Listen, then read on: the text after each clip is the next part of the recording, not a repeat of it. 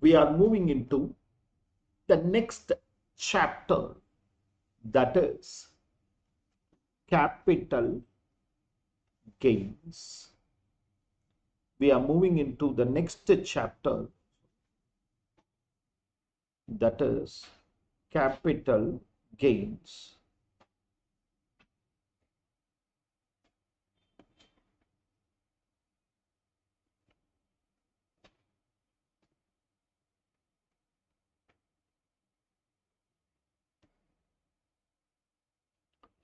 Okay.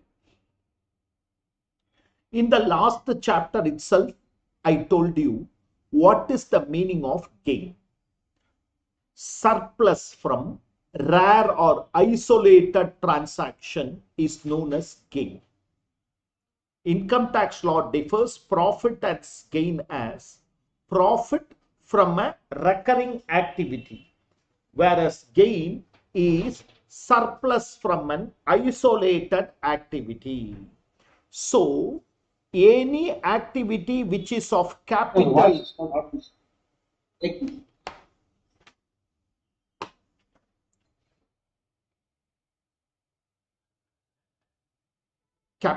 gain, any surplus from a capital activity, and it cannot be issue of shares, etc. It can be sale of asset. Okay, sale of asset. Okay, and that is known as capital gains. Gain means surplus from a rare activity. Okay, and the coverage is 45 to 55. The coverage is section 45 to 55. Capital gains, the coverage is section 45 to 55.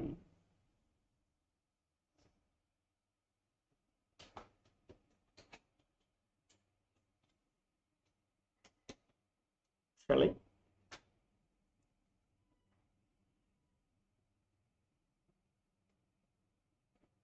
Shall I, friends?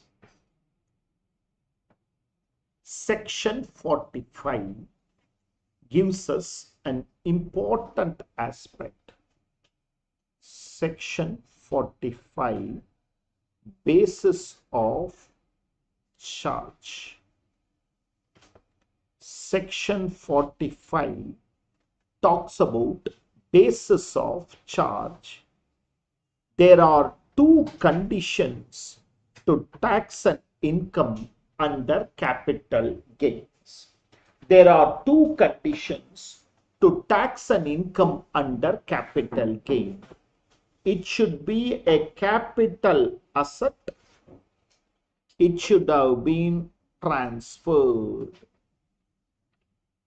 There are two conditions to tax an income under capital gain. It should be a capital asset and it should have been transferred. Okay, there are two conditions to tax an income under capital gains. Capital asset is defined in section 2 subsection 14. Capital asset is defined in section 2 subsection 14. Property of any kind held by assessee. Property of any kind held means owned by assessee, whether used for business or not. Property of any nature held by the assessee, whether I am using it for the purpose of business or not, is a capital asset. Is a capital asset. Once more, property of any nature which is owned by me, whether I use it for the purpose of business or not, is a capital asset.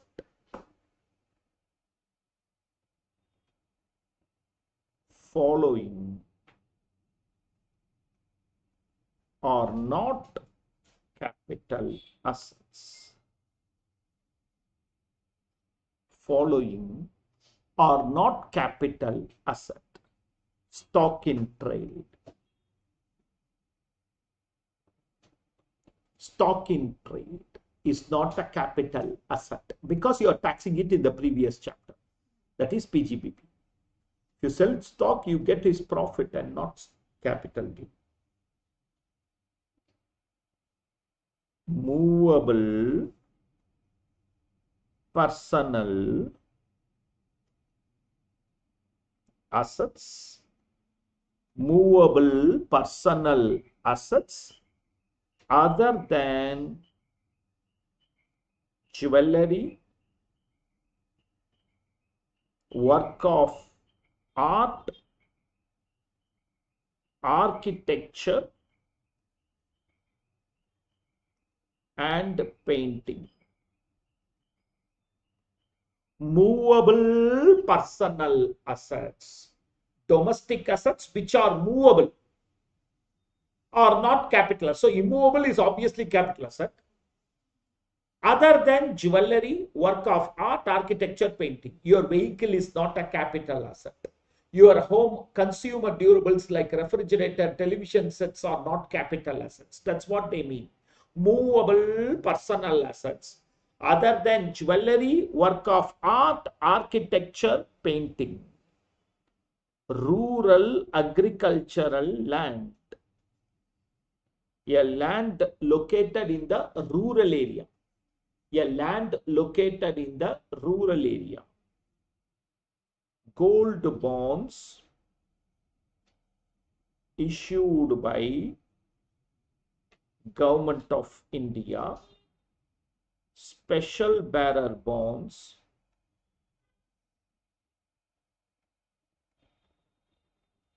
issued by Government of India. Normally, all properties are capital asset, and then the law gives us a negative list, that is, which are not taxable, which will not be considered. If it is not a capital asset, it is not taxable, because to come under this chapter, two conditions needs to be fulfilled. One, it should be a capital asset. Two, it should have been transferred. The following are not capital assets: stock in trade, movable personal assets other than jewelry, work of art, architecture, and painting, rural agricultural land, gold bonds issued by Government of India, and special bearer bonds issued by Government of India. Am I clear to you? Am I clear to you? Okay. What is transfer is explained in section 2, subsection 47.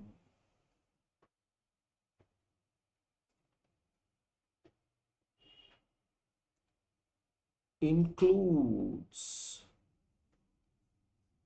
sale, exchange, relinquishment.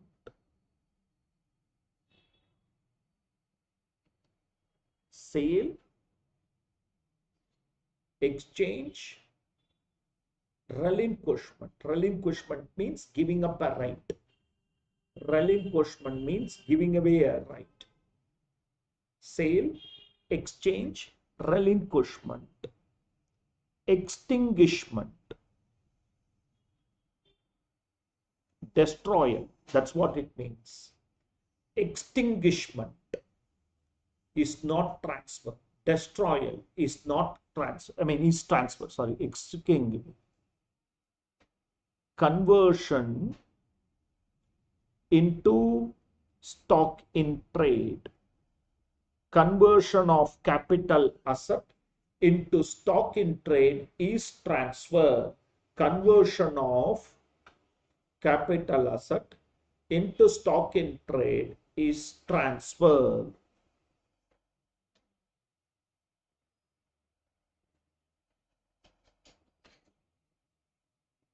Okay. compulsory acquisition.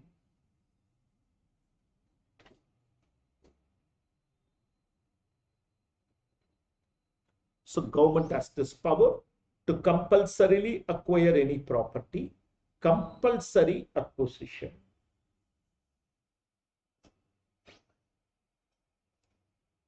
Transfer by member of cooperative society.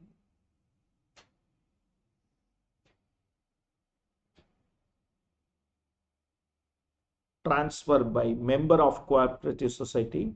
Transfer by partial performance. That is POA based transfer. Power of attorney based transfers.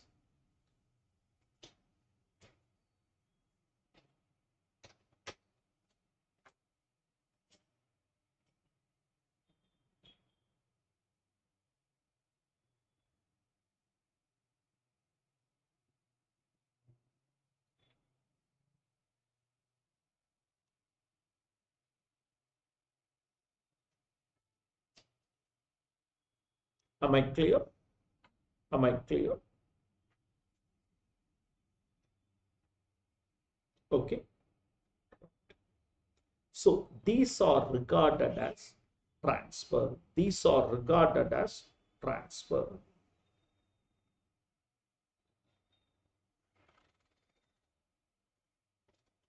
Okay. Section 46 and 47 specifies transactions not regarded as transfer.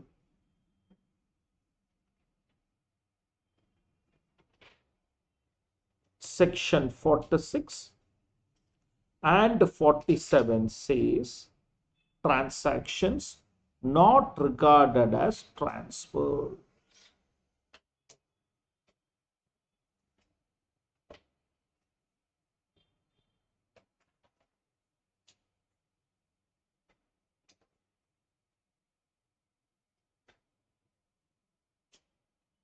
May I move on, friends? May I move on?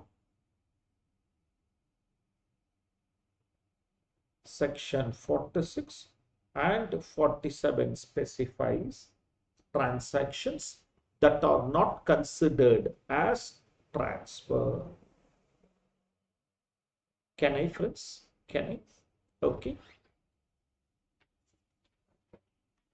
First, I am going to cover for companies what is not regarded as transfer. For companies, what is not regarded as transfer.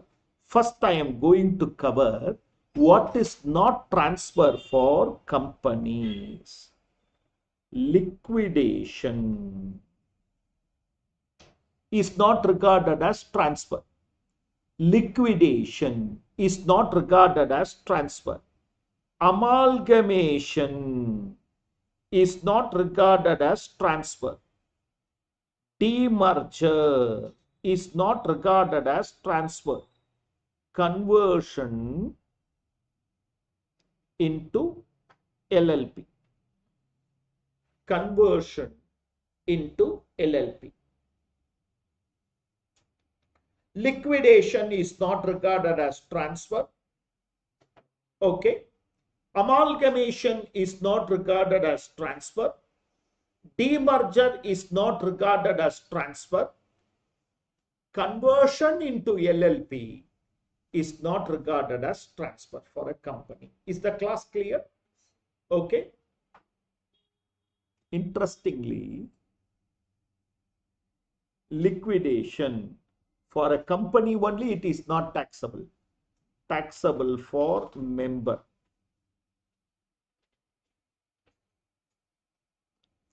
Taxable for member. That is, X Limited liquidates and distributes asset to its members. For company, it is not taxable. But I am surrendering shares and get the asset. For me, it is taxable. Taxable for the member. Only for the company, it is not taxable. only for the company, it is not taxable. Amalgamation. And it is repeat the last. Liquidation, sir. You want me to repeat liquidation, huh? Yeah, why is it how is it taxable in that of the member? That is, I am a shareholder. The company goes in for liquidation and finally pays me. Suppose the company gives me 5 lakhs. I have subscribed for the shares only 2 lakhs. That 3 lakhs becomes taxable in my hands. Right. So, okay. Amalgamation. Okay. Friends, there are some conditions which needs to be fulfilled to get the exemption. All assets to be taken over. Okay. All assets should be transferred to the transferee company only at book value. Only at book value. So, amalgamation, the nature of merger, is only recognized. There, what is the shareholding percentage? You remember? At what percentage of number of shares should be transferred? Okay. Amalgamation in the nature of merger, 90%. Here, only one exception, 75% of shareholders of transferor company should become shareholders of transferee company.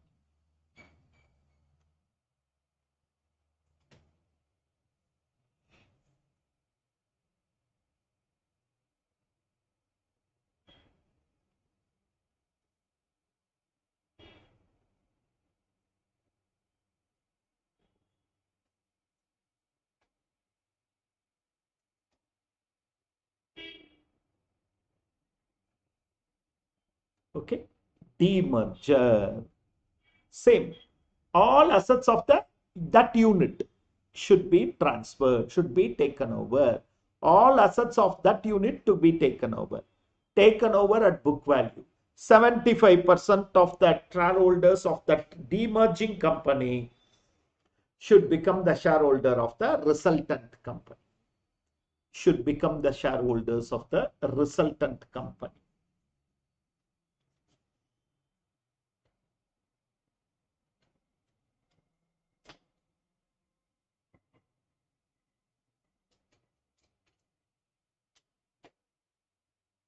Can I? Here, same. All assets to be taken over. Only at book value, it should be taken over.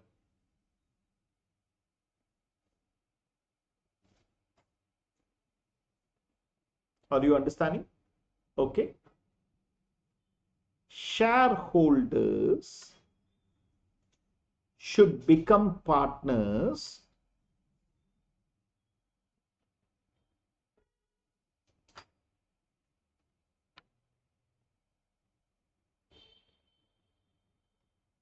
in same proportion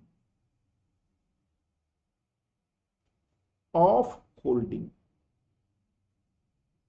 Shareholders should become partners and the proportion, profit share should be in the same proportion of their shareholding. In the same proportion of their shareholding.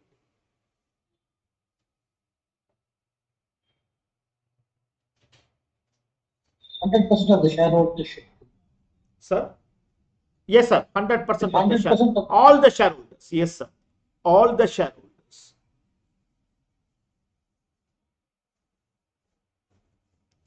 And the shareholding pattern should be in the same proportion. Okay. Okay.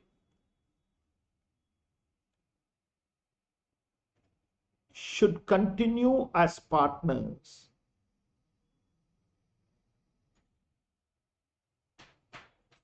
for minimum 5 years. Should continue as partners for minimum 5 years.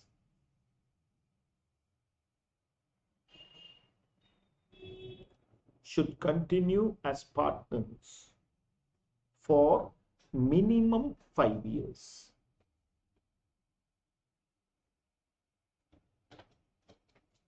Okay. Should continue as partners for minimum 5 years. Okay. Turnover of last 3 years not to exceed 60 lakhs. Net asset not to exceed 5 crores.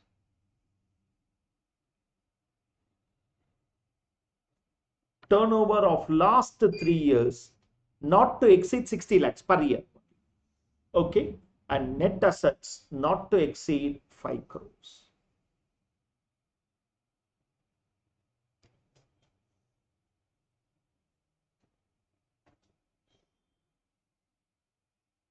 Am I clear?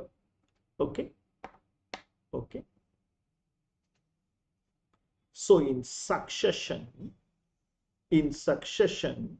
I have completed amalgamation, demerger, and conversion of firm into, company into LLP.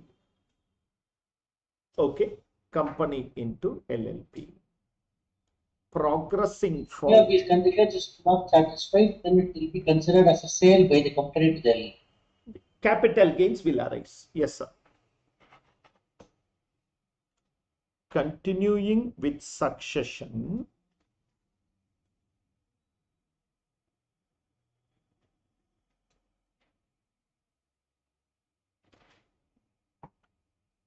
Firm into company, sole proprietor into company. Firm into company, sole proprietor into company. All assets and liabilities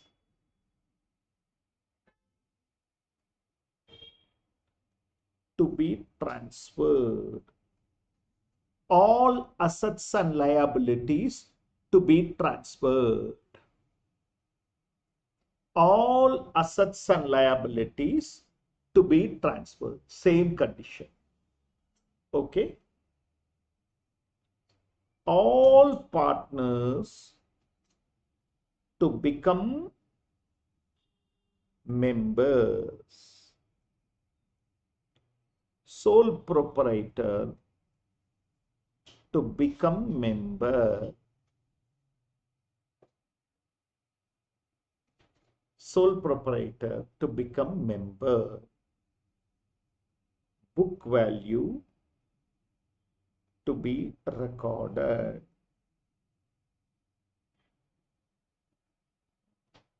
Book value to be recorded. That is the assets and liabilities to be recorded at book value. Okay. Now for the most important condition,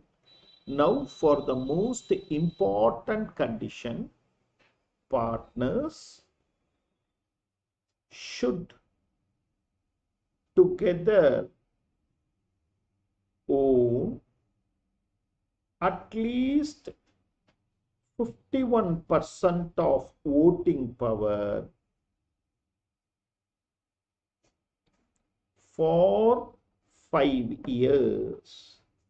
Partner should together own at least 51% of voting power for a minimum period of 5 years. Here, sole proprietor. 51%, 5 years. There it is partners, here it is sole proprietor.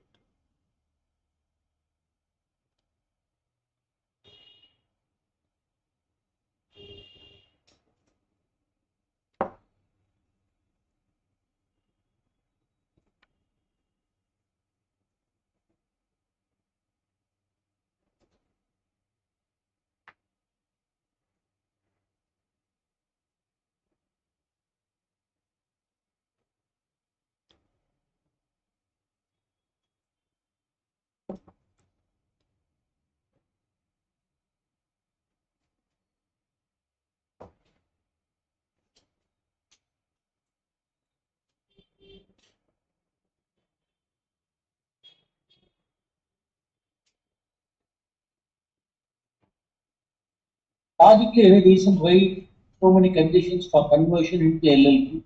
All the 60 lakhs, 3 crores. LLP, when the LLP was incorporated, many corporate bodies want to convert themselves into LLPs. I don't want large corporate bodies to convert, so these conditions were mentioned and it continues. 60 lakhs is a very small amount. It was when LLP law was introduced and we are continuing with the same. Am I clear to you? Am I clear to you? Okay. So this fourth condition is very important that needs to be understood. They should hold it for a period of 5 years, 51%. Okay. Now I am going for individuals. Now I am going for individuals. And of course, HUF, I can cover that also. Gift. Remember, gift or inheritance by an individual only is not taxable, is not transfer. Gift or inheritance by an individual only. Okay, wait for me to complete, then you can take it.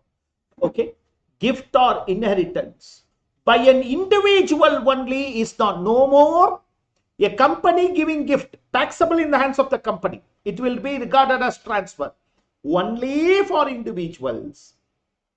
Gift or inheritance is not taxable. So if I gift something to her, it is not, gift tax might be applicable to her, but for me it is not a transfer.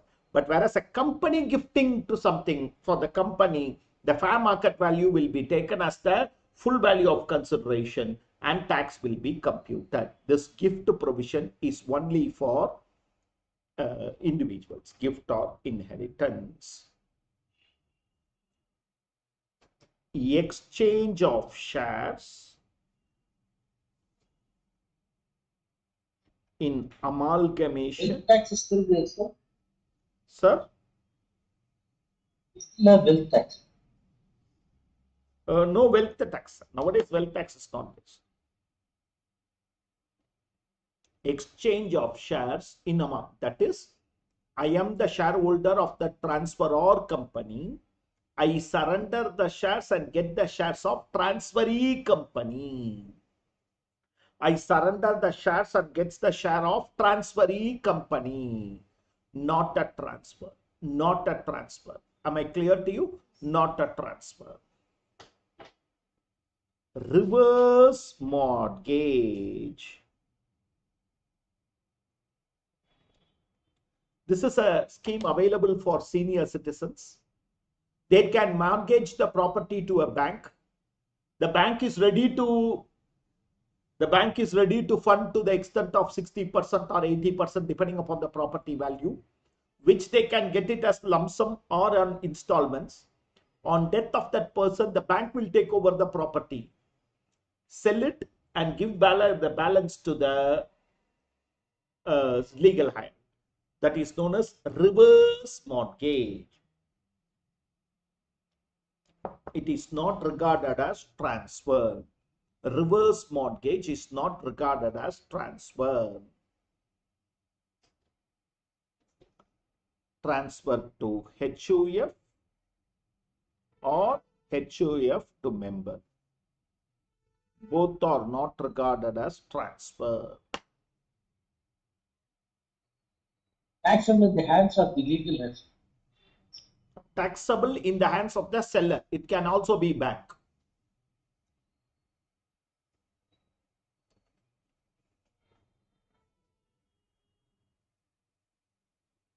Member transferring to HUF. That is the individual transferring to HUF or HUF to member.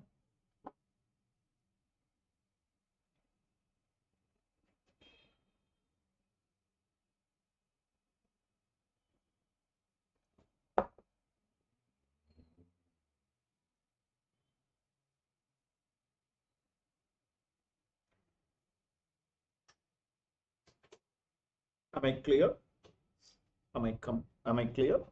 Though this is also company, I want to give it as a separate point. That's why I was putting. Transfer by holding company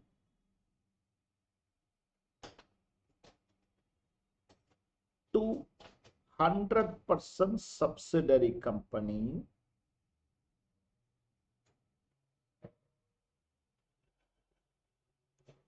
provided the transferee is an Indian company.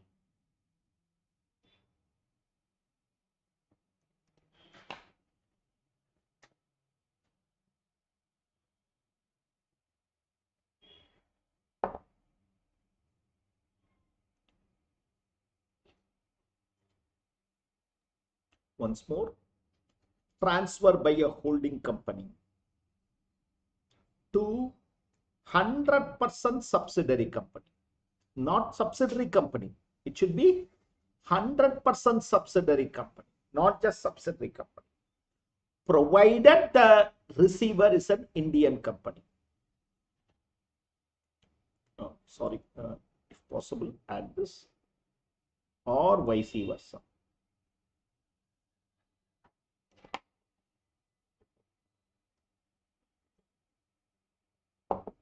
100% subsidiary to holding company is also not taxable, provided the receiver is an Indian company. In two questions, Indian company. In two questions, they have particularly said the receiver is a foreign company, in which case it is taxable. In which case it is taxable.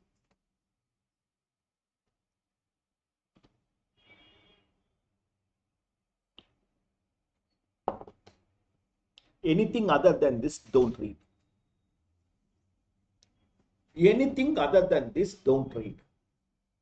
There might be some 60 transactions. Please don't even worry about it. Transfer to a museum.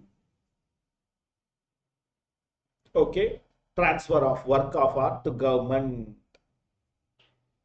This is sufficient. This is more than sufficient. When we come to non-resident, I'll tell you about non-resident transfers provision. But otherwise, this is sufficient. Am I clear to you? Am I clear to you? Okay. Right. So,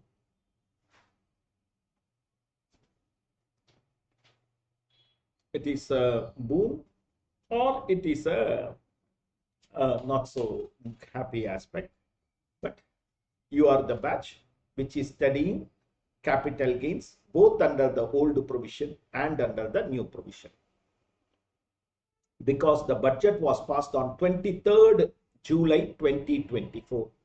So for our financial year 24-25 up to June 22nd there is a provision. From July 23rd, up to July 22nd there is a provision. From July 23rd there is a different provision, and then there is an add-on provision. Indexation, without indexation, recomputing with indexation. We will make it interesting, understandable, and at the same time clear. Classification of capital assets.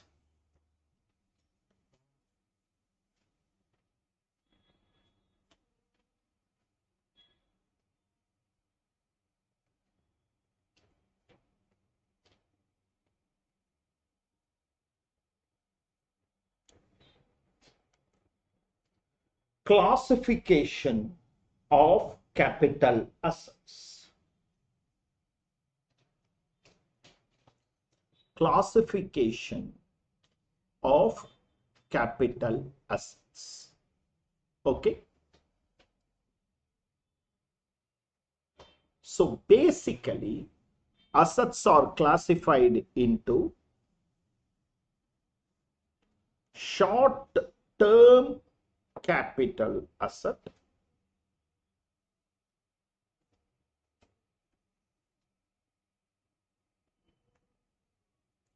long-term capital asset.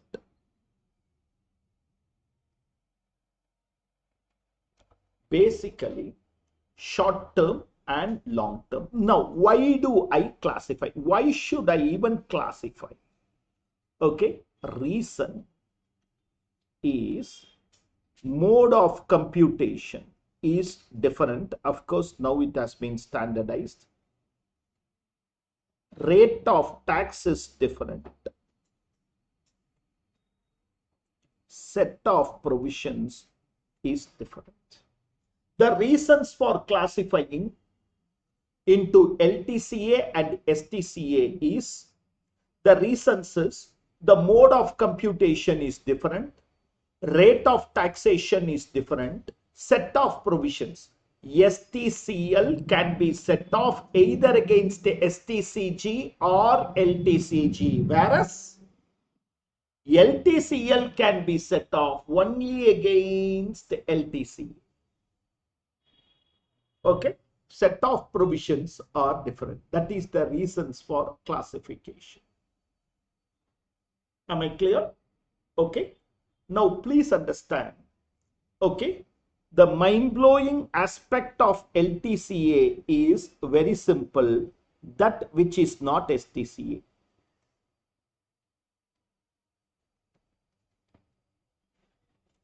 The mind-blowing aspect is that which is not an STCA. So the left-hand side takes care of everything. Okay. Leaving the entire aspect to define here.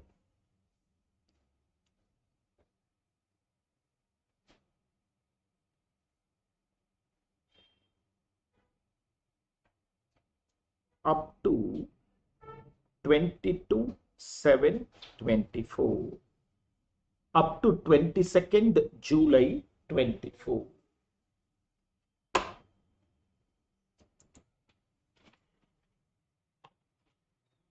Up to 22nd July, there were three categories. Nature of asset, period. Listed shares, securities, listed shares, securities, and equity oriented funds.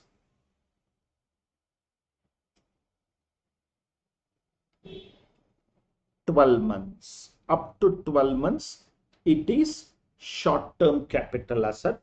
Beyond 12 months, it becomes a long-term capital asset. Up to 12 months, short-term. Beyond 12 months, long-term. Unlisted shares and immovable property. 24 months.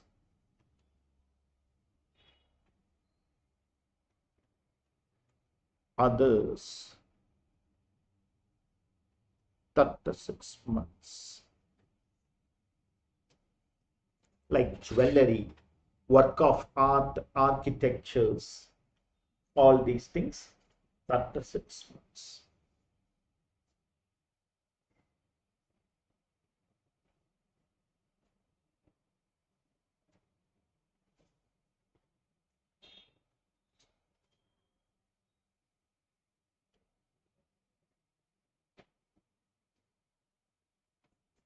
Am I clear? Am I clear? Now I want the class to understand. From 23rd July, this got removed and almost integrated with this, except one thing which went from here to here. Okay? From 23/7/24, listed shares, securities, equity oriented funds, and units of business trust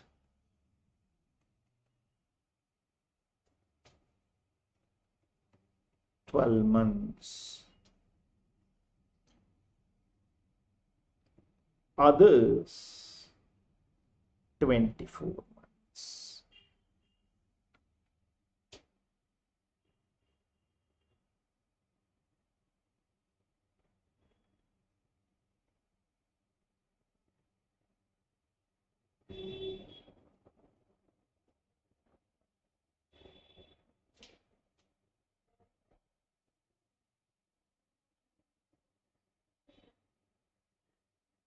Am I clear? From 23rd July, jewelry, work of art, architecture, unlisted securities, unlisted shares, immovable property, everything 24 months. Whatever is, wherever is STT payable, those became 12 months. Those became 12 months. Am I clear? Are you understanding, friends? Okay. Okay. Now, even in your notebook, it will be in this space I am going to write. Even in your notebook, use that space to write. Okay. Section 50 AA. Section 50 AA. Debentures. Market linked or otherwise. Market linked debentures or otherwise. And bonds are always STCG. Are always short-term capital gain. Debentures and bonds are always short-term capital gains. That is short-term capital asset. So it is irrespective of holding period,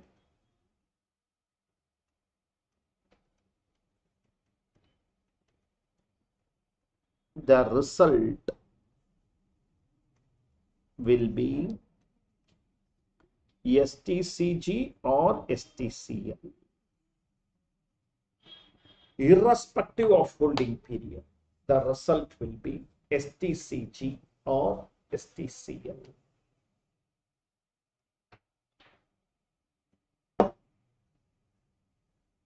Remember, henceforth, debentures and bonds, even if it is after 5 years, it is redeemed.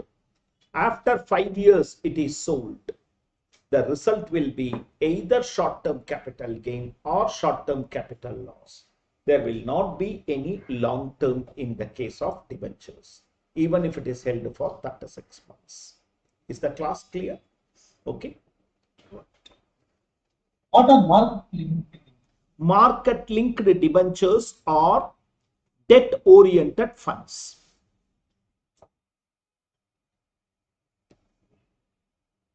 Mutual, like Sreevathson mutual. Yes, sir. Yes, sir. If you where 60% of the things are invested in a debt market, it becomes a debt mutual fund. So that is known as market linked.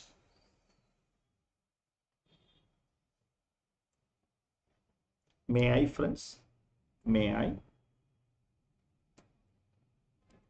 Format of computation of capital gains. Format of computation of capital gains.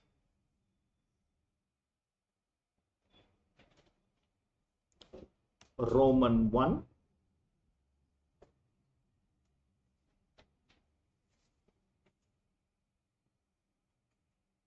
Short-term capital gain. Roman 1. Short-term capital asset, sorry. Short-term capital asset.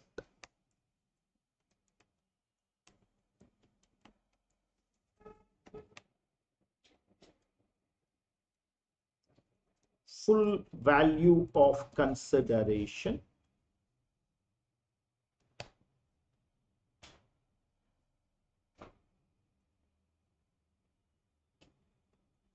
less cost of transfer, net consideration less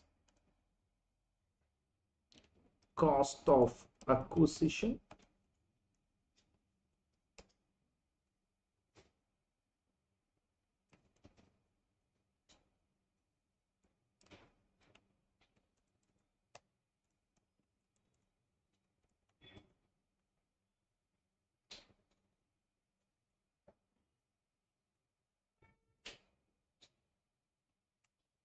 cost of improvement.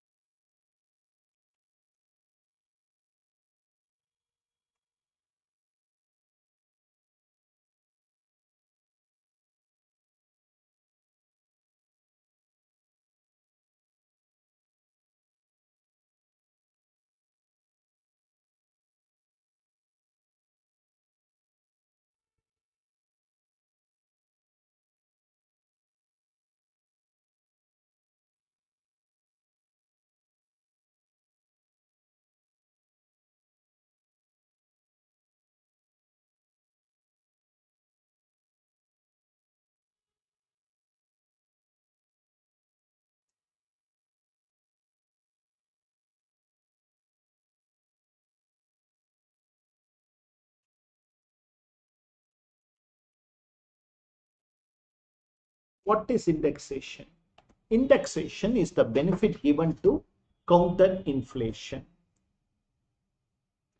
Asset can be brought to present value by adopting cost of inflationary index released by government. Okay, indexation is nothing but the benefit given, okay, the benefit given, and it can be brought to the present value by adopting cost of inflationary index CII values. Numerator of indexation will be CII of the year of transfer, and denominator will be CII of the year of acquisition.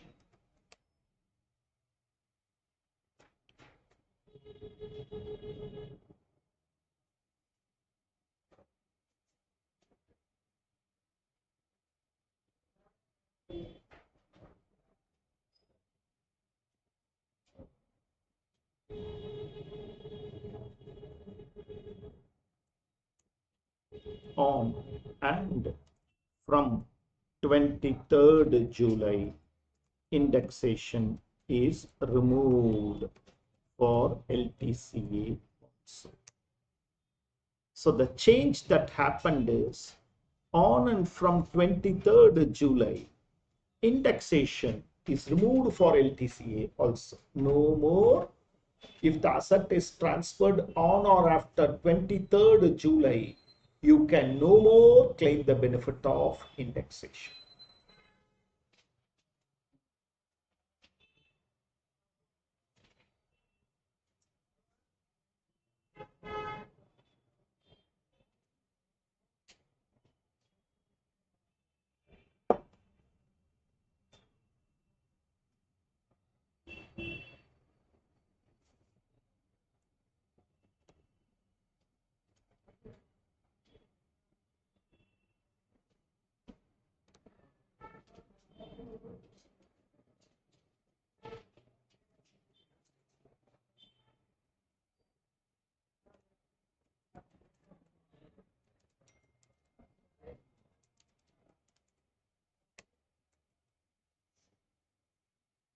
It becomes as like an STCG.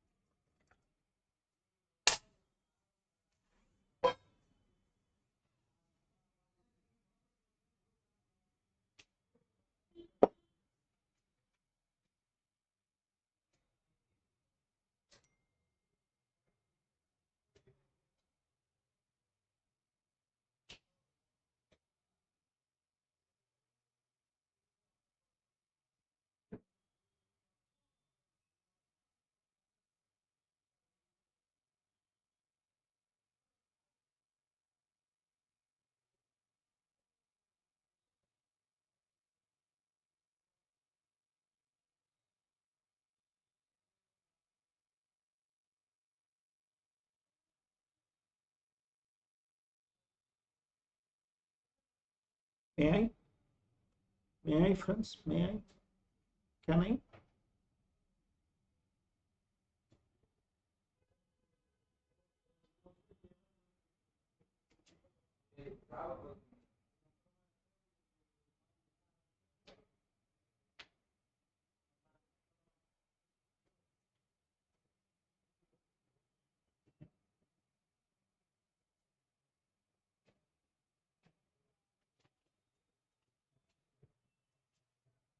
Can I, friends? The benefit of indexation is gone. But individuals and many people appealed to the government that this is a sudden exercise, we are unable to.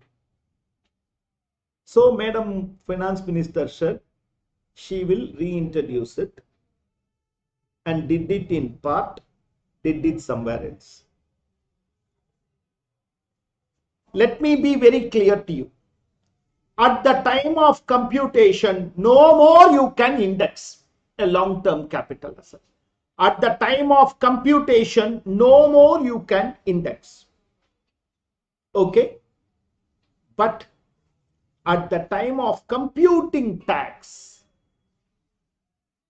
not at the time of computing income, at the time of computing tax, if you are an individual or HUF, and the asset sold by you is an immovable property, and the tax under the old regime is more beneficial, then you can adopt it.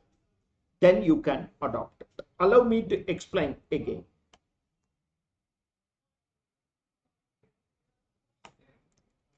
Amendment in section 112. Allow me to complete, then you can take down.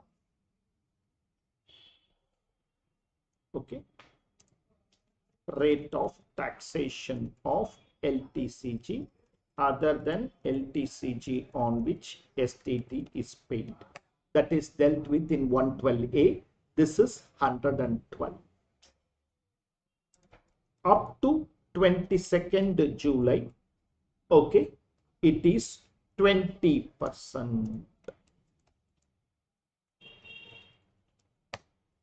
Up to 22nd July, 20% is the rate of tax. On and from 23rd July, 12.5% of LTCG is the tax.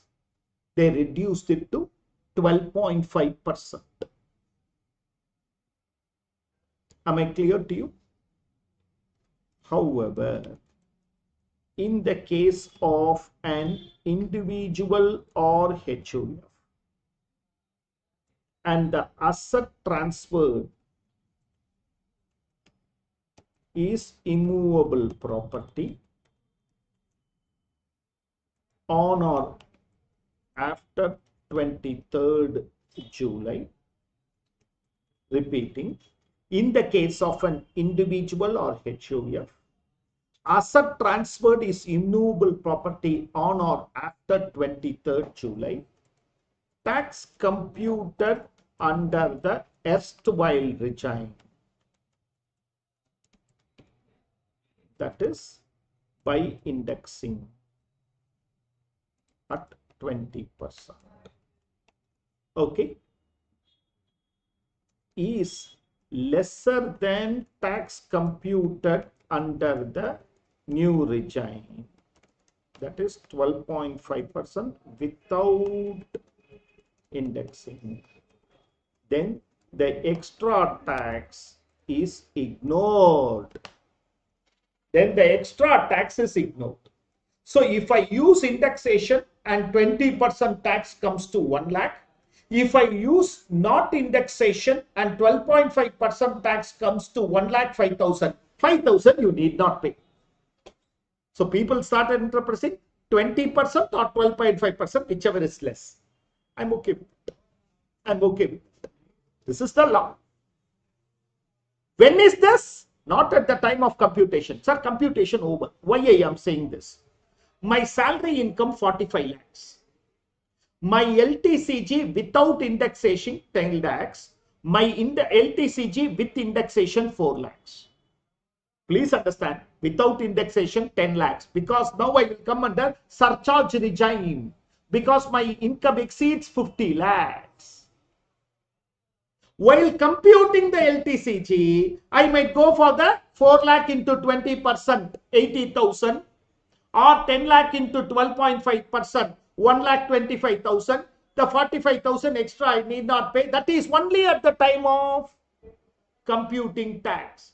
Remember, at the time of computing income, no more you can go for indexation.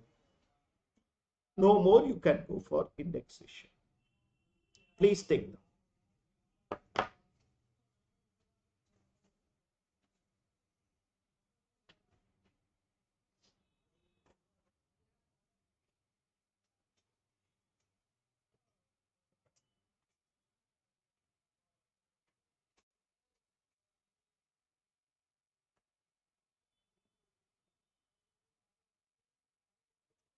Sir, and what about the losses, sir? Very good question. If I am not applying indexation, I get a profit of 80,000. If I apply indexation, I get a loss of 20,000. Loss is you need not pay any tax, but no question of carry forward. No question of carry forward. Okay, good question.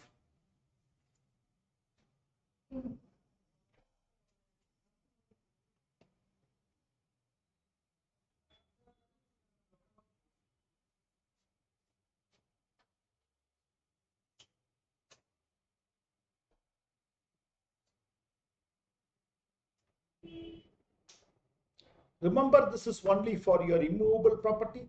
It is not for jewelry. It is not for shares. It is not for work of art, architecture, etc. It is only for landed building. This extra provision. So as well remove will increase the Yes. ONC. Yes. Yes.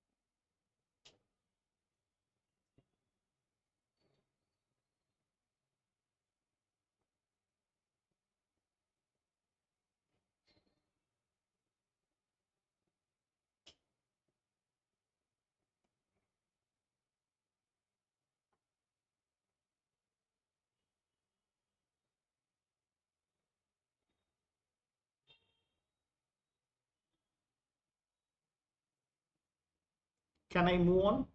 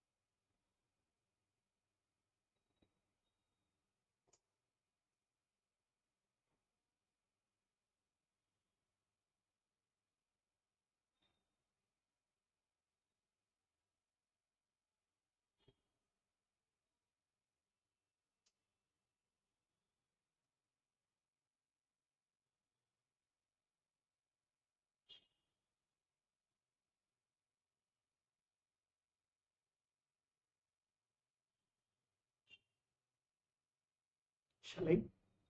Shall I? I'll keep this pending. Okay.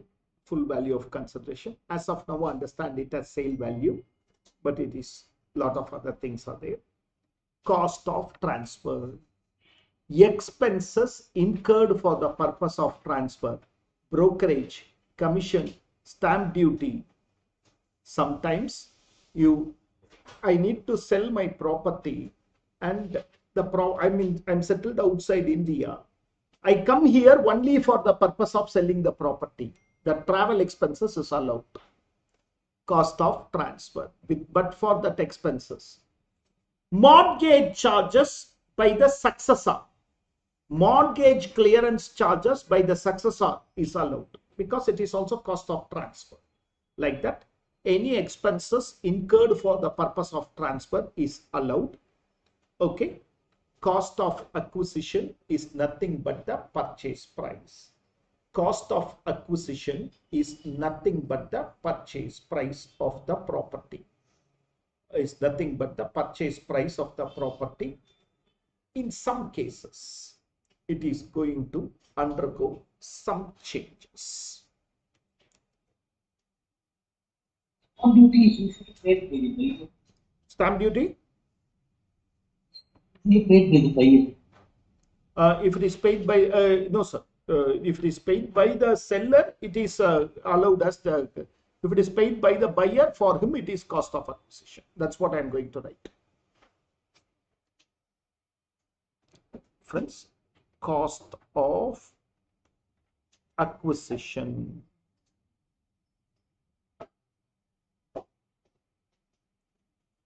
Friends, cost of acquisition. Cost of acquisition. Understand? First understand, then take down. In a normal, otherwise cases, normal purchase price plus expenses incurred at the time of purchase.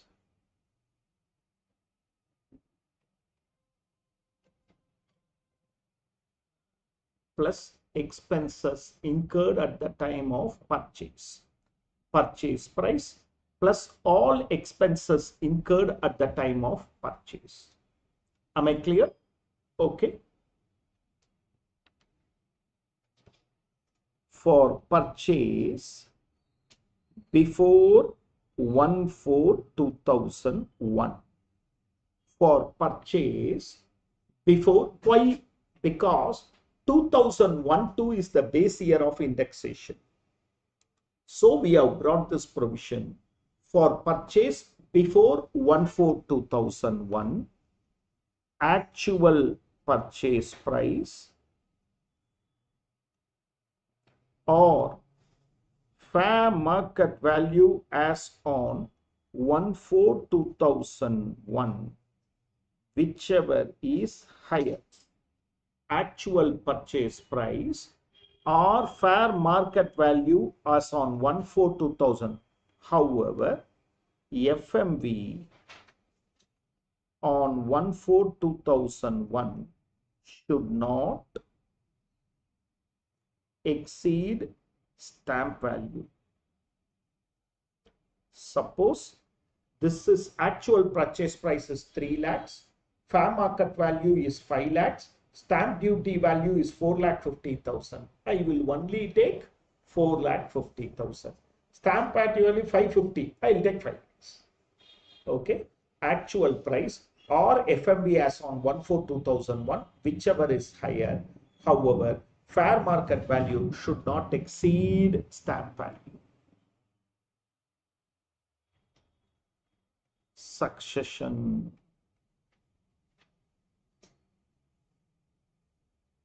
Amalgamation, demerger, conversions. Okay.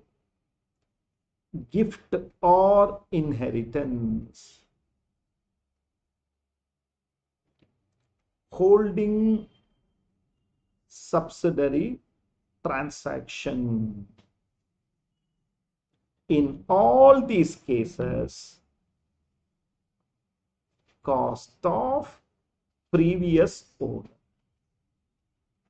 In all these cases, the cost of acquisition is cost of previous owner. In all these cases, cost of acquisition is cost of previous owner.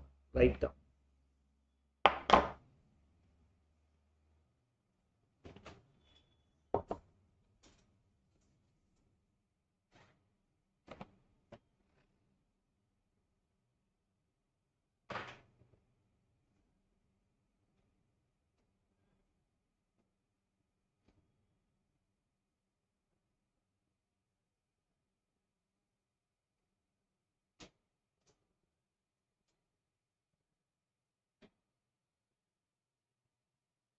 Purely as a side note, when we purchase a land, do we capitalize the stamp duty charges or is it expense to pay? When we purchase an asset, we will capitalize the stamp duty, of course, if we are paying. Not expense to pay. No, not expense.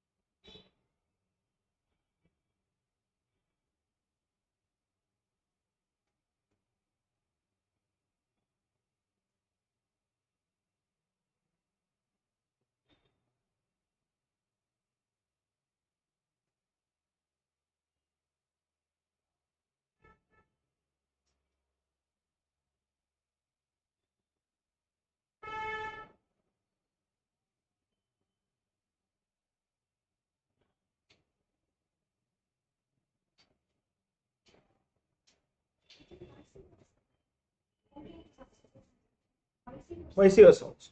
Any type of tax.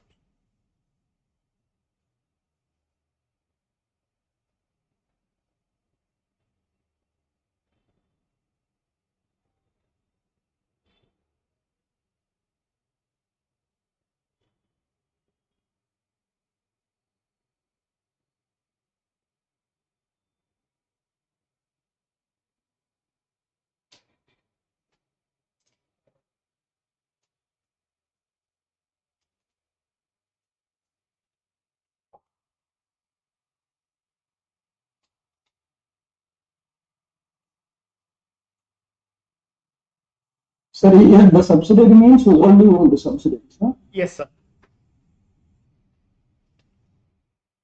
So for depreciable asset, cost of the opening WDV we have. I'll come slow, sir.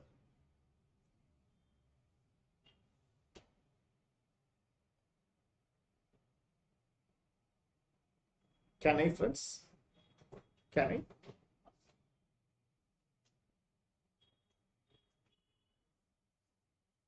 Listening only. Listening only.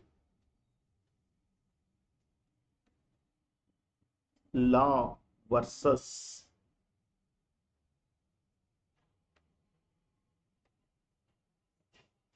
Manjula J. Shah case. Law versus Manjula J. Shah case. This arises at the time of gift, inheritance, succession. This arises at the time of gift, inheritance, succession. First, I will write law. For classification, period of previous owner is considered. For classification, period of the previous owner is considered. Whether it is LTCA or STCA is from the date of purchase by the previous owner, transfer or holding company, whatever it is. Cost will be cost to previous owner. Indexation denominator. Indexation denominator will be year of gift or inheritance. It will not be year in which the previous owner purchased it. It will be the year in which I got it as gift. I got it as gift. If the Bombay High Court in Manjula J. Shah case said, the Bombay High Court in Manjula J. Shah case said, if you can take the classification of the previous owner, if the cost of the previous owner is given, index is also purchase the year of previous owner. Purchase year of previous owner should only be taken. Practical world, we have all changed. We are all adopting Manjula J. Shah. Practical world has changed. CMA Institute, CS Institute has changed. CA Institute has not changed is a good answer. They can say, no, no, I will go according to law. I want both answers. As per law, what is the answer? As per Manjula J. Shah, what is the answer? Okay. This is where our institute, practically everyone has changed. Because Manjula J. Shah is very beneficial, the denominator will be lesser. Okay. So that the cost will be higher. Now, so practically we have all changed. Other institutes have changed. Our institute need not change. Respected. I will respect law only. No, no, no. You give me both. Okay. Please write down.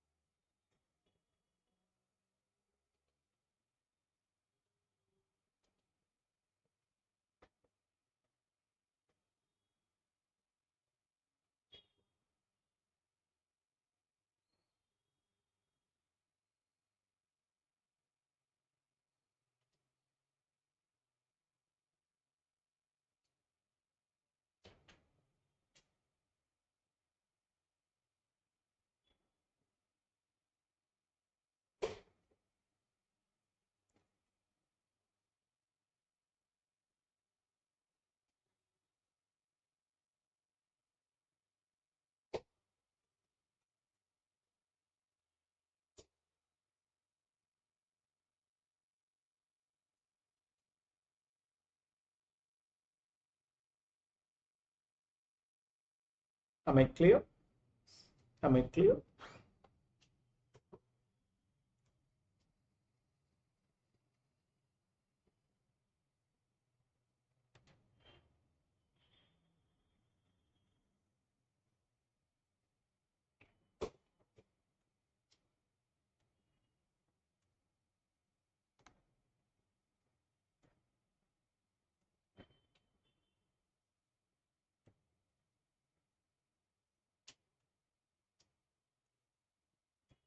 Friends, this is the indexation. It's there in the material. Don't worry. Even if you are jobless, don't by heart it and all. They're giving the examination. Okay. This is the indexation. The base year is 2001-2. Okay. And the base value is 100. For the current year, it is 363.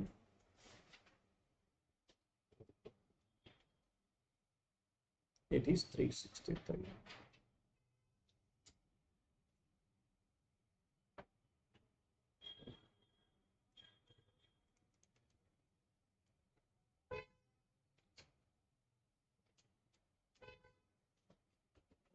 Friends, question number one. Question number one in page number 34 or 33, as the case may be. Mr. X had a leasehold property. The leasehold rights were converted into freehold. The property is sold on 10th January. The assessee claimed LTCG. AO contended STCG, acquiring from the lease right date only on 20th May 24. Okay, please understand, if a leasehold property is converted to freehold property for classification from the date of leasehold, from the date of leasehold, not from the date of freehold, not from the date of freehold.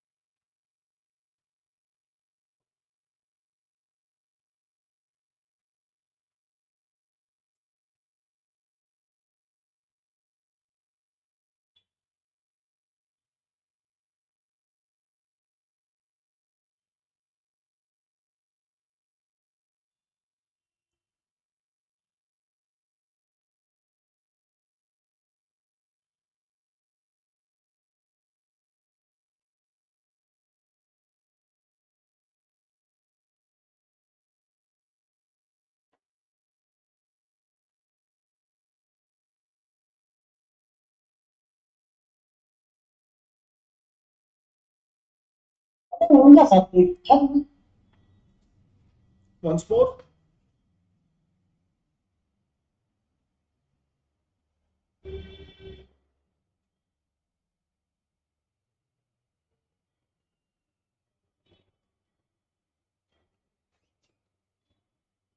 The following assets are sold by an individual during the financial year 24-25.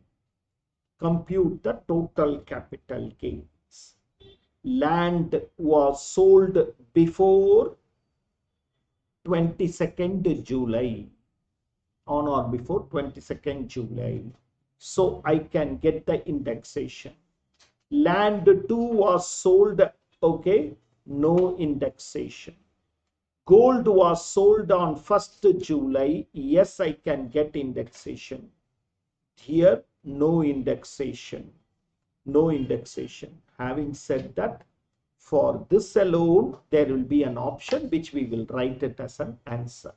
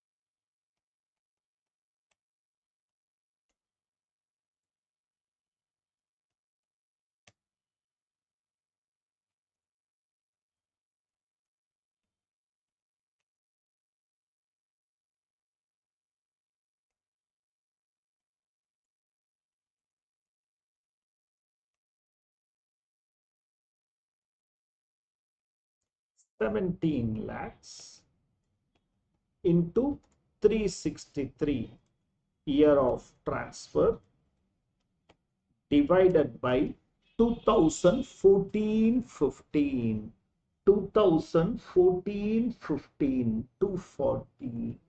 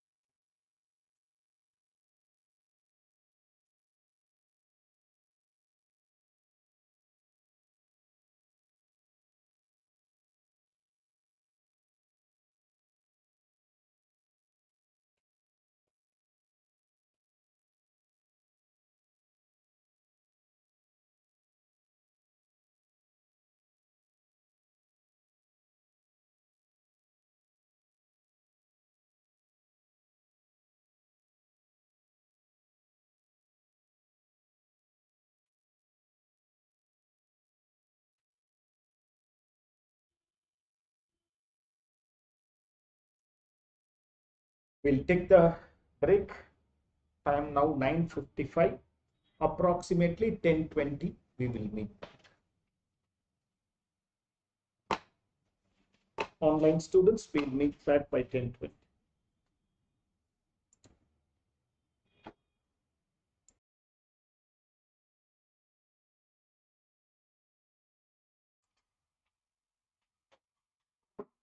We start.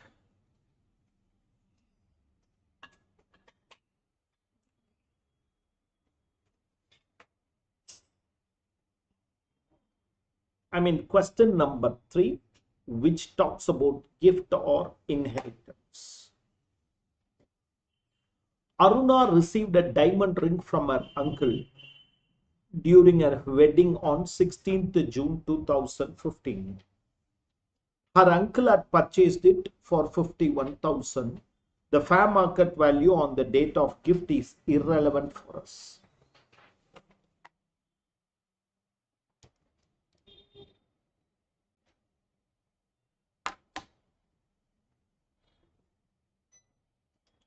The fair market value on the date of gift is irrelevant for us.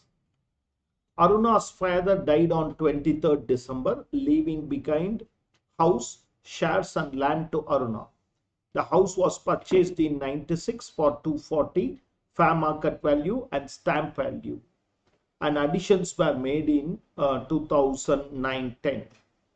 The shares were invested by him in the year 13-14, and the land was purchased in the outskirts of Chennai, and the registered document 11th January 5 lakhs. Aruna decided to sell them off.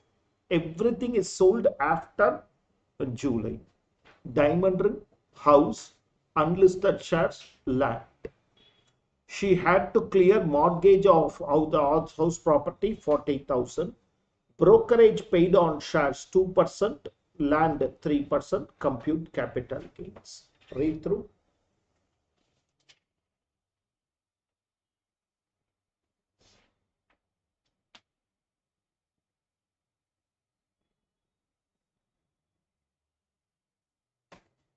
Are you following?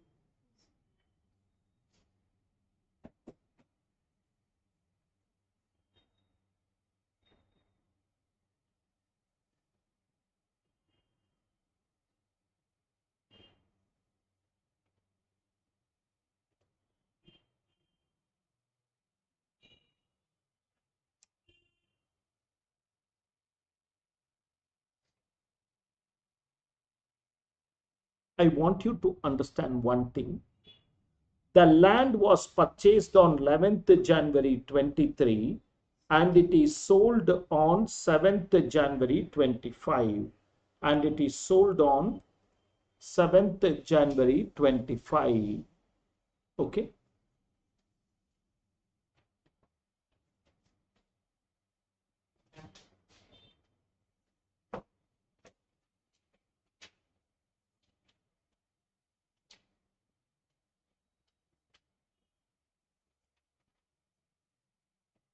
Sorry, only this I need to highlight. Okay. 7th January 25. So it's a short-term capital asset. Other three things are long-term capital asset, but no benefit of indexation definitely. But land is all the more a short-term capital asset.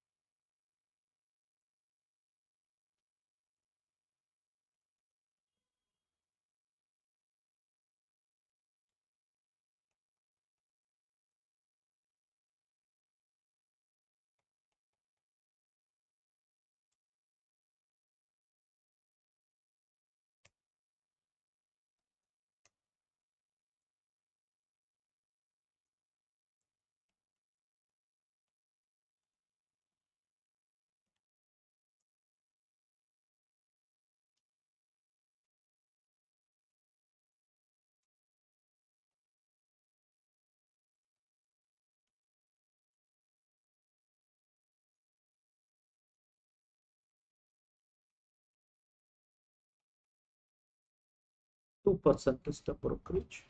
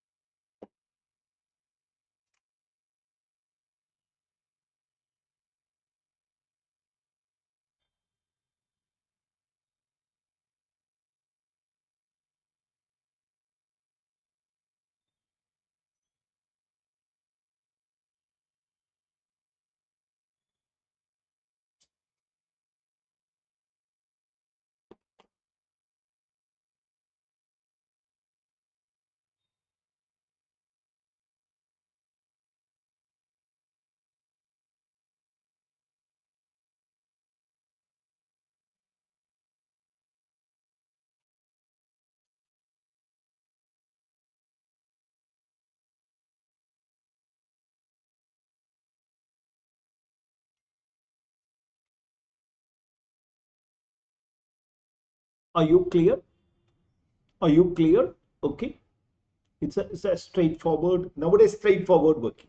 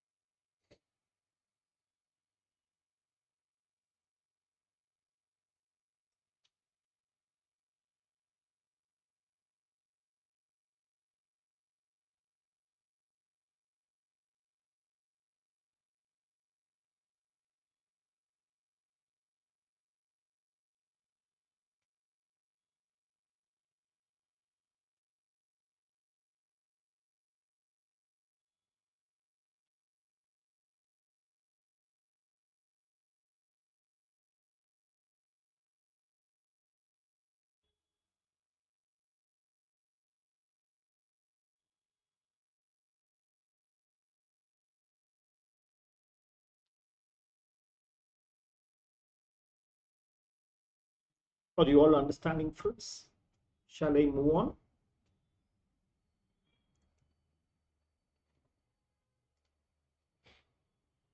X and Sons purchased the land on 120.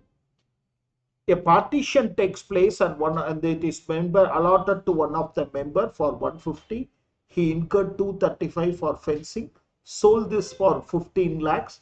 You are required to compute the capital gain. He has sold before 23rd July and after 23rd July.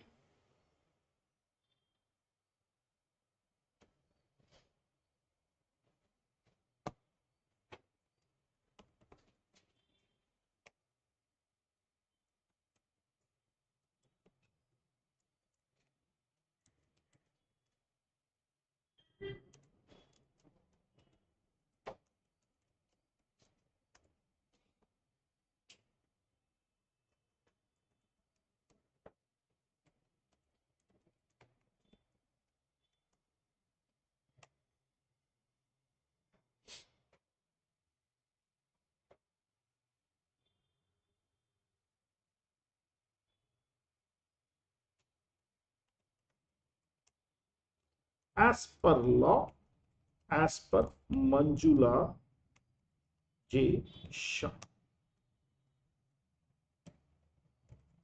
full value of consideration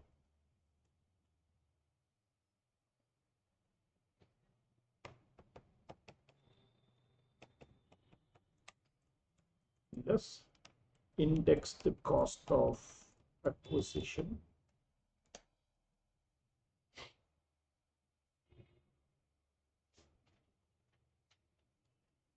$1,20,000 into 363 divided by in 2010-11 partition takes place and is allotted this plot in 2010-11 167.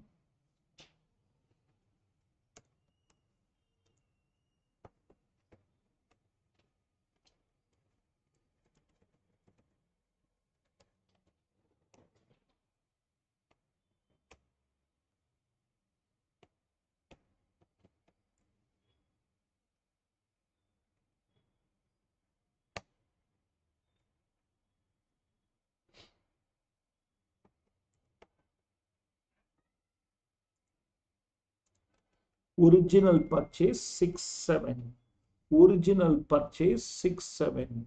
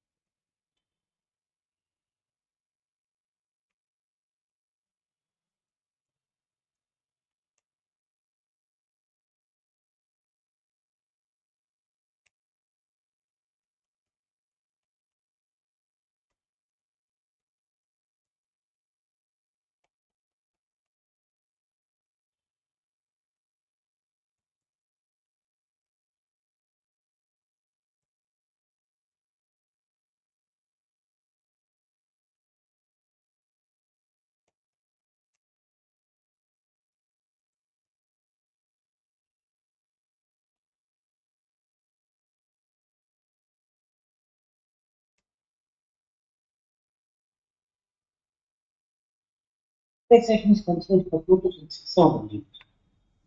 Sir? Taxation is considered for 2006 only. For Manjula Jesha. We have to show both. Yes, sir. Yes, sir. Whenever it is a gift or inheritance, we have to show both. 1,20,000. So here that question A is getting only one part. Then why are we considering the whole 1,20,000 as this? Out of the whole land is getting that particular plot. No, for that plot only this is 120. Okay. Otherwise they would have given 1/5 of the portion, 1/4 of the portion.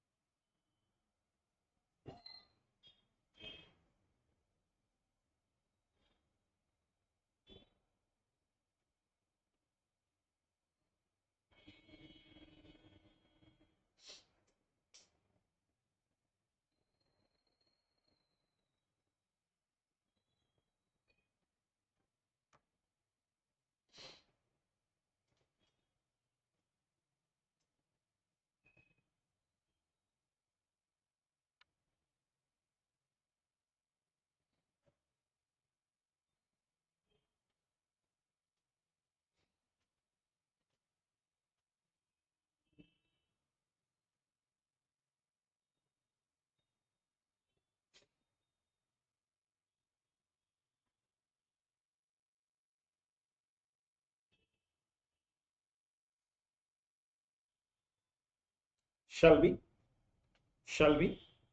Okay.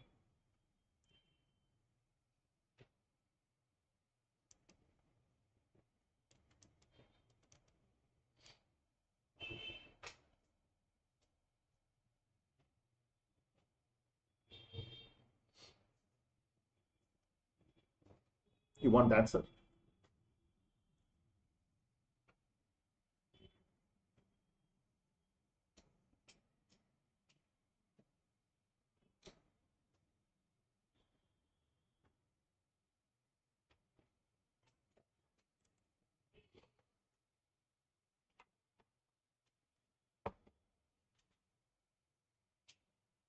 My dear friends,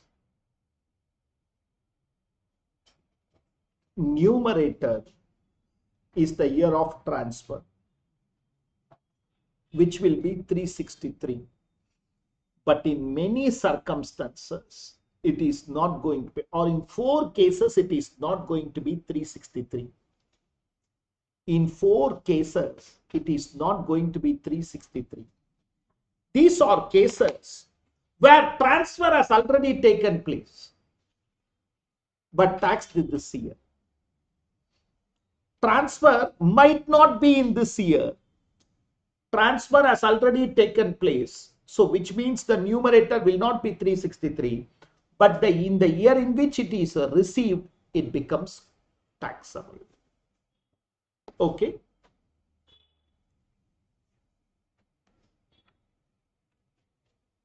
Year of transfer, listening only. Year of transfer and year of taxation differs.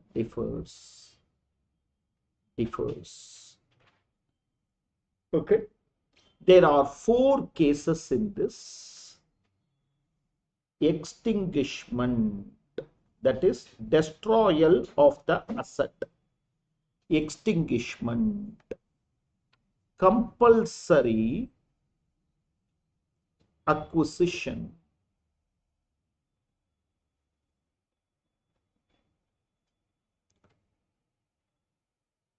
Conversion of asset into stock in trade. Specified agreement.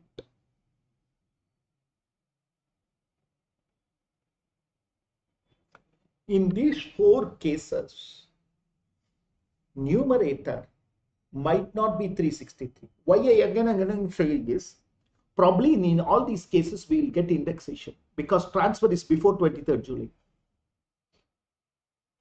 Transfer might have happened before 23rd July. So extinguishment, which is nothing but destroyal of asset, okay, which is nothing but destroyal of asset.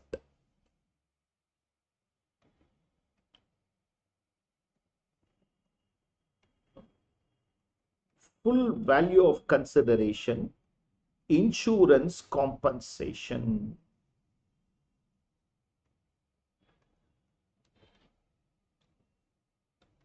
Government compensation.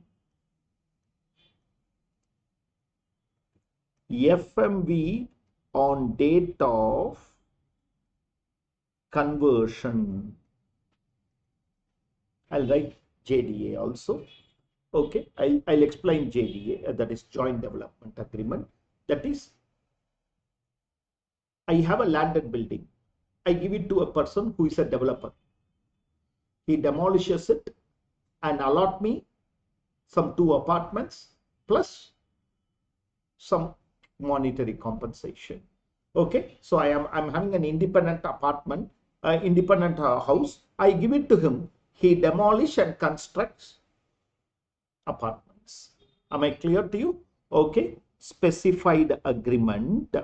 Okay, stamp value of land and building allotted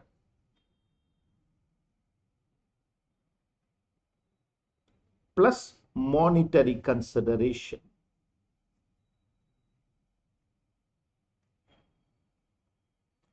Monetary consideration. Okay, this is full value of consideration. Okay, cost of acquisition, no change. Cost of acquisition, no change. Okay,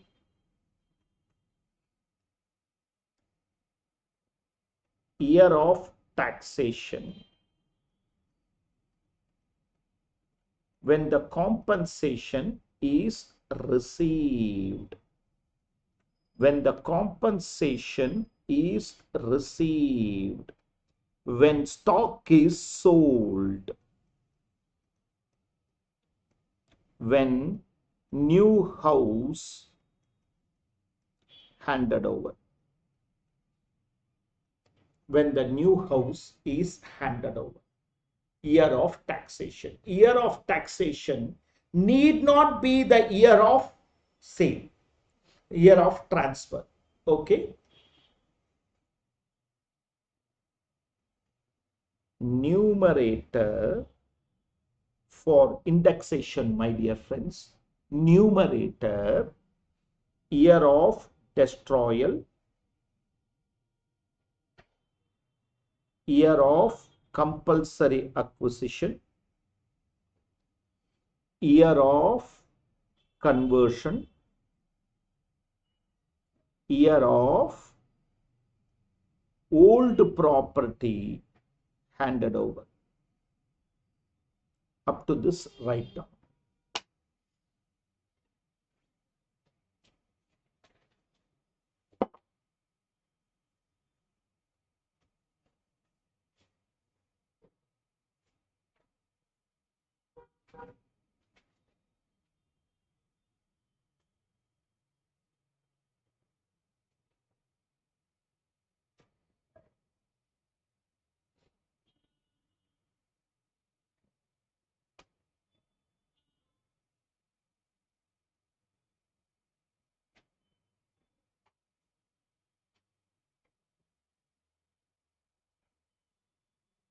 For conversion, what is the concept? Year of taxation is year of sale. Yeah, a year of sale of stock.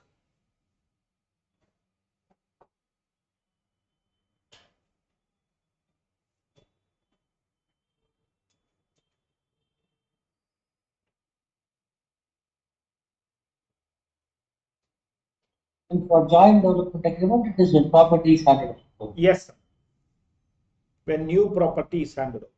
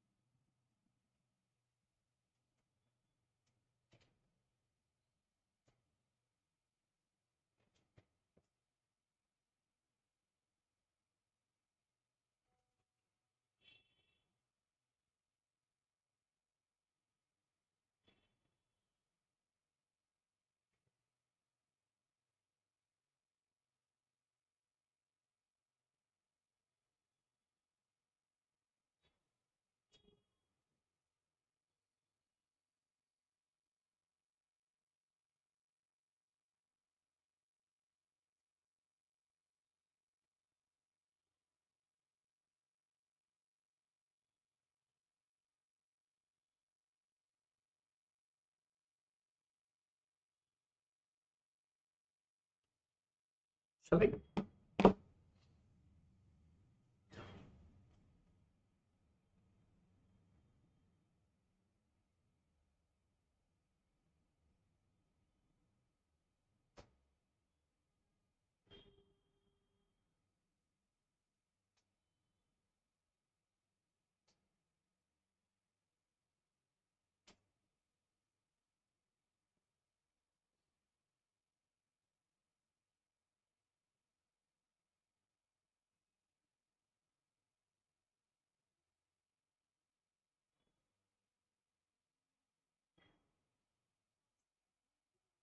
Numerator, year of destroyal, year of compulsory acquisition, year of conversion, year of old property handed over.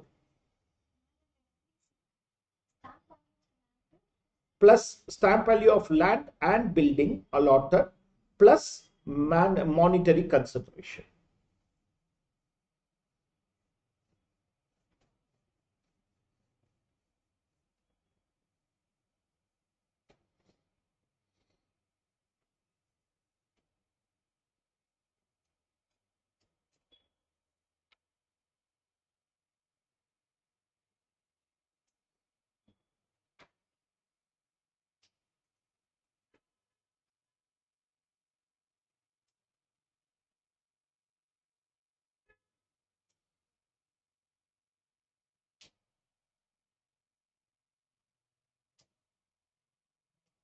Shall I? Shall I? Okay.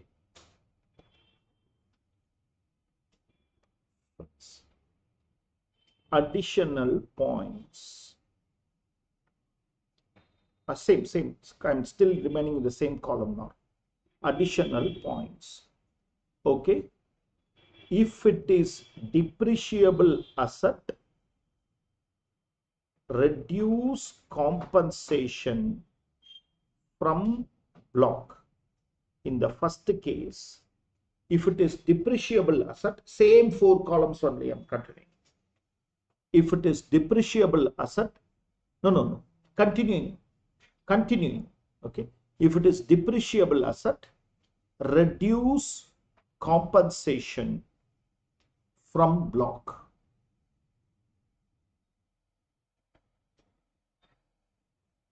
In the second case, that is compulsory acquisition, the additional point is additional compensation taxable in the year of receipts. In the year of receipt, legal charges allowed. In the second, additional compensation taxable in the year of receipt, legal charges allowed.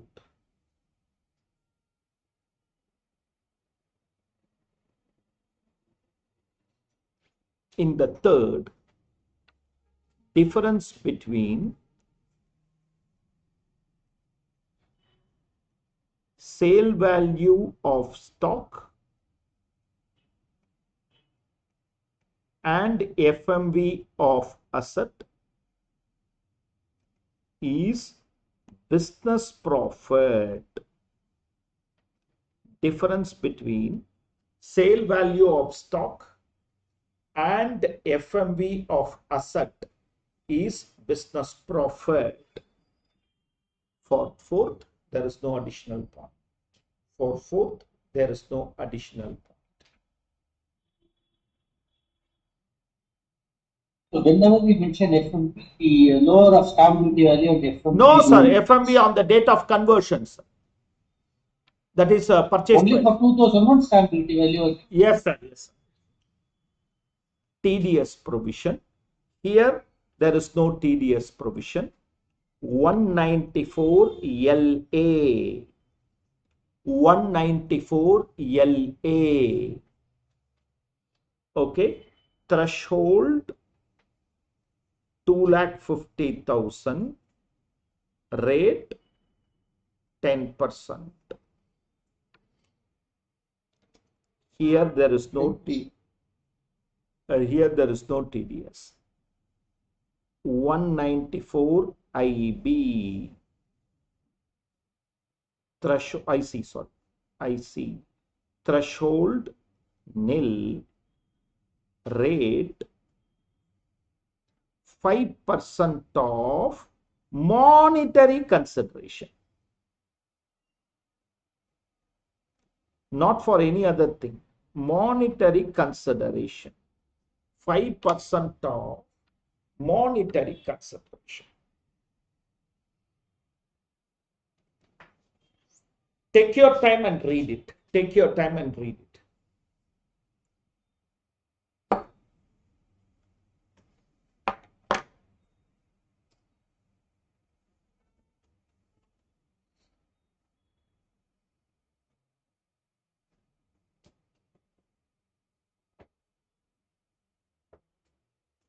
5% is not the reason on dollars. Been there. Yes, sir, been there.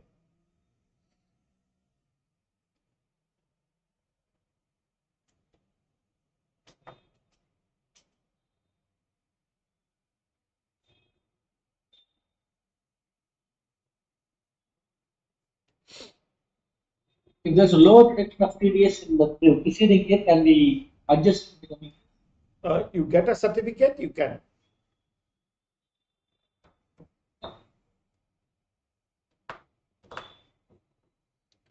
Shall I? Let's talk about first insurance compensation. Destroyal of asset. If an asset is gone out of existence, that is also transfer. The income tax law says the compensation paid by the insurance company is full value of consideration, and I will tax it only in the year in which you received the compensation, not before that. The numerator, even though I am taxing it in 24-25, properly I received the compensation now, the property is destroyed in 23-24 itself. So the law says the numerator will be the year in which the transfer took place. Transfer year is destroyed. Okay. If it is insurance compensation, whenever it is determined and paid, reduce it from the block. Reduce it from the block. I mean, it is a depreciable asset.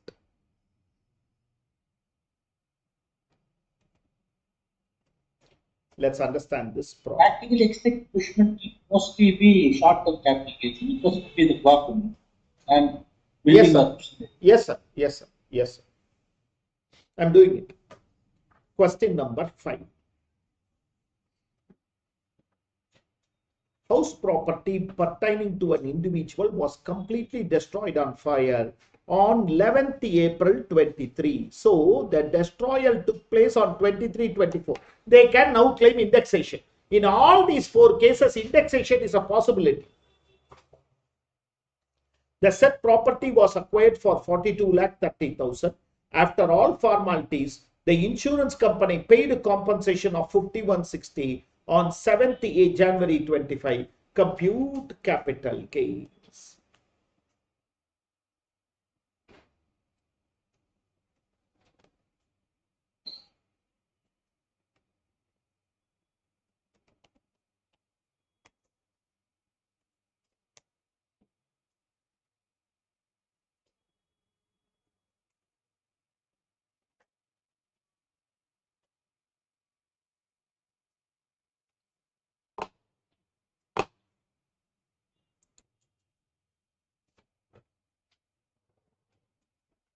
In these 4 cases, just for understanding, is it correct to say the incidence of tax is the happening of the legal? The incidence of and the actual payment happens when the money is the incidence of transfer is on the happening of event. The incidence of taxation is when the money is actually received.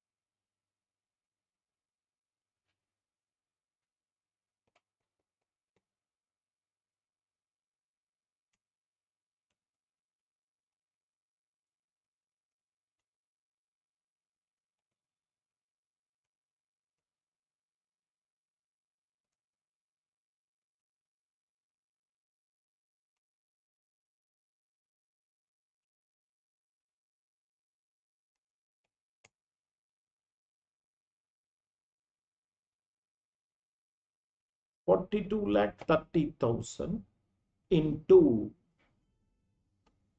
348.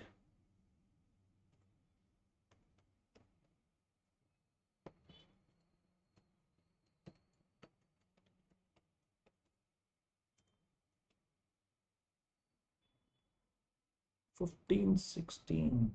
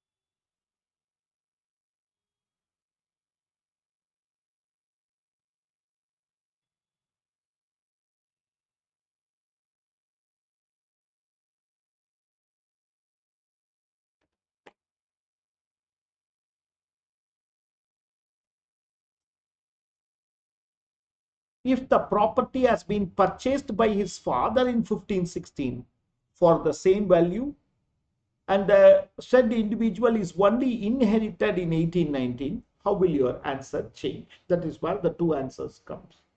That is where the two answers come.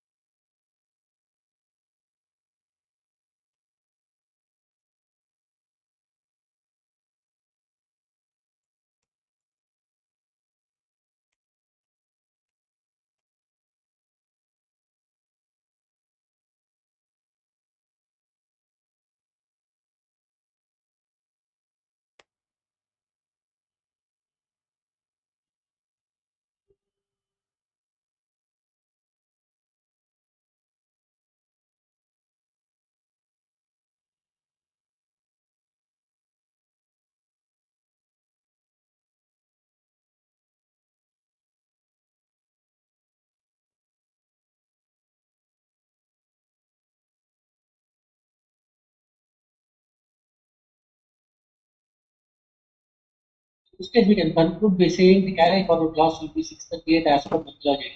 Yes, sir.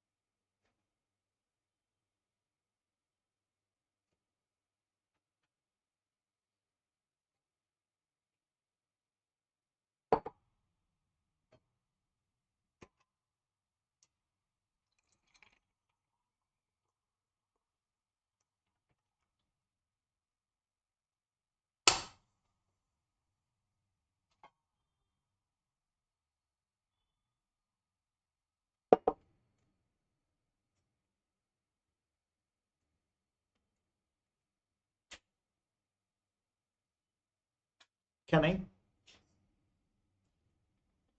If the property of the company, if it is the property of the company, the WDV as on 1st April 23 is 2140, and this is the only building in your block. How will your answer change? Assume the compensation has been determined and paid in 24-25 only. Can depreciation be claimed in 23-24?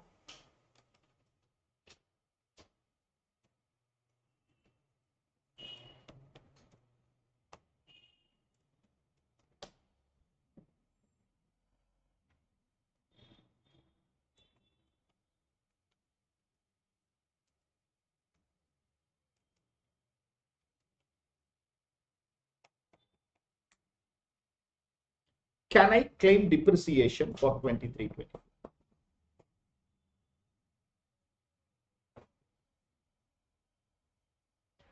Sir, you can use the concept of cancelling out the property, fire or whatever. Uh, you can claim, that's what you are saying, Rajagopal.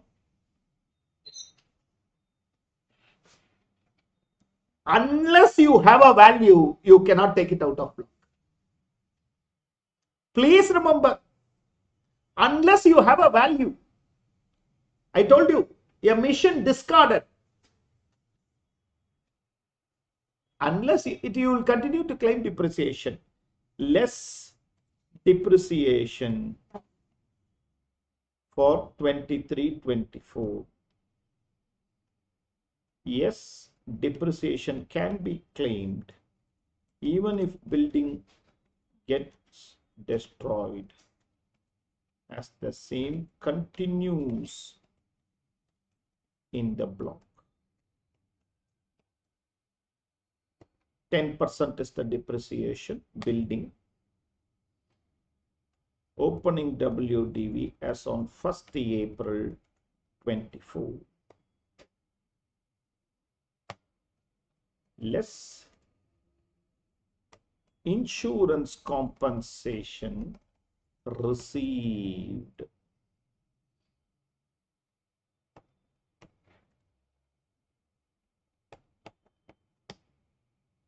Short-term capital gain under section 50. Remember, always for a depreciable asset, only short-term.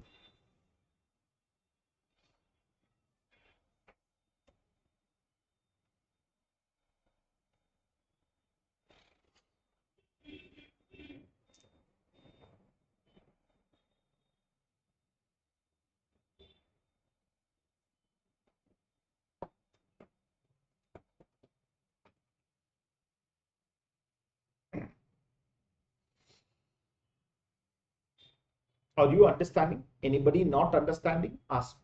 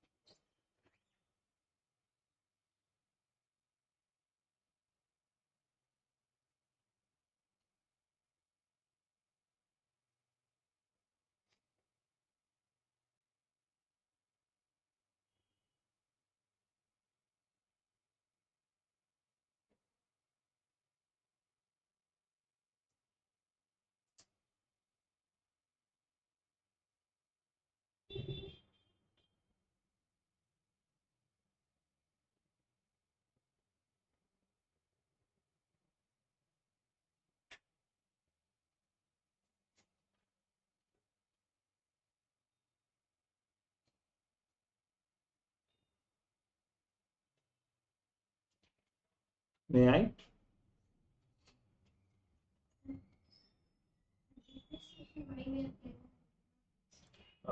In the year financial year 23-24, I don't have a value to take the block out. Unless I have a value, it will not go. Till then, you can claim depreciation. From a logical perspective, I'll make you understand. Income tax department is not losing. If they have reduced to 5160 here, the profit would have been some 31 lakhs.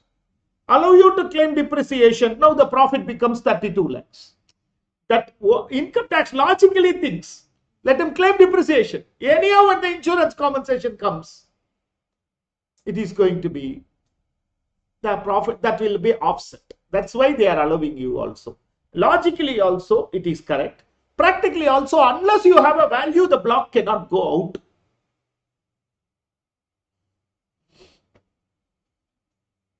May I? May I? Prithvi Limited owns plant and machinery, 15% plant A and plant B, WDB. Out of this, plant B is installed in a foreign branch. The company decided to close that branch and shift back the machinery.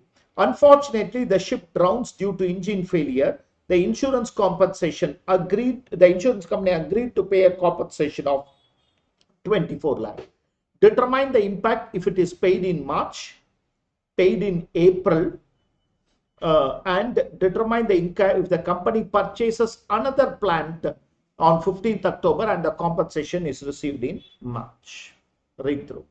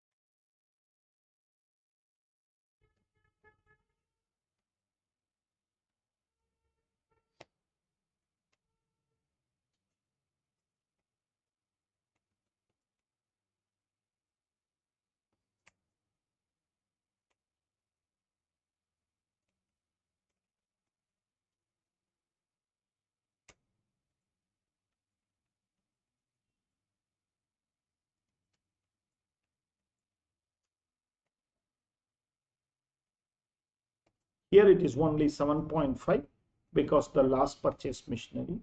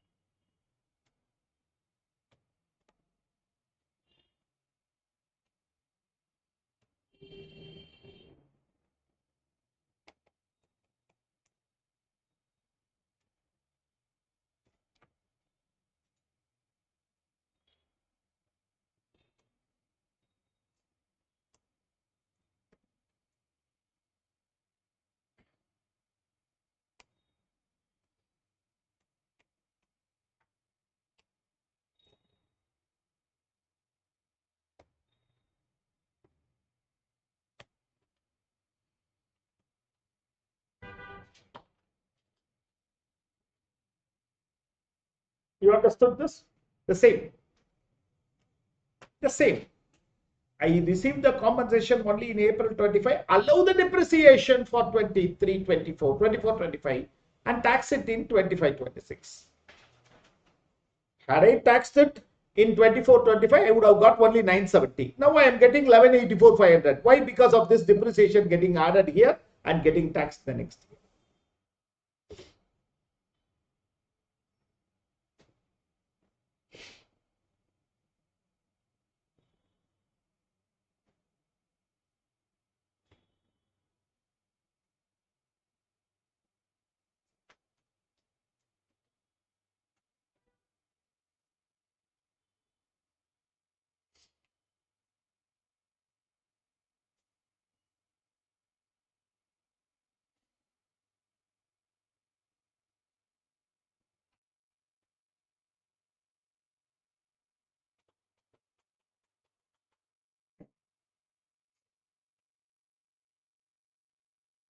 Are you clear?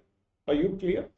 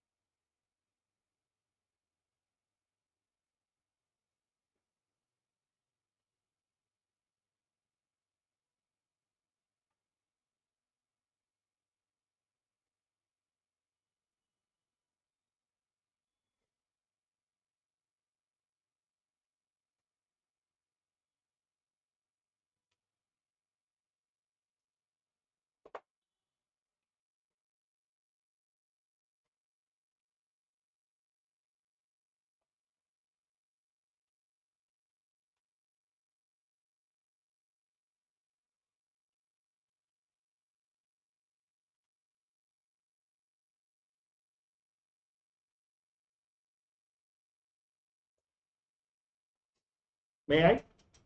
May I? You understood this?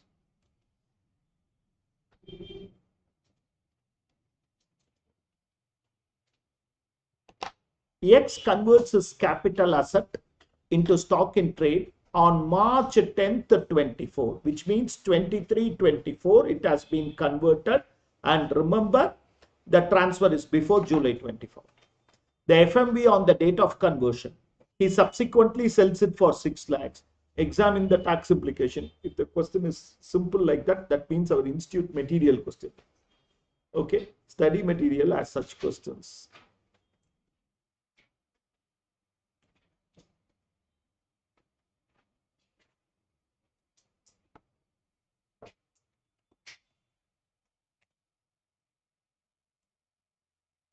Let's start.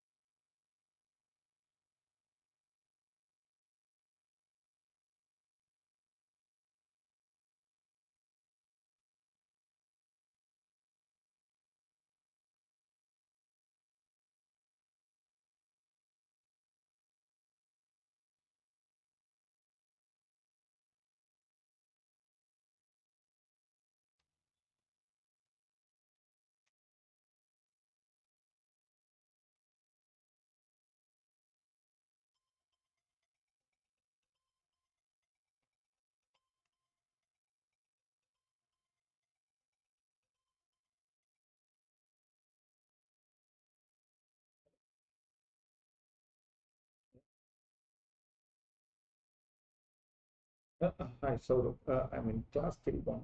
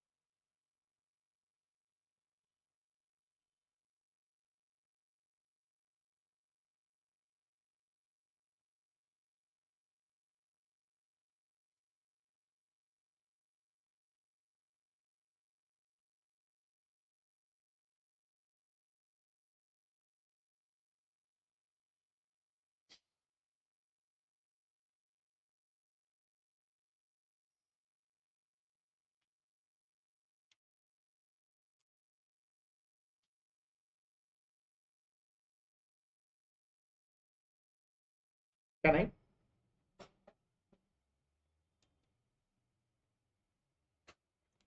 Question Yes, sir. Question number 8. Kantip Limited amalgamated with Panchasanya Limited. Entire amalgamation was completed on 2021. All the assets of Kantip Limited were taken over by Panchasanya Limited. Assets consist of land which Kantip Limited has purchased for 320, revalued. Revaluation is never a concept. Always taken over at the value prevailing in the books of transferor. FMB on the date of takeover. Panchasanya was also in the business of real estate, so they transferred the land where it is taken as stock in trade. The project was taken up on sharing basis and it was sold for 45 lakhs. Compute capital gains. Since Kantip Limited was dissolved, capital gains never arises as the value. Is the argument of Panchasanya Limited? Is the argument valid? No. Provisions will apply to the transferee entity as it would have applied to the transferor entity had the event never happened.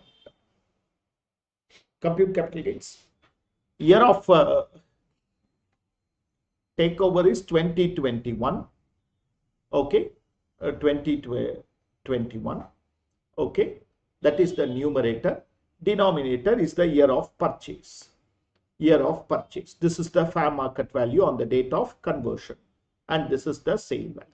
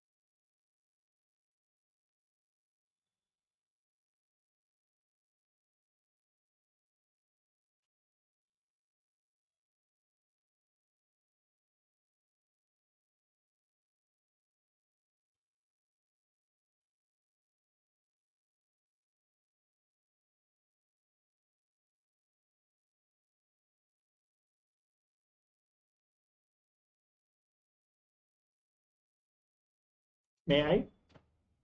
May I?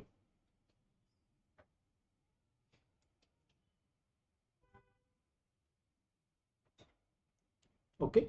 Similarly, compulsory acquisition. Similar. That is year of compulsory acquisition. Okay. The central government acquires the house property of Sham on 10th October 21. So, year of acquisition is 21-22. Year of acquisition is, that is year of compulsory acquisition is 21-22. Sham was purchased it before 1/4/2001, FMV stamp value. Sham spent in improvement. The government awarded a compensation of 35 lakhs in April 24, financial year 24-25.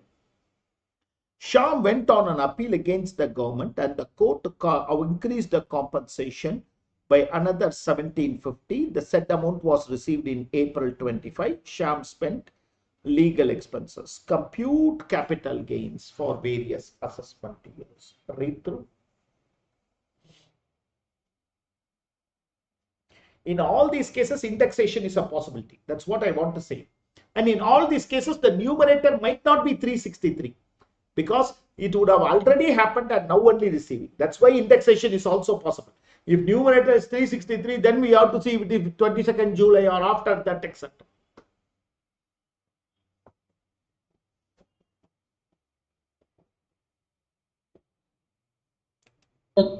Raja. Period selected 1000. Ah. Services provided by a material designer or architect to a builder 194 jail. J. 194 jail and the executive project. Yes, sir. 194 J.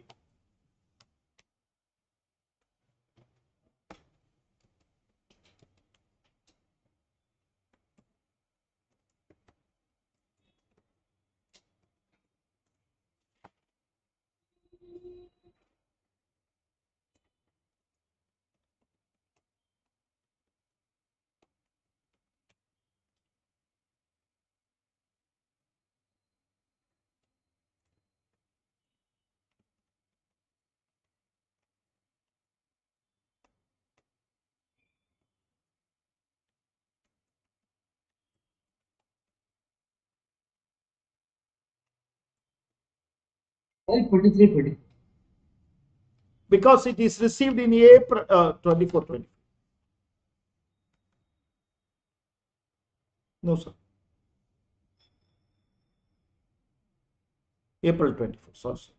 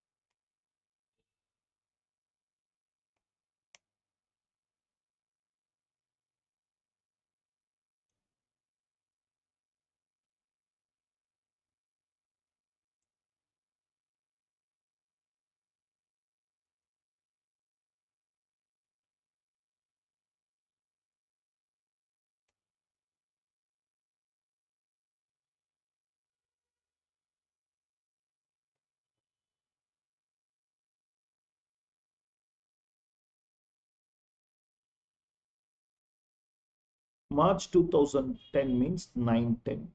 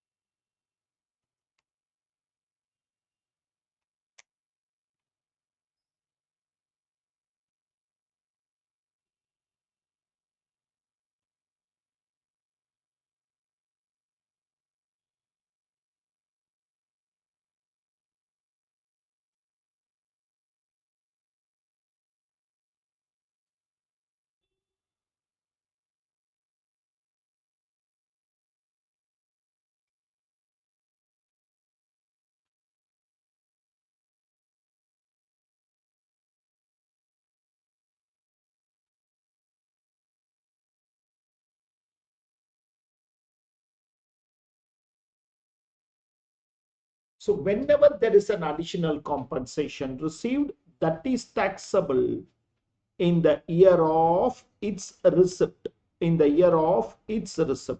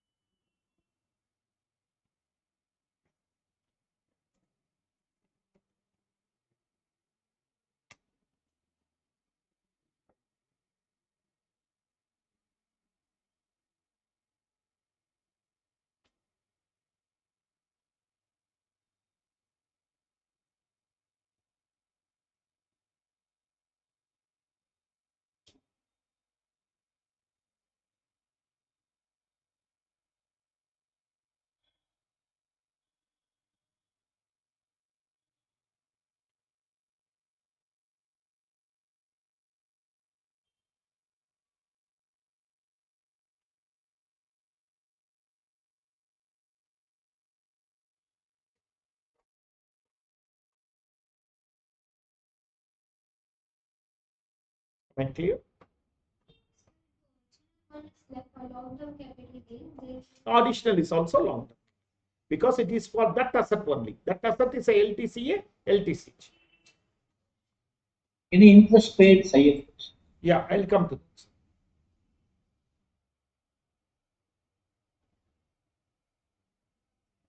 Okay. There is a tail part of this question. For the delay in paying original compensation, court has directed government to pay interest. How will the dealt with? Okay. Interest received due to delay in payment of compensation.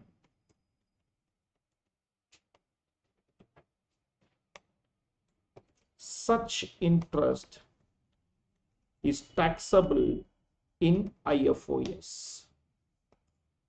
Such interest is taxable in IFOS. Taxable only in the year of receipt, not on accrual. Taxable only in the year of receipt. It is not taxable on accrual basis. 50% of such interest is allowed as standard deduction. Only 50% of the interest is taxable.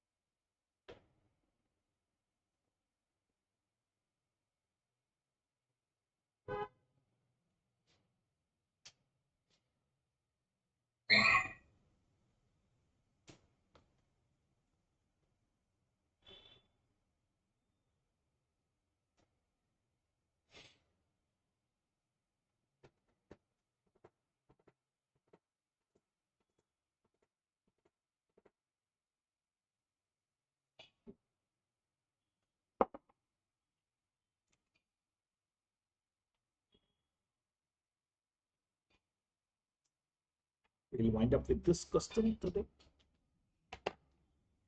Priyanka purchased the land in 96, FMV 1810.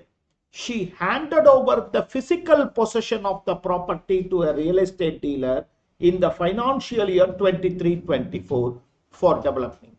The real estate dealer allotted her 40% of land area, one apartment, and a monetary consideration of 15 lakhs. Completion was in December 24, on which day the stamp value of the whole of the land is 1 crore and apartment is 24 lakh.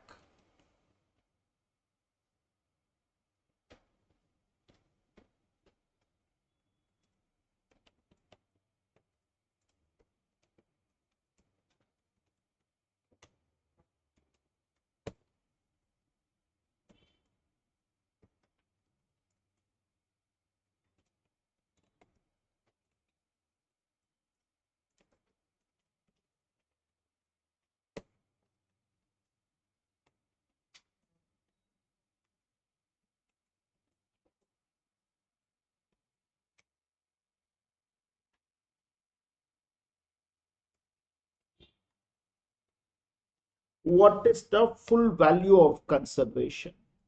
40% of land area, okay, 1 crore into 40%.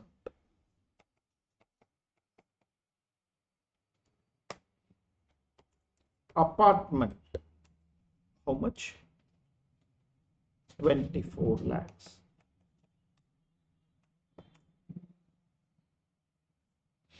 Monetary consideration,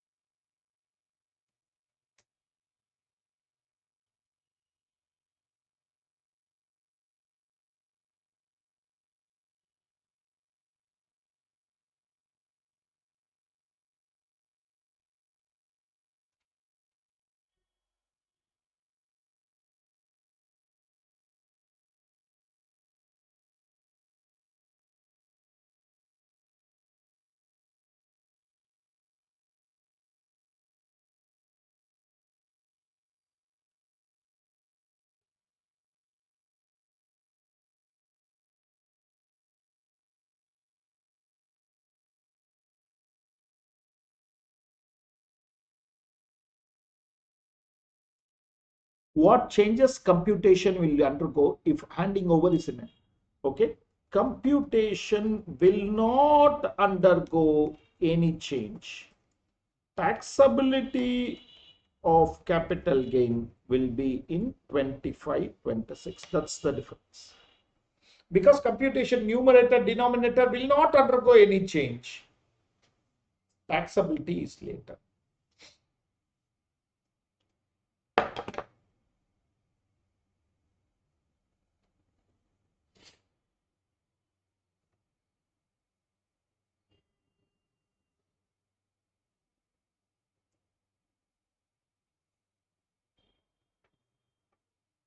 Am I clear to you? Are you all understanding this? Okay, we wind up here. Leave the third part. We wind up here. Okay, with a very tough note to listen. Okay, that whatever we have studied is a rare questionable area. Whatever we are going to study tomorrow, like business restructuring, shares, or those areas which are more questionable. This I just did to make you understand the very rarely there can be a question on this, but most probable questionable areas tomorrow. Meet you tomorrow morning, 6 o'clock, friends. All the best. All the best, online friends.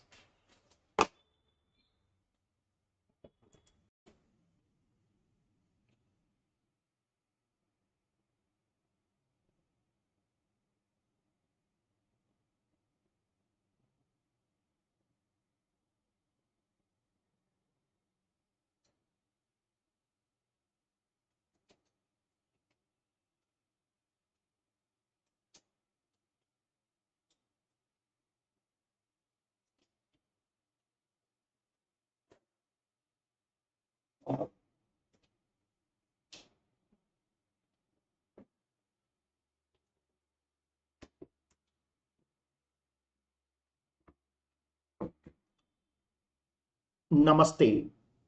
Good morning.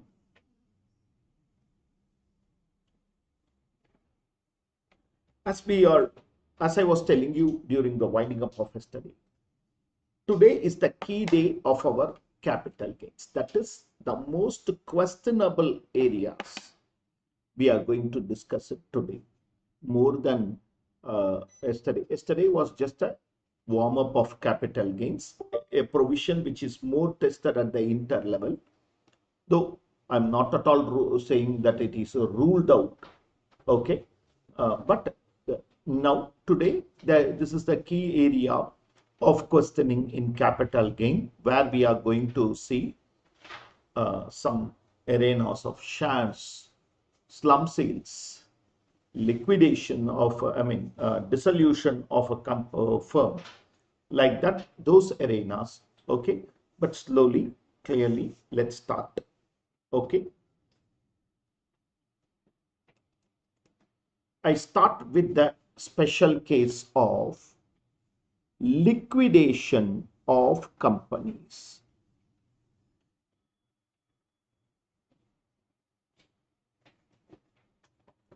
Liquidation of companies.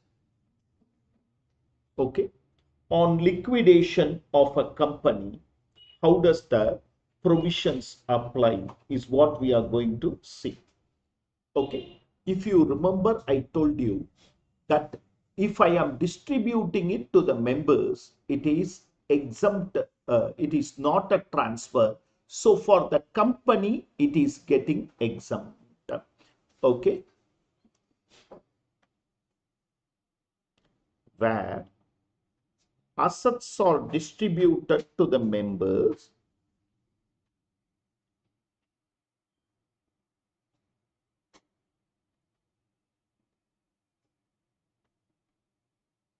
okay, not a transfer, section 46. So no capital gain arises for the company.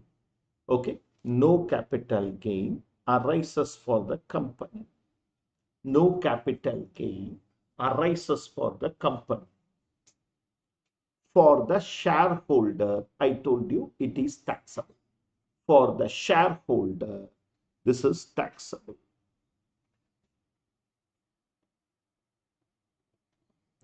For the shareholder, this is taxable as surrender of shares.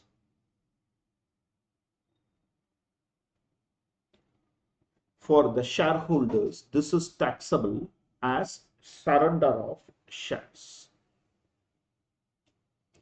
In the hands of the individual shareholder, this becomes taxable as he is surrendering his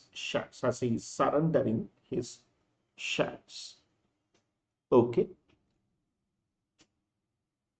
Whatever the company pays, full value of consideration is equal to FMV of assets distributed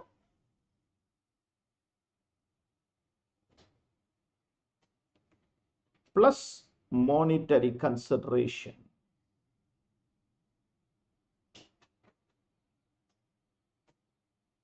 FMV of assets distributed plus monetary consideration. Full value of consideration is FMV of assets distributed plus monetary consideration.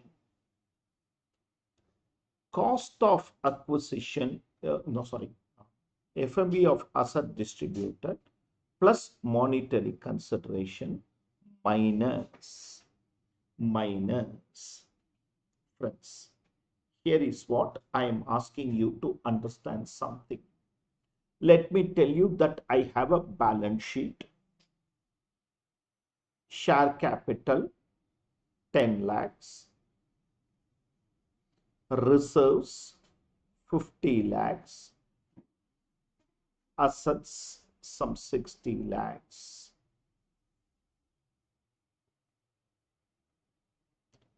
Please remember, if I am a 10% shareholder, listen, if I am a 10% shareholder, I will definitely get 5 lakhs. What is reserves? That is which is not distributed as dividend is reserve. Had you distributed it in that year itself, earning year itself, I would have got it as dividend. It is my money which is there with the company. It is my profit which is there with the company. Now, if the company is going to give 5 lakhs, they have not done anything for shares. They have only given me my share of profit. Suppose if the company is going to give me 7 lakhs for surrender of shares at the time of liquidation, 5 lakhs is towards dividend, 2 lakhs is only towards shares. 2 lakh is only towards shares. Okay, minus proportionate share of dividend reserves. Proportionate share of reserves, which is deemed dividend under section 2, subsection 22, clause C, which is nothing but deemed dividend under section 2, subsection 22, clause C. Friends, don't give me my share of profit and say that you have given something for the shares. No, you have not yet given for the shares. You have just repaid my part of undistributed reserves. That cannot be equated to giving shares. That cannot be equated to giving shares. Am I clear to you? Once more I am saying, in the case of liquidation of company and distribution of assets to members, in the hands of the company, it is not taxable. Section 46 provides for the exemption. In the case of the individual, in the case of the shareholder, this becomes taxable because he is surrendering his shares and getting anything from the company. Whatever is the undistributed reserve, if he is getting back that is only towards dividend. If you get over and above that, then only it is consideration for shares. Am I clear?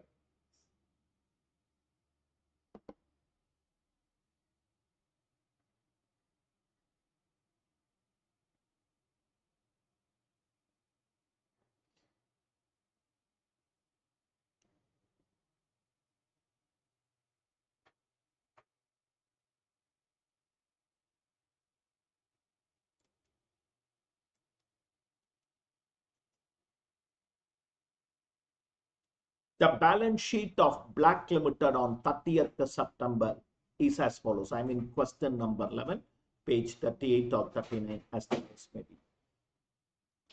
The balance sheet of Black Limited as on 30th September is as follows. 80,000 equity shares, reserves and surplus, dividend tax, land, cash in hand. The assets are distributed to the shareholder as the company has gone for liquidation.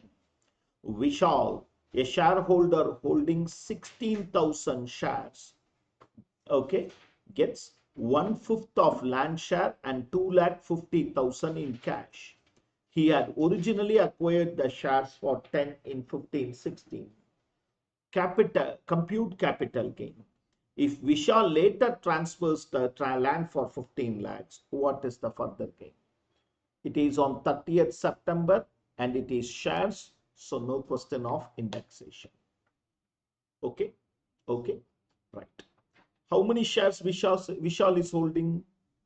16,000 out of the 80,000 shares of the company. Out of the 80,000 shares of the company, Vishal is holding 60,000, which means 1/5 Vishal is holding. 20% Vishal is holding. 20% Vishal is holding. Are you clear? Are you clear? Okay, shall we start?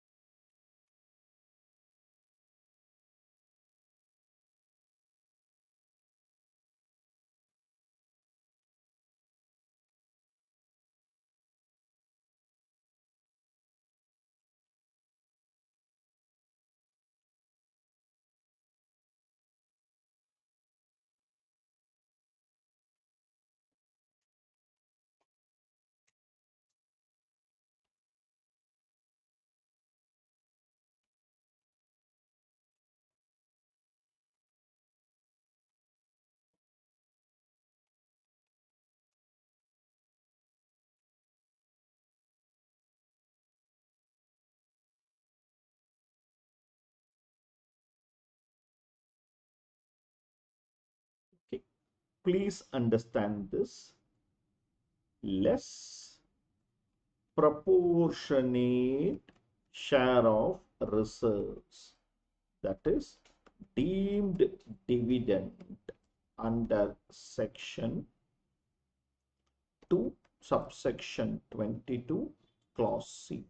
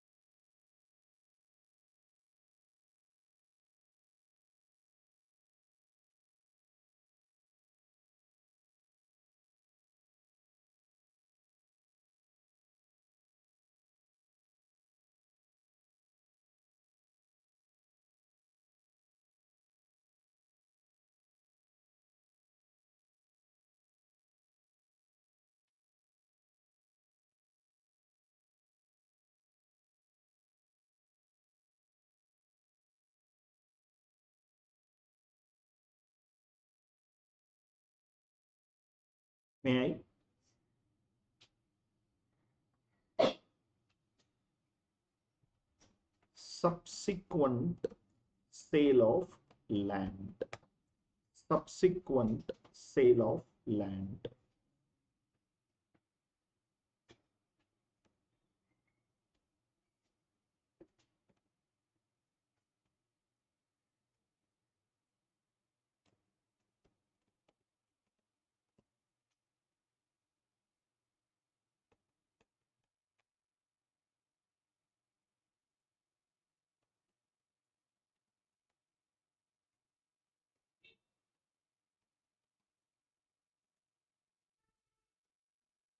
Whatever is the amount already considered, because for that I have paid tax, will become the cost of acquisition.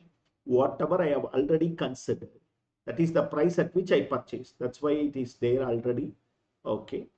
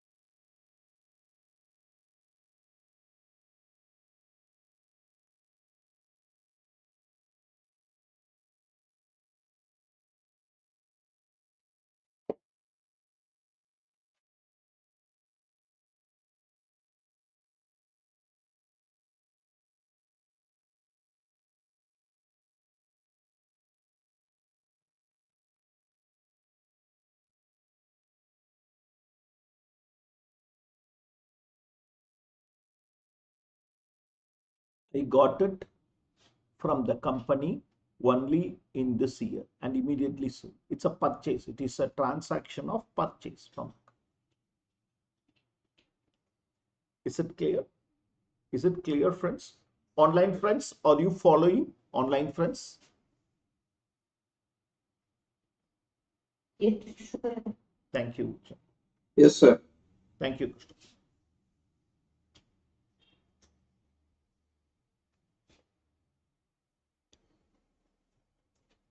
Mr. Raghu purchased the 10,000 equity shares for 120. The company went into liquidation after July 23rd. The following is the balance sheet. Equity shares, general reserve, it's 40 lakhs. That zero has come in the next line. 40 lakhs. Liquidation. Agricultural land, 22 lakhs. 22 lakhs and cash, 32, 30, 14, 305. Assets remaining after discharging liability for income tax was distributed in proportion of their shareholding. The market value of the land is 60 lakhs. The agriculture land received was sold by Raghu for 9 lakhs. Discuss tax implication in the hands of the company, which will not be there, and Raghu. Remember, friends, Raghu purchased 10,000 equity shares. So he is holding 1/6. He is holding 1/6. Read it.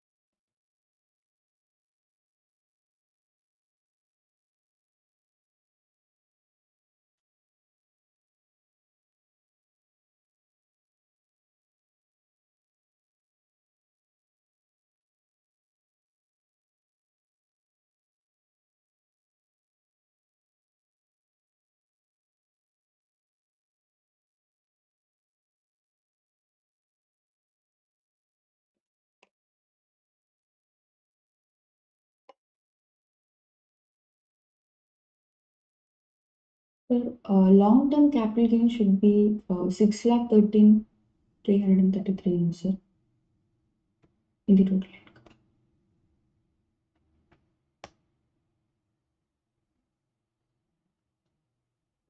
Sorry, pick the long.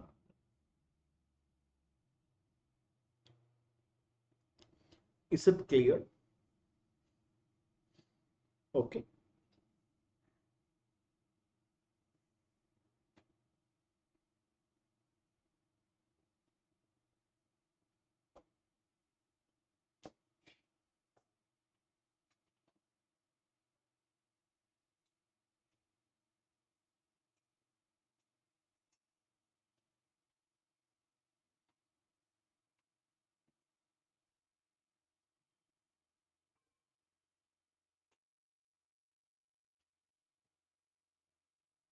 Shall I move on? Okay. Okay, friends. Okay.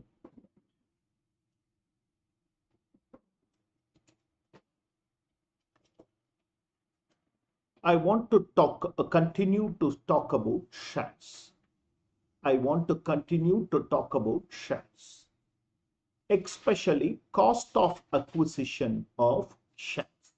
Okay, cost of acquisition of shares. Let me first talk about cost of acquisition of listed shares. Cost of acquisition of listed shares. Okay, this is divided into two. Okay, where it is acquired on or before 31/1/18, acquired on or after 1/2/2018. Well, why this subdivision is, the budget is presented on 1st of Feb. At that time, they made a change, so amendment of removing an exemption which was already available. So that's why. We all know one aspect of listed shares. Okay, STT is payable. Okay, on purchase and sale. Security transaction taxes payable on purchase and sale. That's why this one. The second provision is simple. Okay, actual purchase price, actual cost. In the first provision, actual cost or FMV as on 31/1/18, whichever is higher. Actual cost or fair market value, actual purchase price or fair market value as on 31/1/18, whichever is higher. However, FMV cannot exceed actual sale price. Okay, it's like FMV cannot exceed stamp value. Here, FMV cannot exceed actual sale price. Am I clear to you? Okay, take it down.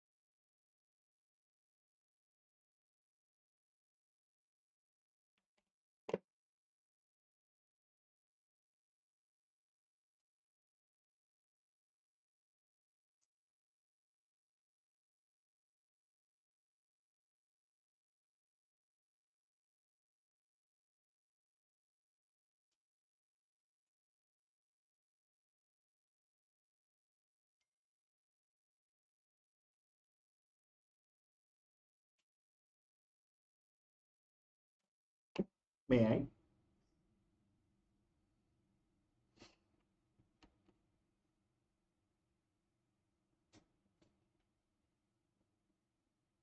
Shall I move on? Okay. This apart, we should also know generally the cost of acquisition of shares. Generally, the cost of acquisition of shares. Okay. Primary issue. Okay. Price paid. Secondary issue.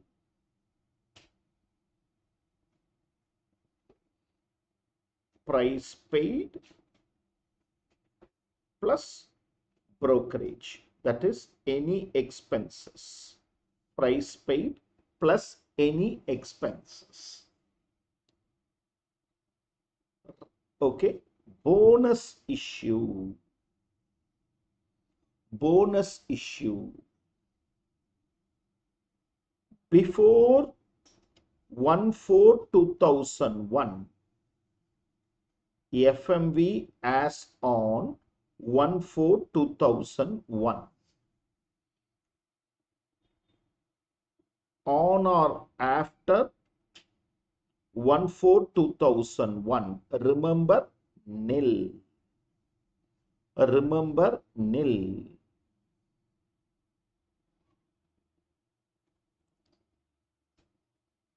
ESOP. ESOP. FMV on the date of exercising option. FMV on the date of exercising option. Am I clear to you? Am I clear to you? Please take it down.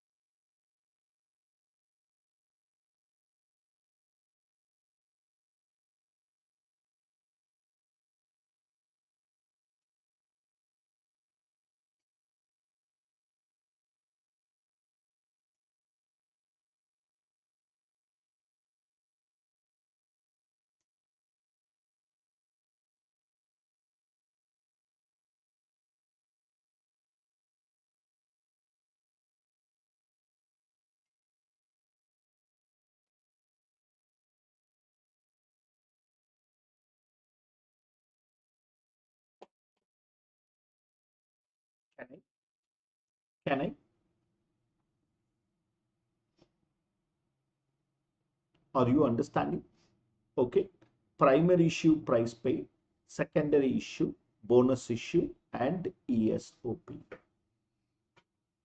Shall I proceed? Okay.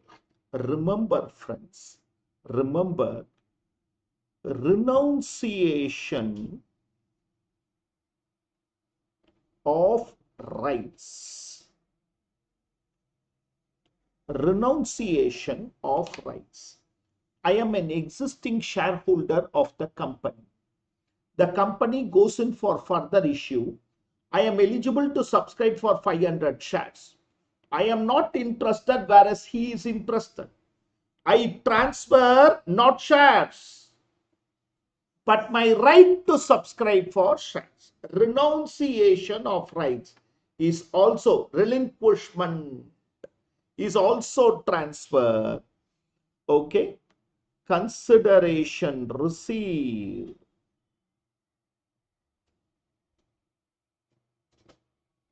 is taxable as STCG, whatever, no cost of acquisition, renunciation of rights, consideration received is taxable as STCG. For the buyer, it is also cost of acquisition. For him, he gets the right, so whatever amount he pays, it is cost of acquisition.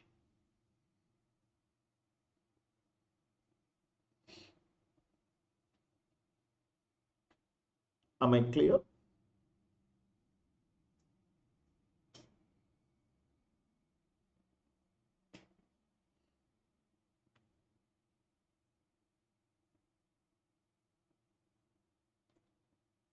Section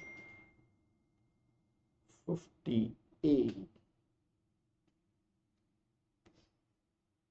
Okay, sale of unlisted shares.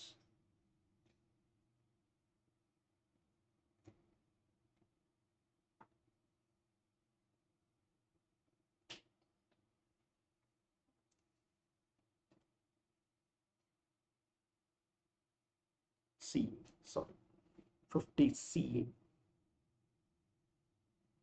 Sale of unlisted shares. Actual sale value or FMV, whichever is higher. Actual sale value or FMV, whichever is higher.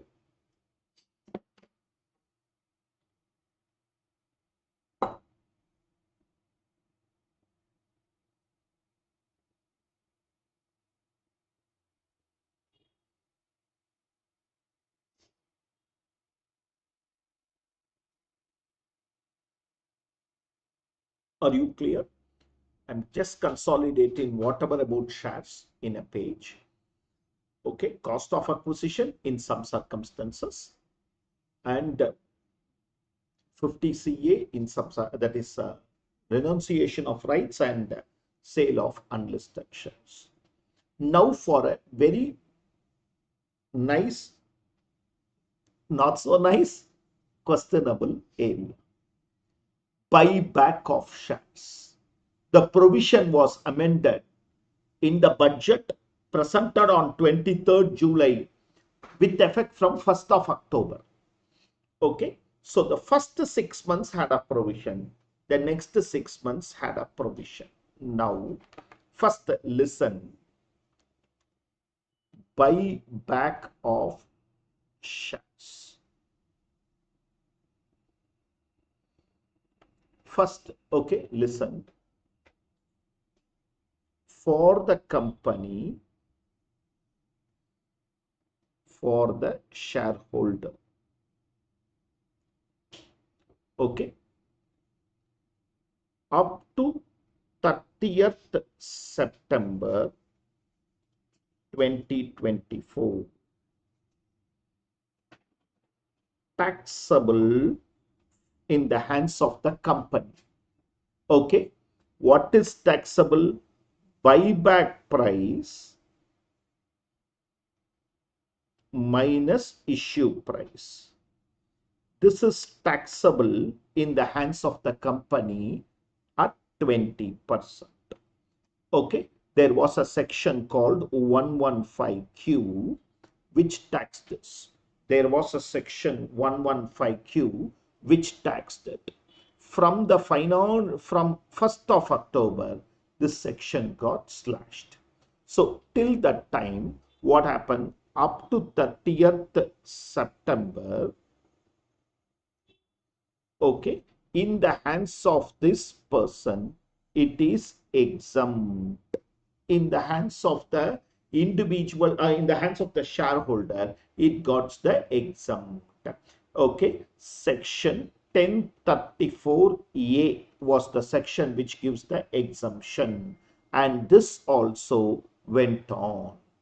Okay, from 1st of October 24.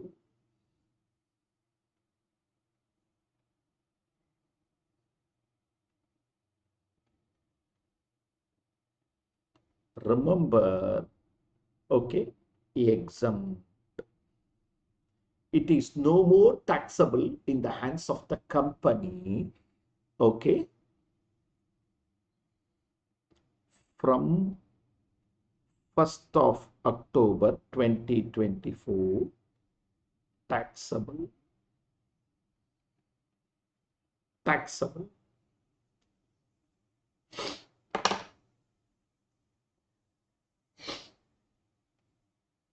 Okay, fine, taxable. The whole of the consideration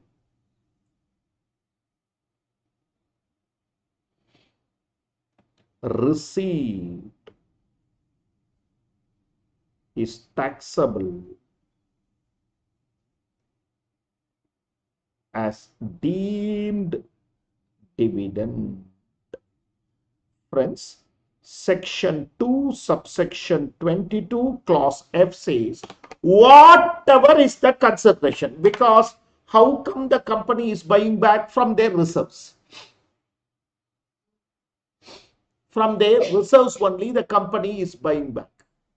So whatever is the consideration received is taxable as deemed dividend in the hands of. Sir, I have paid and purchased those shares. You are understanding? No. Whatever consideration you received is taxable as deemed dividend. Is taxable as deemed dividend. Capital loss will be full value of consideration, which is nil, minus cost of acquisition of shares bought back. Capital loss, which can be a long-term or short-term capital loss, will be full value of consideration, which will be zero, because whatever consideration received is taxable as dividend under IFOS. So the entire money you have paid is short-term capital loss or long-term capital loss. Please take them.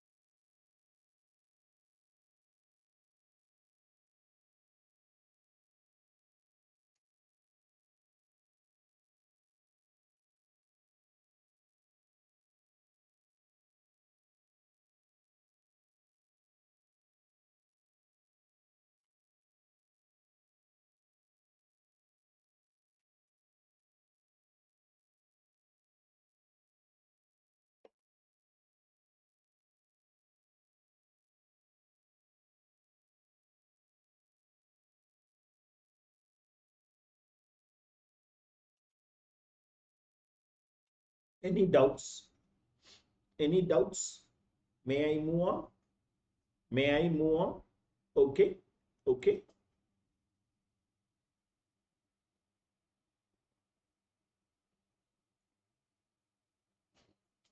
This is with regard to buyback of shares and their provision. Okay. Right. Since I am consolidating the provisions of shares, I would like to end it with the taxability of listed shares. Taxability of listed shares.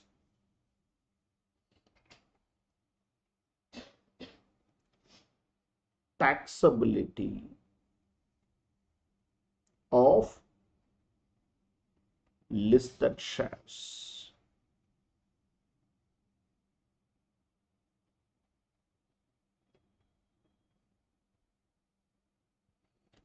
Taxability of listed shares. STCG, LTCG. Okay. This is covered under section 111A. This is covered under section 111A and this is 112A. Okay. Here, friends, up to, okay, 22/7/24, up to 22/7/24, that is before the budget date. Okay, taxable at 15%. Taxable at 15%. Okay, on or after, okay, 23 July. Okay, right?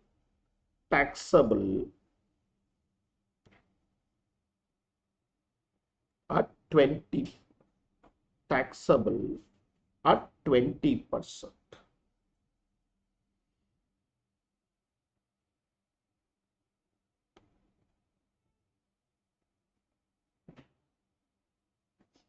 At 20%.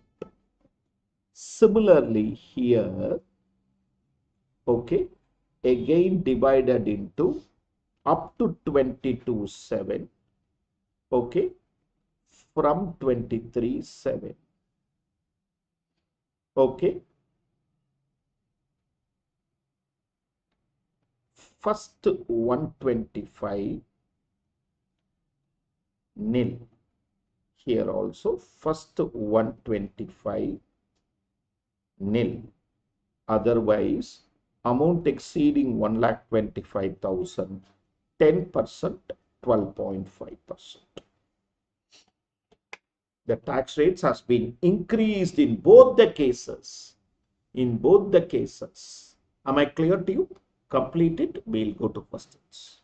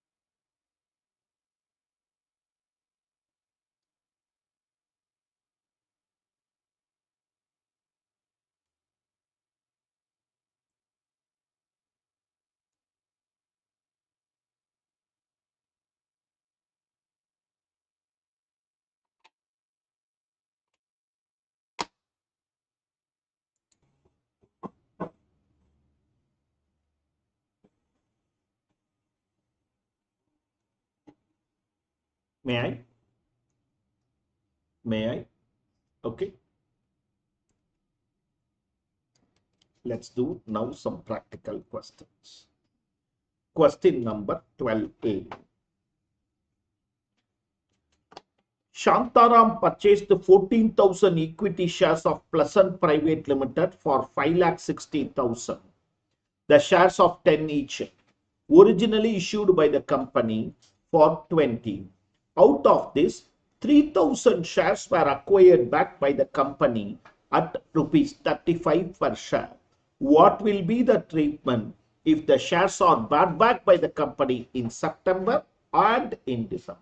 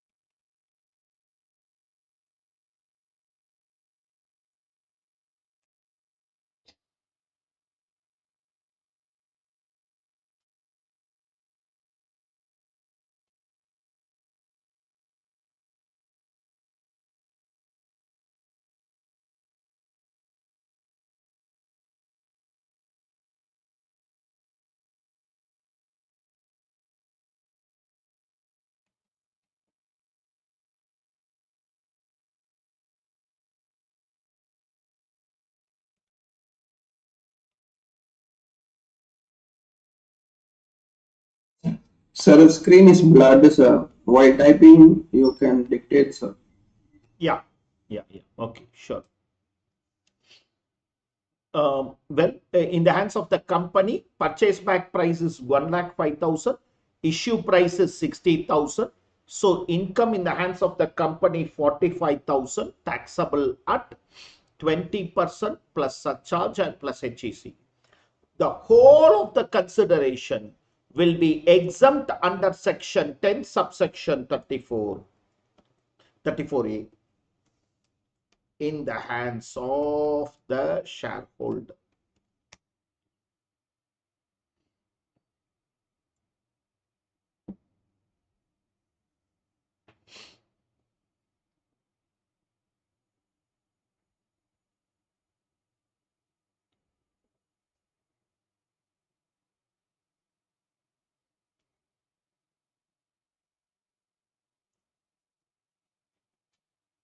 Where the purchase back is in December, exempt in the hands of company.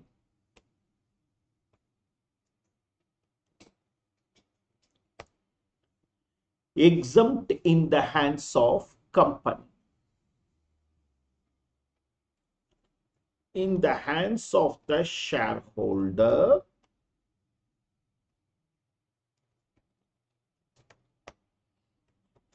the whole of the consideration received is taxable as deemed dividend under section 2 subsection 22 clause F. The whole of the consideration received is taxable as deemed dividend, that is 3000 into 35. This is taxable as deemed dividend. Okay, this is taxable as deemed dividend in the hands of the shareholder.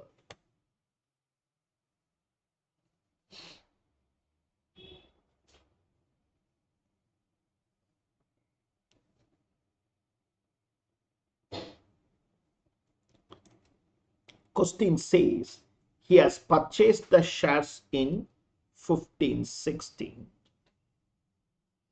Computation. Sir, video is not clear. You mean to say the screen is blurred? Yes, sir. For all of us, can I increase the font size? Can you check it?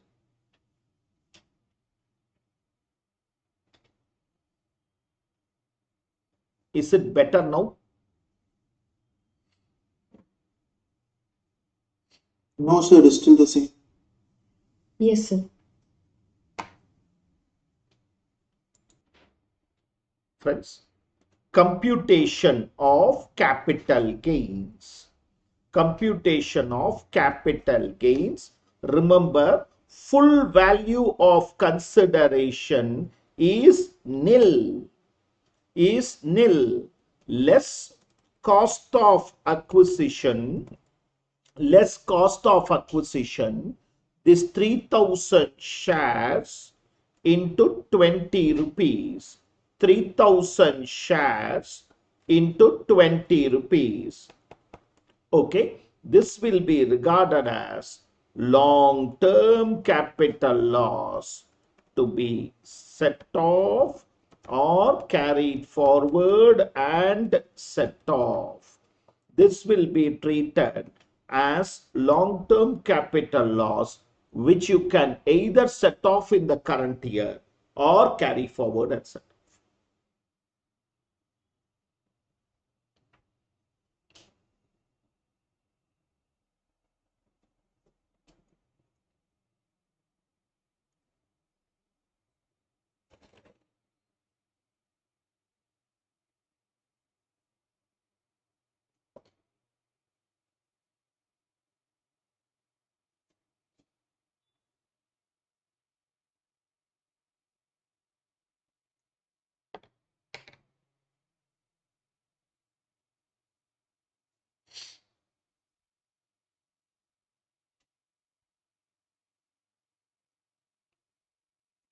Is the screen still blurred, my dear friends? Jagan? Yes, sir, it is very difficult to follow.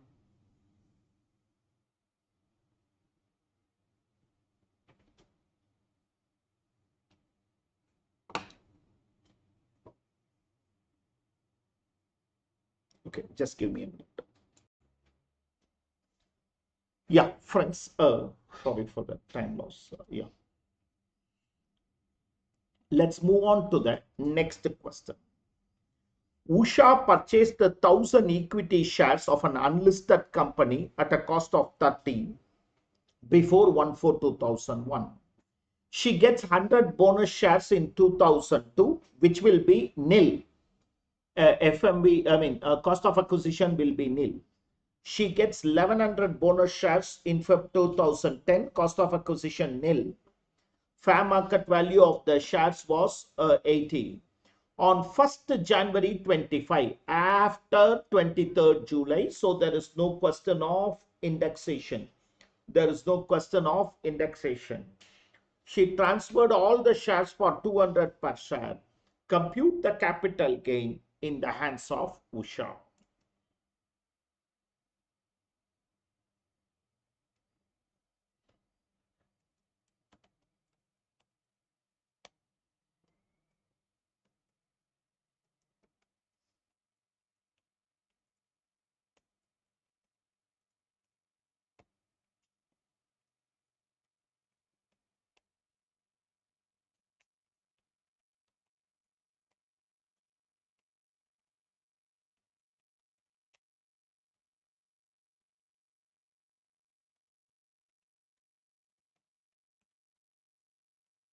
full value of consideration will be 1,100.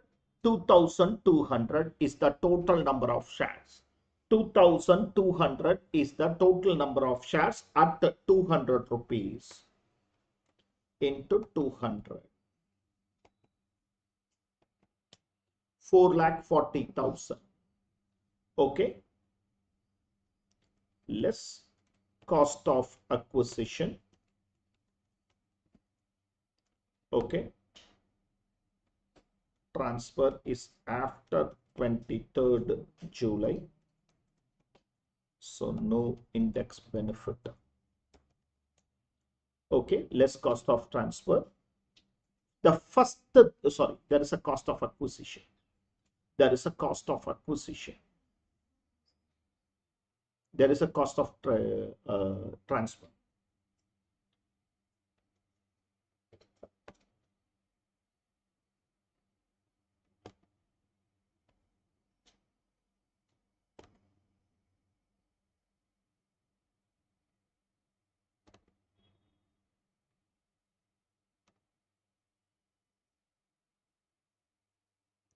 Less cost of transfer. There is a brokerage of 2%.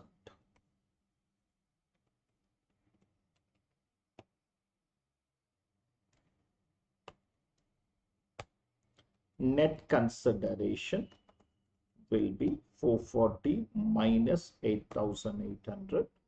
Okay. Original acquisition, the cost of acquisition will be, okay, 1,000 equity shares at 30, because it is, I can take it as 1,481 value because it is very high, 80. I can take it as 80. Okay, 1,000 into 80. FMV as on 1/4/2001. For bonus shares, since everything is issued after 1/4/2001, nil. Since everything, bonus shares are issued after 1/4/2001, it becomes nil. It becomes nil. So, gross long-term capital gain. Gross long-term capital gain comes to 3,51,200.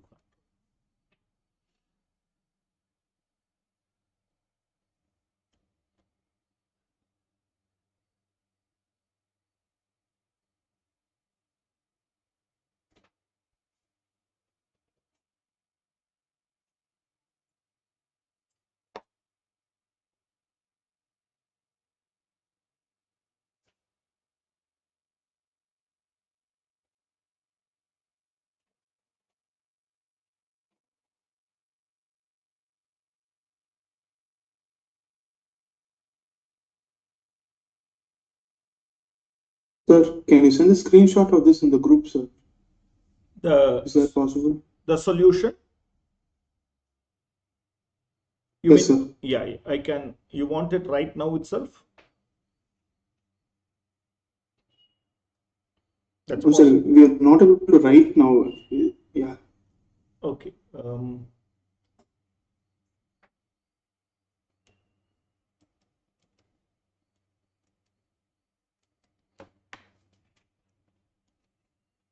Just wait. I'll send you the screenshot. The concept I will keep talking so that you are clear of the concept. Okay. Are you able to hear me? Are you? Friends? Yes, sir. Yes, sir. Yeah. I will keep sending you the answers in the WhatsApp group. Yeah, Chandu, you are telling something. I'm unable to hear it out. Yeah. Yamuna had purchased, I'm in question number 15. Yamuna had purchased the 2,500 shares in April 17 for 46 rupees per share. She had paid STT. So it is a listed shares purchased before 31/1/18. It is a listed shares purchased before 31/1/18. She had paid STT at the time of purchase. She sold these shares in December 24 for rupees 310 per share through a recognized stock exchange. Compute capital gain. If the fair market value as on 31st January 18 is 110 per share, so I will take that only as the cost of acquisition. Okay. Question number 2. If the fair market value is 40, I will take 46. Shares were quoted for 110, 115, 118 and 107. I will take 118. The highest of the value can be taken. The highest of the value can be taken. First, these three cases we will work out. These three cases we will work out.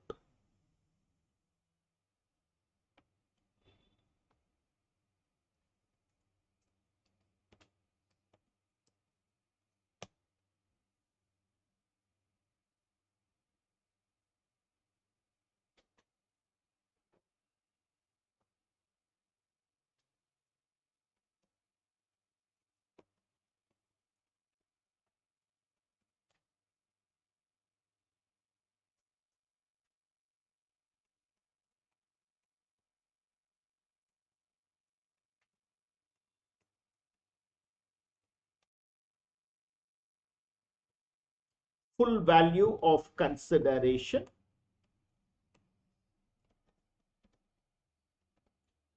Okay, she has sold these shares, that is 2,500 shares at 310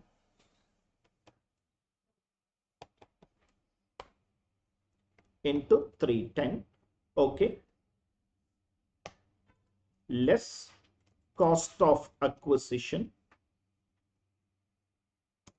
Since listed shares are purchased before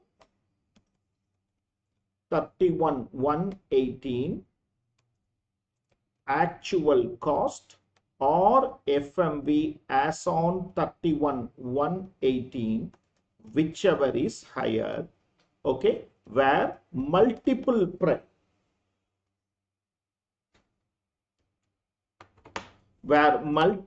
prices are there, then the highest of them should be considered.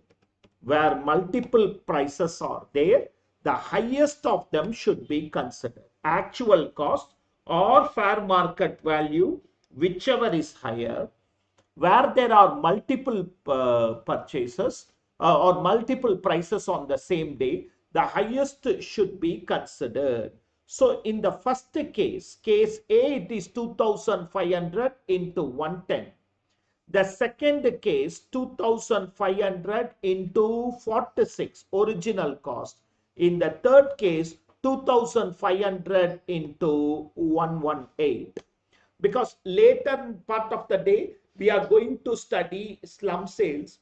There I will say average of the highest and lowest. Please don't confuse it with this concept.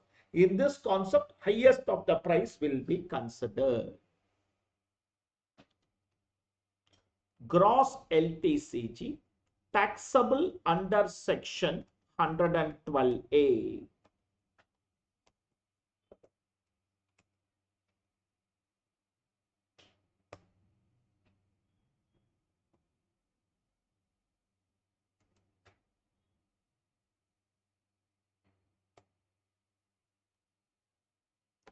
We all know that this is taxable. First 1,25,000 is not taxable and the balance is taxable at 12.5% because she has sold it in December.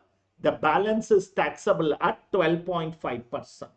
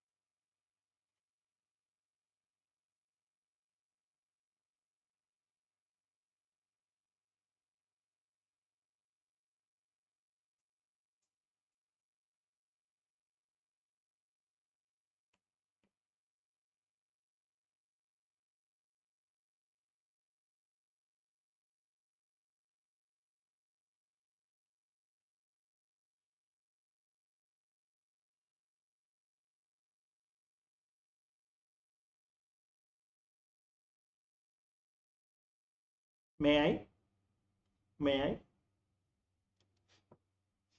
Had Yamuna purchased these shares in April 2017 for 330 per share, what would be the capital gains? My dear friends, the case A is she has purchased it for 330, the fair market value, and she has sold it for 310. Remember the top part of the question. Yamuna purchased the shares for 46. Instead of 46, if I put 330 and sold it for 310, how will this entire system? You have to remember, she will be incurring a loss of 20 rupees. She will be incurring a loss of 20 rupees per share. Okay, because actual cost will be higher. Okay, actual. If the fair market value, if they say 335, one example I am giving you. If the fair market value, if they say 335, remember it cannot exceed 330 or 310, whatever is the sale price. Okay, now in this case, it will be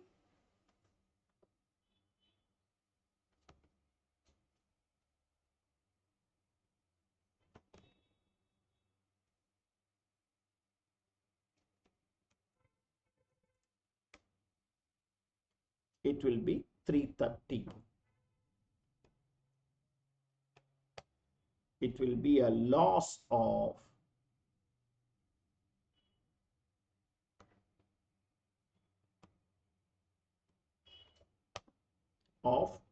50,000 rupees. It will be a loss of 50,000 rupees.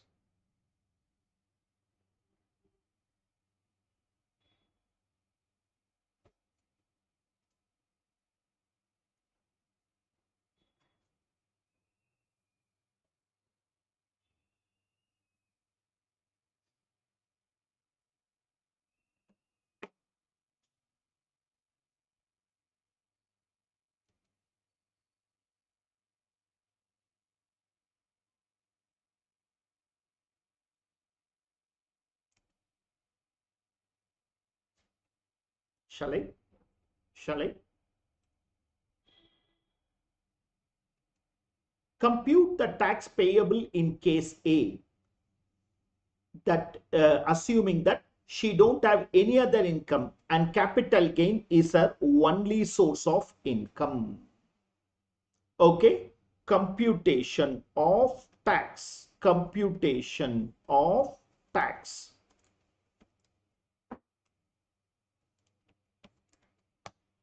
Gross LTCG under section 112A, 5 lakhs.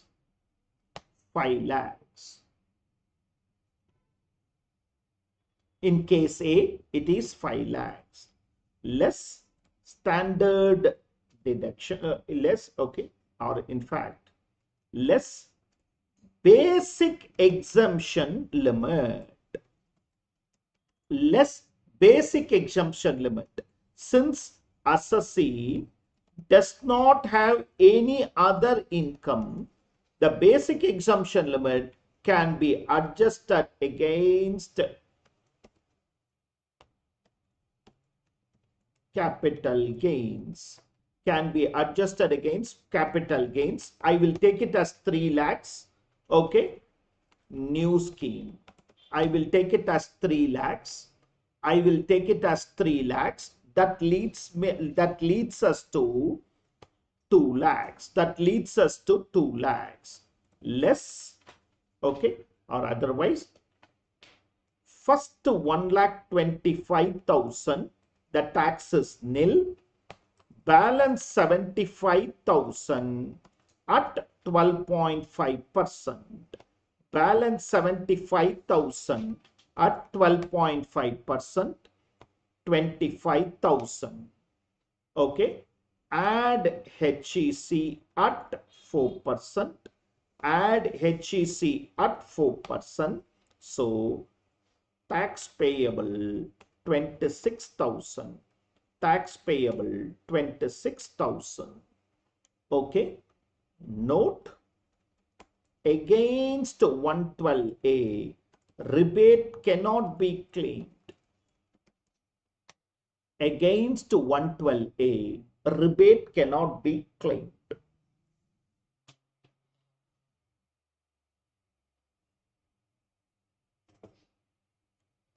Are you able to follow the dictation, my dear friends? Though I will post the answer.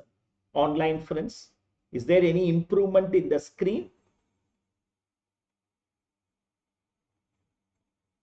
No improvement. Are you able to follow the dictation? Yes, sir.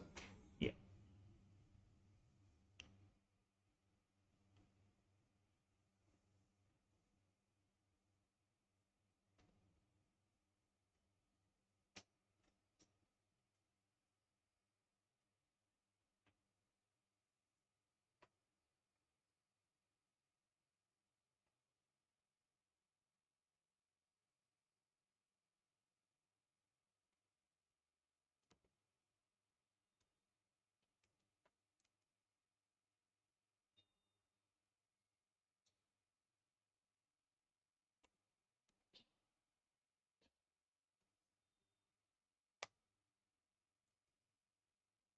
I'll keep sending you the answers as and when we are able to complete. I'll keep sending you the answers.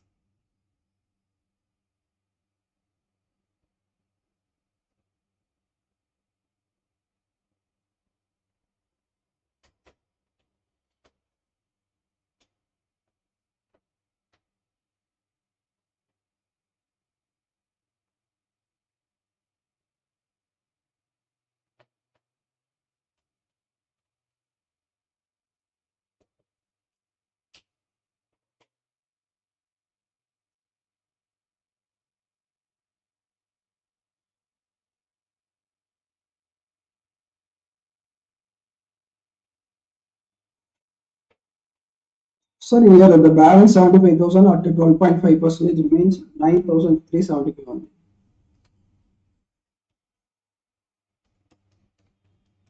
Thanks for correcting me.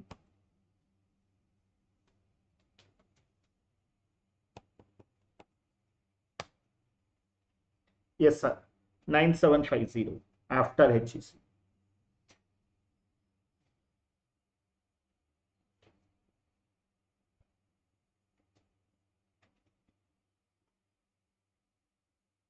Am I clear to you? Am I clear to you?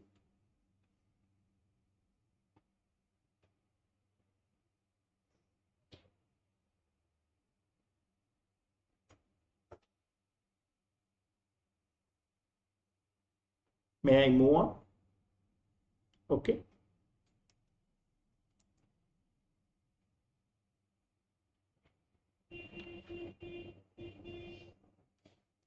Okay. I am not going to do the practical question on section 1010D, but I will explain you theoretically. That is more than sufficient. Practical questions will not come now on 1010D. I'll explain you theoretically. You will be able to understand it. My dear friends, section 10, subsection 10D. Section 10, subsection 10D. This is for insurance maturity which gets exempt. Section 10 itself you can see, that is maturity proceeds of an insurance policy will be exempt. Okay, right? First, let me tell you, okay, what is exempt? What is exempt? Okay, maturity proceeds, together we are writing, it's only 2 columns, okay, of life insurance policy. Maturity proceeds of two falling branches, my dear online friends, if you are unable to see the screen on the what is F? 1 minute. There is a case F. On May 22, she was allotted 2:1. I mean, extra shares. Okay. Maturity proceeds of life insurance policy is exempt. Maturity proceeds of life insurance policy is exempt. Similarly, maturity proceeds of ULIP, unit linked insurance policy, is exempt. Maturity proceeds of unit linked insurance policy is exempt. Okay. Maturity on death of the insurer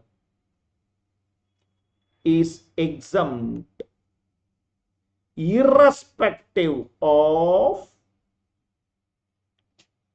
any other aspect. Always, if it is on death of the insurer, it is exempt.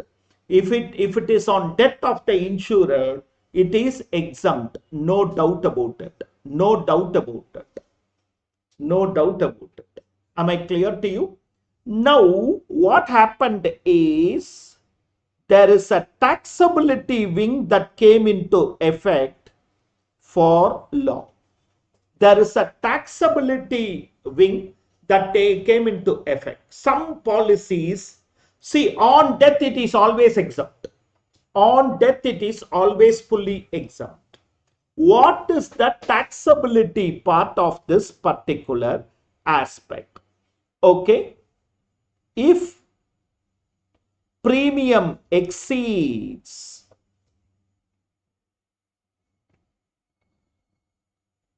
20% of sum assured, if premium exceeds 20% of sum assured where policy is taken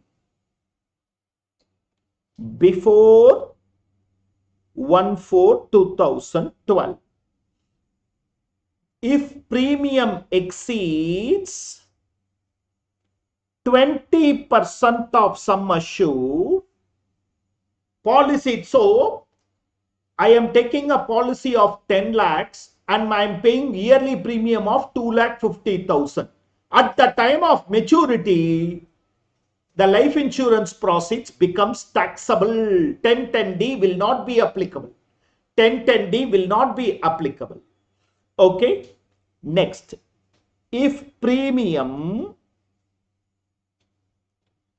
exceeds 10% of sum assured where policy is taken after 1/4/2012. Okay, if it is from 1/4/2012, it is 10%. It is 10%. So 20% and 10%. Are you understanding, my dear friends? Are you understanding? Then on 1/2/21, they brought a ULIP limitation. On 1/2/21, what is the intention of the law? The intention of the law is simple, to tax the high net worth individuals.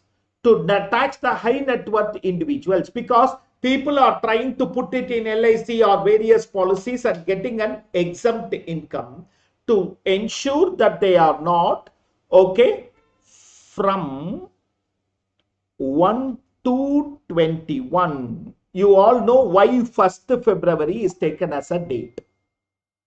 Okay. ULIP, if the aggregate premium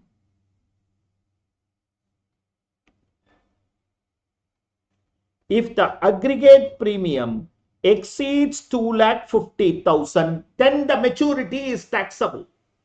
I am in the taxability column from 1/4/21.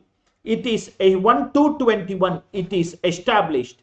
if there is any unit linked insurance policy, ULIP, if it is any unit linked insurance policy, my dear friends, only for ULIP, if the aggregate premium exceeds 2,50,000, maturity profits becomes taxable. Maturity profits becomes taxable. Remember, only if the policy is taken after 1/2/21. If it is before 1/2/21, he comes here. Maturity of ULIP is fully exempt. Okay. If it is taken after 1/2/21 and the aggregate exceeds 2,50,000, it becomes taxable. However, up to 2,50,000 exempt. Up to 2,50,000 exempt. Okay. So whatever policies or where the insurance premium exceeds, where the premium exceeds 2,50,000 only, it becomes taxable. It becomes taxable. It becomes taxable. Is the class following? Okay.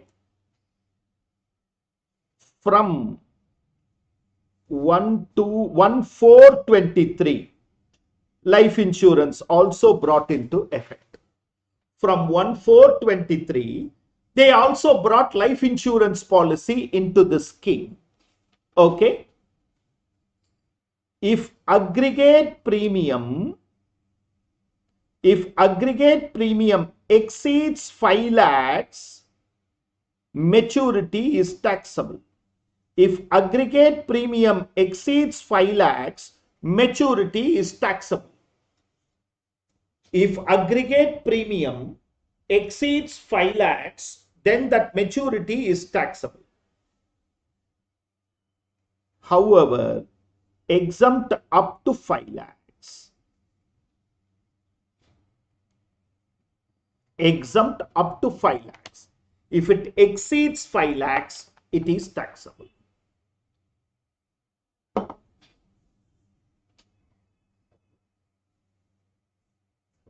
Am I clear? Okay, my dear friends, only conceptual understanding. I don't find any questions now, but I'll quickly discuss the questions also. Only conceptual understanding. Okay, now I want you to, okay, understand more. Okay, I want you to understand more. What is taxable? Taxable is equal to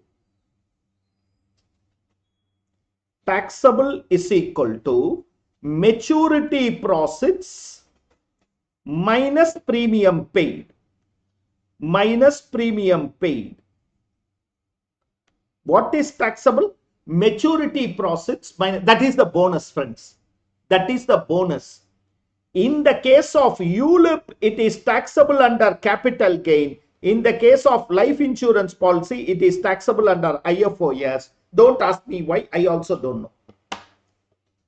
In the case of ULIP, it is taxable under capital gains. In the case of life insurance policy, it is taxable under IFOS. In the case of ULIP, it is taxable under capital gains section 112A, which means first 1,25,000 you can claim the exemption. Balance taxable at 10%. In the case of life insurance policy, it is taxable 10%, 12.5%. And in the case of life insurance policy, it is taxable as income from other sources. That is the bonus component.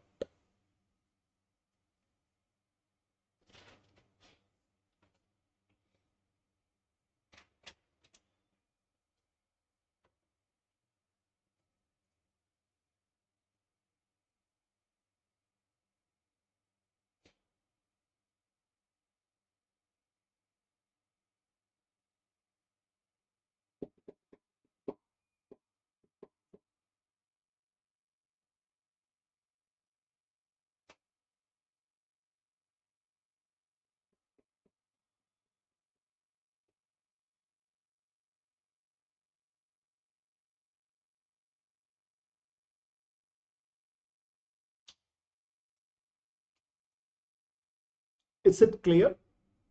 Is it clear? Remember, up to 1/2/21 or up to 1/4/23, whatever policy is there, I will check only 10%, 20%. I will never check the premium amount. After that only this came into effect. After that only this came into effect. I am not doing a question. I don't expect a question, but a quick discussion of page number 40. Page number 40. A quick discussion of page number 40 or 39 for as the case may be. A quick discussion. A quick discussion. Friends, I am talking about ULIP.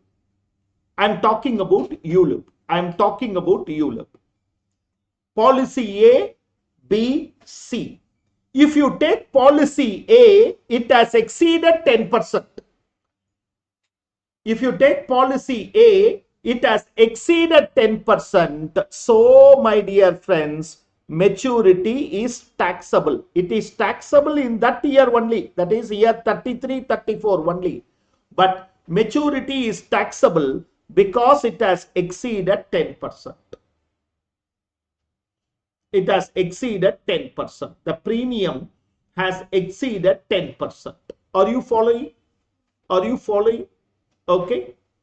Policy B and C, it has not exceeded 10%.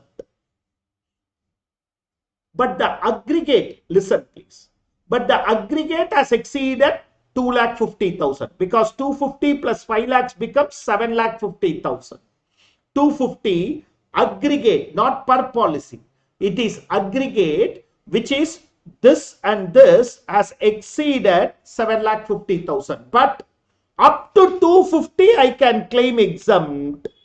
The remaining amount will become taxable. Up to 250 I can claim exemption. That is policy B I can claim exempt. Policy C alone will become taxable only at the time of maturity. Maturity value minus premium pay.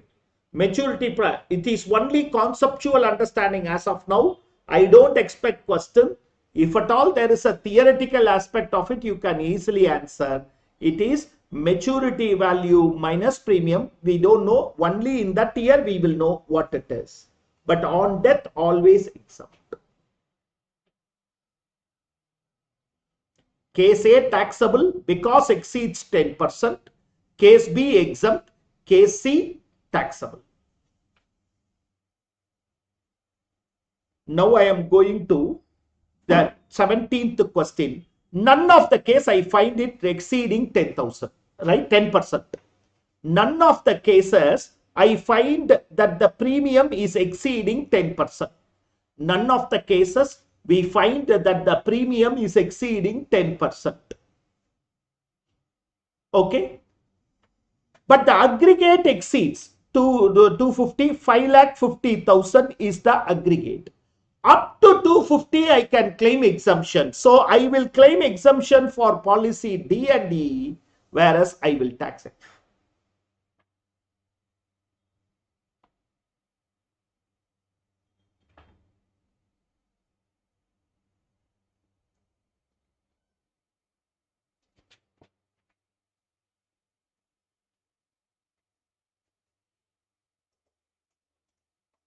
Am I clear?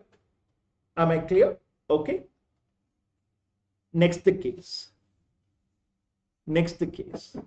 Remember the first one, none of the cases it has exceeded 10%.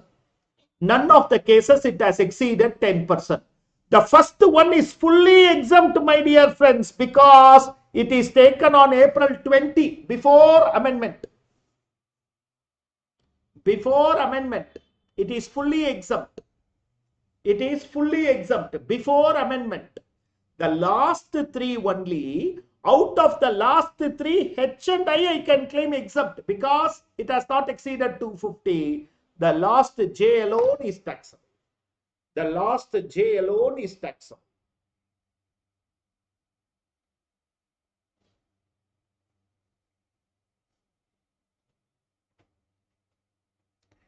Policy G before amendment, not exceeded 10%, fully exempt. Policy H and I after amendment, but up to 250, fully exempt.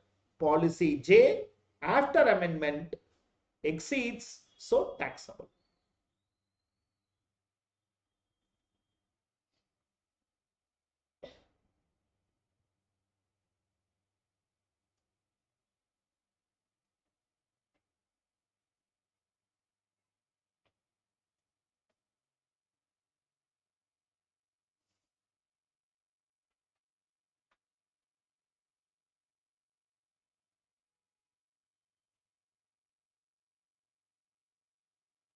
Am I clear to you?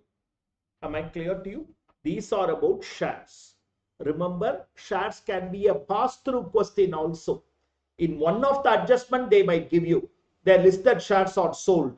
It was purchased in 2017. The value is on 3180 because shares will not be a standalone question. Shares can only be one of the adjustments in the main question.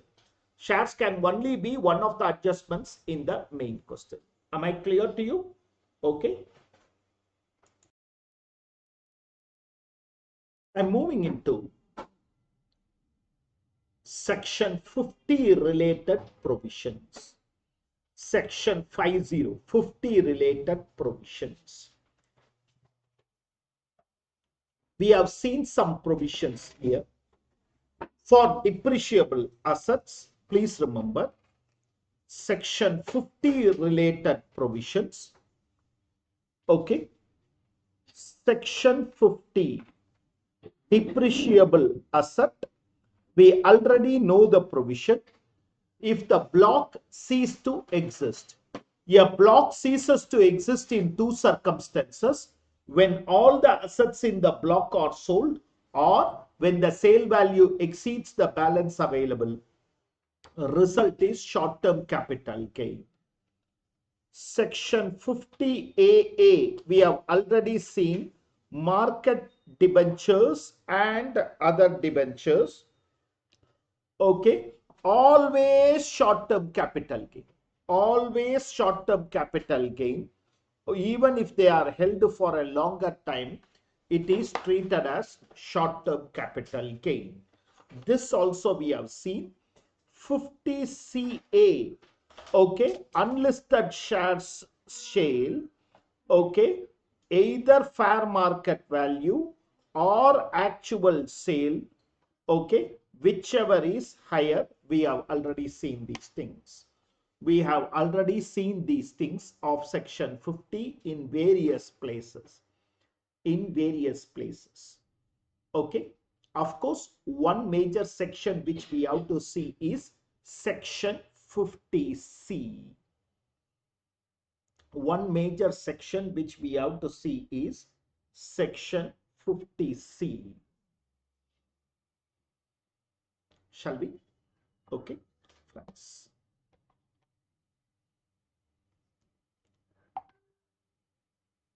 Section 43CA. If immovable property is stock in trade. Section 50C. If immovable property is a capital asset. Both are same provision. Both are same provision. One comes under PGBP chapter, another comes under capital gains chapter. If immovable property is held as capital asset, section 50C. If immovable property is held as stock in trade, section 43CA. Section 43CA. Am I clear to you? If immovable property is held as stock in trade, please refer 43CA. If immovable property is held as capital asset, 50C, same provision only.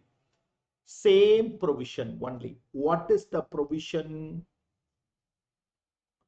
Full value of consideration or sale value, together we write, is equal to actual sale value. However, if stamp value exceeds 110% of sale consideration,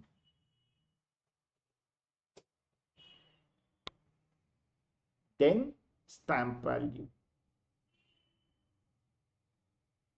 Remember, full value of consideration will be normally the actual sale consideration. However, If the stamp value 10% is tolerance, up to 10% they tolerate. Beyond 10%, so if my sale value is 10 lakhs, stamp value is 10 lakh 50,000, no problem, take 10 lakhs. If the stamp value is 12 lakhs, then stamp value becomes the sale consideration. However, if the stamp value exceeds 110% of sale consideration, then stamp value should only be adopted. Then stamp value should only be adopted. Am I clear to you? Am I clear to you, friends? Okay.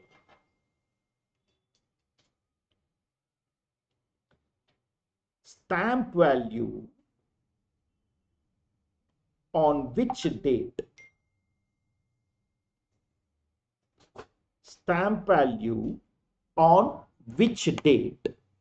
Stamp value on which date? Stamp value on which date? Where advance is paid, where advance is paid by approved modes. Where advance is paid by approved modes. Where advance is paid by approved modes. Date of agreement, or we also call it as booking. Date of agreement, which we also call it as booking, where no advance or it is paid otherwise. That is, it is paid by cash, bearer check, cross the check. Okay, date of registration.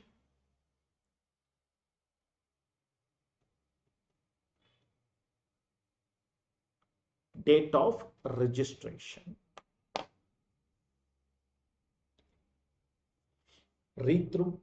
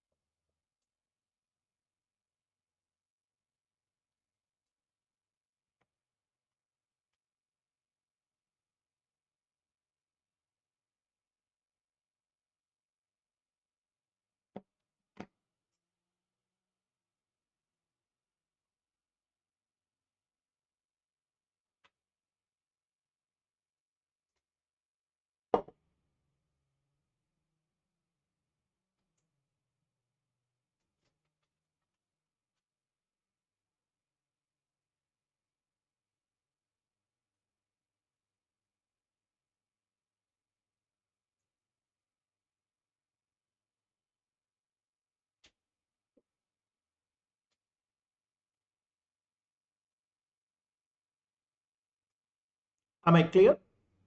Am I clear? Okay. Any doubts, please ask. Shall I move on? Shall I move on? Okay.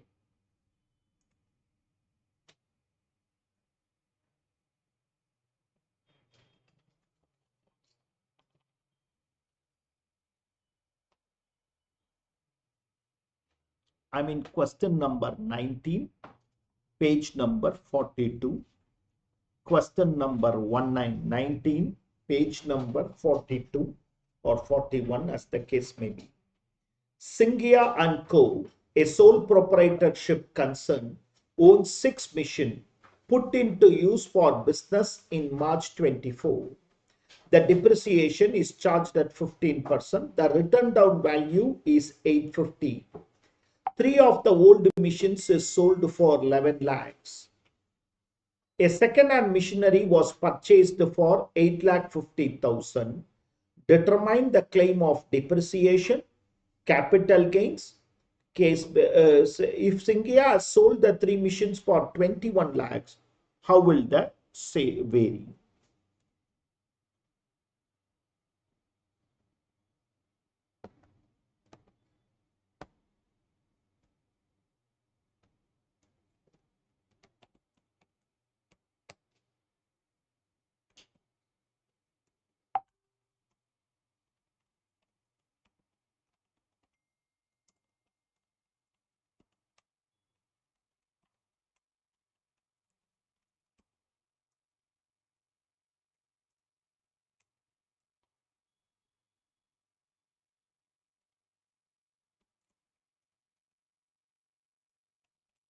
I'm having two columns, sale value being 11 lakhs, sale value being 21 lakhs. Sale value being 11 lakhs, sale value being 21 lakhs.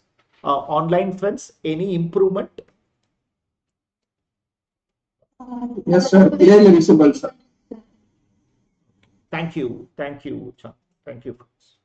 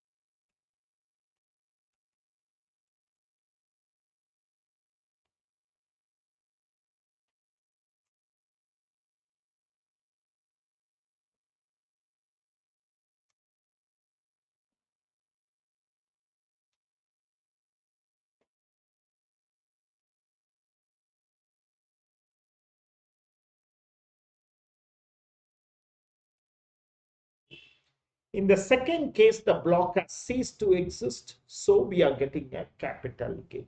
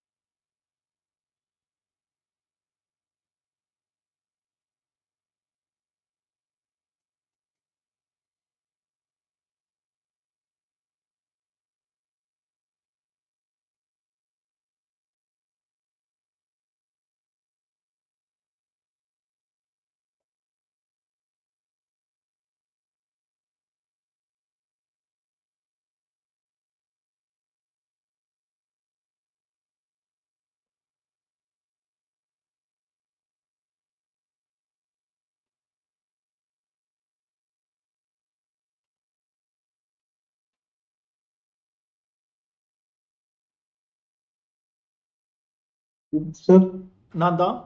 Yeah? sir, can you please show the answer of 13th question? Sure, sure.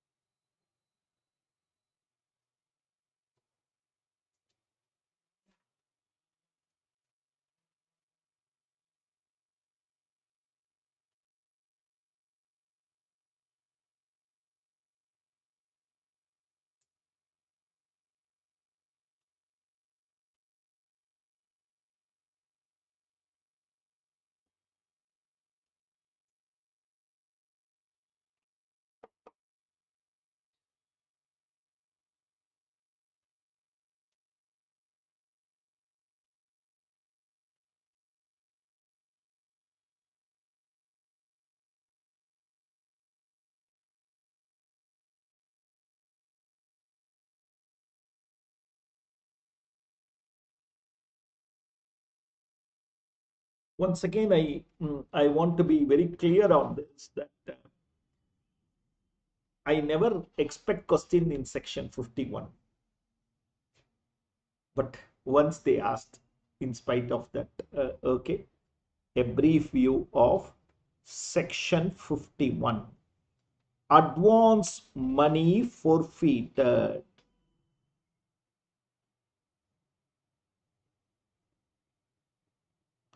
Advance money forfeited. Okay. On or, sir? We want adjustment for this 2014 also. Yeah. On or before 31/3/2014. On or after 1/4/2014. On or before 31/3/2014. Reduce it from cost of acquisition. Reduce it from cost of acquisition. If it is on or before 31/3/2014, reduce it from cost of acquisition. However, if forfeiture is by previous owner, no adjustment. You need not reduce it. If forfeiture is by the previous owner, no adjustment. On or after 2014, taxable as IFOS. So in the current year, if there is any advance money forfeited, it is taxable. So 11 years is over. Somebody has to keep track that 12 years before he received an advance which has not been adjusted. So I don't think there will be a question. I don't think there will be a question. A conceptual understanding is sufficient. I don't think of a question in this.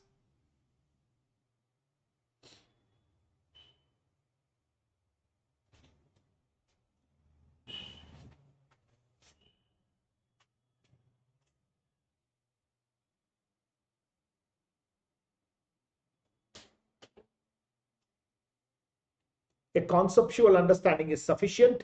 Don't even look at the question. When I'm doing one exemption question, I'll work out and show you.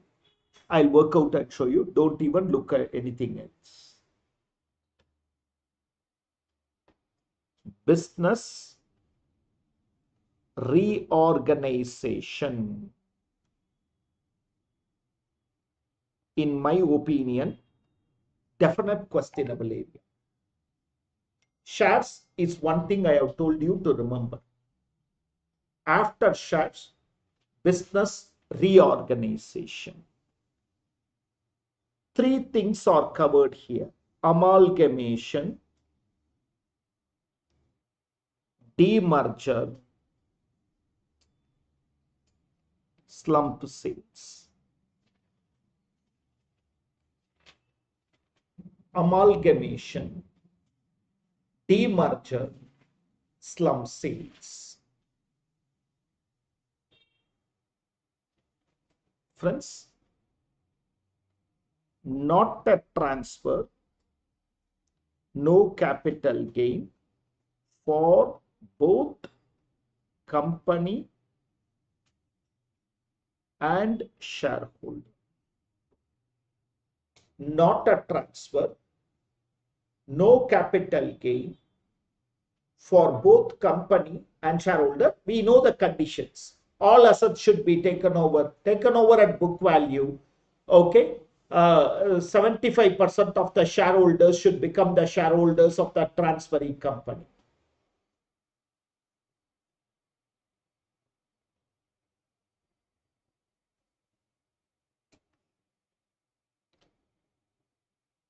Not a transfer, no capital gain for company and member.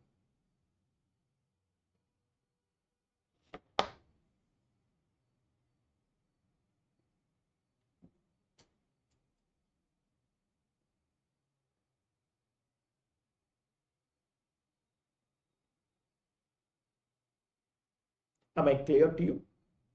Am I clear to you? Okay. Friends, listening. Now, just listen.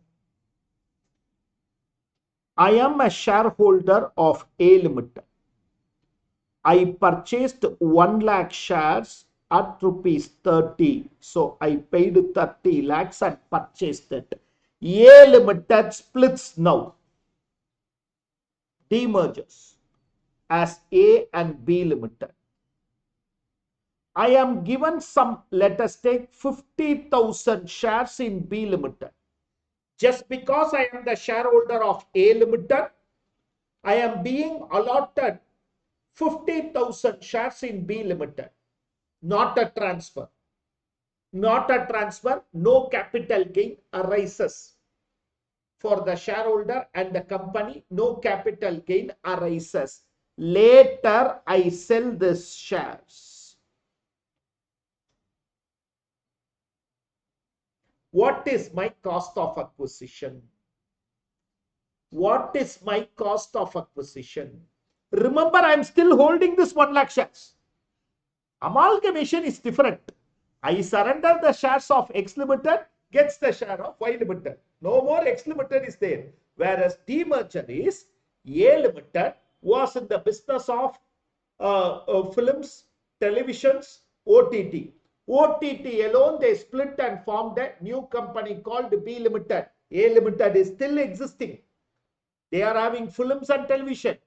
B Limited is only now in the OTT platform. So, I have 1 lakh shares of A Limited. Apart from that, I got 50,000 shares of B Limited. So, what is the cost of acquisition of the resultant company? We call B Limited as the resultant company. Friends, COA of shares of resultant company. Listen.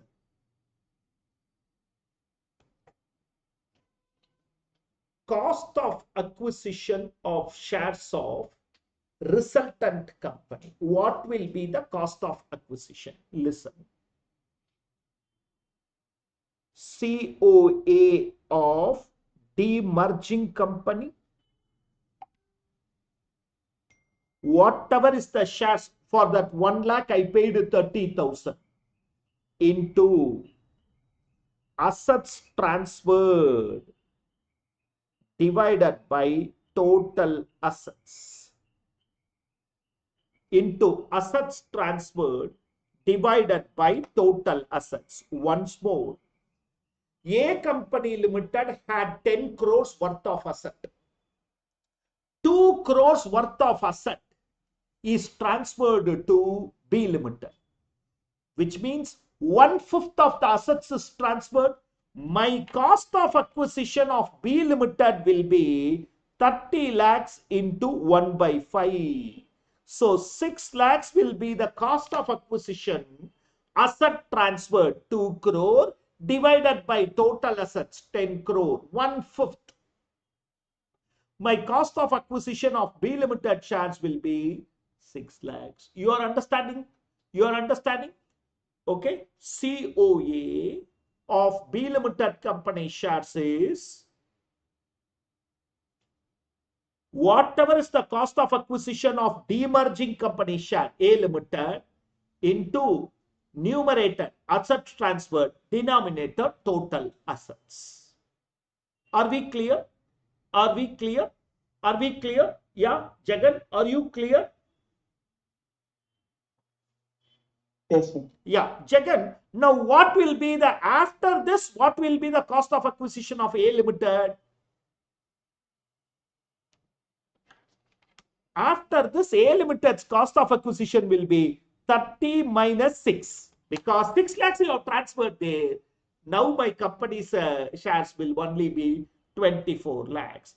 So, resultant company cost of acquisition into asset transfer, COA of demerging company, actual cost minus cost transferred, that is cost transferred to the resultant company. Is the class clear? Is the class clear? Please take them.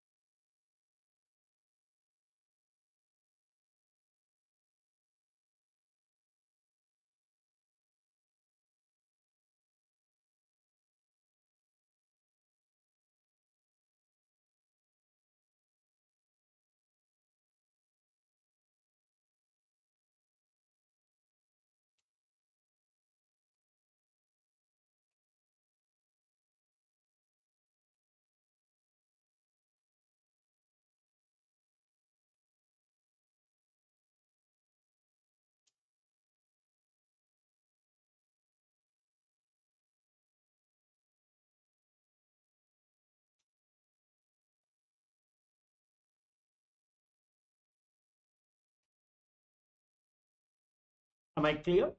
Am I clear? Okay. Okay. Right. Let's try to understand this practically. I am in question number 21. I am in question number 21. SS Private Limited, a domestic Indian company having two undertakings engaged in the manufacture of cement and steel, decided to hive off cement division to a new company by way of demerger. The net book value of assets before demerger was 80 crores.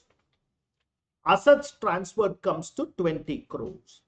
The demerger was made in January 25. In the scheme of demerger, it was fixed that for each equity share of SS Private Limited, 2 shares of the resultant company will be allotted. For every 1 share, 2 shares of the resultant company will be allotted. One Mr. NK held 50,000 shares which were acquired in the financial year 1920 for 8 lakhs. NK received, so 1:2, so to 1 lakh shares of RV Private Limited. He sold these shares for 18 lakhs in March 25. In this background, you are requested to answer the following. Does the transaction of demerger attract any income tax liabilities in the hands of the company? State the conditions briefly. Compute the capital gain that would arise to NK on exchange of shares. Compute the capital gain that would arise to NK on sale of the resultant company shares. Will the sale of resultant company shares affect the tax benefit claimed by SS Company and RV Limited? Is Mr. NK eligible for any exemptions under the provision for sale of the resultant company shares? Read through.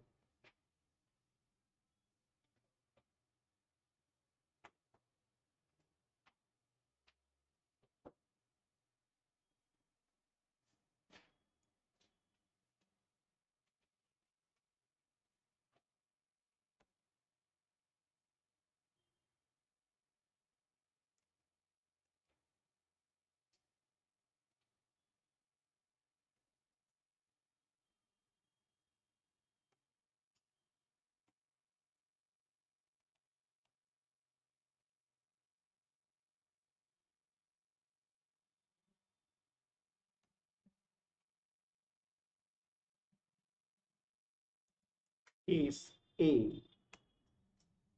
According to section 47, transfer of asset in a scheme of demerger by the demerging company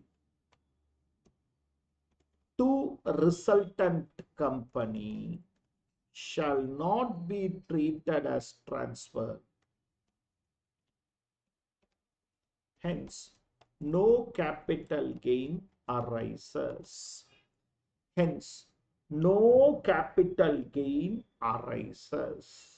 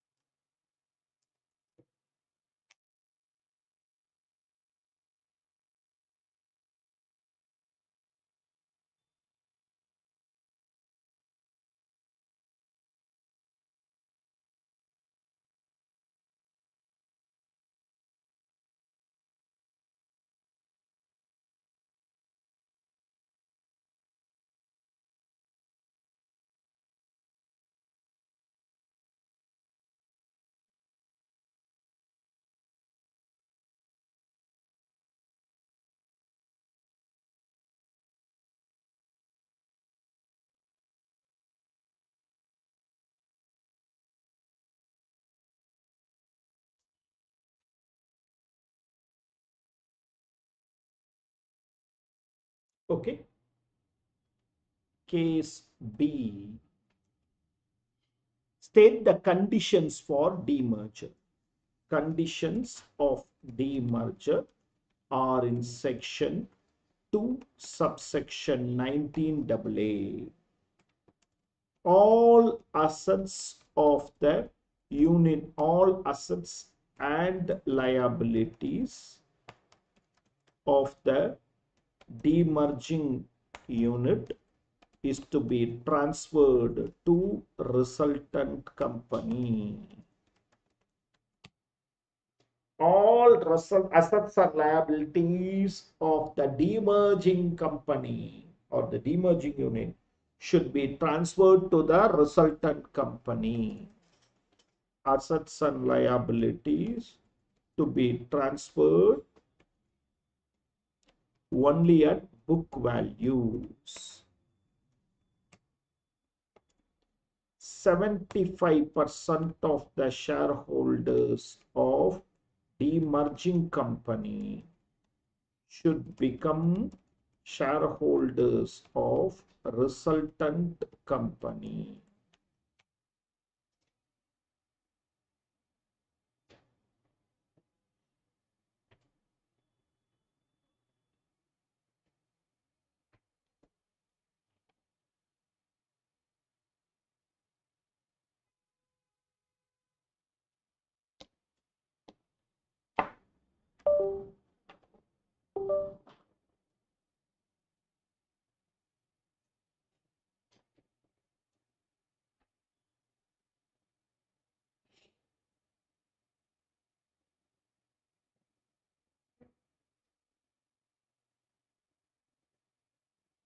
Are you clear? Are you clear? Losses to be transferred to resultant company on the basis of proportionate assets transfer.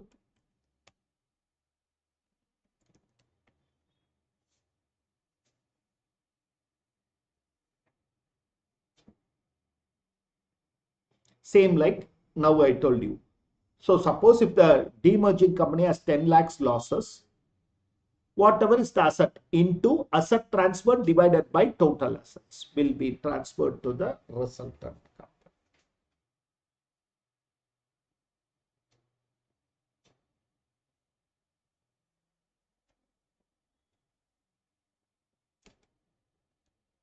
compute the capital gain that would arise to NK on receipt of, okay, shares allotted by the resultant company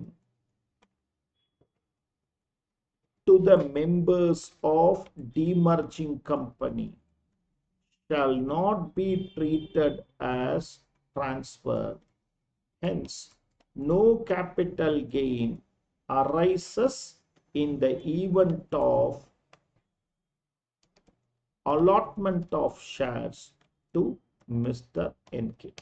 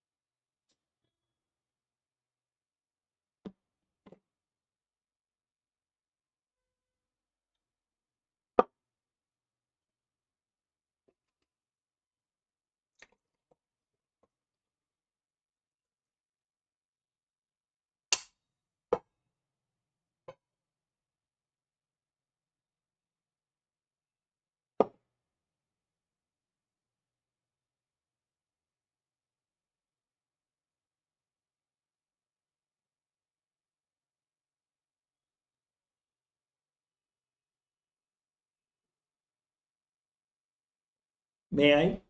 May I? Okay. Compute the capital gain that could, okay, compute the capital gain that would arise on sale of NV Limited shares.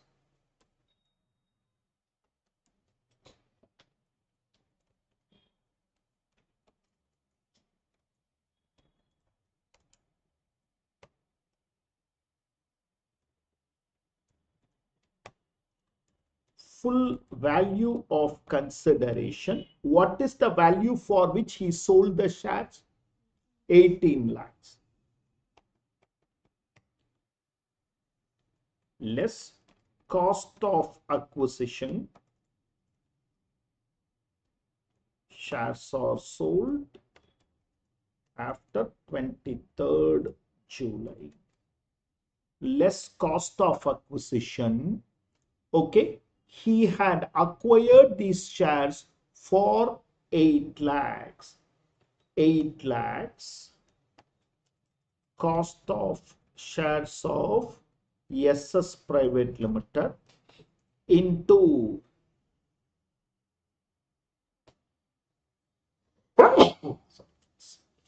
into 20 crores asset transferred divided by 80 crores total assets.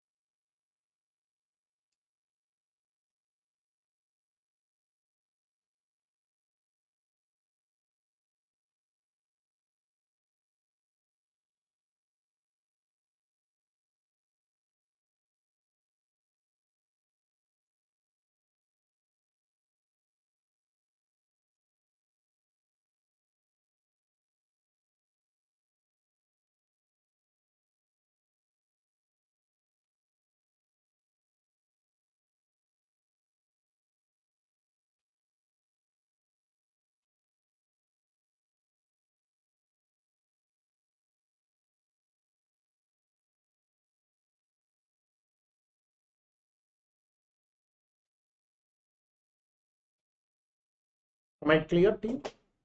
Is this clear to you? Okay, right? So this is the interesting part. Case E. Will the sale of shares of NK Limited affect the benefit of tax exemption?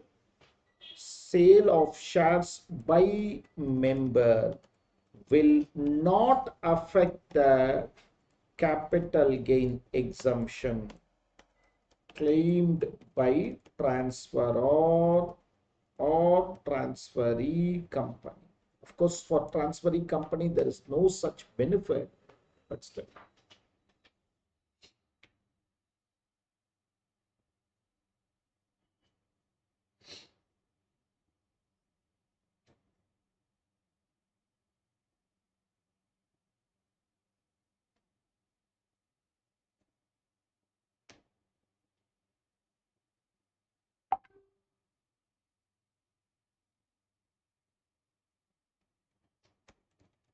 Case F. Is Mr. NK eligible to avail any tax exemption under the provisions for sale of, okay, Mr. NK is eligible to avail section 54 exemption if he purchases or constructs a residential property and satisfies other conditions mentioned therein. Anyhow, we'll see those sections. Don't worry. The only exemption he can avail is 54.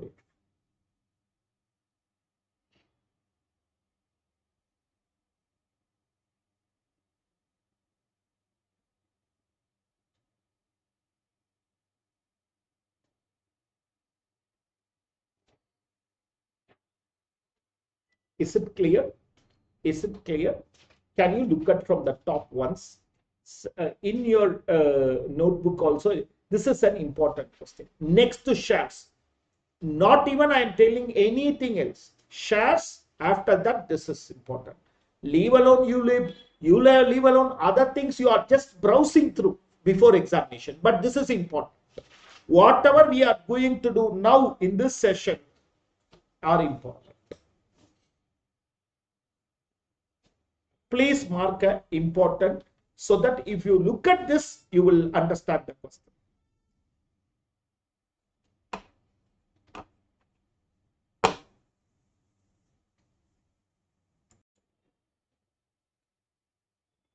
Shall I progress? Yeah, period, all successions, period of holding from the previous period. Amalgamation, demerger, conversions, gift, inheritance, HUF conversion, all from the previous period of holding is from the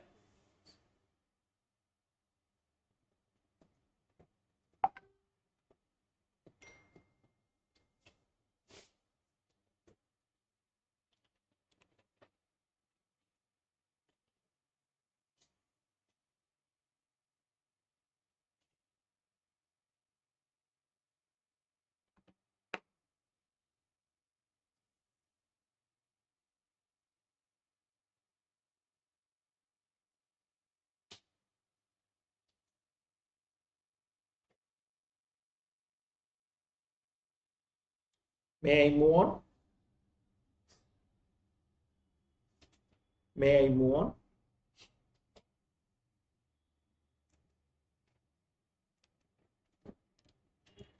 For the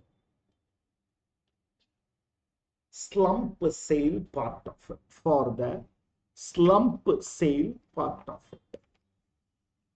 Okay. A company sold one of its divisions for 100 crores. A company sold one of its divisions for 100 crores. When I say sold the division, it is not demerged. It's sold to an external person. When I say sold the division, all assets, liabilities, stock, debtors, everything. What is the value of plant and machinery? What is the value of land and building? What is debtors? What is goodwill? Nothing is known. Sold for 100 crores. Where unit or undertaking is transferred without assigning values for individual assets and liabilities, it is known as slump sales. It is known as slump sales. Once more, where unit or undertaking is transferred without assigning values for individual assets and liabilities, it is known as slump sales. Let's start. Unit or undertaking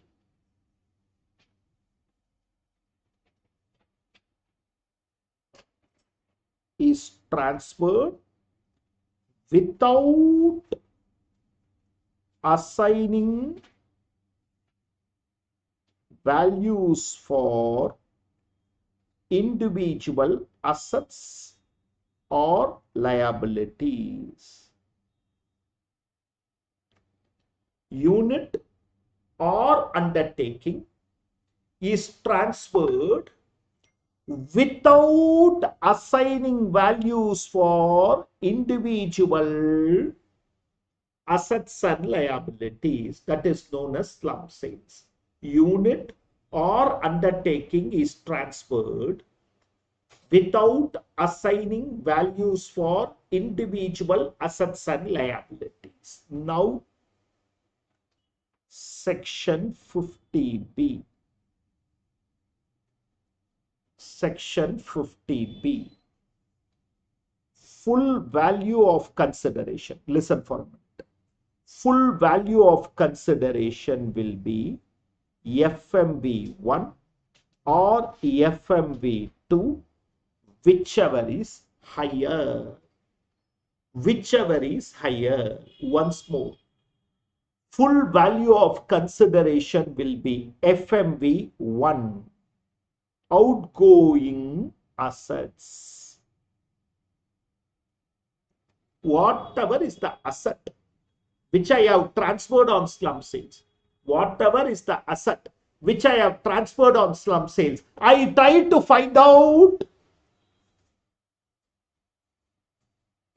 the market value, fair market value, outgoing asset, incoming asset, whatever is the consideration I have received, whatever is the consideration I have received, whichever is higher. Once more, take down.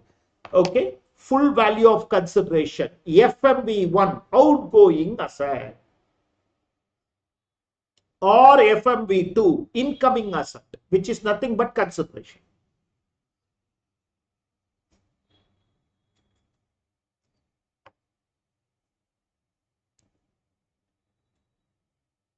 Whichever is higher.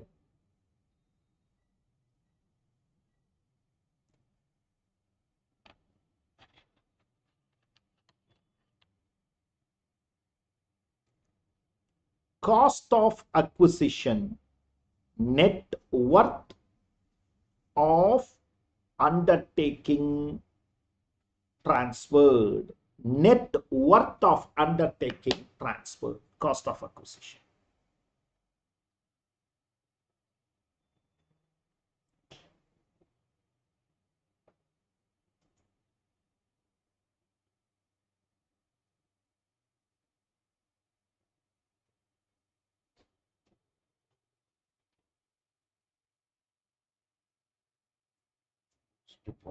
இல்ல இப்பதான் யாரோ வாங்கி வந்து கொடுத்தாங்க, தீபிகா வாங்கி. ரொம்ப சுகரா இருக்கு. நான் வந்து நீங்க இருப்பீங்களா? ஒரு 10 மணிக்கு.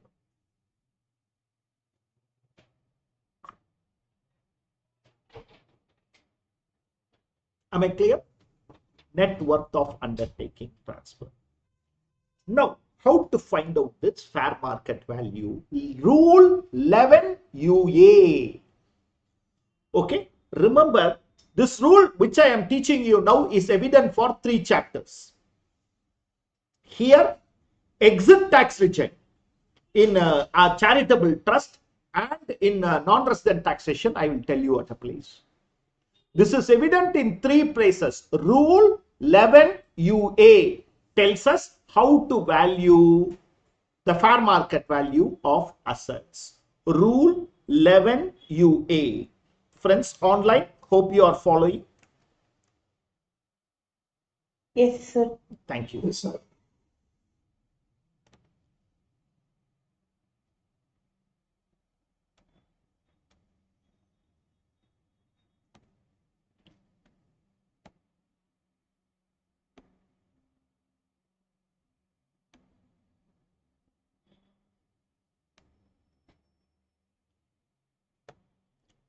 Okay, listen. Mode of valuation for assets under Rule 11 UA. Nature of asset. Okay, valuation. If it is net worth, how I am going to take it? Of course, net worth is not Rule 11 UA, but when we are teaching, we will do that also. Start. In the same manner, have the column. This sheet, okay, is very important. That in various chapters it will come.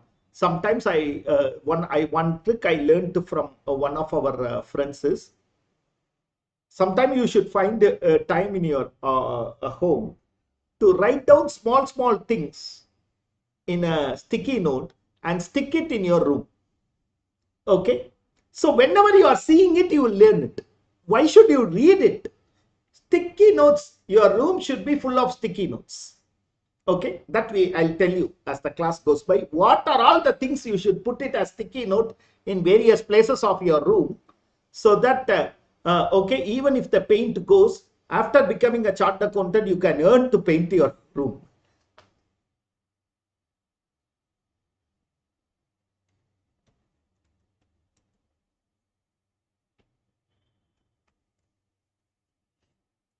Immovable property, that is land and building. Stamp value.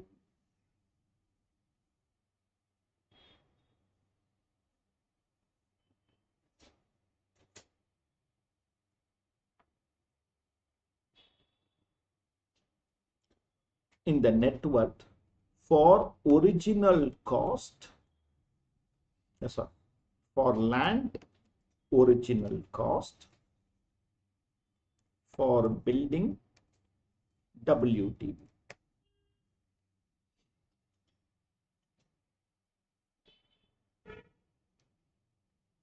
Slump sales happens on 1st of November. WDV is always on 1st of April. There is no concept of depreciation in between. Look for the previous W.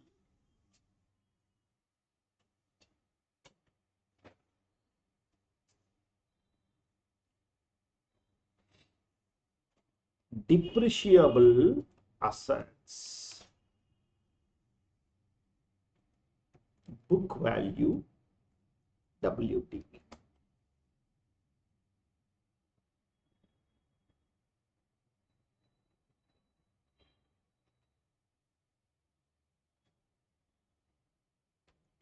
Investments. Listed shares and securities.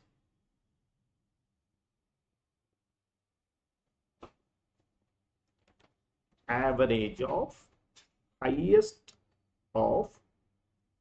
average of opening and closing balances.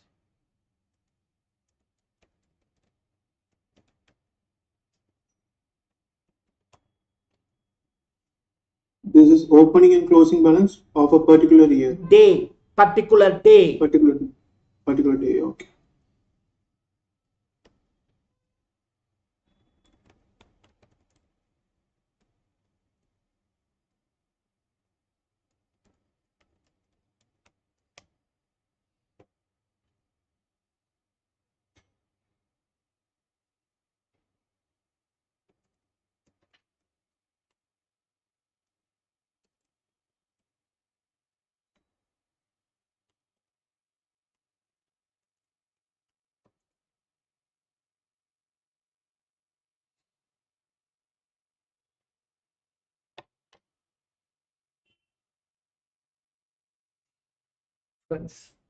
Friends, whatever you did now for NK,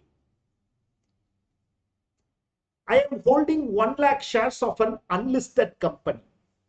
The company has a value of, the company has totally 10 lakh shares and their net worth is 10 crores.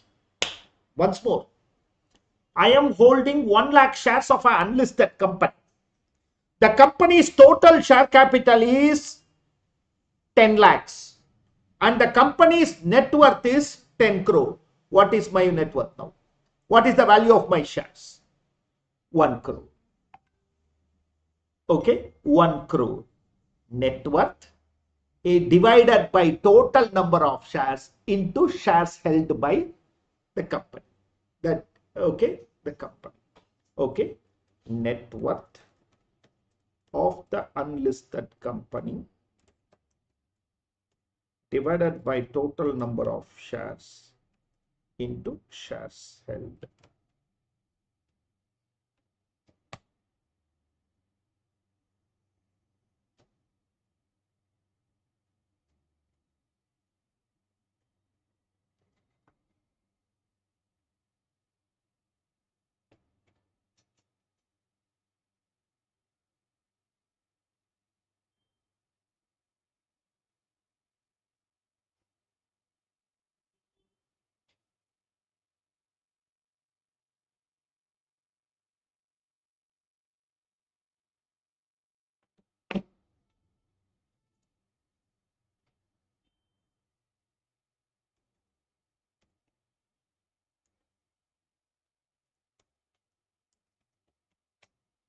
Others like preference shares, debentures, all these things.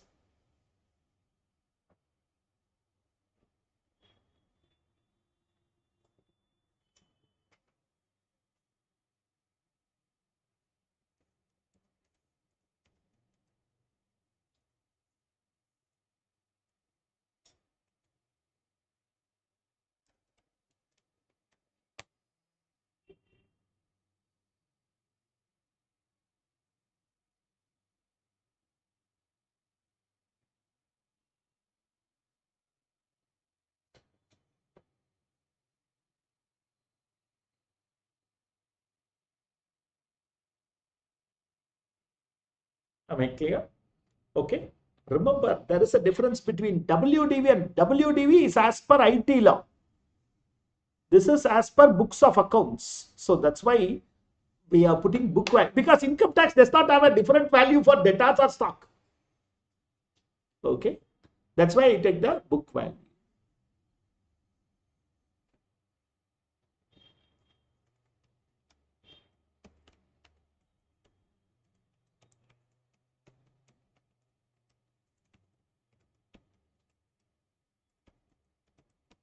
Any liabilities towards the above assets will be reduced.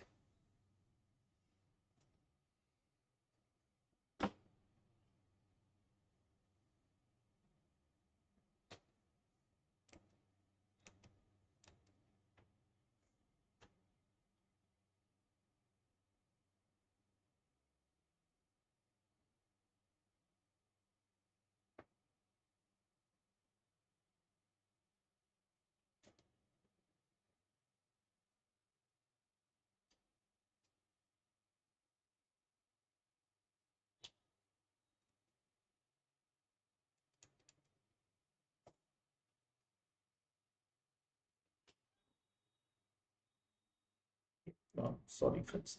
Jewelry, I missed that. Fair market value, purchase price.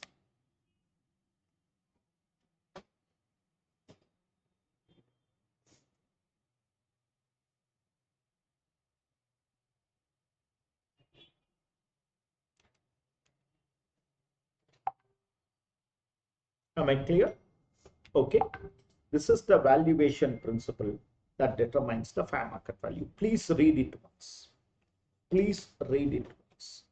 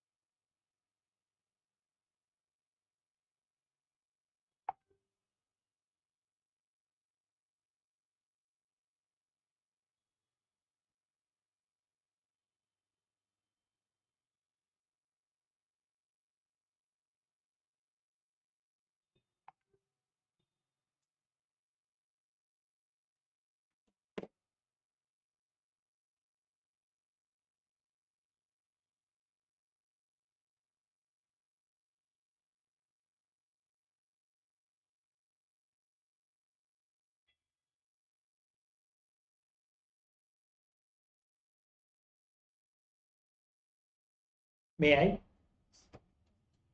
May I?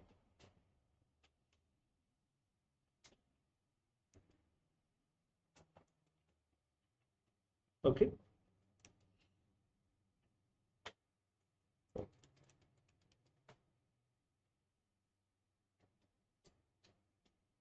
Shall we start? Okay, friends. I can even say 6 out of 10 times, not even 5. 6 out of 10 times, question is slump sales. 6 out of 10 times, question is slump sales. So such is the importance. Mr. A is the proprietor of Akash Enterprises having 2 units, transferred it by way of slump sales. Unit 1 was started in 2009-10. The expenses, his balance sheet of Unit 1, building, machinery, debtors, other assets, bank loan, 70%, revaluation of Unit 1, which will always be ignored because revaluation is never a concept under income tax law. That's why we put the book value. Bank loan 70% for Unit 1, creditors 25% for Unit 1. Revaluation reserve is created for building of Unit 1. No individual assets were considered in the transfer deed. Other assets of Unit 1, that which is 1,50,000, consist of patent which was acquired for 50,000 in 1722, for which no depreciation has been charged. Listed shares, advance tax is never an asset. Other than whatever I have written are not assets. Compute capital gain for the assessment year. Read through. Read through.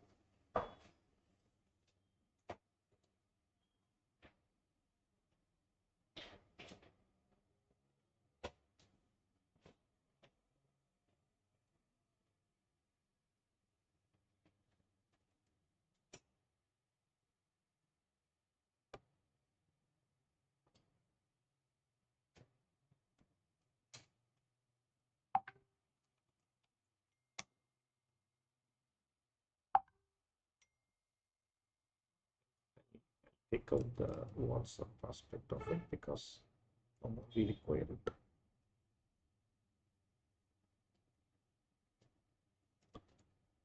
Okay.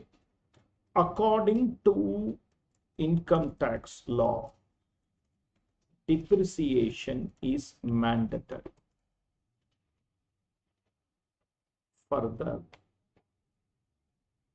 Rule 11 UA specifies that valuation is to be at WDV. Even if depreciation is not provided so far, it needs to be, the WDV needs to.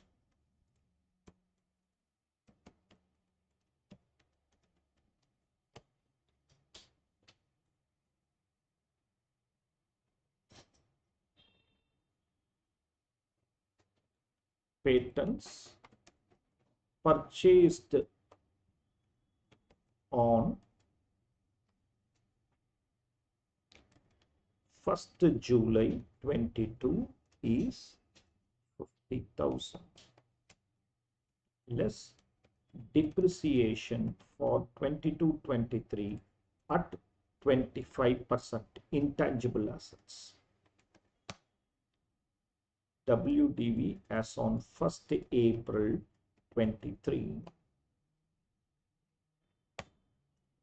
less depreciation at 25% for 23-24.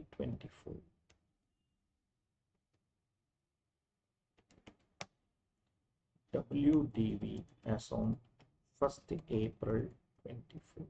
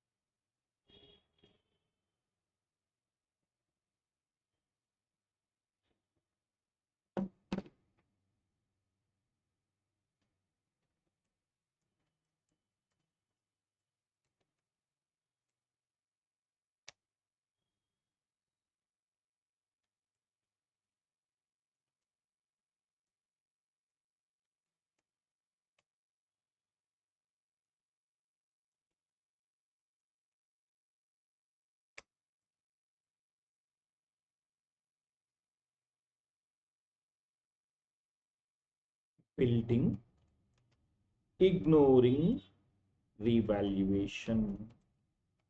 It is never a concept. If the stamp value is not given, we take it as it is.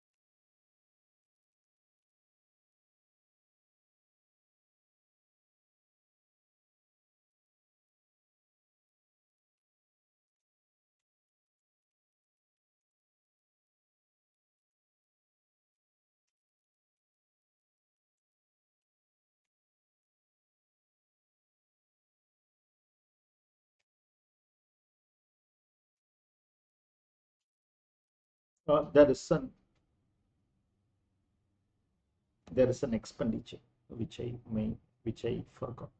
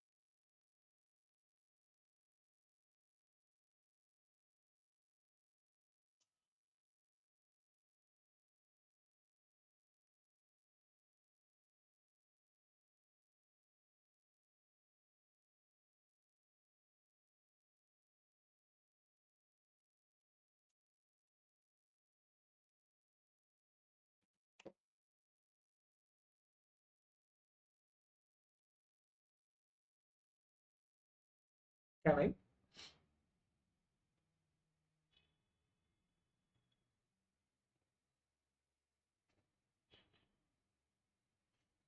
PQR Limited has two units. One in the manufacture of hardware and the another software.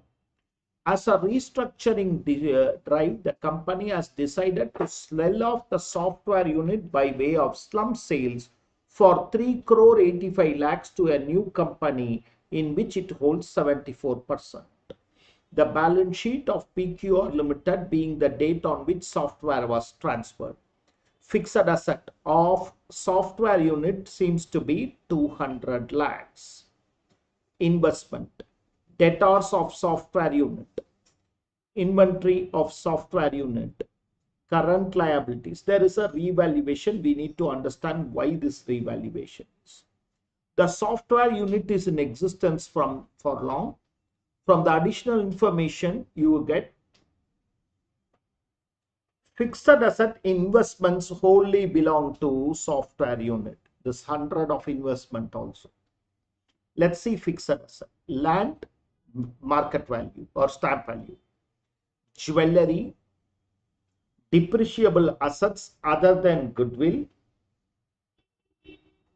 goodwill, not purchased goodwill, investments, quoted shares 32 lakhs, the present price you purchased for 320, now it is 600, unquoted shares 40 lakhs, which is nothing but 4 lakh shares. Net worth of that company is 2.5 crores. 1 crore is the share capital of that company. I hold 40%. I hold 40%. 4 lakh shares I hold of 10 each. That company share capital is 1 crore, which means 10 lakh shares. So 40% I hold. 40% I hold. Other investments. Ascertain the tax liability that would arise in the event of slump sales. What would be your advice as a tax consultant to make the restructuring plan more tax savvy without changing the numbers? Read through.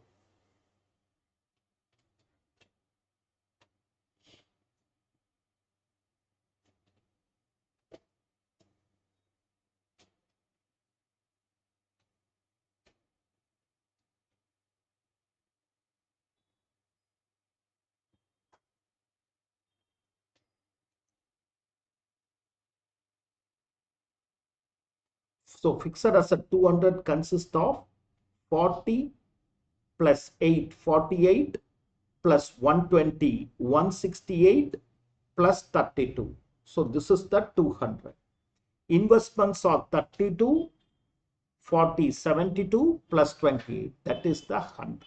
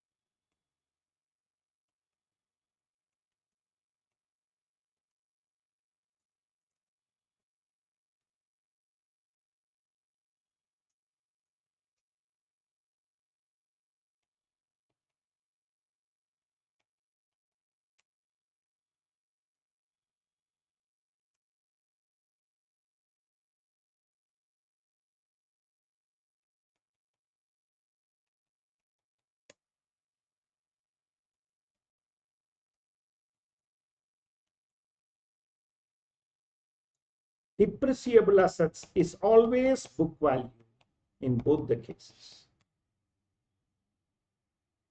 It is not FMV there. You can check our valuation rules also. For depreciable assets, always book value should only be considered.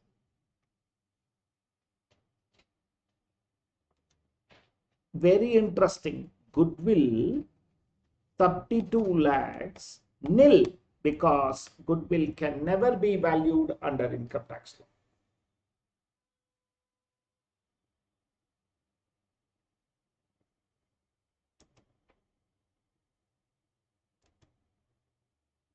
So FMB is 30, sorry.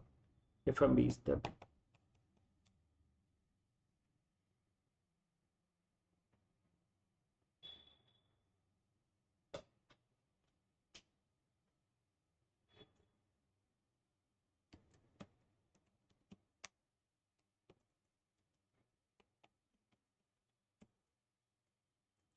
I have 10,000 shares.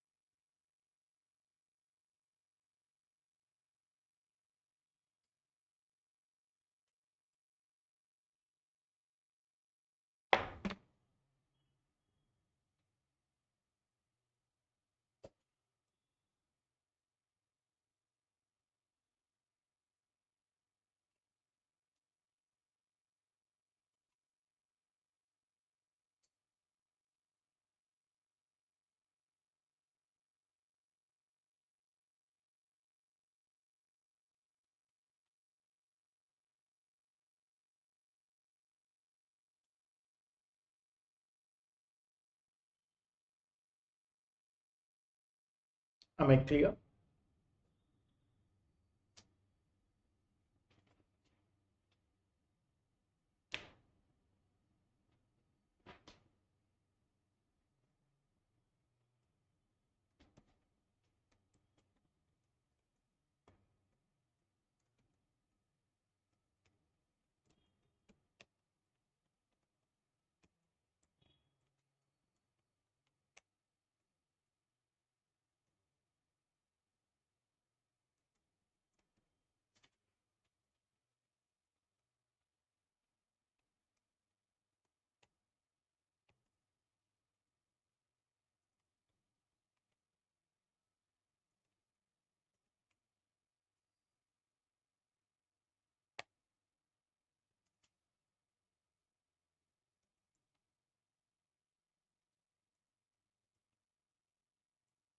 I think 385 lakhs.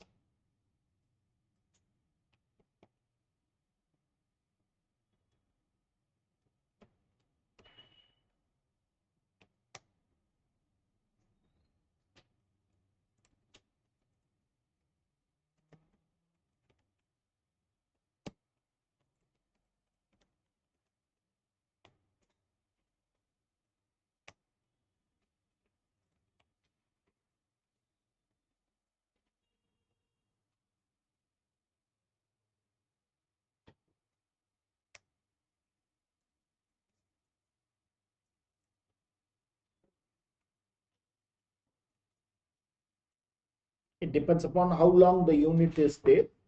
Majority of the question will only be long term.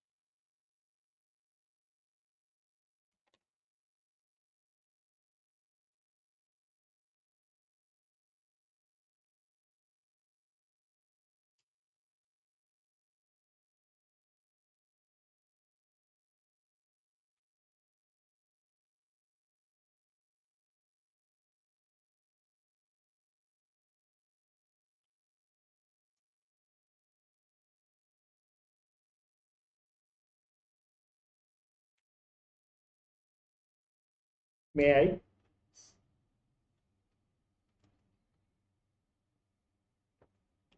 Case question B says, what would be your tax advice as tax consultant to make the restructuring plan more tax friendly without changing numbers?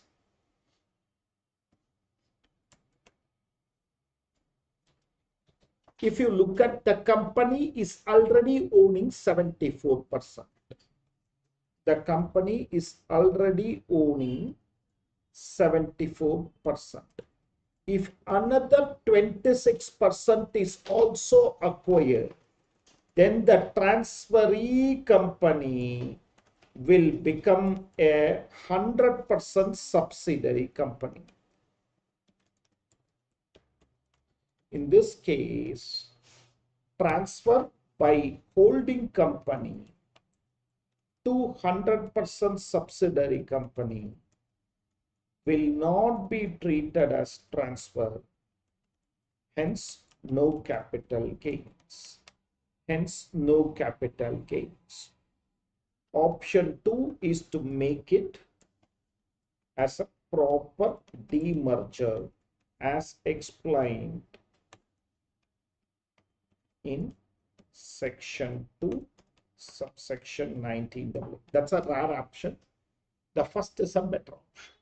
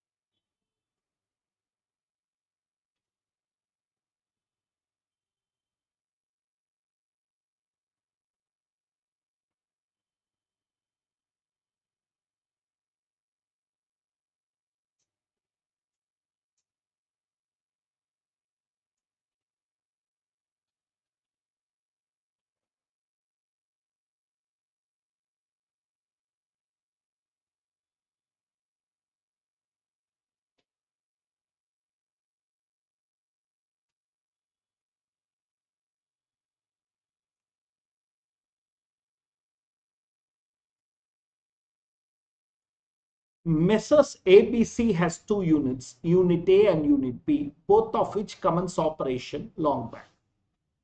It sold Unit B as Slump Sales. Unit B is engaged in the specified business of operating warehouse facility for storage of sugar and has claimed 35 AD. What will be the value of building as per books of accounts, as per WDV? It will be 0. 0. 0. Except land, all other assets I would have claimed. Land. Okay, value as per books, stamp value. This is value as per books. But we know what is the WDV for building. Okay, stamp duty, debtors, liabilities, unsecured loan, current liabilities, revaluation reserve of land. What is the amount of capital gains of Unit B?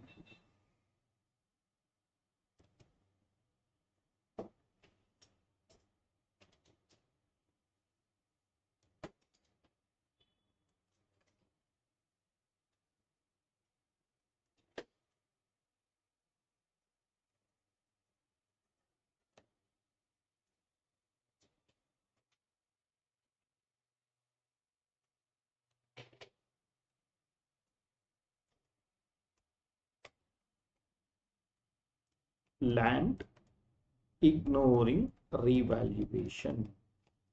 The fair market value is 95 lakhs because stamp value, whereas the book value will be 80 minus 6. 80 lakhs minus 6 lakhs, 74 lakhs.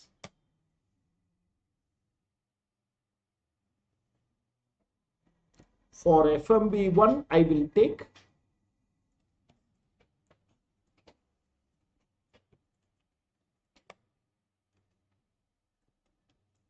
building. Again, for FMB1, stamp value. Whereas for net worth, nil, as it would have been claimed under 35 AD.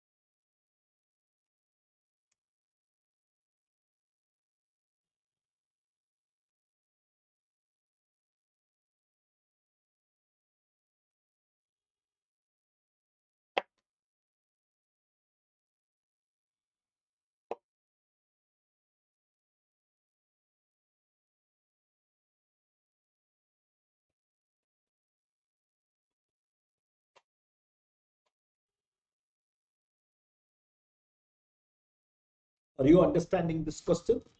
It came as a MCQ.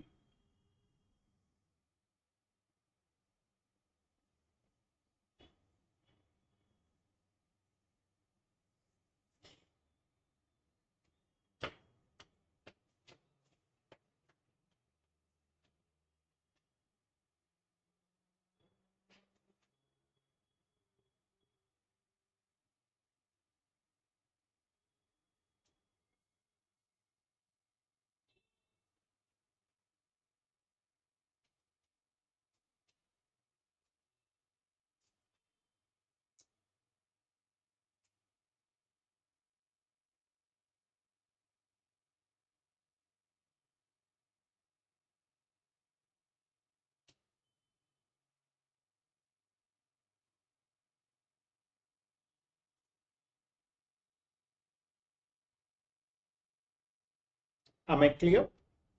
Am I clear? Okay. This is okay. The next question is homework. Yesterday's homework. Today I will verify and send you the answer. Today I will verify. Yesterday I couldn't find time. Today I will verify and send you the answer for yesterday's homework. This is an homework question. This is an homework question. Okay. We will take a break. Okay. Time is 10 o'clock. Meet you around 10:20 or 10:25. All the best, friends.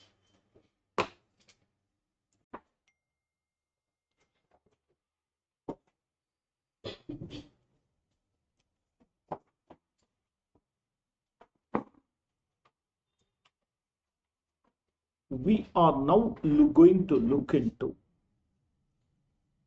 dissolution of a firm or reconstitution of a firm.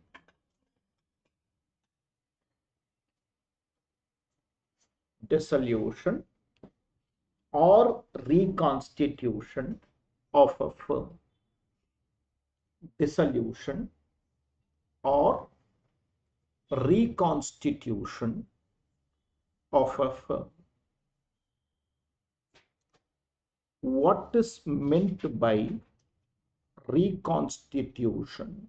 Dissolution, we all know. What is meant by reconstitution? Change in profit sharing ratio. Change in profit sharing ratio. Admission, retirement, death. All these things are known as reconstitution.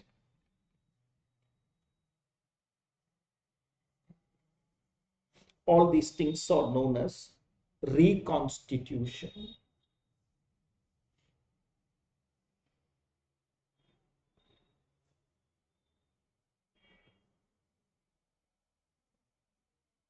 We know what is dissolution of a firm is.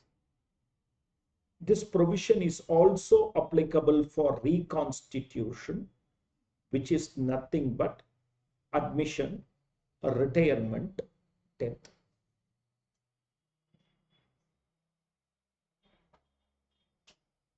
Okay. In these circumstances, capital gains arise for a firm under Section 9B and Section 45, subsection 4. In these circumstances, in the case of dissolution or reconstitution of a firm, once more, in the case of dissolution or reconstitution of a firm, capital gains arises for the firm either under Section 9B, not either, under Section 9B and in Section 45, subsection 4. In these two sections, capital gain arises. How this capital gain arises? what becomes taxable is the core thing which we need to understand. Well, to understand that, these two things are more relevant than the other aspects. Okay, right?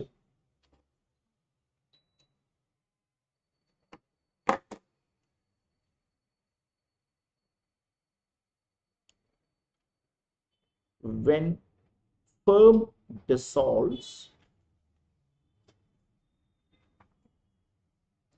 or when partner leaves.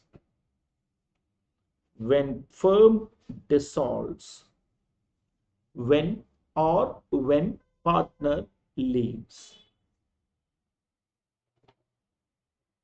Okay, please understand for a minute. Assets are sold in the market. Assets are sold in the market. Okay, normal capital gain. Assets are sold in the market. Obviously, we will get a normal capital gain. Assets are distributed to partner. Assets are not sold in the market, not sold to an external person, but assets are distributed to the partners. It can be due to dissolution, or a partner is leaving the firm, and I am distributing assets to him. A partner is leaving the firm and I am distributing assets to him. Assets are distributed to the partners. Am I clear? Okay. Now, law says section 9b will be operative here. Okay. If it is stock in trade,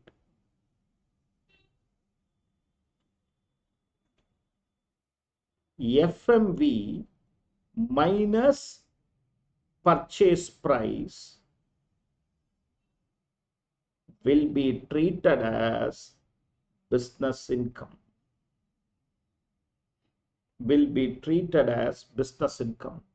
If the asset distributed is stock in trade, then had I sold it to an external person, what price I would have got minus trading, that is purchase price, will be treated as my business income.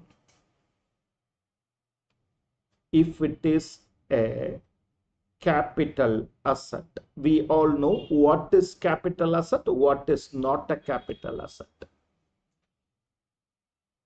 FMV will be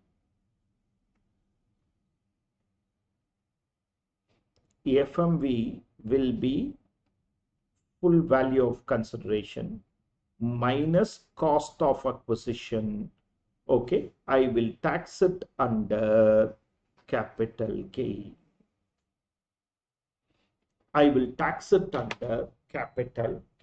Are you clear? Please take down.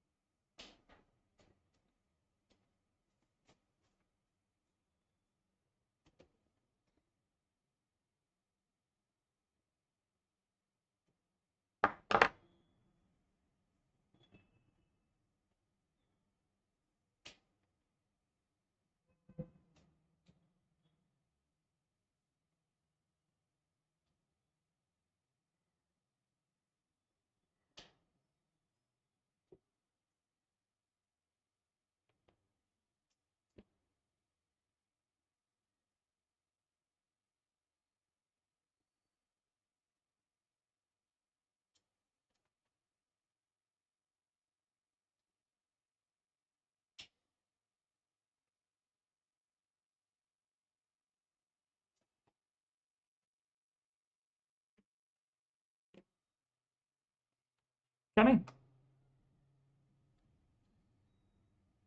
Can I? Okay, right. So once again, I am repeating.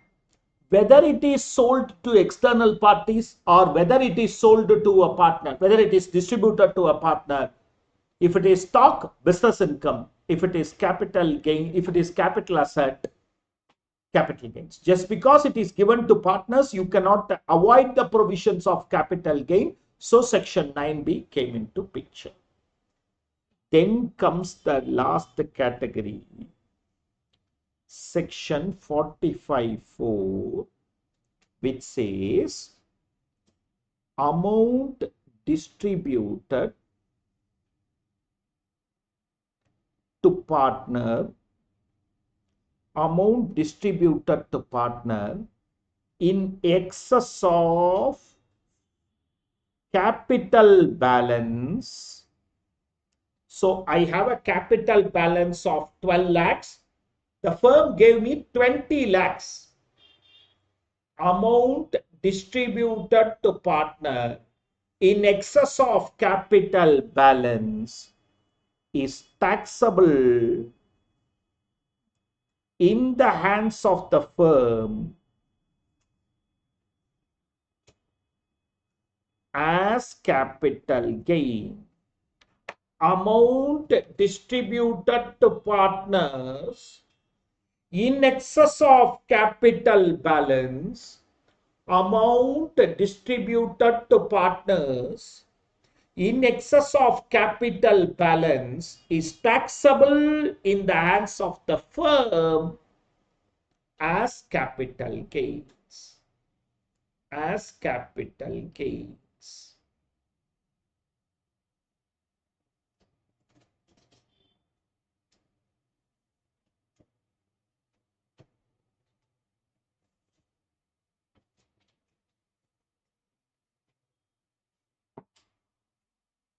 Are you clear?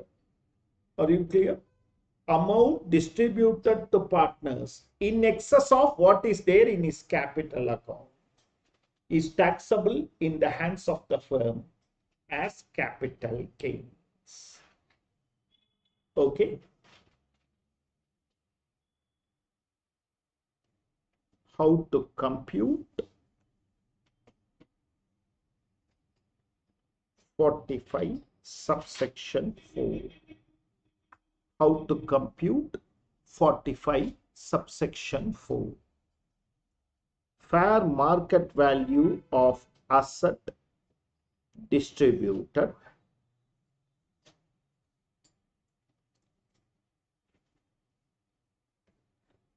plus monetary consideration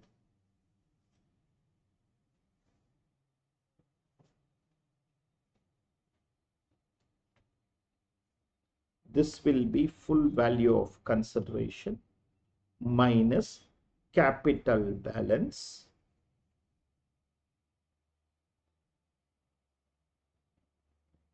will be treated as capital gain.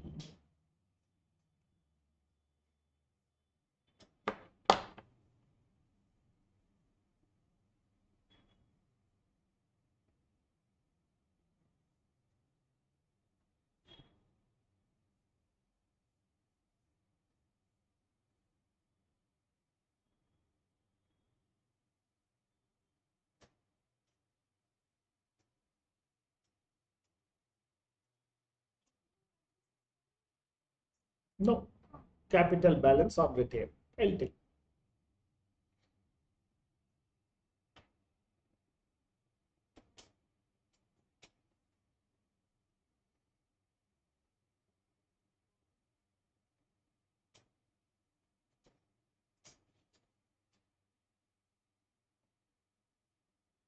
Clear?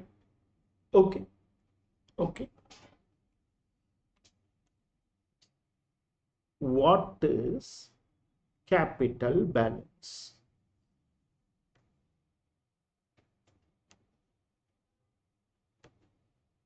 Opening balance in capital account plus share of profit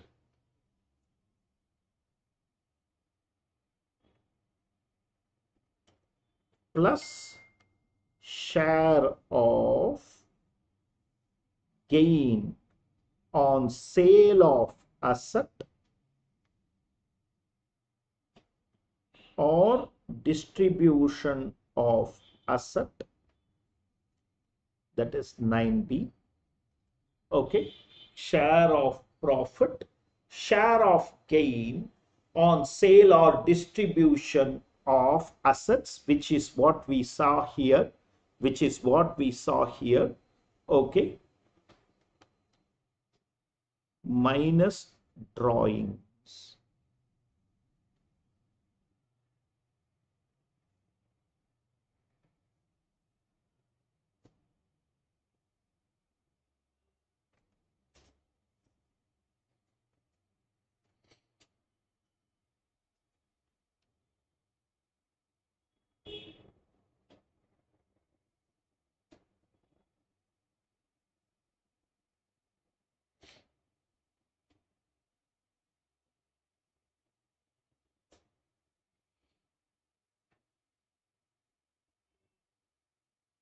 What is share of profit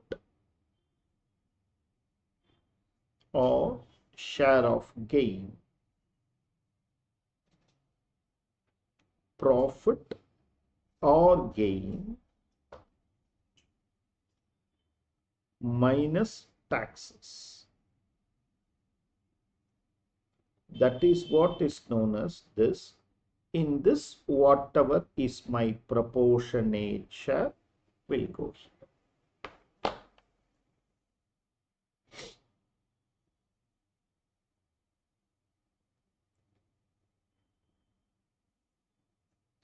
After writing it, read it once, look into it once.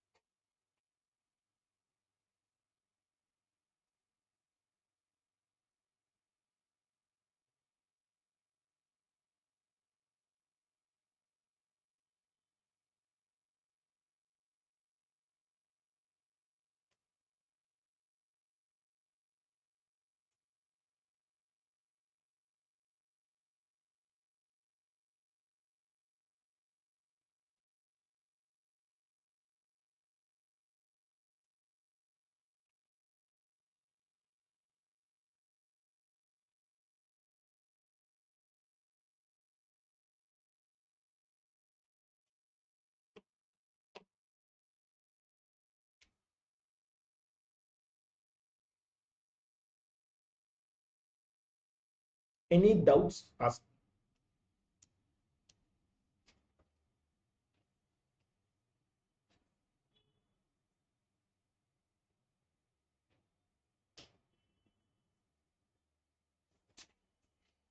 Any doubts?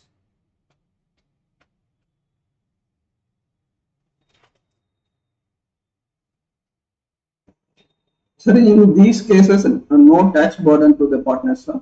No. Very good question. The first question I want to answer is, in both the cases, be it 9B, be it 45.4, that the burden of taxation is on the entity and not on the partner. Number one. Number two, both are taxable only in the year of distribution, not in the year in which he retires. Suppose he retires on 31st March 25 and settled only in April 25, taxable in 25-26, not 24-25.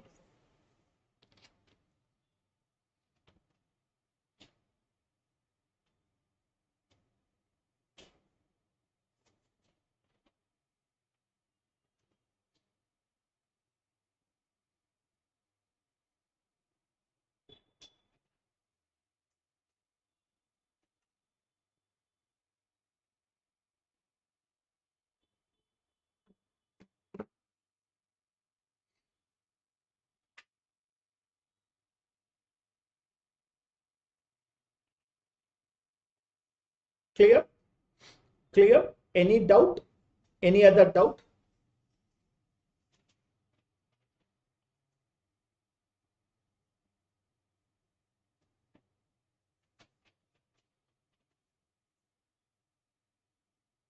Shall I? Shall I? Yeah.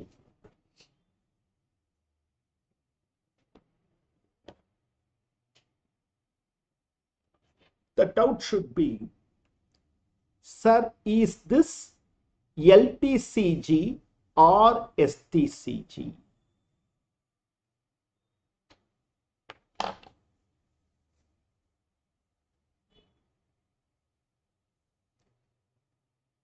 When I am settling a partner, why am I paying capital gains tax? This can be one of the doubt you can have. Why should I pay capital? Okay, sir, I sell the asset, I understand.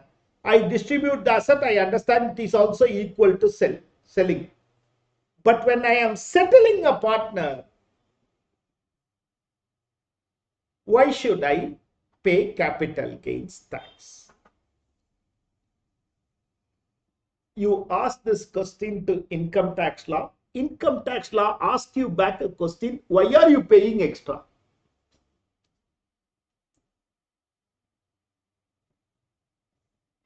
Why are you paying extra? Sir, his capital account balance is 20 lakhs. Why should you pay 30 lakhs to him?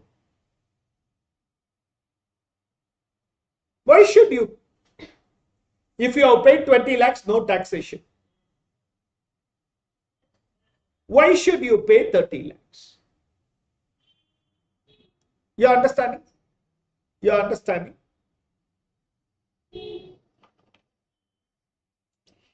Now I am going to this. Listening.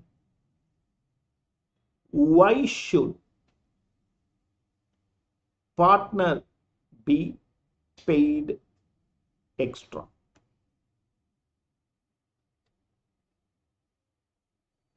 Why should a partner be paid extra? No reason. Sir, he is my friend, sir. He has been a partner in this entity for so long. Why should not I pay him extra? No reason. For no reason, pay tax also. STCG. Sir, he has been my partner and he has brought goodwill to this entity, sir.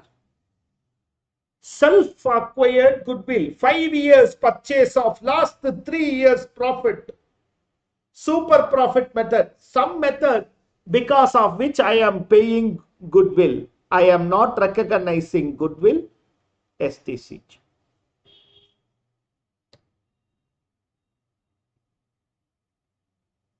Then comes the brilliant reason. Sir, I am paying because I am revaluing my assets at the time of retirement, death. I purchased the land 3 years back, 5 years back for 10 lakhs. Today it is worth 50 lakhs. So in that 40 lakhs, I have to pay him share, which means it is equivalent to you selling the asset today. It is because of revaluation. Fine. Is the revaluation a non-depreciable asset? That is nothing but land. LTCG. Is the revaluation a depreciable asset? Very good. STCG. Why should the partner be paid extra? Either because of goodwill, 11th standard, 12th standard, we pass this. By balance brought down, by share of goodwill, by revaluation of land.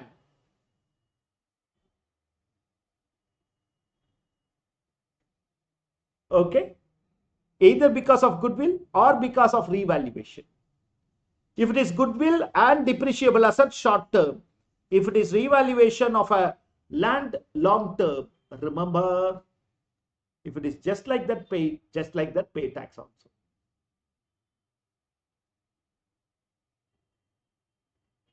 Clear? Clear? 1 minute.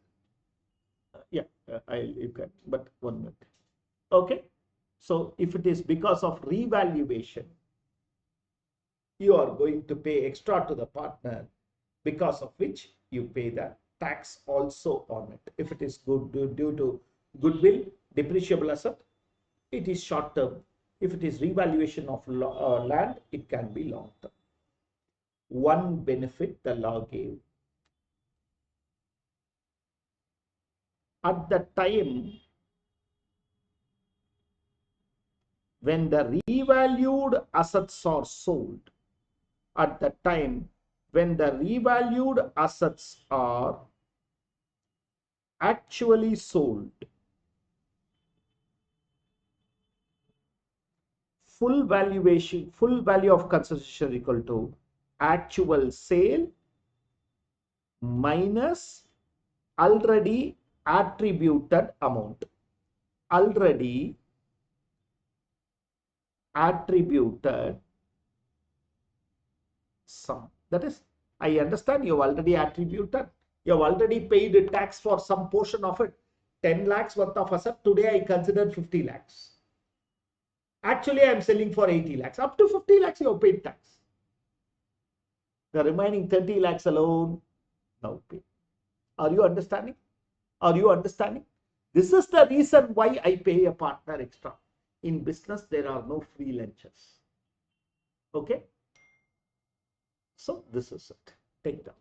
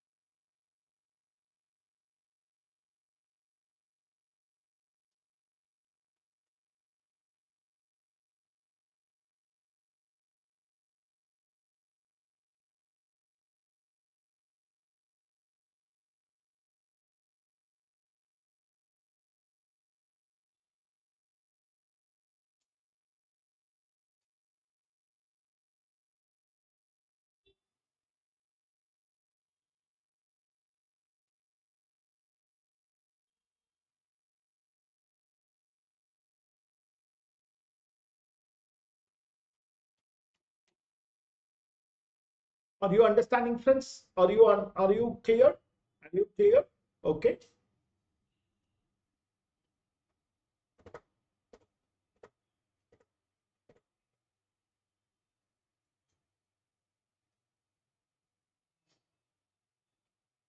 The partner has to be paid 20 lakhs, my dear friends. The partner has to be paid 20 lakhs. I settled him by paying 18 lakhs. I settled him by paying 18 lakhs.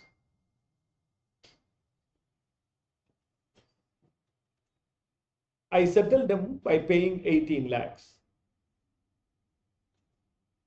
And that's the answer. Silence. The law said 0. Any negative will be ignored. One line over. If there is any negative, the same will be ignored, which means there is no capital loss possibility, only 0.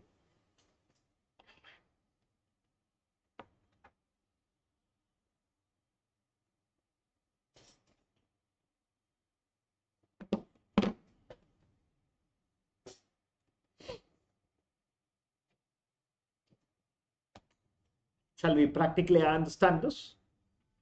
Vijay, Vasant and Vikram are equal partners, the capital balances being 10 lakh. Vikram decides to retire. The firm settles Vikram by paying 20 lakhs as monetary consideration and transfer of land which is acquired for 8 lakhs. 9B will also come. 45.4 will also come. The firm, apart from transferred the land, had another 2 lands. The details of the land are: land A, which is only transferred to Vikram, was acquired for 8 lakhs. Now it is 50 lakhs. Land B, acquired for 20 lakhs. Now it is 60.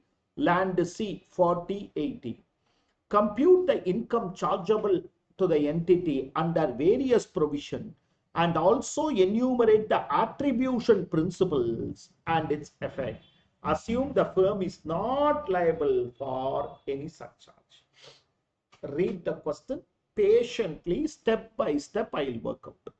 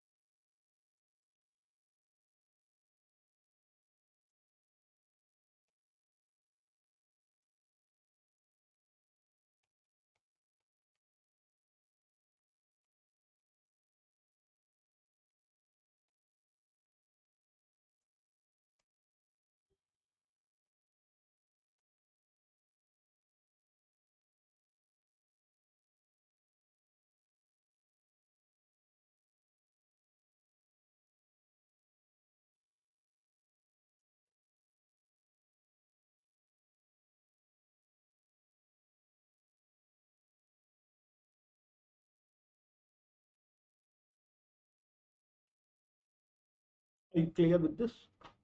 Are you clear with this?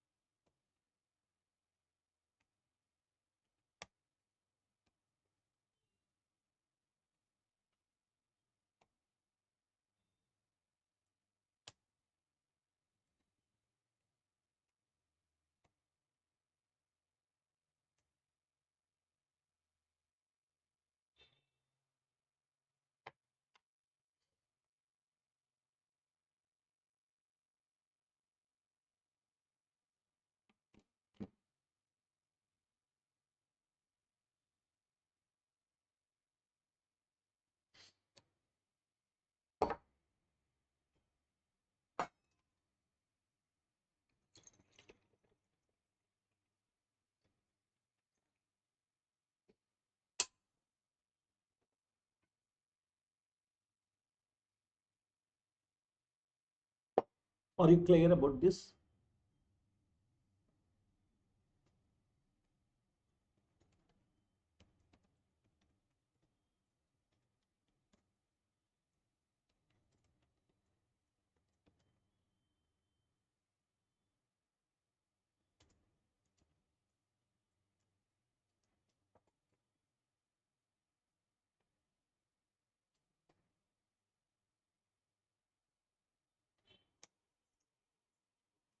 Sir, total 5,46,000.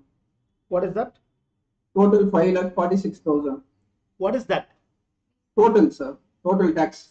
Oh, oh, sorry, sir. I deducted, sir. Thanks, sir.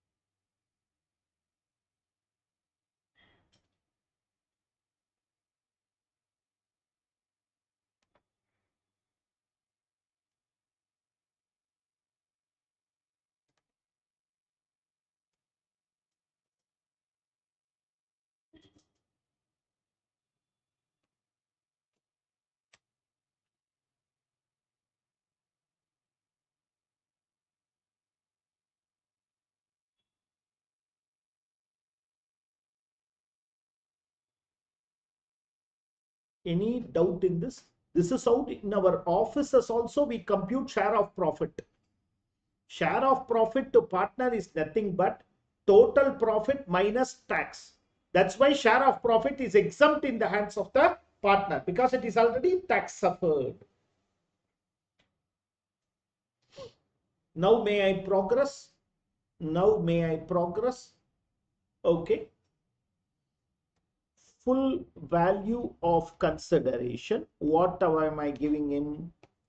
Fair market value of land which is given to him 50 lakhs. Monetary consideration 20 lakhs.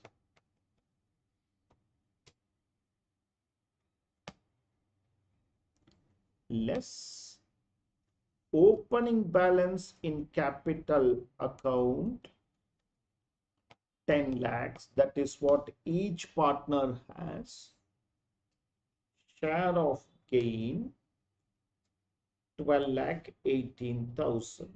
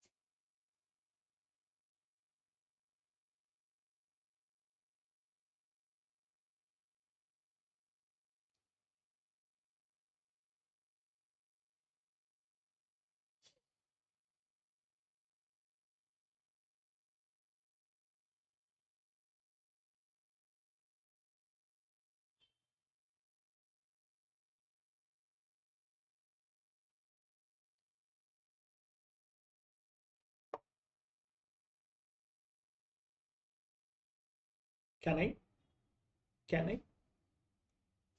Why is this capital gain arising? It is because the two other lands with the firm are also revalued. Why is this capital gain arising? Because I have a land B and a land C which is also revalued.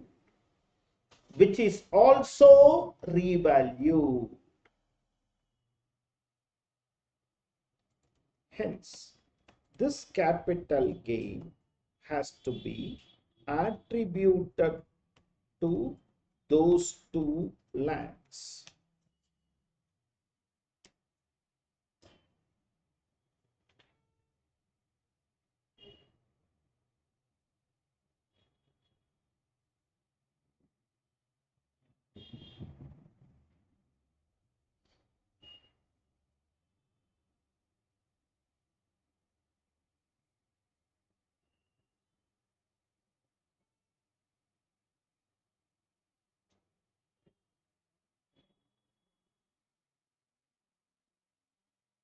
Am I clear? Okay. Listen this. Particulars, revaluation, attribution.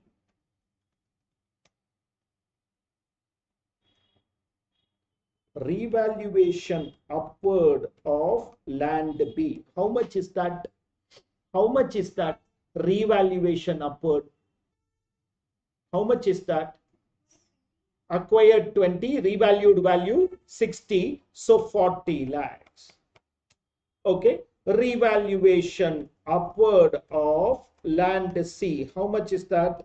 Same 40 lakhs. Since it is equal, attribution is also equal. So 4782 divided by 2.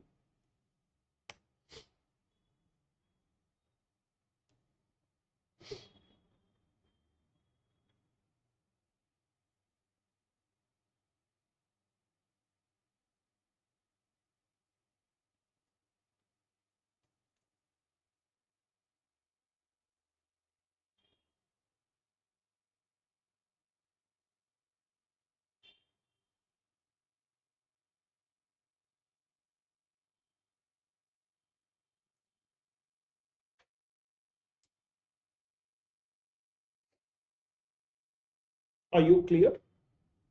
Follow. Land A is sold by Vikram. Will he get something? Yes, this will be the cost of acquisition.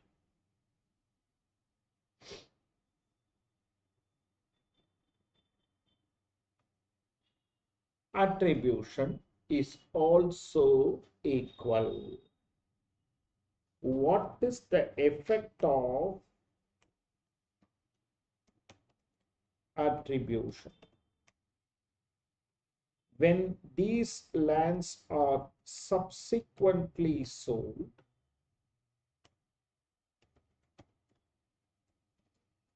full value of consideration will be actual sale value minus amount already attributed.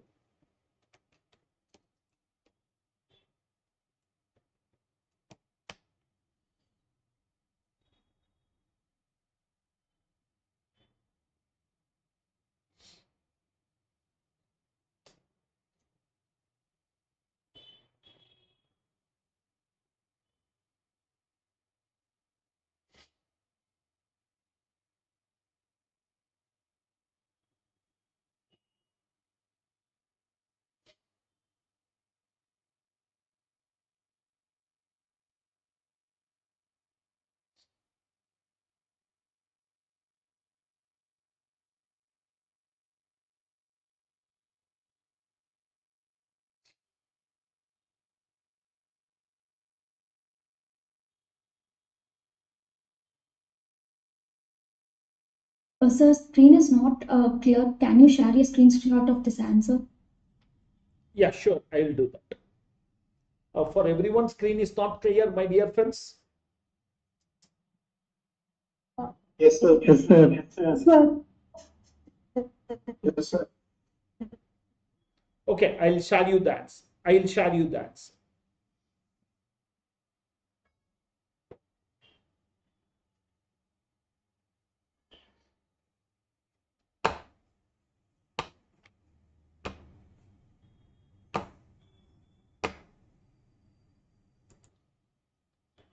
It's a very, very intricate concept, but If understood, one time we are through with it.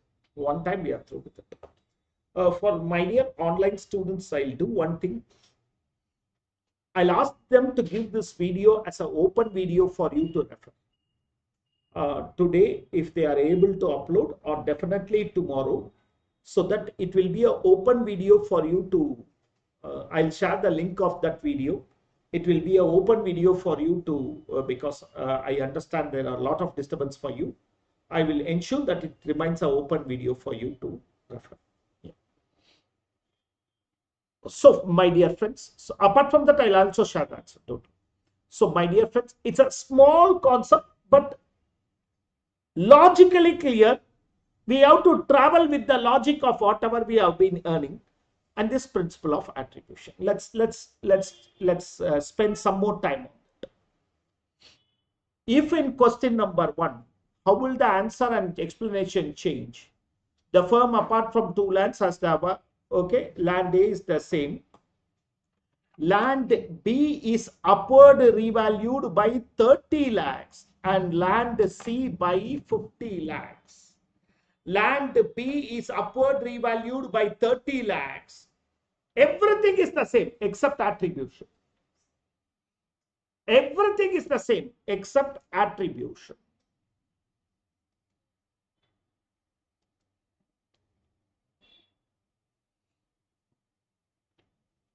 Question number 27. All other parts of the solution,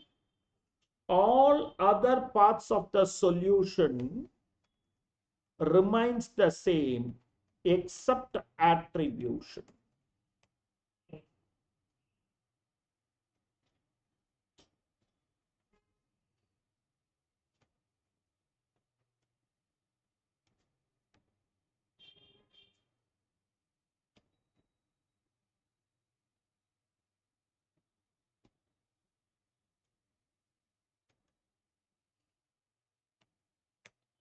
Upward revaluation of land B 30 lakhs and land C 50 lakhs.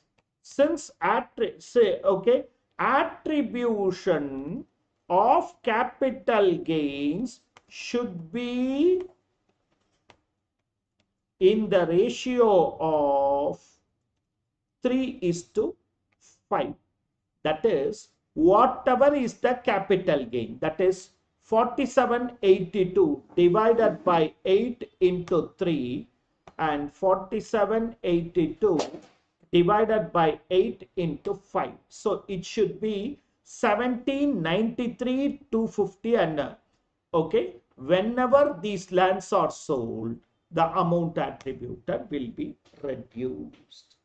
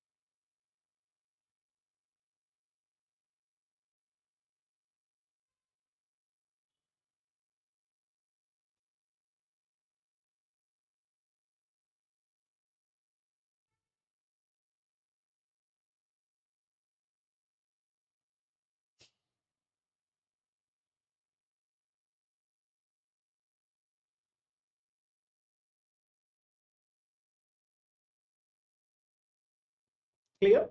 Clear? What is attribution? Are you understanding? Are you understanding what is attribution? Okay. If in question number 1, how will the answer change if there is a change in the following factors? Land A, land B is not valued, land C is not valued. Just that means you have paid the amount just like that. That means you have paid the amount. You have not paid because of revaluation. You have paid it just like that. The gain that you got is known as short-term capital gain. That 4782 is a short-term capital gain, and never it can be attributed. And never it can be attributed. Once more, question number 28. There was no revaluation of asset or valuation of goodwill. Hence, the whole of the gain is short-term capital gain. The whole of the gain, that is 47,82,000, 47,82,000 becomes a short-term capital gain. Becomes a short-term capital gain.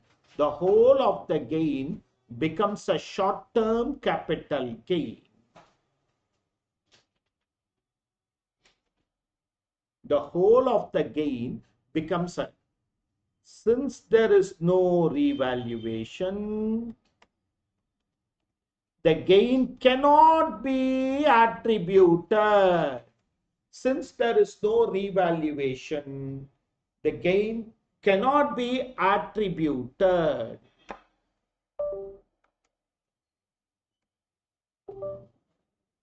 Since there is no revaluation, the gain cannot be attributed.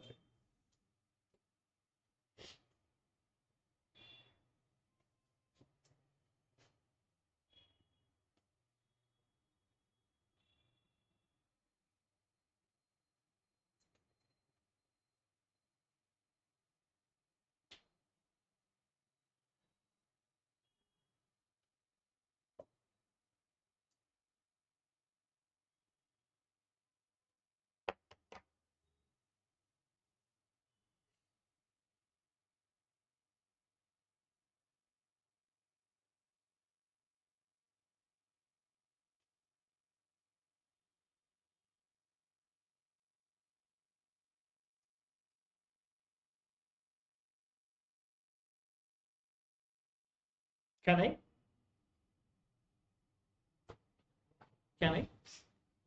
Can you log in and see whether it is very blurred? From the morning there is a issue.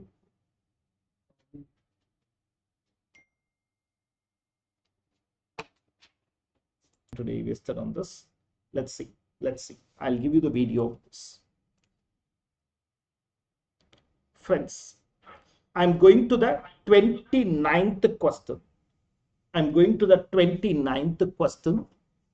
Radha, Radhika and Rati are equal partners of a firm. Account balances are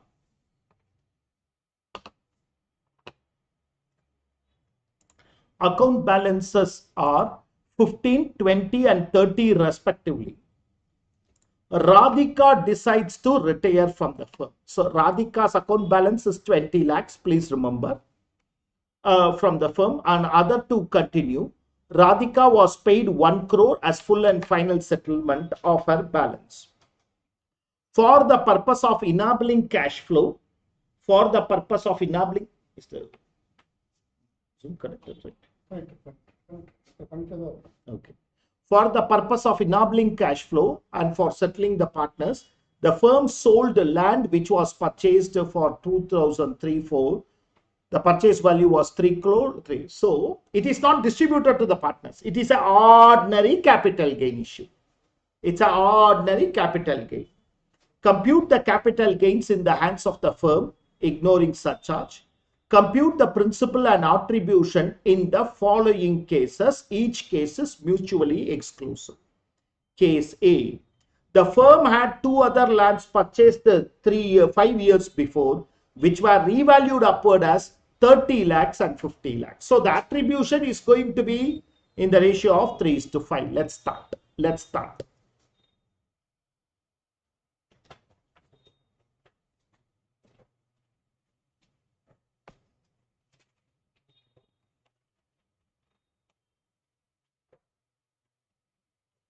Computation of capital gains on sale of land.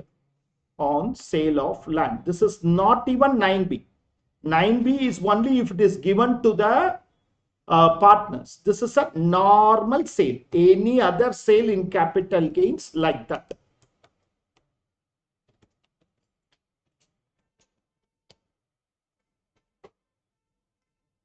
Full value of consideration.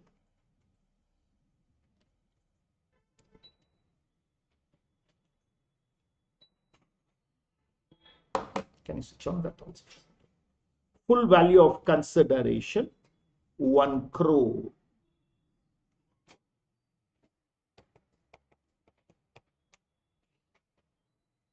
Less cost of acquisition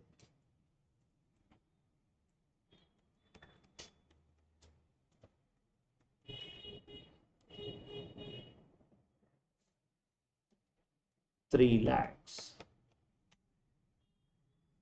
Gross long-term capital gain 97 lakhs. Gross long-term capital gain 97 lakhs.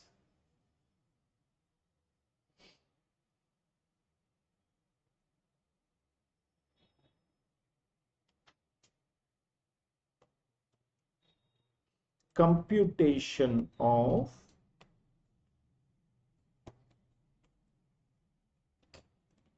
capital gains tax.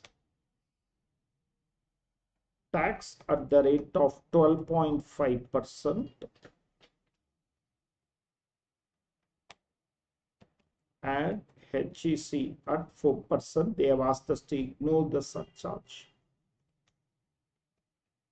Total tax payable.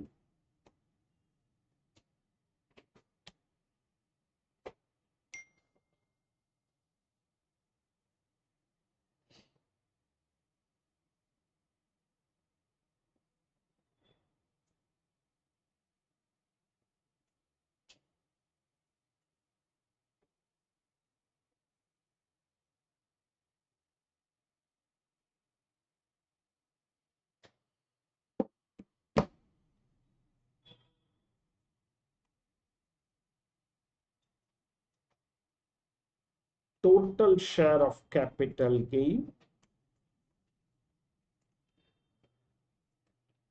to be distributed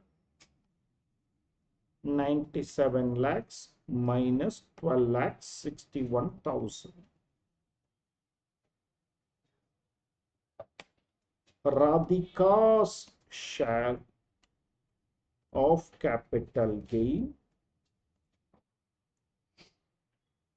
1/3, equal partners.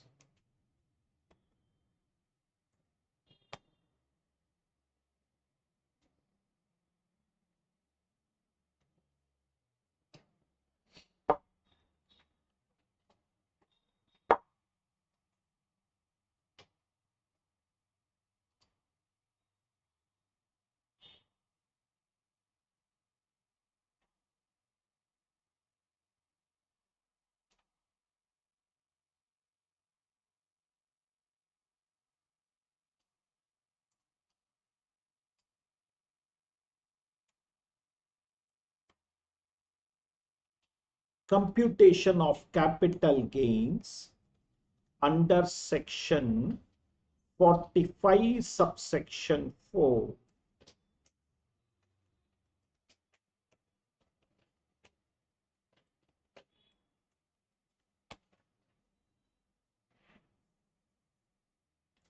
Full value of consideration, that is monetary consideration paid to partner 1 crore less opening balance of capital account. I think Radhika's capital account 20 lakhs.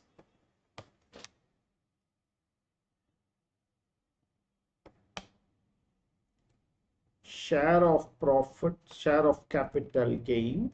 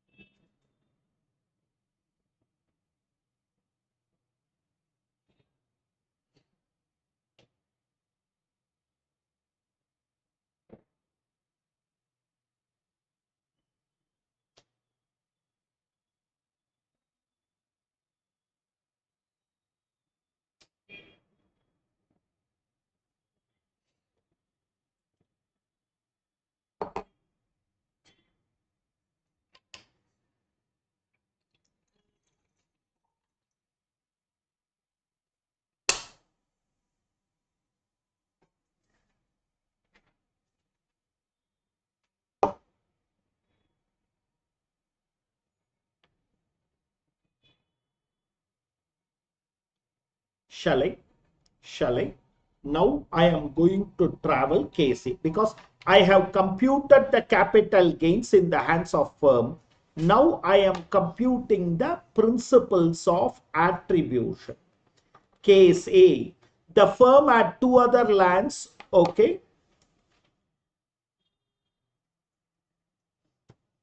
Nature of capital gain and principle of attribution.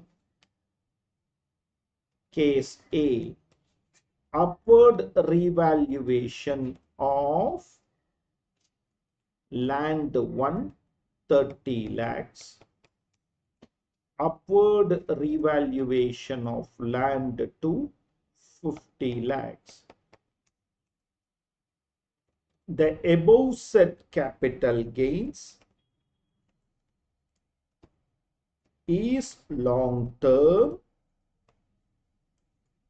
because it is due to land revaluation. It is long term. Okay, the above said capital gains is long term and the gain is attributed to land 1 and 2 in the ratio of 3:5.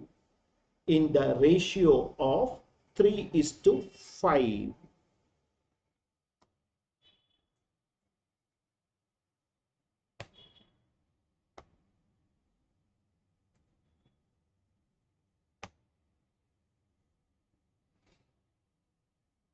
Whatever has been attributed will be allowed as deduction from full value of consideration from sale value when they are actually sold.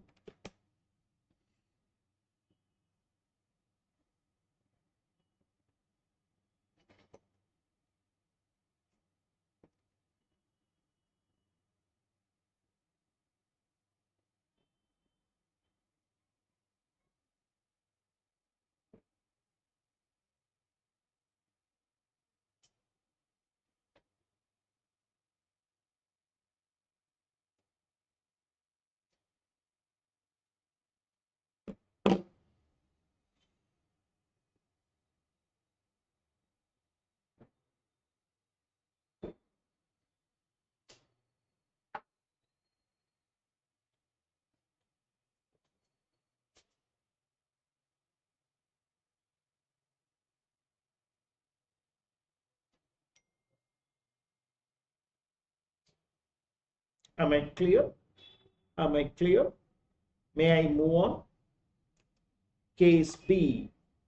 The firm had a land which was purchased 5 years back, revalued 30 lakhs, and then depreciable asset of 20 lakhs. Very good case. Please listen, then take down. Case B.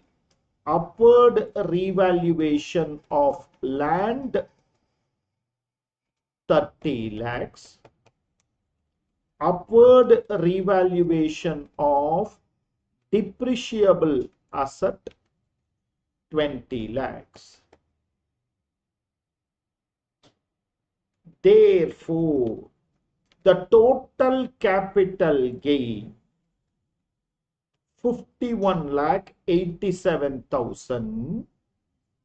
Of this, 3/5 will be long term and 2/5 will be short term. Remember, we said why should partner be paid? Because of revaluation. If it is a non-depreciable asset which is revalued, it results in LTCG. If it is a depreciable asset which is revalued, it results in STCG. Okay, 3/5 will be okay. The same is attributed also. So 51,87,000 divided by 5 into 3. This divided by 5 into 2. Okay, remember this is long term, this is short term, this is long term, okay, and this is short term. Please take down.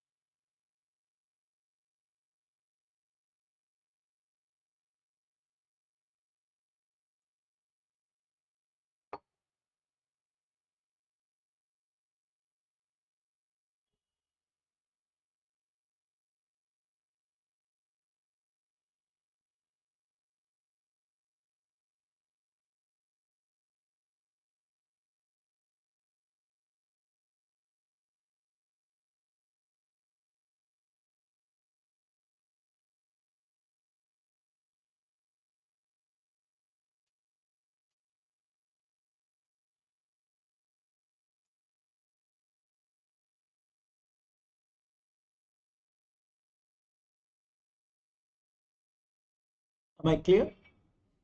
Am I clear? Okay, you understood the law? Okay, whenever it is a short-term asset, short-term gain. Whenever it is a long-term asset, long. And that is the principle of attribution also. Okay, and now I am going to the third part. The firm had a depreciable asset upward revalued by 20 and the self-generated goodwill by 30. Remember, the whole of the gain,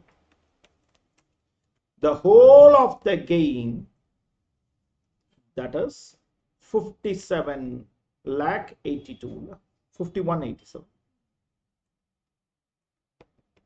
is short-term capital gain.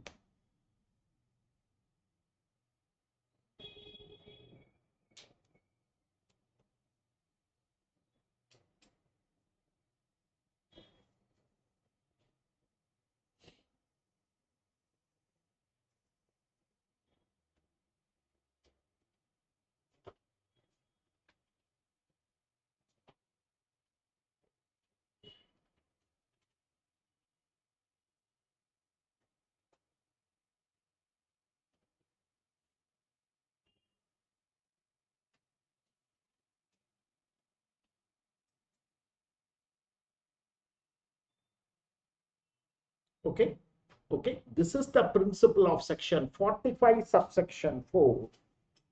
There I cannot find out capital gains unless I know why the capital gain. Why should I pay the partner extra?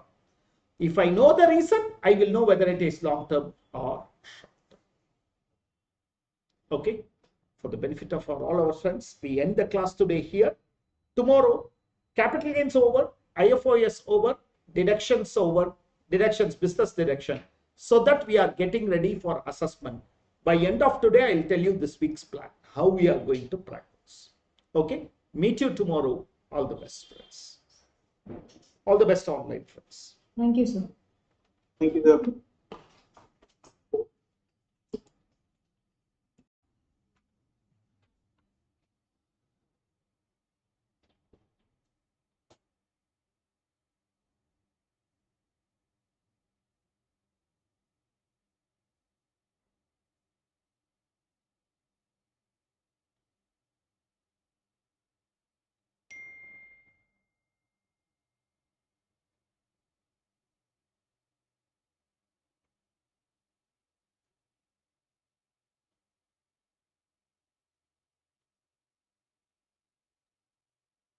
Namaste. Good morning, friends. In our understanding of capital gains, we crossed the major level of how to compute full value of consideration in certain cases, how to compute cost of acquisition in certain cases. Okay.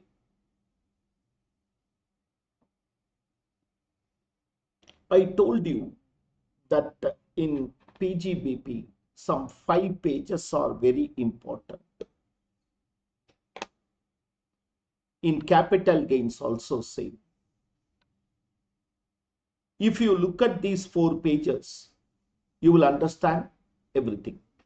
The unit 2 of our theory material, which is page number 83 or 84 as the case may be, has the full length provisions of whatever we have studied so far in a very condensed manner. Okay. Every asset, what should be taken as full value of consideration and how it should be dealt with, and also every expenditure, cost of acquisition, what are all the aspects you need to keep in mind. Okay, all these things are in a very condensed theoretical manner in page number 84 to 89 or 83 to 88. Okay, that unit is more than sufficient. Page number 83 to 88 gives you the full thing of whatever we have studied for 6-7 hours. If you just browse through those pages, you will be able to understand and appreciate the provision.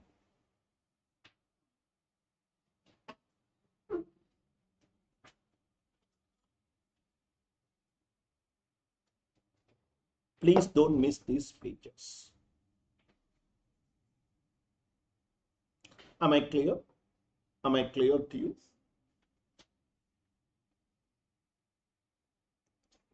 I am now going into exemptions from capital gains.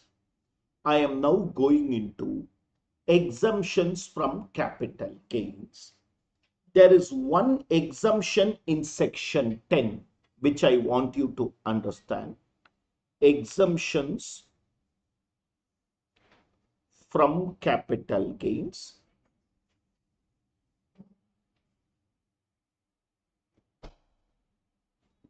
There is one thing in section 10, subsection 37. Compulsory acquisition of urban agricultural land.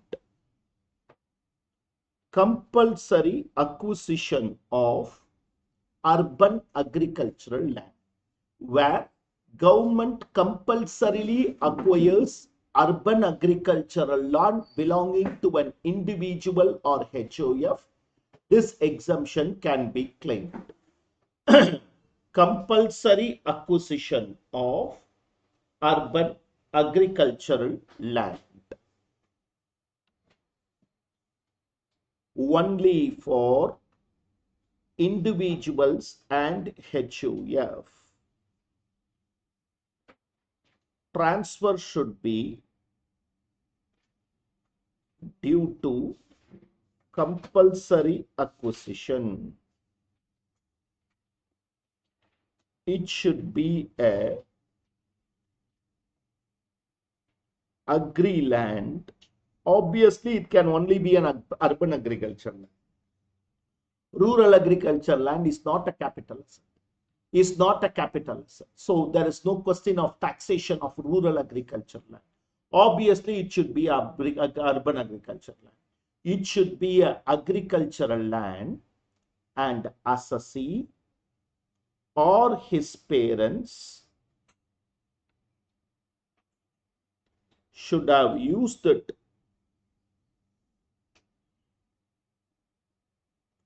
for agri purposes. Should have used it for agricultural purposes in the past 2 years.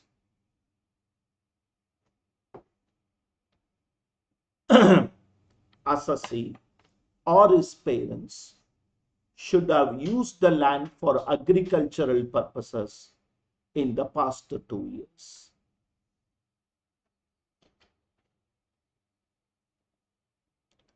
Section 10, subsection 37 speaks about compulsory acquisition of urban agricultural land, which is available only for individuals and HOF, and a transfer should be due to a compulsory acquisition.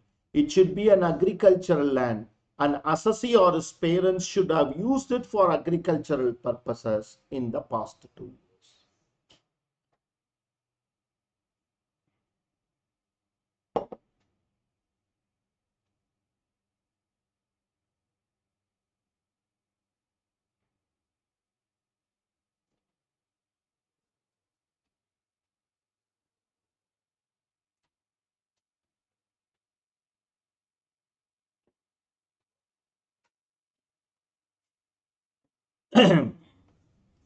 I mean, question number 30. Yeah, sure.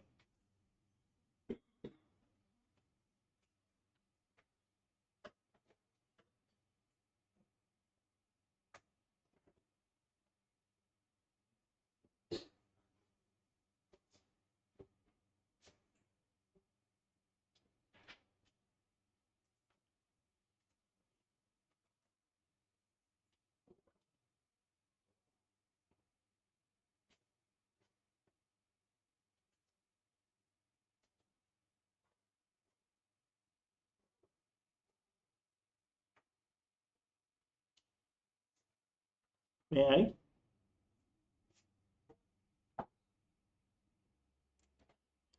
I'm in question number 30. Mr. Kumar has an agricultural land costing 6 lakhs in April 2006. and that has been used for agricultural purposes till August 2020, when the government compulsorily acquired this land. Compensation of 20 lakhs was fixed and paid by the government on 1st July 24. So it's a case of compulsory acquisition, and that has happened in the year 2021. That has happened in the year 2021. So transfer is before 23rd July 24.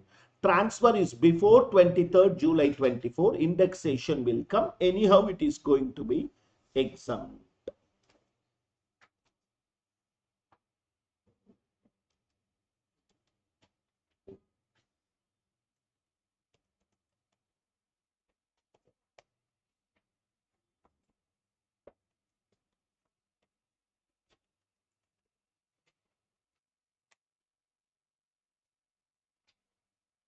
Is my screen visible and you want me to increase the font size, my dear online friends, or is it clear? Is it clear, sir?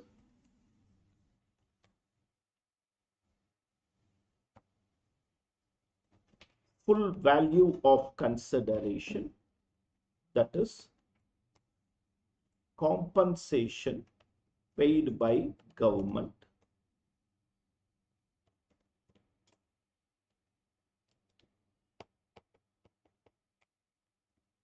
less indexed cost of acquisition as the transfer, that is acquisition is before 23rd July.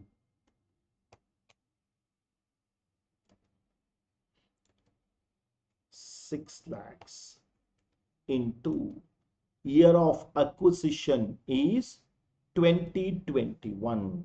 Year of acquisition is 2021, 301 divided by year of purchase is 6767.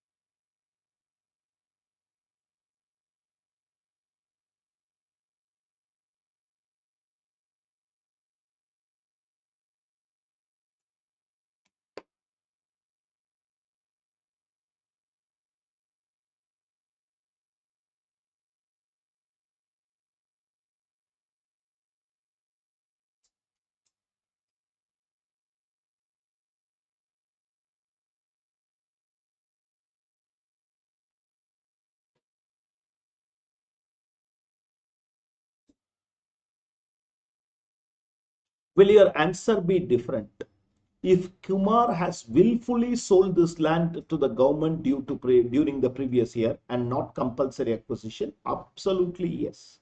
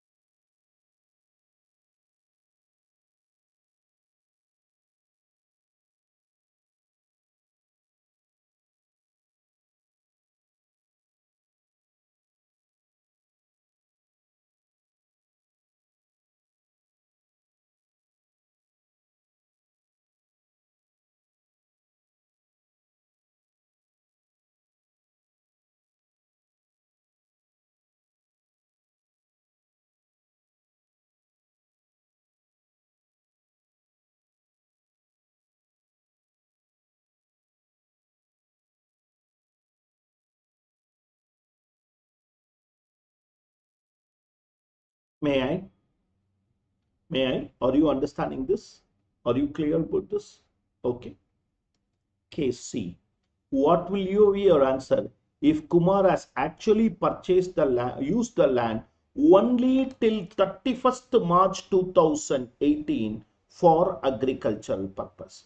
It was acquired on 1st August 2020. Up to 1st August 2018, it should have been used for agricultural purposes. In the immediate past 2 years, we mean from the date of transfer.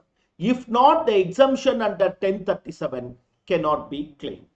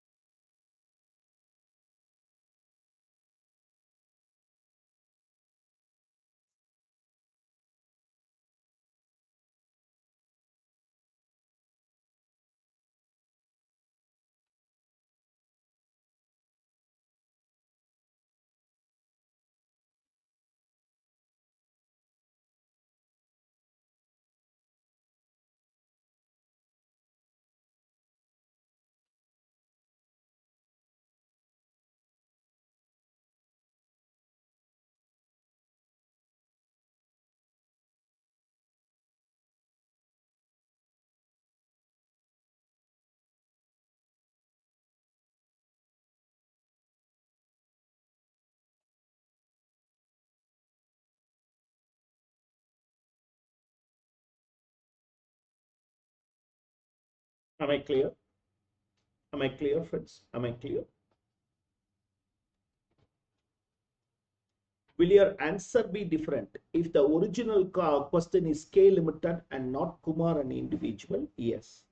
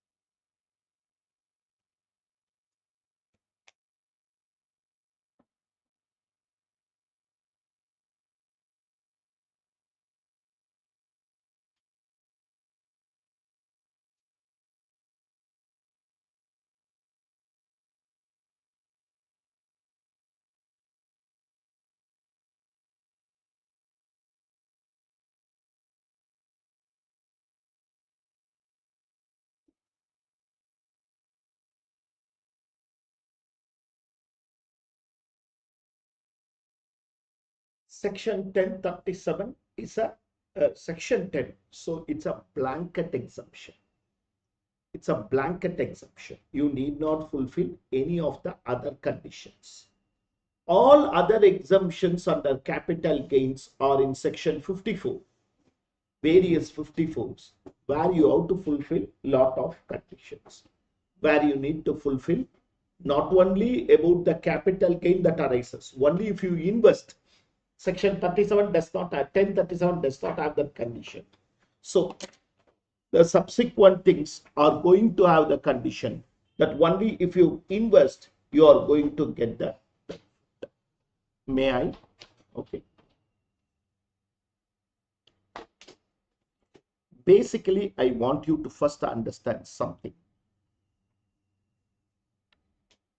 So, this is not for writing, this is for understanding. Exemption under capital gain are divided basically into two. Okay. Business assessee, domestic assessee. Business assessees, domestic, non-business assessees. That is for individuals, HUF. Okay. This is basically 54, 54B, 54F. This is basically 54D, 54G, 54GA. And there is an in-between section which is applicable for both, that is 54EC. That is 54EC.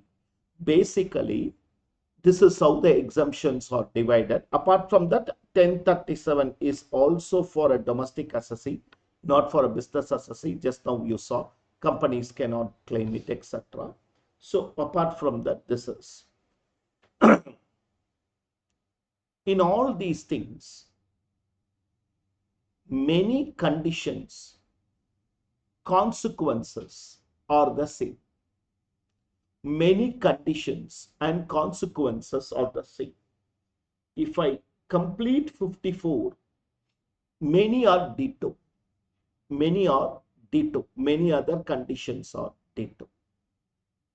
In all these things except 54 EC, where the time limit is shorter, wherever the time limit is longer, I have an aspect called capital gain account scheme.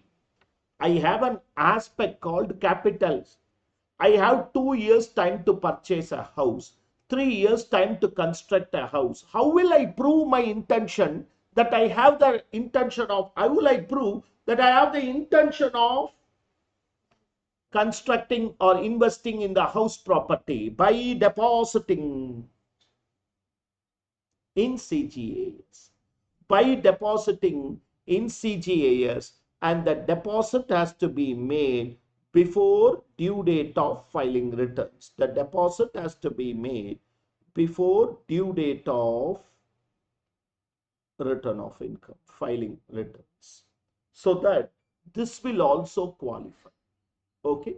So first I am going to compute these sections along with this, and then only going to go for these sections.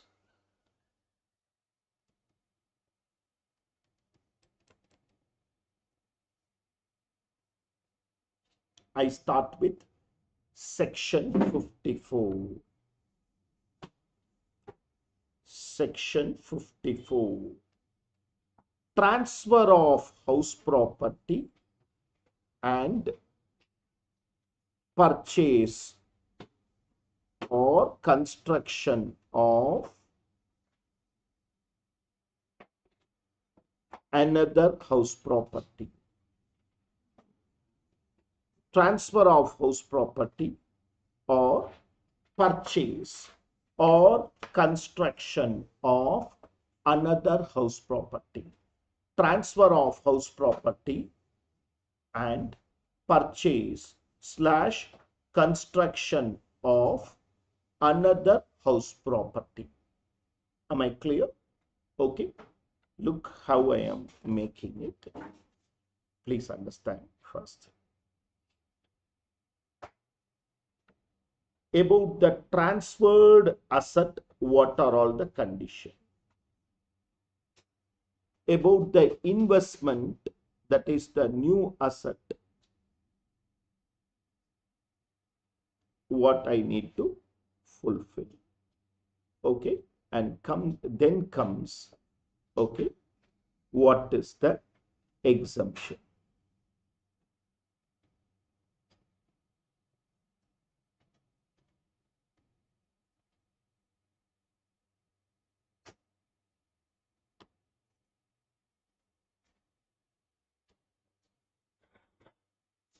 Okay, okay.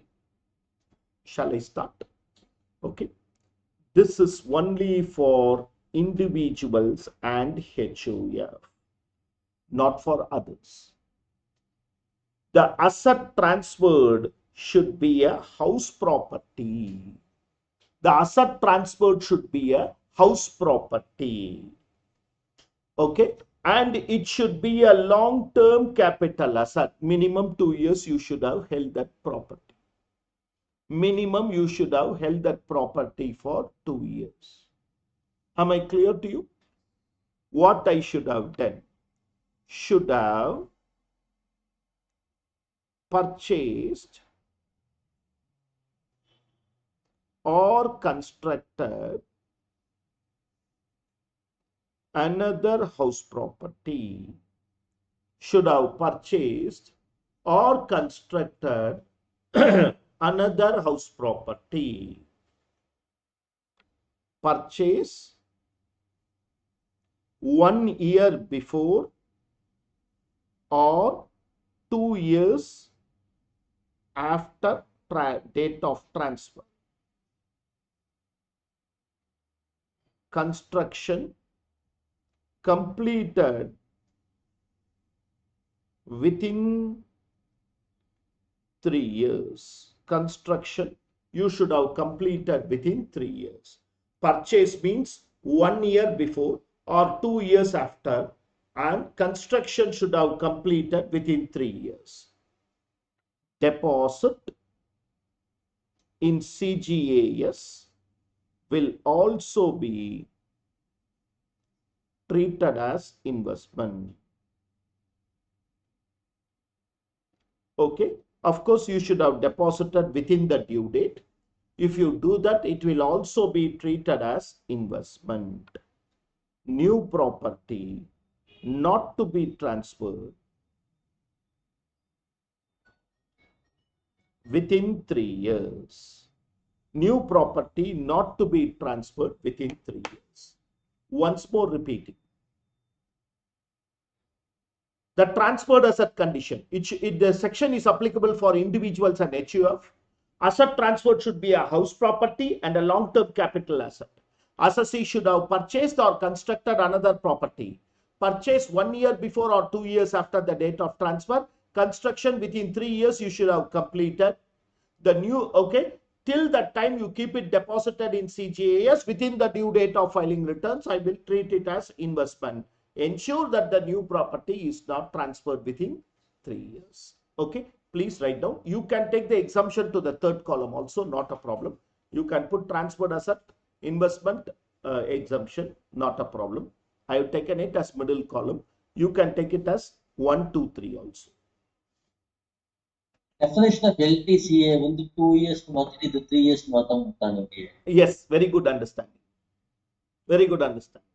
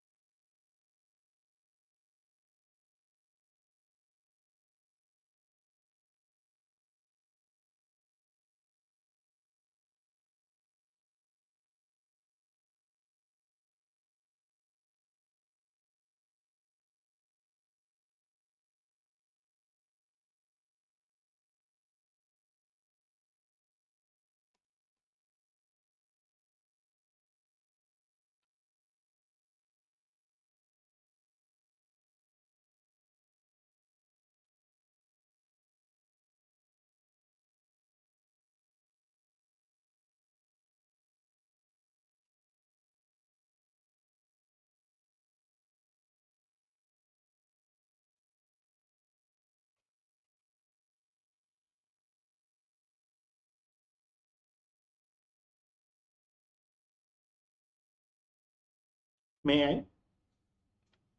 May I? Okay. What is the exemption? What is the exemptions from capital gain? Okay. We know that these are okay, should have purchased or constructed, purchase 1 year before or 2 years after construction, deposit in CGAS and new property. What is the exemption? Shall I proceed? Okay. Gross LTCG or amount invested or rupees 10 crores, whichever is lesser. The maximum is it should not exceed 10 crores. So gross LTCG or amount invested or rupees 10 crores, whichever is less.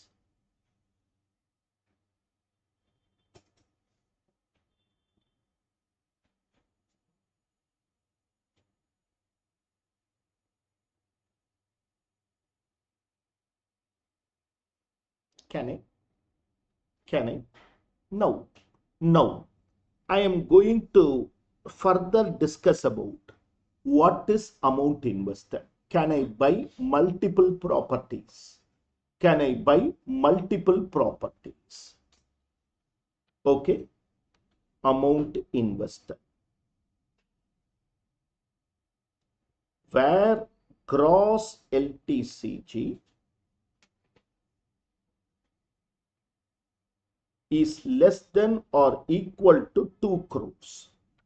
Where gross LTCG is less than or equal to 2 crores. Allowed for 2 properties. You can even buy 2 properties, 2 houses. Okay. Gross LTCG exceeds 2 crores. Gross LTCG exceeds 2 crores. Investment will qualify for only 1 property. You can even buy 2, but it will qualify only for 1.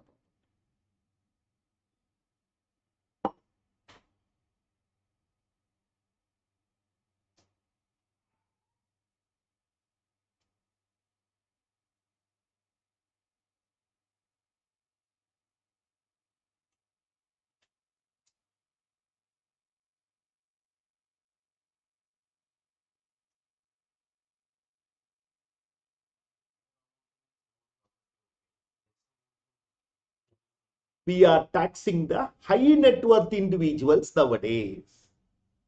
That's why your logic is correct. But income tax logic is let the high net worth individuals pay more tax. That's why surcharge rate is 37% for them, if you remember.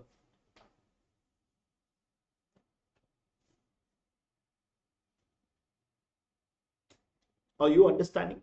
Are you understanding? Okay. This is section 54, where if what is sold is also a house property, purchased is also a house property, you will get this exemption straight away. The asset transfer can be more than one property. That is not. Yes, sir. The asset transfer can be more than one property. May I? Section 54B.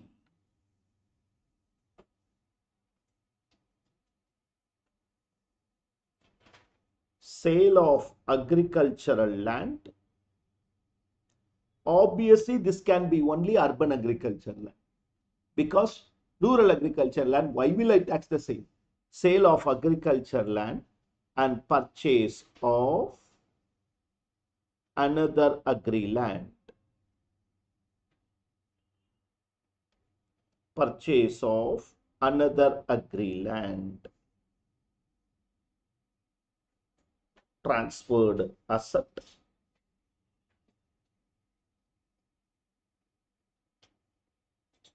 Exemption. invested asset.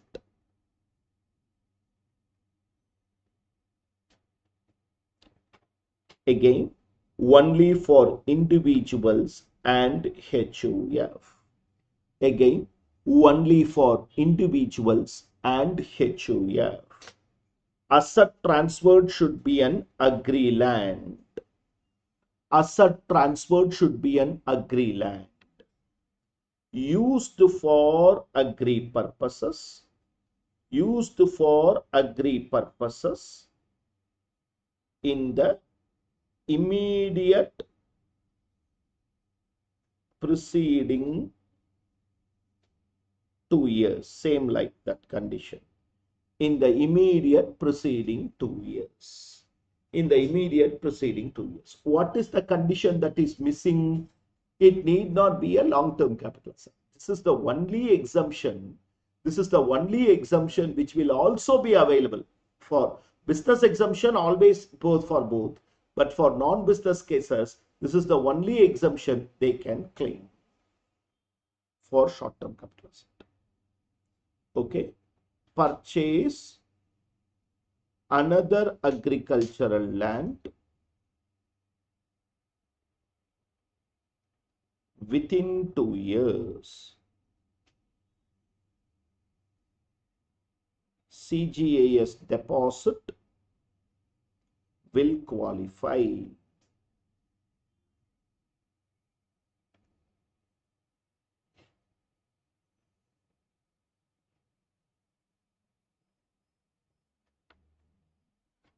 New asset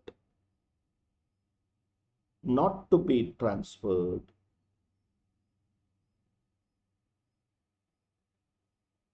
within 3 years. New asset not to be transferred within 3 years.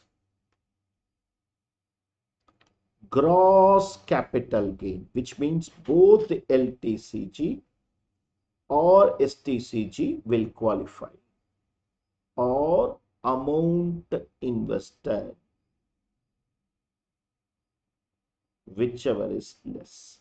There is no such condition, only one agricultural land should be purchased. There is no restrictions on those things here.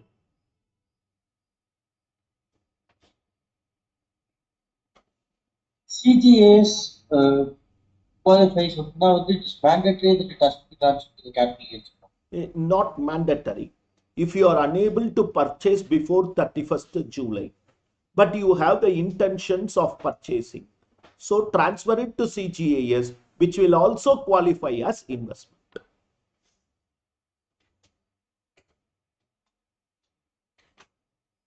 But we anyways have 2 years time. Until that time, you cannot keep the money at your home or in your savings bank account, or you cannot rotate the money. You should deposit it in CGAS and keep it.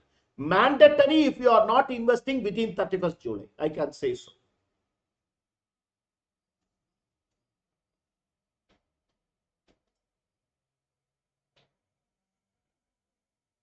Am I clear? Am I clear? Okay. The next section 54 EC is for both. Is for both business and non-business associates.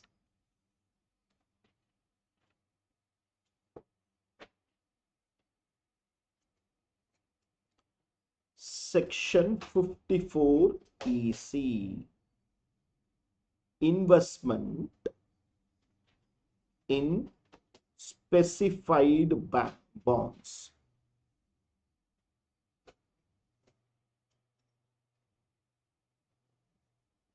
In specified bonds. Investment in specified bonds. Am I clear to you? Okay. Transferred asset.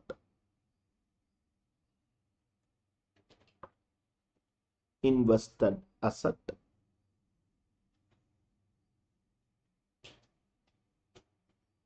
Exemption.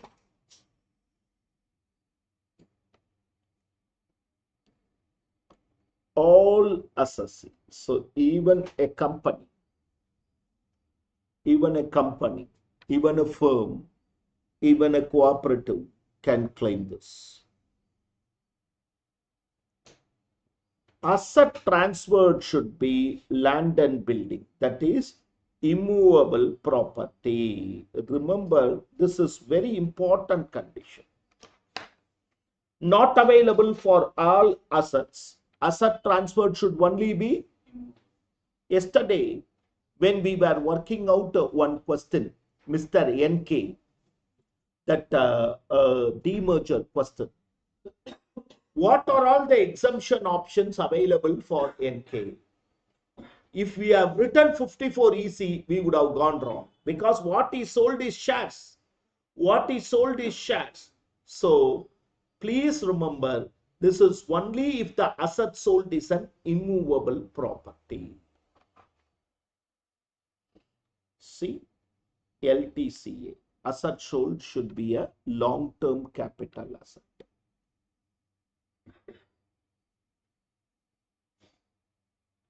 Investment in bonds issued by NHAI or REC. Investment should be in bonds issued by National Highway Authority of India or Rural Electrification Corporation.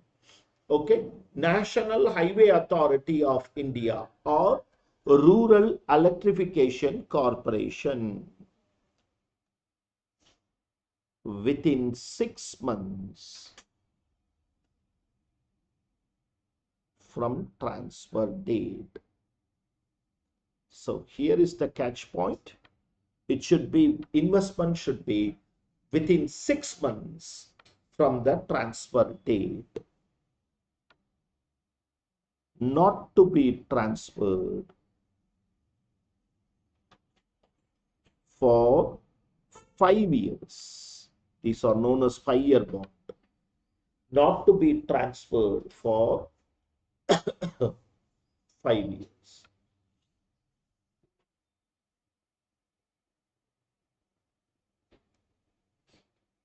What is the exemption? Gross LTCG or amount invested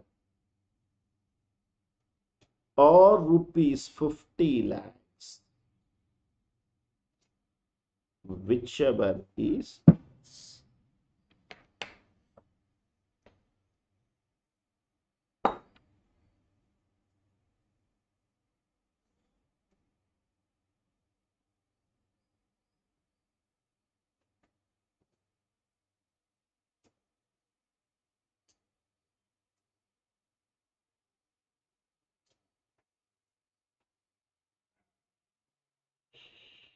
months are 31st March. Sir, 6 months are 31st March. Yeah, 6 months now. 6 months or due date of filing returns, but they give you extension. If you apply, they give you extension for that. That's why not 31st March, 31st July. If you have sold it in March, 6 months becomes somewhere in September. So they said before 31st July, but they are giving extension, and the bond is always open. It is not that the bond is a closed. Am I clear? Am I clear to you? Okay. The last of the other, that is individual heads, is section 54F.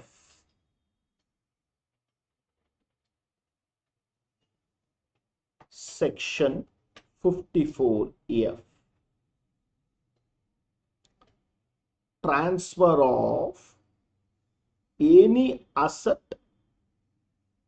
other than house property and purchase of house property. Transfer of any asset other than house property and purchase of house property. Repeating, transfer any asset other than house property. Transfer any asset other than house property. Okay, because house property, to house property, I have section 54. Why will I ever come to 54F? Why will I ever come to 54F? Transfer of any asset, sell vacant land, sell agricultural land, sell jewelry, sell unlisted shares, whatever it is, transfer of any asset other than house property. But what you should invest is house property. There are so many sections in income tax law which promotes housing. Already we know section 24 gives whatever is the interest on house property can be claimed. If there is a loss, it can be set off against salaries. It can be set off against salaries. In 80, they are giving further exemptions for house property. If you are buying a house property and investing, incurring stamp duty, 80C can be claimed. 80C can be claimed. And capital gains chapter also, they are giving so much of exemption to house property. The only intention is promote housing sector. Okay. You should be from 80s to understand, okay, these provisions. Housing sector developed because of income tax law. People thought instead of paying rent, I can pay EMI, so that EMI reduces my taxes. Principal portion 80C.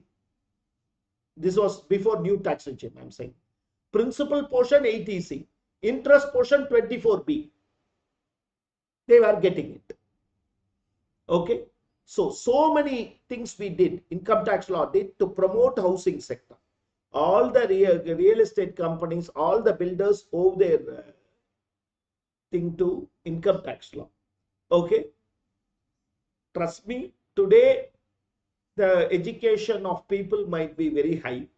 I don't deny that. But I always feel LIC is 14 floors because of income tax law.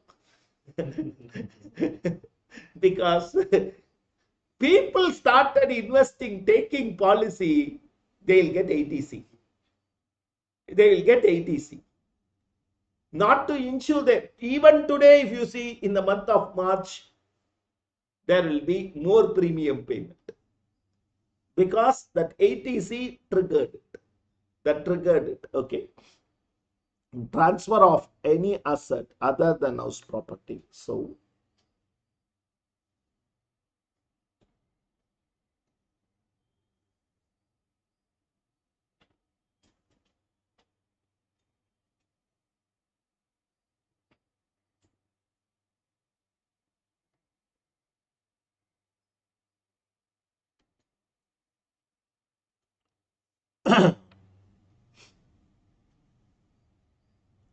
again, individuals and HUF.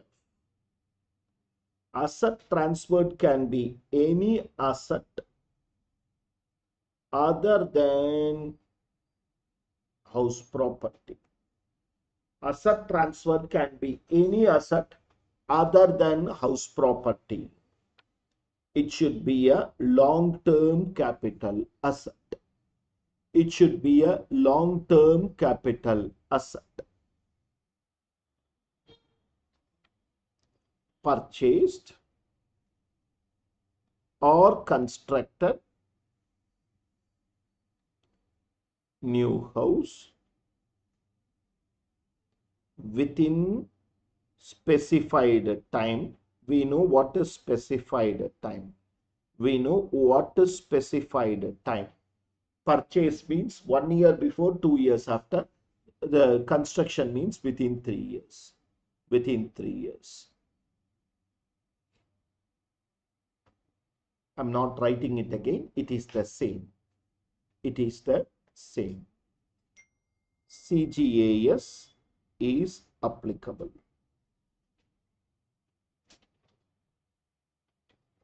New house not to be transferred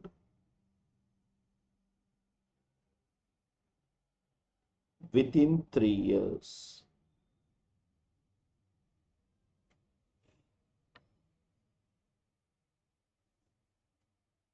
Okay.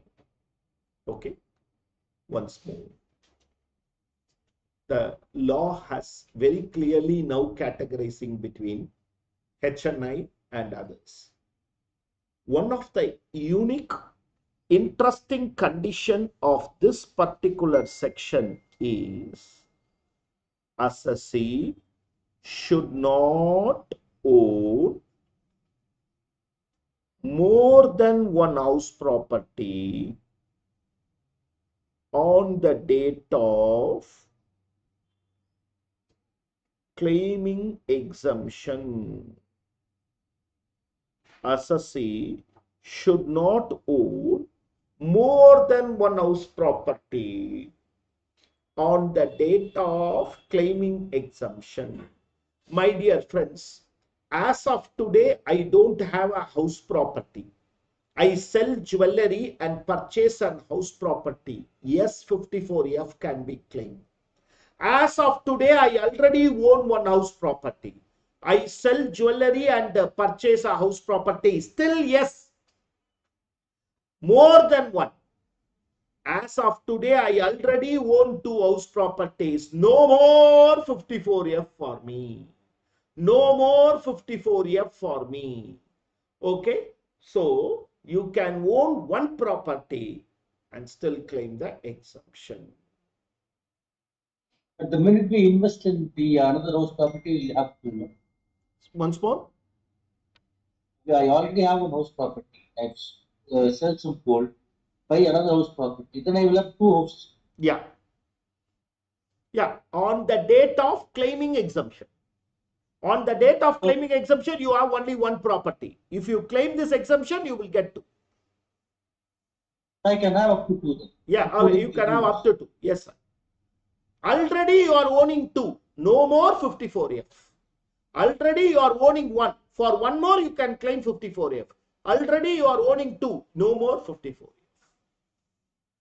Because basically they wanted to give some giveaway for inherited property. Yeah, inherited property, and they are ready to give for second property, but the high net worth clients, they want to tax. Exemption. Here, if the entire net consideration is invested, if the entire net consideration is invested, whole of capital gain is exempt.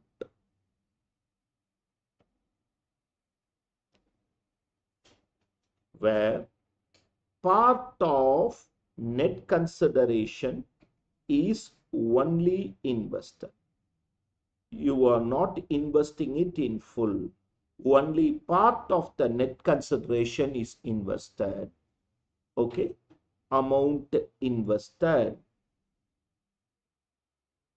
into gross LTCG divided by net consideration. Exemption will be amount invested, that is proportionate. Okay. Amount invested into gross LTCG divided by net consideration.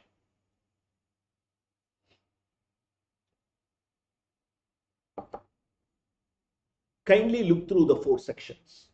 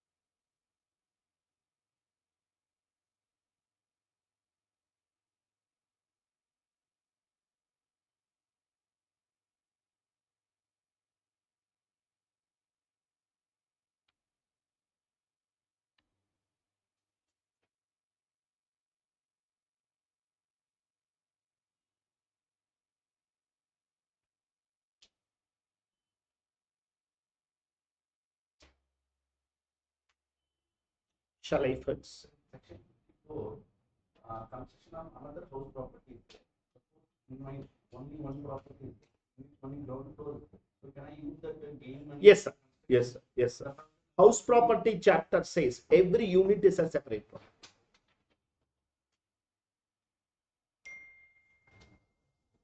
If the asset is transferred within 3 years, the exemption is. Yes, sir. Coming to that. Coming to that. Though for business also same consequences. I am writing consequences here. This is applicable for 54DG also. But I am writing consequences here. Consequences. There can be 3 violations which the law says. Consequences is always a negative term. There can be 3 violations. CGAS unused. That is, you have not at all used the money. You deposited in CGAS, not at all used the money. Maximum I will wait only for 3 years. Taxable at the end of 3 years.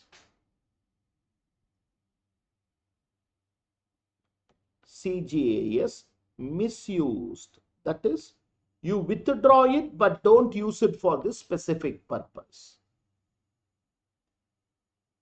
Taxable in the year of withdrawal.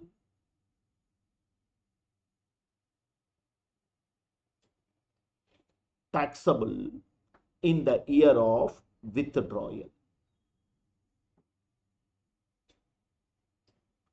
New house or new asset, sorry.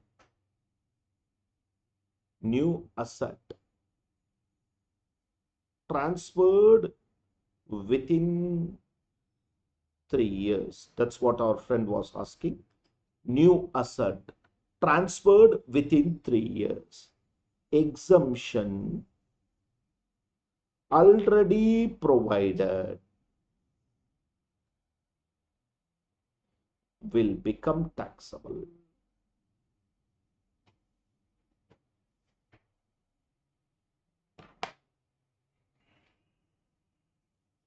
Okay.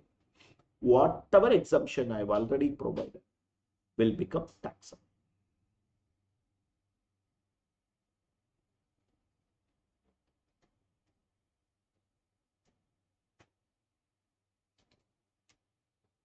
And there will be capital gains computation for the second also. Yes, obvious. And this will be short-term capital gain, exemption withdrawal.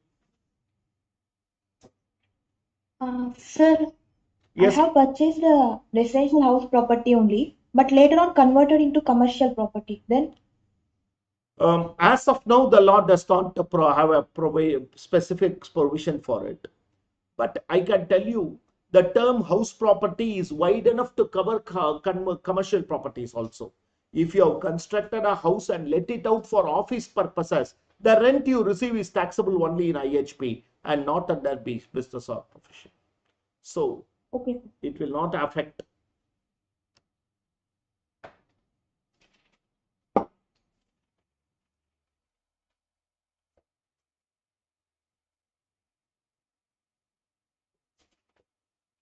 I'm in question number 31.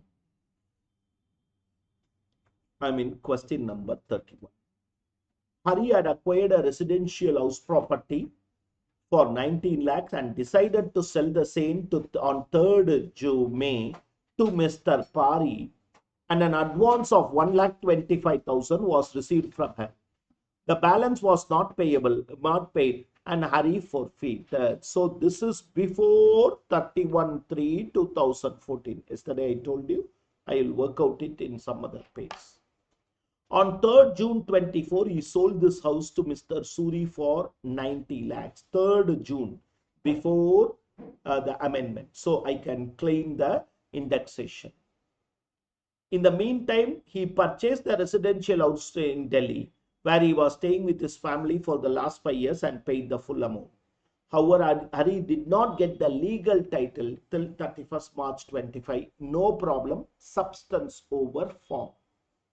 Substance over form. As such, transfer was not registered. Hari also purchased another house property by paying 15 lakhs and the purchase was registered. Determine the capital gain that arises to Hari.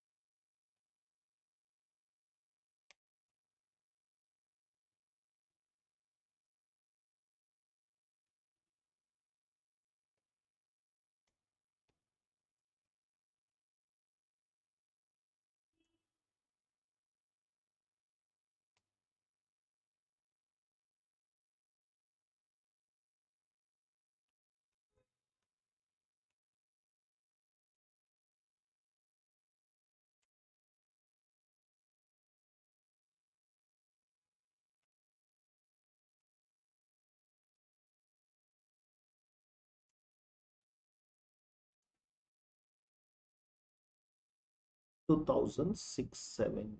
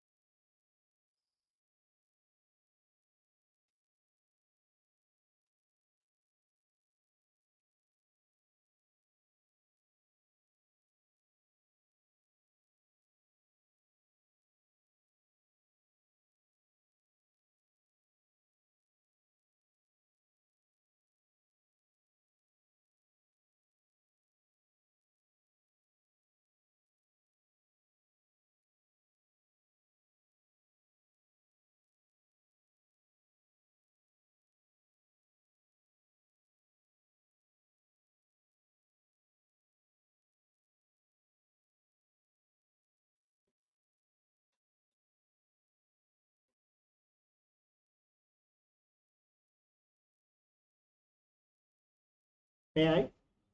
Any doubts?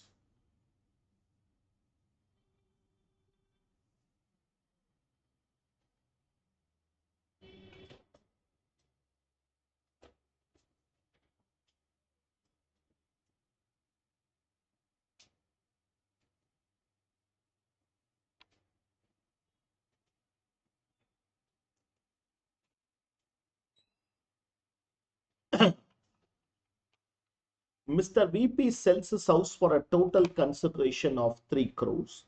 The house was purchased for 40 lakhs. Discuss the exemption consequences.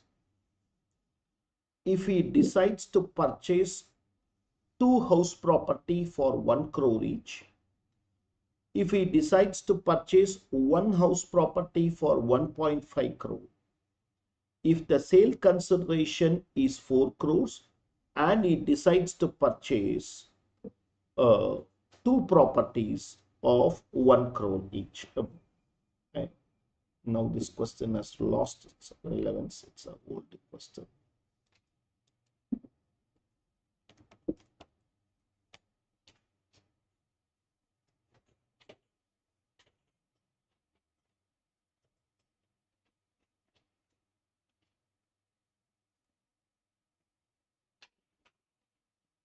Because of indexation, sir. It's lost its relevance. Yes, yes.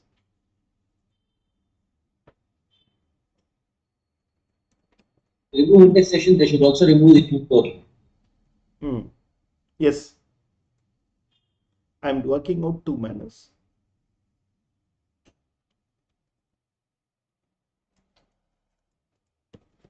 I failed to give the purchase here.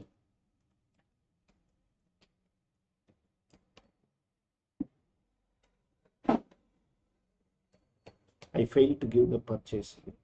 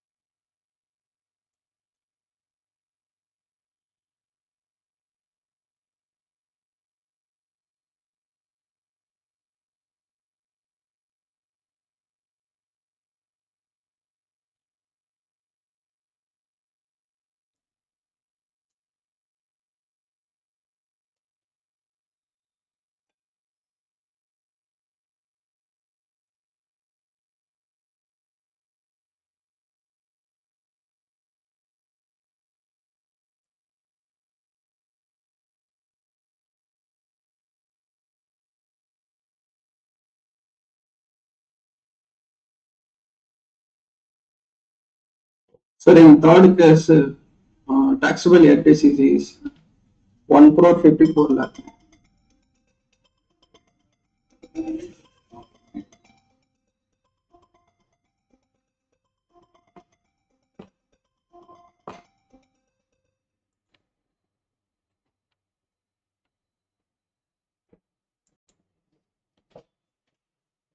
May I? May I?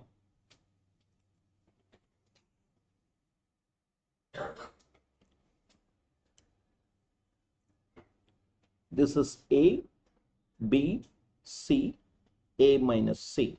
7 crore, 10 crore. So 7 crore is exempt. 10 crore is only exempt.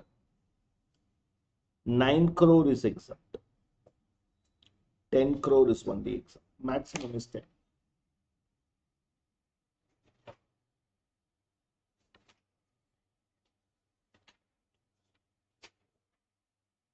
Leave it, just for your understanding. Sagar is becoming a partner in East West Airlines.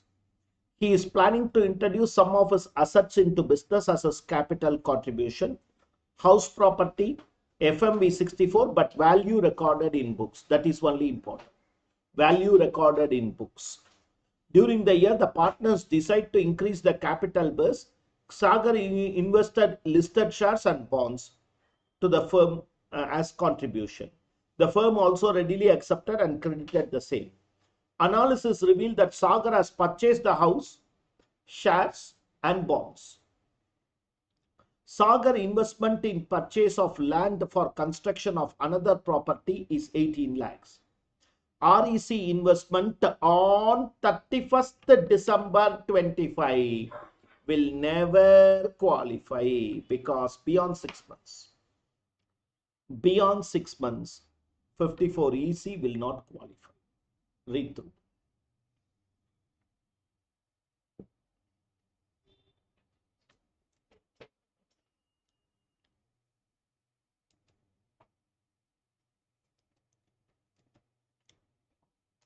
In case I convert my asset into stock in trade, right? Yeah. For 54, the year of sale of stock in trade is the year in which stock is sold. Stock is sold. Remember, capital gain is only exempt. Capital gain is computed only in the year in which stock is sold, not in the year of conversion. That's why.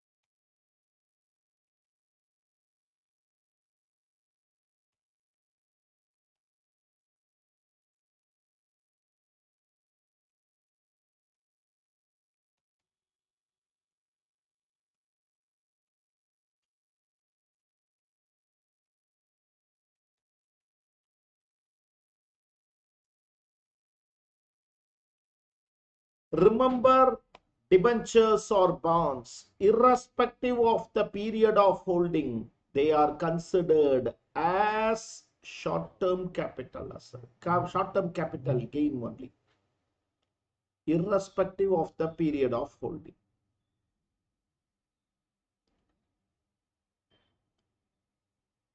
So, with respect of period of, with respect of the date of sale, no indexation. Yes, sir. Yes, sir.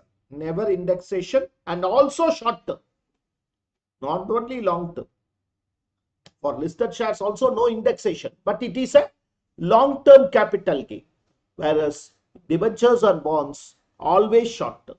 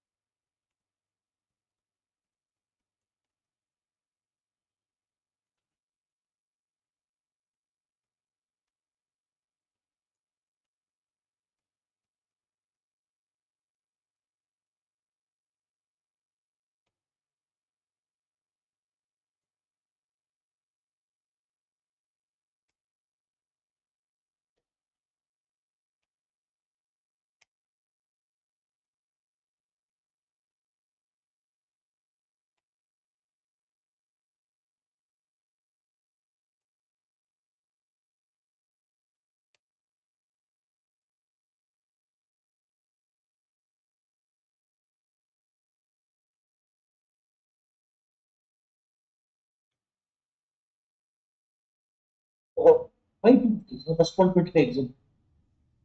Once more, friend. Listed shares gained up to 1 lakh, first 1,25,800 per account. While computing tax, yes. Here I only computed the gain.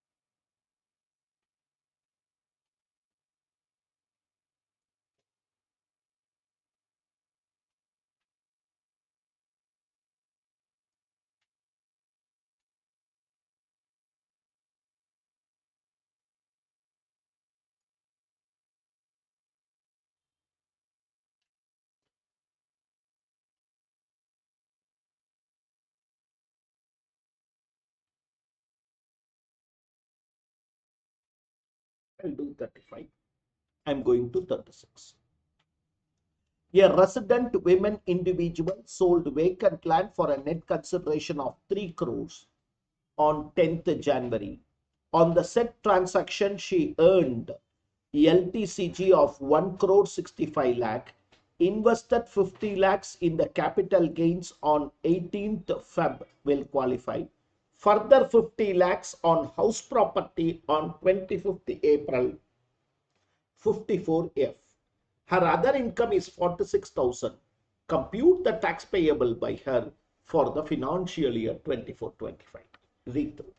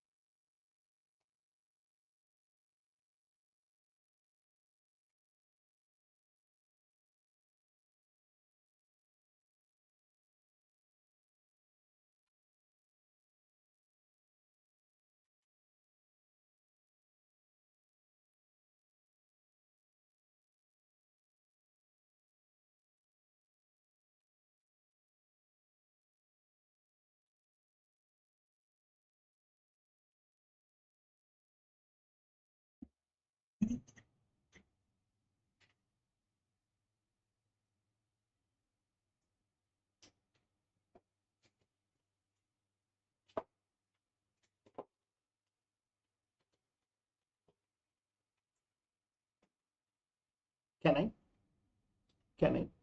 No. Which question you want? 34.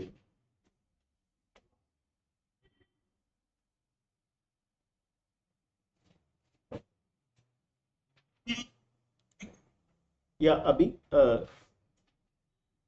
I'm unable to hear you. Otherwise, text me. I'll just look into it if you have a doubt.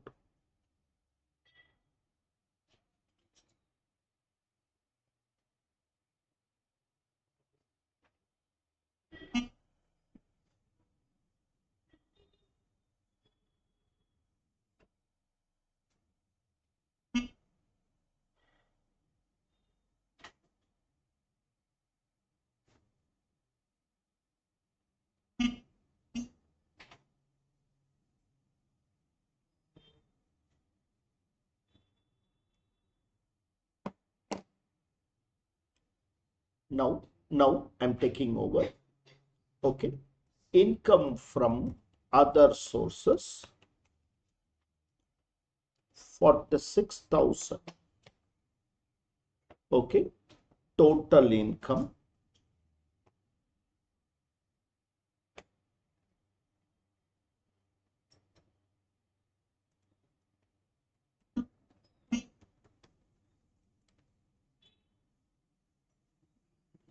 online students, are you able to see the screen? Somebody is trying to talk. I am unable to hear that. Are you able to see the screen? And Yes, yes. Yes, sir.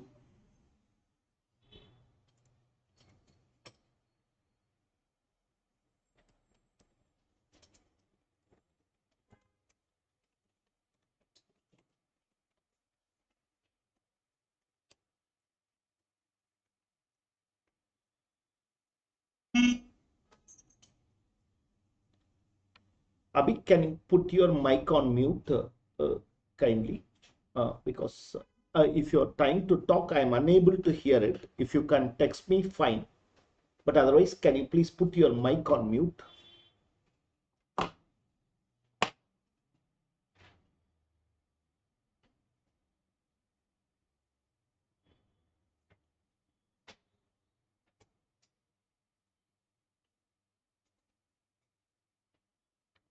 Okay.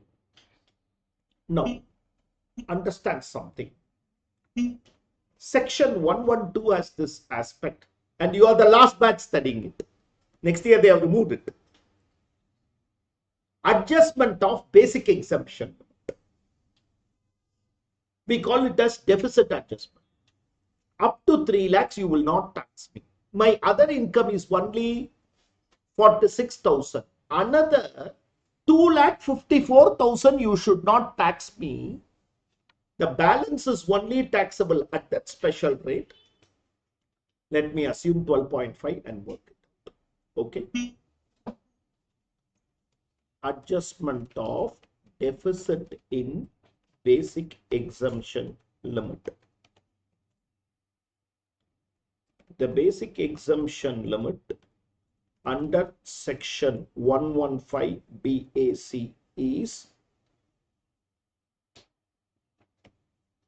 3 lakhs. Income taxable at normal rate is only rupees 46,000. Hence, deficit is 3 lakhs minus 46,000, which comes to 2,54,000 if I am right.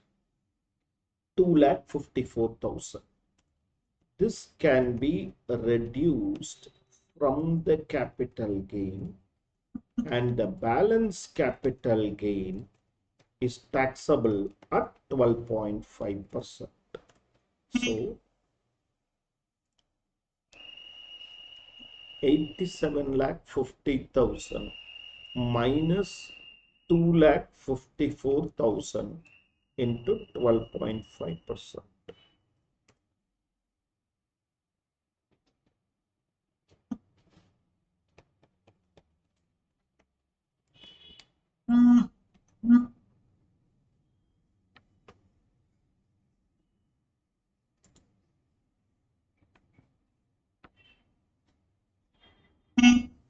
Abhi,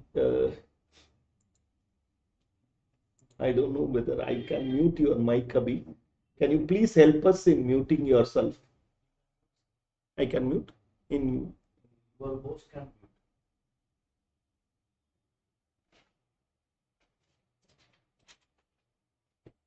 Can you help me in muting?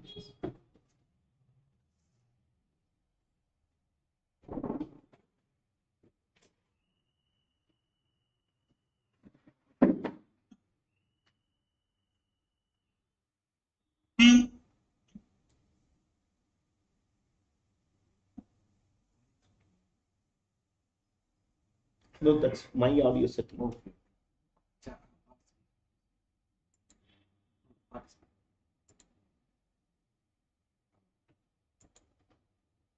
Thank you. Sorry, Abhi, I didn't intend to do that, but no other option.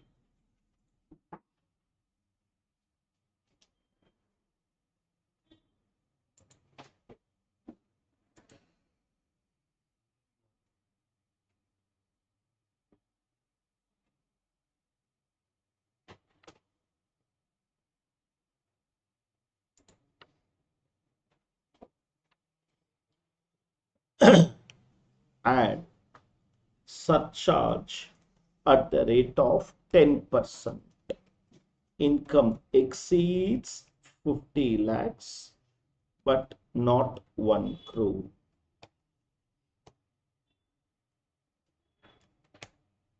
And HEC at 4% on both tax plus surcharge.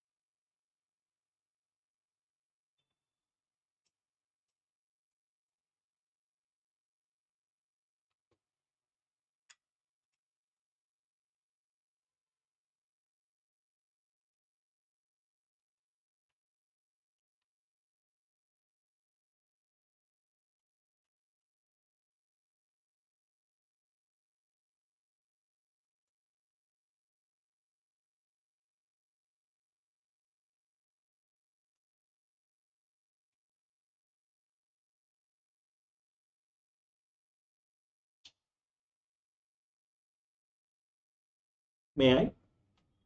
May I? All of us? Yeah, sure.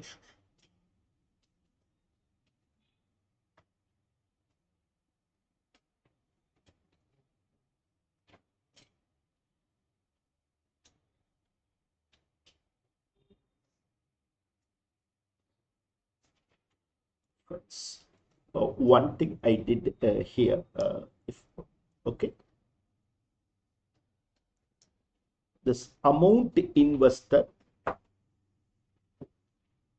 maximum 10 crores. Here also amount invested, the amount invested will be restricted to 10 crores. Amount invested will be restricted to 10 crores. Both in 54 and 54F, it is restricted to 10 crores. 54F also, amount invested restricted to 10 crores. Okay, friends? Okay. Now you will, now if I go to this question, this is a 54F question. Okay. Assuming all conditions of 54F is fulfilled. Now, if I go to this question, net consideration, gross LTCG. So, if this is A, B, C, D, E, A minus E, I want A minus E. net consideration 15, gross LTCG 7.5, cost of new house. Even though 12 crores is invested, my maximum in the numerator can only be 10 crores. Maximum. So, gross LTCG into 10 by 15. Gross LTCG into 10 by 15. Even though I am investing 12 crores, the numerator cannot exceed 10. Okay. So, it comes to 6. 6.25. Okay. So, 1.25 becomes taxable.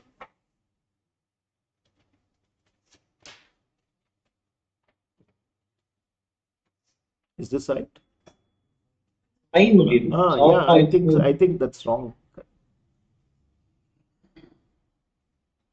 5 only, yeah. Okay, 2.50 becomes taxable. In this case, 20, 15. So 12 into 10 by 20.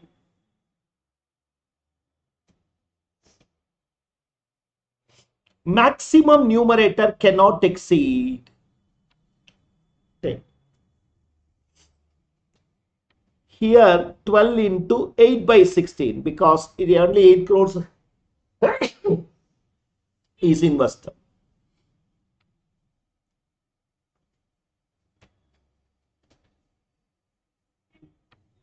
Here full net consideration is invested.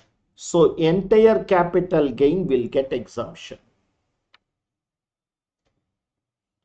And the last case, very interesting. Even though full net consideration is invested, my numerator cannot exceed 10. Even though full net consideration is invested, my numerator cannot exceed 10.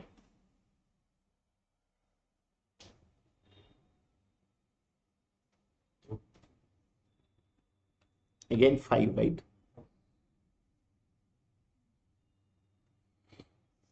Taxing the high net worth individuals.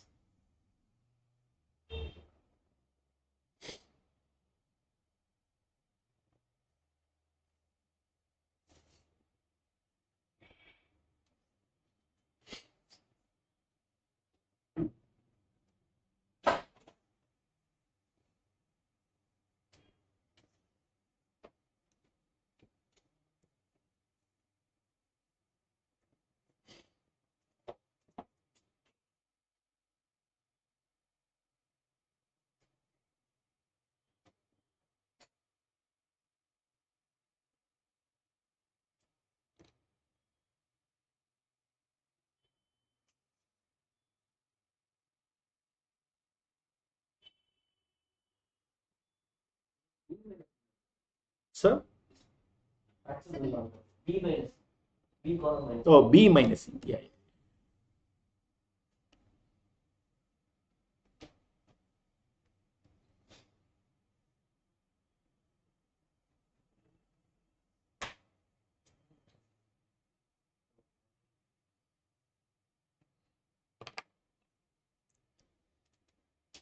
Before going into this business exemption, I want to tell you something. Okay. Remember, except one, all business assets are short term because they are depreciable assets. Depreciable assets will only give us short term capital gain, and only land is the asset which will give us long term capital gain. So all business exemption will be both for STCG and LTCG, will be both for STCG and LTCG. Remember, land is the only long term capital gain. All others are depreciable asset giving us short term capital gain.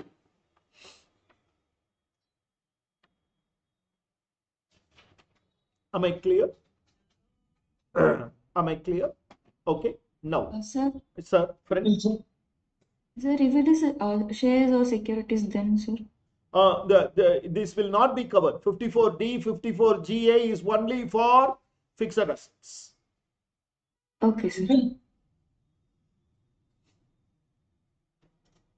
Okay, friends.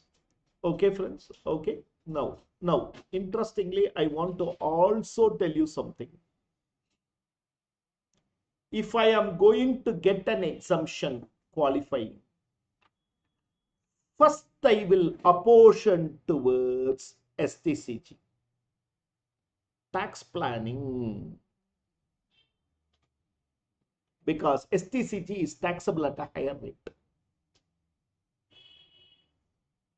It is taxable at normal rates, which can be 25%, 30%, whatever it is. Whereas LTCG is taxable at either the erstwhile 20 or now it is 12.5. So first apportion towards STCG, balance to LTCG. Suppose I have 5 lakhs, STCG of 5 lakhs, LTCG of 5 lakhs. I have an exemption worth 8 lakhs. First, I will provide for STCG. Now, there is going to be a taxable 2 lakhs. It should not be taxable STCG because I will pay more tax. Why will I do that? I will first apportion towards STCG. Balance 3 lakhs, I will apportion towards LTCG. So, the taxable LTCG will be 2 lakhs.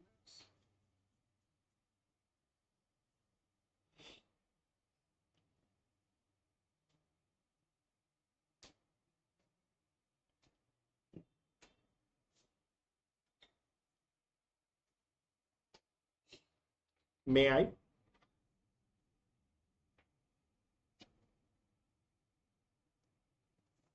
Section 54D. Compulsory acquisition of land and building of industrial undertaking. Compulsory acquisition of land and building pertaining to an industrial undertaking. Compulsory acquisition of land and building pertaining to an industrial undertaking. The metro rail project, airport expansion project. They compulsorily acquired a land and building belonging to an organization, industrial undertaking. They provide compensation. You reinvest that compensation in acquiring another land and building to establish this industrial undertaking. You are getting this exemption.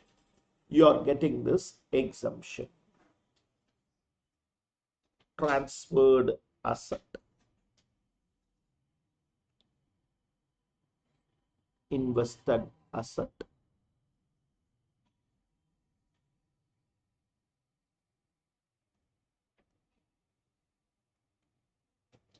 Exemption.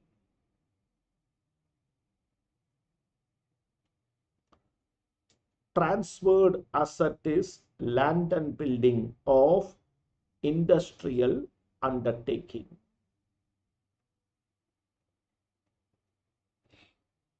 Transferred asset is land and building forming part of an industrial undertaking. Used in the past 2 years for business.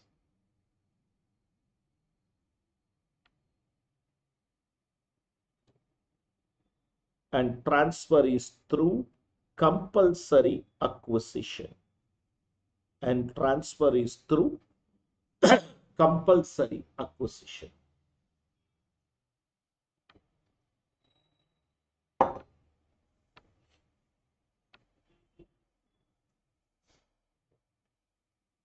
Assessee has invested in land and building for re-establishing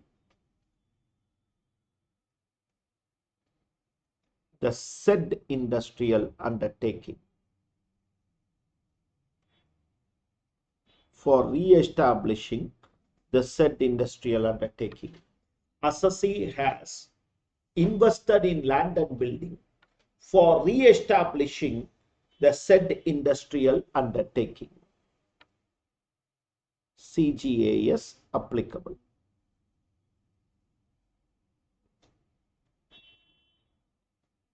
New land and building not to be transferred for minimum 3 years. New land and building not to be transferred for minimum 3 years. Gross capital gain, because it includes both STCG and LTCG, or amount invested, whichever is less.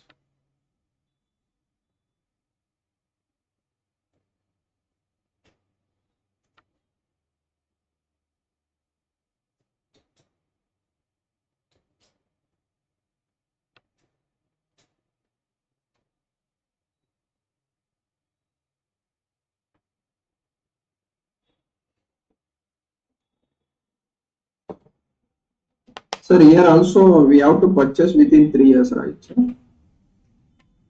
Yes, sir. Yes, sir. Within 3 years, you have to reinvest. Yes, sir. From the date of getting the compensation.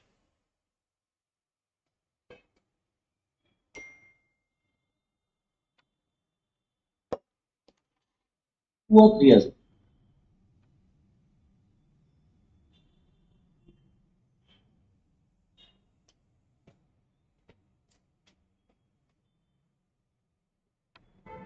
Getting compensation. 3 years.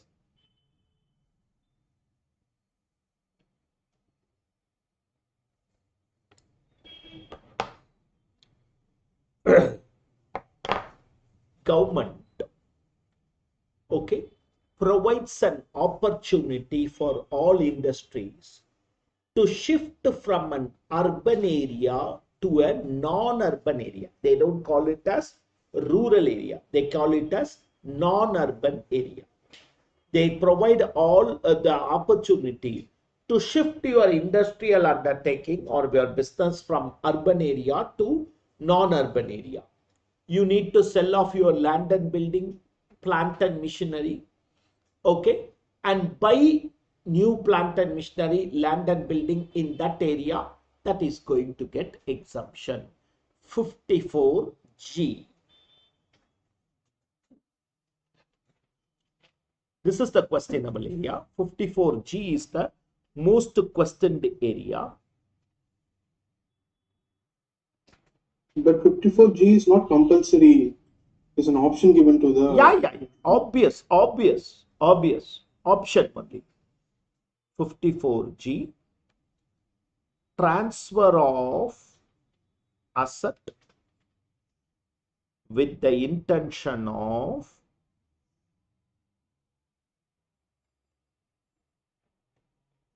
shifting from urban area to a non-urban area.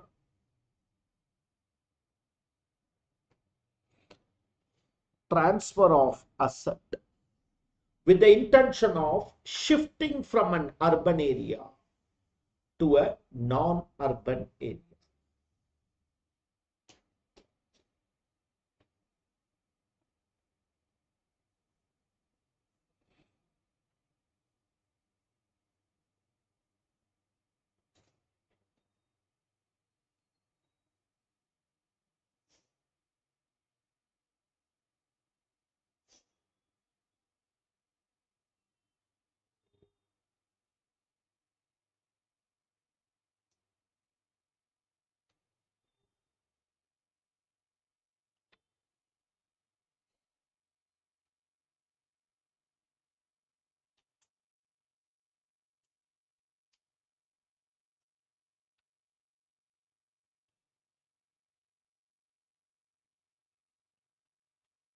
transferred, okay.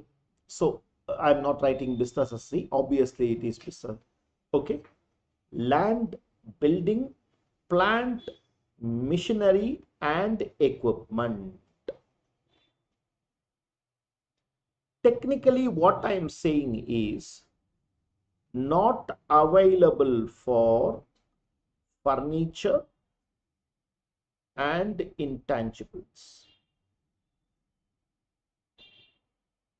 Technically I am saying it's not available for furniture and intangibles.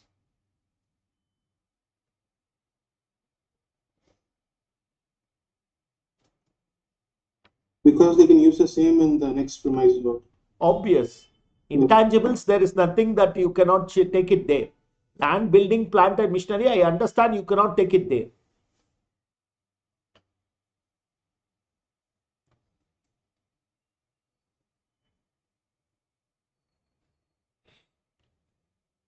Sold due to transfer of undertaking to a non-urban area.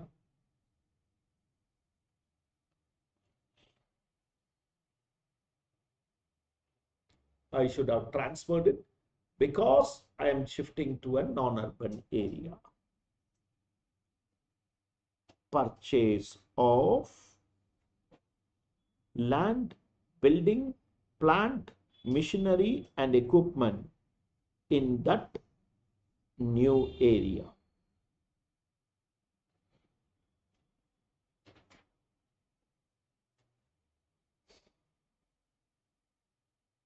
Shifting expenses will also qualify.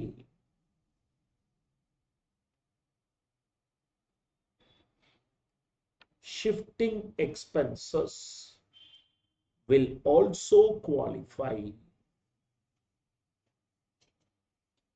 CGAS applicable.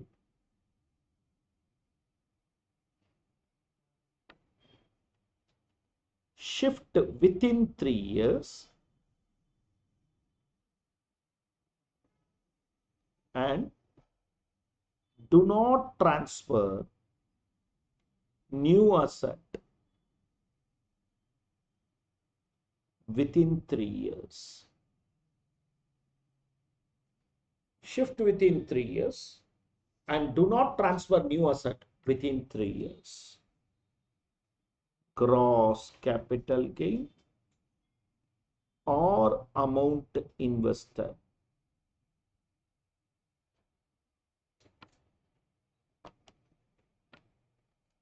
Whichever is less.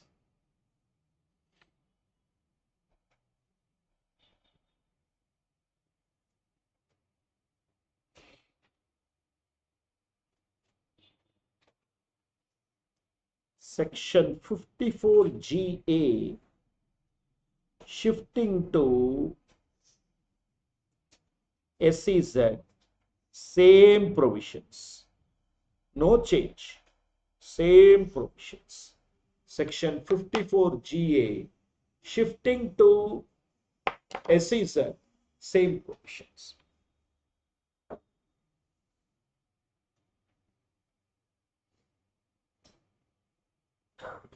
Am I clear? Am I clear? Friends. Unit 2, which is 5 pages, I told you. Plus probably another 2-3 pages in your notebook. That's capital gains. Don't even look it out. Unit 2 of our theory material, which is 5 pages, which has all the provisions consolidated. You know what is the full value of, if you browse through it, you will understand it. Plus exemptions in 2-3 pages of your notebook. That is capital gains. That is capital gains. Nothing more.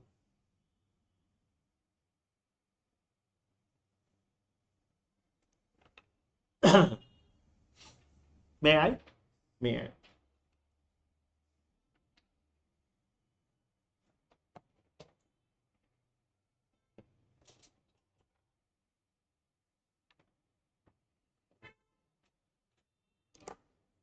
PQR Limited purchased the land for industrial undertaking at 350. The above property was compulsorily acquired by the state government in 24-25. The compensation was received in 25 itself. The company purchased another land for its industrial undertaking. My dear friends, 12 lakhs minus 350 minus 2 lakhs. 12 lakhs because it is after 23rd July. 12 lakhs minus 350 minus 2 lakhs. Institute question, forget it. Let's go to 38. Vyakul Limited, a manufacturing company, purchases land for 6 lakhs and constructs a factory building. The land and building is compulsorily acquired in the financial year 24-25, for which a sum of 80 lakhs, 40 for land, 40 for building, was paid on March 18, 25. So there is no difference between the year of compulsory acquisition and the year of payment of compensation. Same year itself it has been done. Compute the impact on the following cases. Case A. On 1st April 24, the company owns 2 buildings, one of which only acquired by the government. The written down value is 26,50,000. The company purchases another land and building for 50 lakhs, 30 for land, 20 for building. Case B. If in case A, the company purchases another building alone for 10 lakhs. Case C. The company purchases another building and deposit in CGAS for purchase of land. Read through.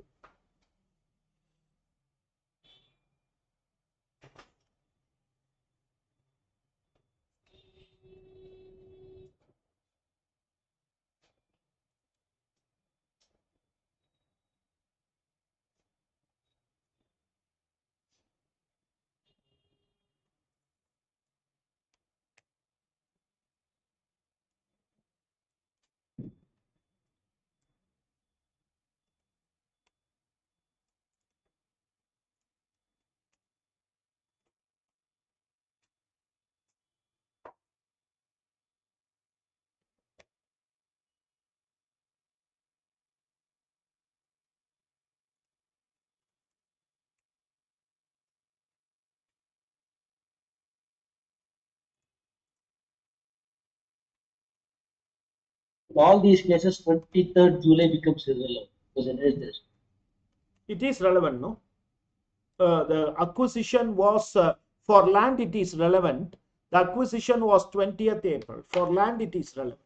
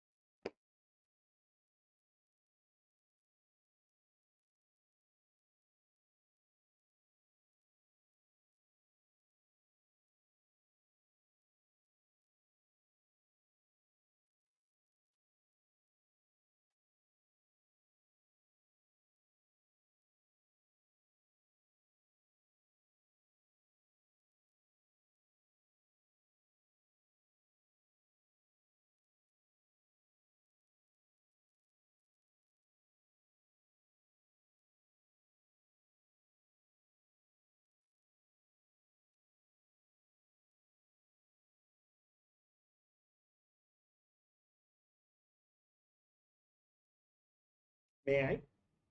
May I? Now, let me go for capital gains.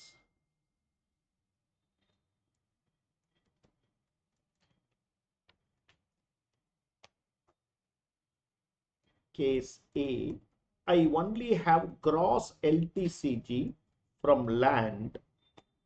I only have gross LTCG from land 31,42,520. Exemption under section 54D, gross LTCG, that is 31 for, okay, amount invested. Now I want a class to understand, in case the company purchased land and building for 50 lakhs. You need not see land to land, building to building. You need not see like that. You need not see like that. Okay, it is the total investment made is 50 lakhs. The total investment, there is no one-to-one correlation here. So 50 lakhs.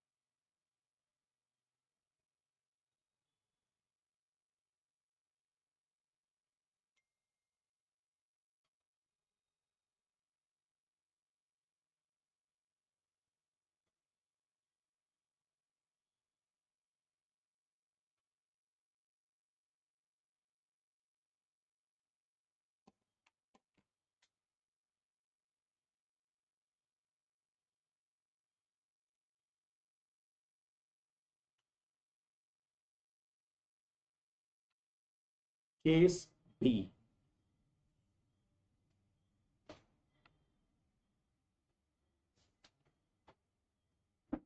Allow me to complete this case.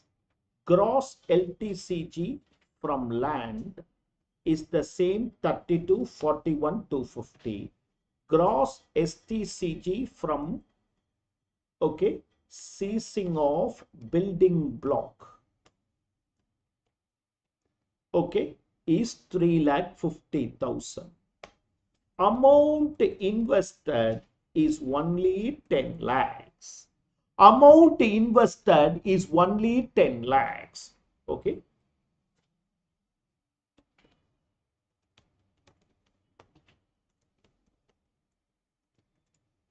Amount invested is 10 lakhs. First, I will give for short-term capital gain, and whatever is the balance, I will give for long-term capital gain. Okay. Okay. First apportioned for STCG and the balance to LTCG. Now I will get a taxable LTCG of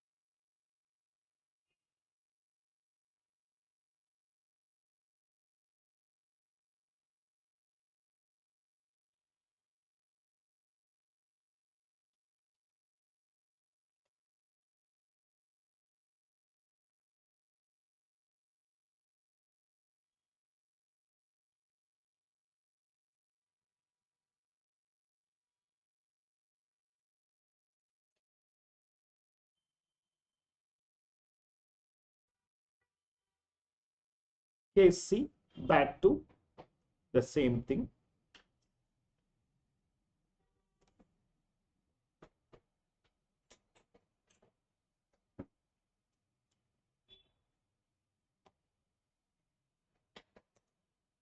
And the amount invested is 18 lakhs for building and 15 lakhs in CGAS. Remember, for companies, due date is October. That's why they have deposited in October.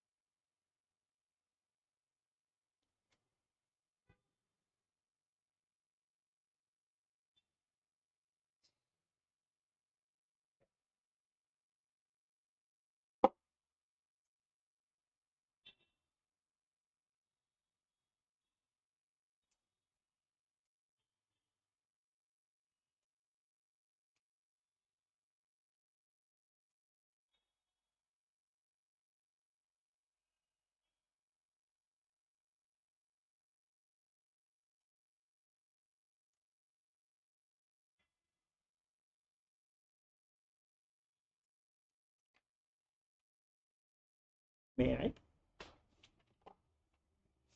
X Limited owns an industrial undertaking in Kanpur and it is in the process of shifting to a rural area. The following are the assets held by the company. Opening WDV of plant and machinery, building, furniture, sale process, new investment for re-establishing. The land was purchased on 1st April, ascertain the capital gain. I mean, FMV of the land was on 1st April, 1 lakh, ascertain the capital gain. Read through.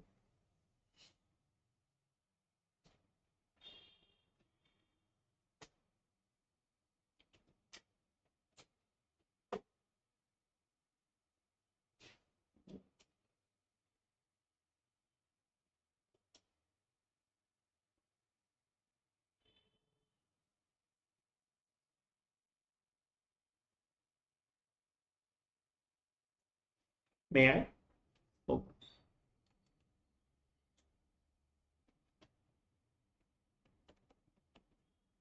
First time working for depreciable assets.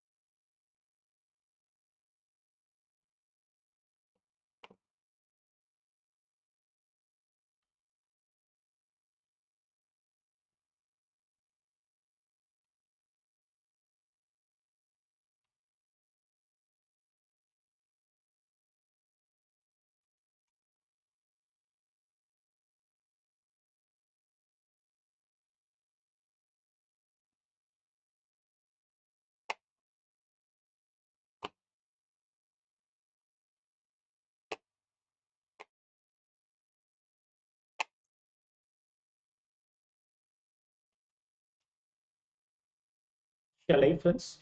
Shall I?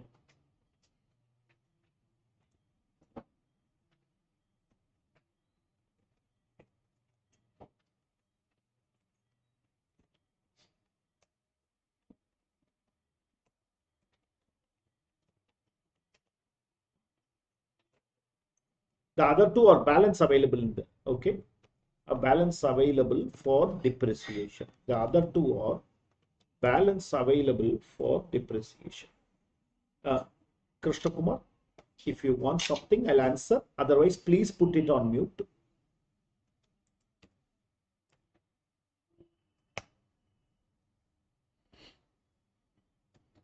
Full value of consideration.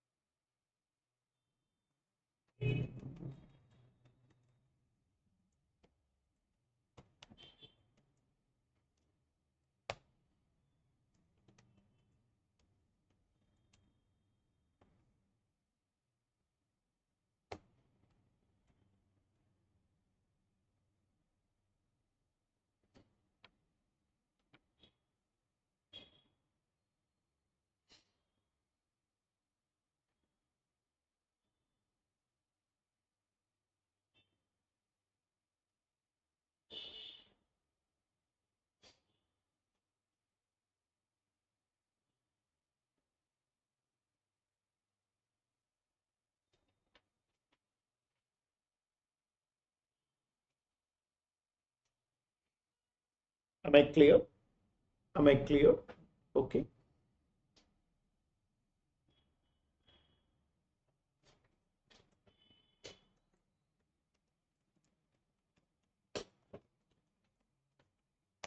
We'll take 3 columns.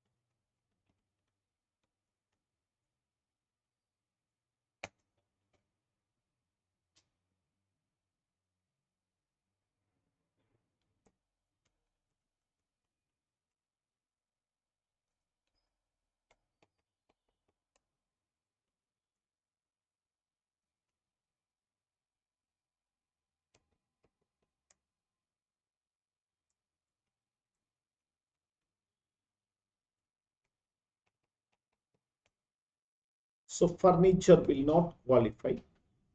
So out of this 83 lakhs, first I am providing for STCG, balance I am providing for LTCG.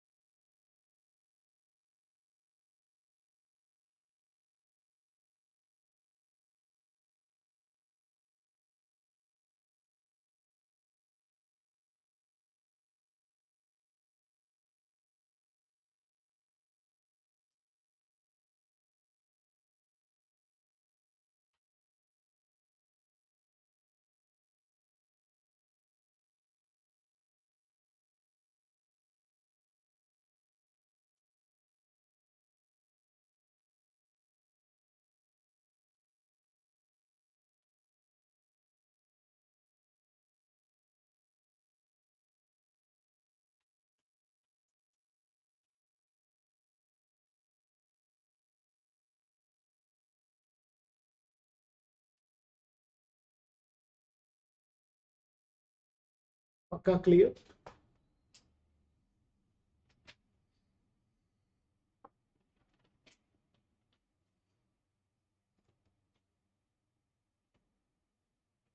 Question is yours, please. Question is yours. Please do question number 40. Read and do. Please do question number 40. Read and do. In order to save time on the same question, let's not waste time. Okay, just look into the answers. I have taken it as indexation and worked out. Okay, only the furniture block goes out of existence, for which I cannot claim any exemption. That is always taxable. Only the furniture block goes out of existence. Take your answers in a short manner. It is on the screen.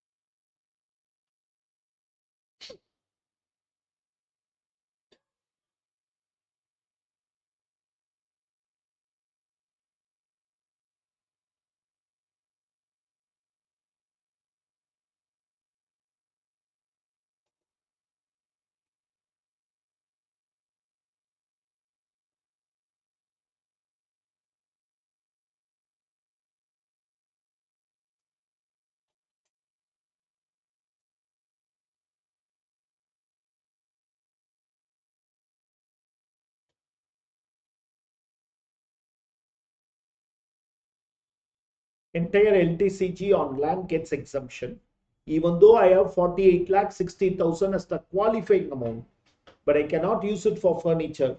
Furniture is never a qualifying asset, so whatever gain I got is taxable in case of furniture.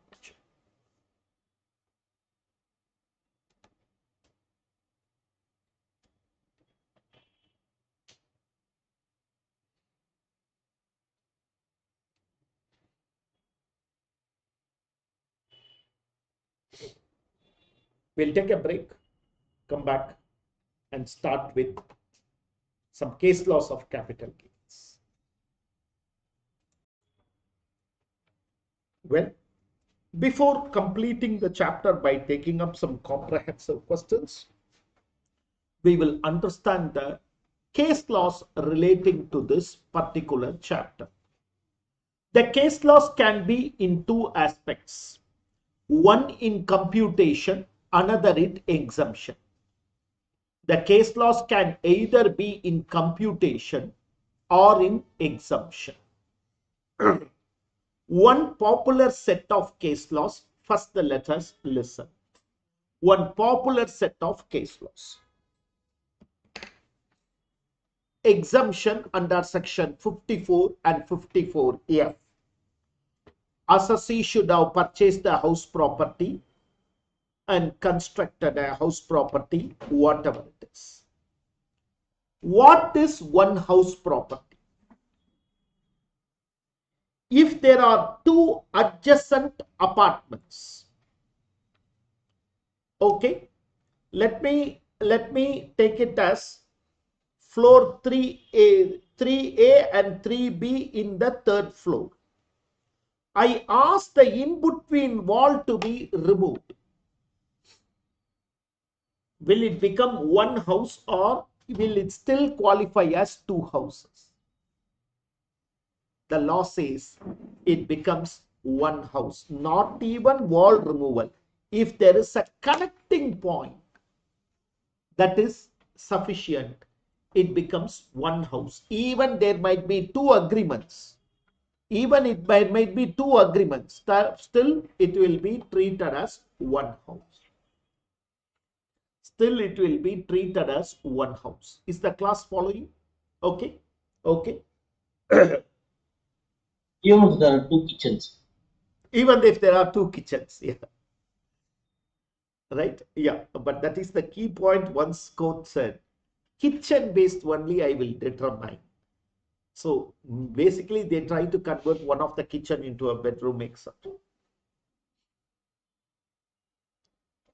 Can the new house be purchased in joint names? I am a seller.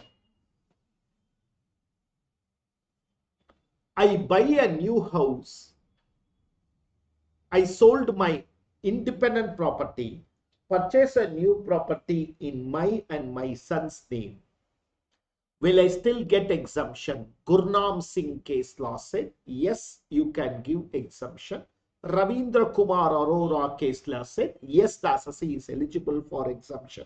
One more step, Kamal Wahal case law went.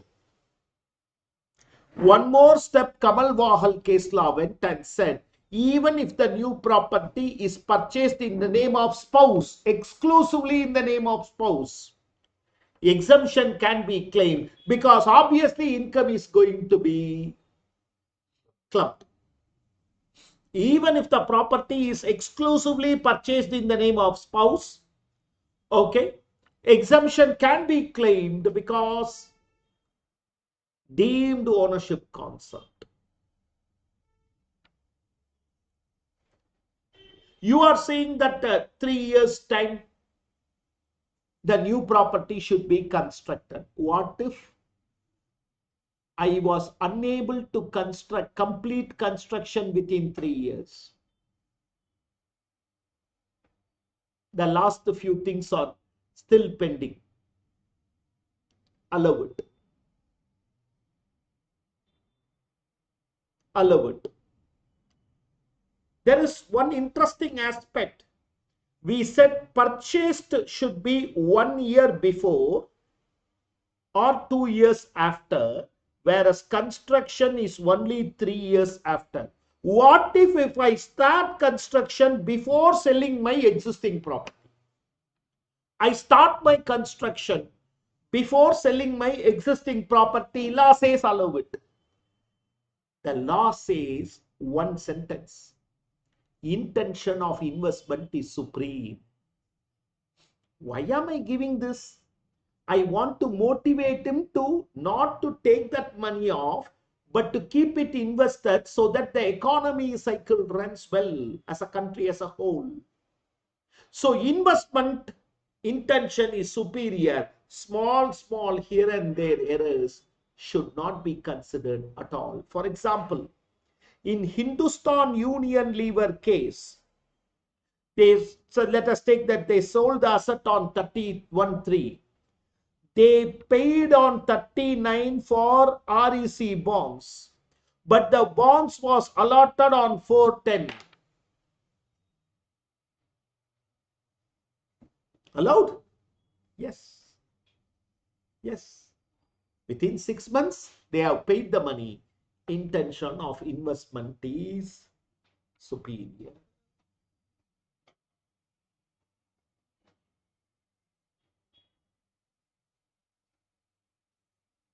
When we say construction of a new property, does it mean under construction plot also qualifies?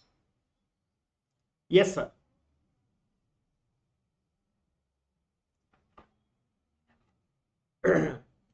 This time I am resorting to the material. Case loss of capital gains alone from the material. Case loss of capital gain alone from the material. Those who have a physical material, let me go from the reverse order. Those who have the physical material, page 119, E material, page 120.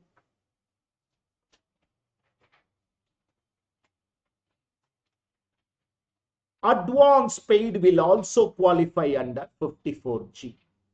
For shifting of industrial undertaking, before shifting itself, I paid advance, qualifies. Union lever, 6 months. If it is payment is made within 6 months, it qualifies. Only key factors I am underlining. Key factors I am underlining. Sambandham Uday Kumar case. Construction not completed due to pendency of some work. Okay. If assessee has invested the money, exemption cannot be denied. Investment is superior. Investment is superior. Okay. Ravindra Kumar Arora, allowed, join name.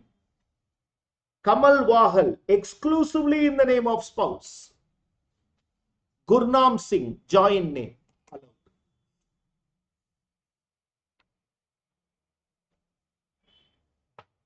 Are you clear? Okay. Gurnam Singh and Ravindra Kumar Arora, join name.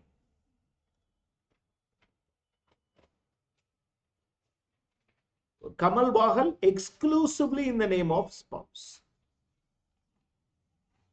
Syed Ali, 2 adjacent apartments. If there is a common connecting point, it will be taken as single unit. If there is a common connecting point, it will be taken as single unit. Ariyama Sundar, can construction commence before the date? Yes. Cannot be denied.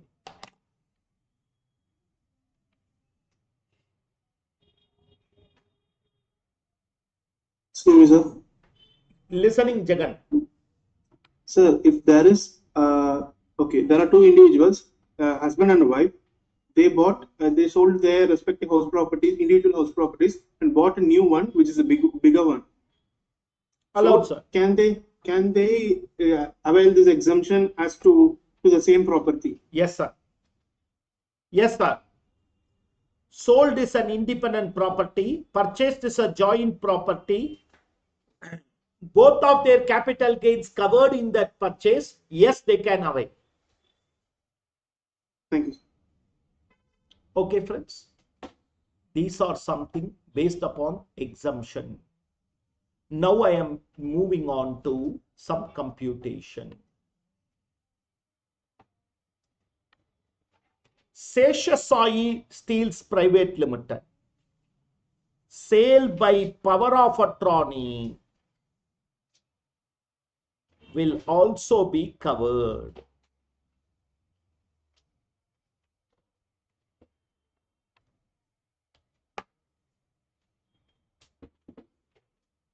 Sale of power of attorney will also be covered, which means, friends, I will not register to avoid 2 stamp duties. What I do is I give power to a person who will then transfer the property. But I have given the physical possession. Receive the consideration. Receive the consideration. All the right of the property is transferred. Okay.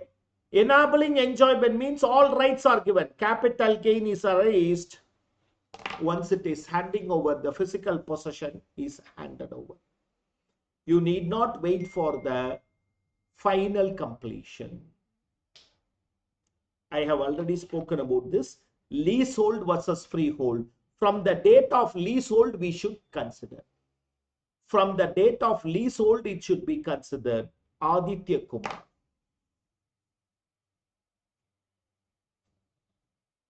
What is compulsory acquisition? Government compulsorily acquiring a property. Just because I negotiated, why should I go to the court and waste time, money? Instead, I negotiated with the collector for compensation.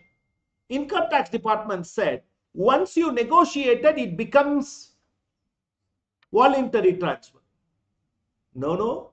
The property was acquired using the Land Acquisition Act. It cannot be treated as, okay, just because when the proceedings are initiated under land acquisition, if compensation is negotiated, still it will be only treated as compulsory acquisition.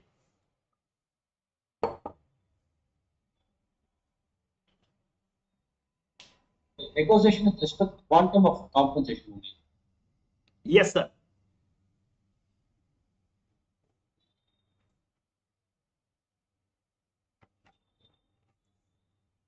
I will teach this case law in assessment procedure. This is there only. I don't know why it came here. It will repeat itself.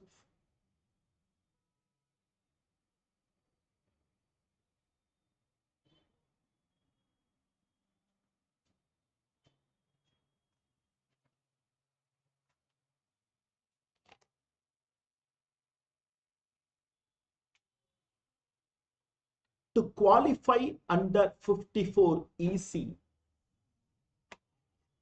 it should be a long-term capital asset. It should be a long-term capital asset. I am a business undertaking who sold my building, which was acquired 10 years back. What gain do I get? If the block ceases to exist, because I'm doing business, it is a short-term capital gain. Can I claim 54 EC?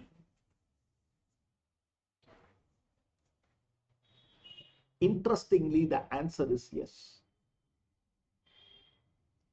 It is a long-term capital asset giving short-term capital gain. This is the case law which made us clear on something very unique to us. We all were so far thinking LTCA will give LTCG, STCA will give STCG. No. Classification of asset is different, computation is different. I am holding the building for 10 years. I am holding the building for 10 years. It becomes a long-term capital asset. But section 50, which deals with computation of depreciable assets, says I am comparing between opening WDV and sale value less than 1 year. So it is a short-term capital gain. As an asset, it is a long-term capital asset.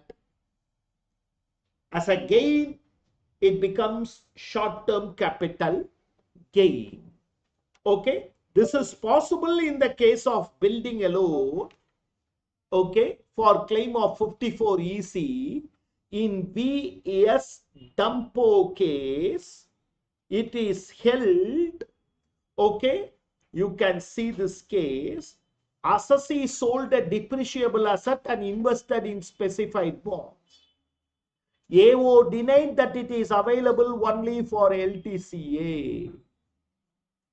Assessee can claim. Mode of computation is different from classification. If an asset is held for more than 36 months, it is LTCA. Section 50 specifies only mode of computation. In effect, it is a LTCA providing STCG. So you should not deny it.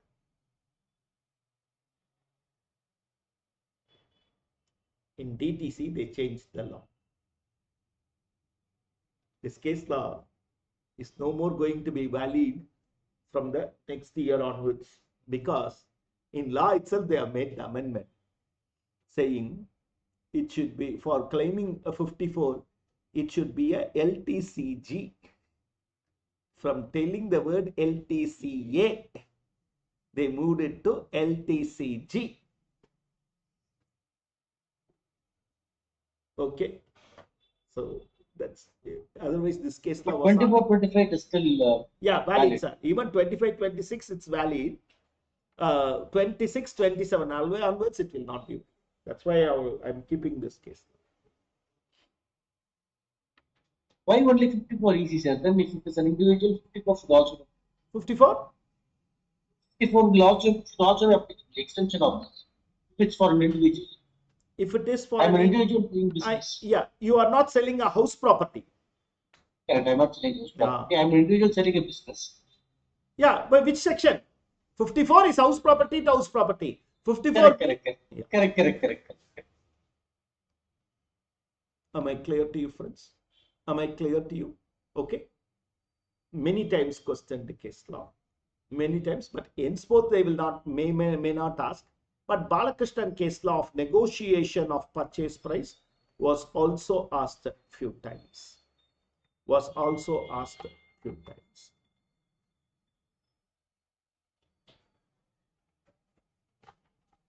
Friends, listen to this. Listen to me for some time. Sale value 50 lakhs. Stamp value 60 lakhs. What is my full value of consideration? Greater than 1%. Well, okay, since this is 110% is only coming to 55 lakh, 60 lakhs becomes my full value of consideration. Minus 0 is my cost of transfer. 60 lakhs is my net consideration. I want to get exemption under 54F. So what I did is I deposited in CGAS 60 lakhs. Assessing officer asked, how come you deposited 60 lakh? You only sold for 50 lakhs. By application of section 50C, your full value of consideration becomes 60 lakhs. He said, boss, I have other incomes. From there I diverted and invested 60 lakhs. For which assessing officer said, for that and all I will not give you exemption. Your maximum exemption is restricted to 50 lakhs. Case went to court. Court said, when consideration can be deemed, exemption can also be deemed. When consideration, a money which he has not received, you are taxing. A money which he has earned, he is investing. One is fictional, another is real. For fictional, you are asking, not asking question. For real, you are asking question. Has he invested 60 lakhs? Yes. He want to claim full exemption. Okay. Very popular case law. Gauli Mahadevappa. Okay, it's not D, it is I. Gauli Mahadevappa. Okay. When capital gain is computed by deemed consideration, the whole amount invested will be eligible for exemption.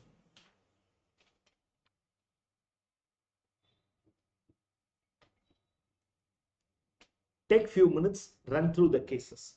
Okay. At home, please write the cases, stick it. When you see it, you will remember it. Cases can be divided as exemption, exemptions and computation. Exemption related case law, especially this house related, Kamal Vahal, Ravindra Kumar Arora, Gurnam Singh. Okay. All these things about a house. Okay, like that, split and stick it, you will easily remember it.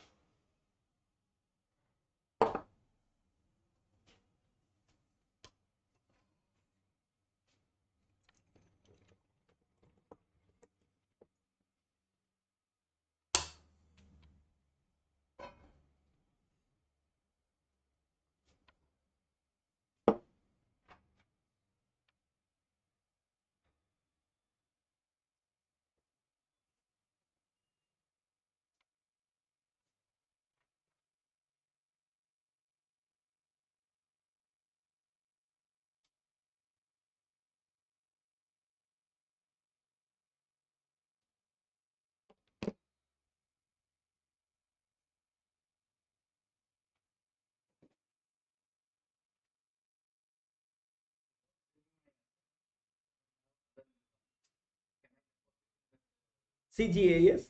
Why will you do it? Keep it in your bank account. Why do you want to do it in CGAS, which gives you a very nominal interest?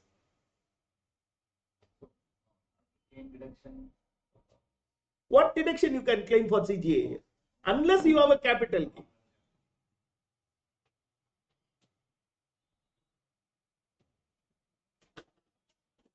Shall I, friends? Okay. Going for the completion of the chapter with some questions. I mean, page 56 or 55 as the case. Vijay, an individual, owned 3 residential houses which were let out. Besides, he and his 4 brothers owned a residential house, equal share. He sold 1 residential house owned by him.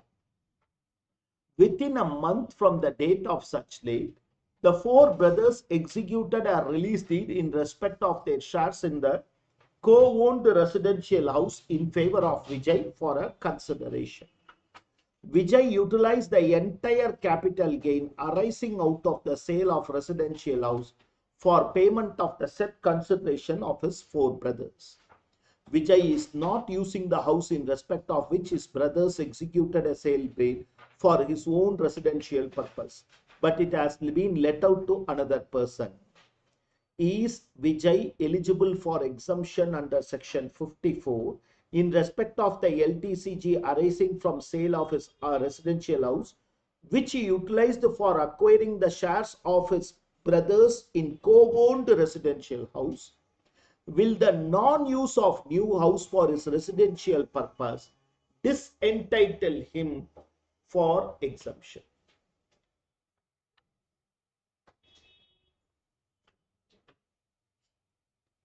You should not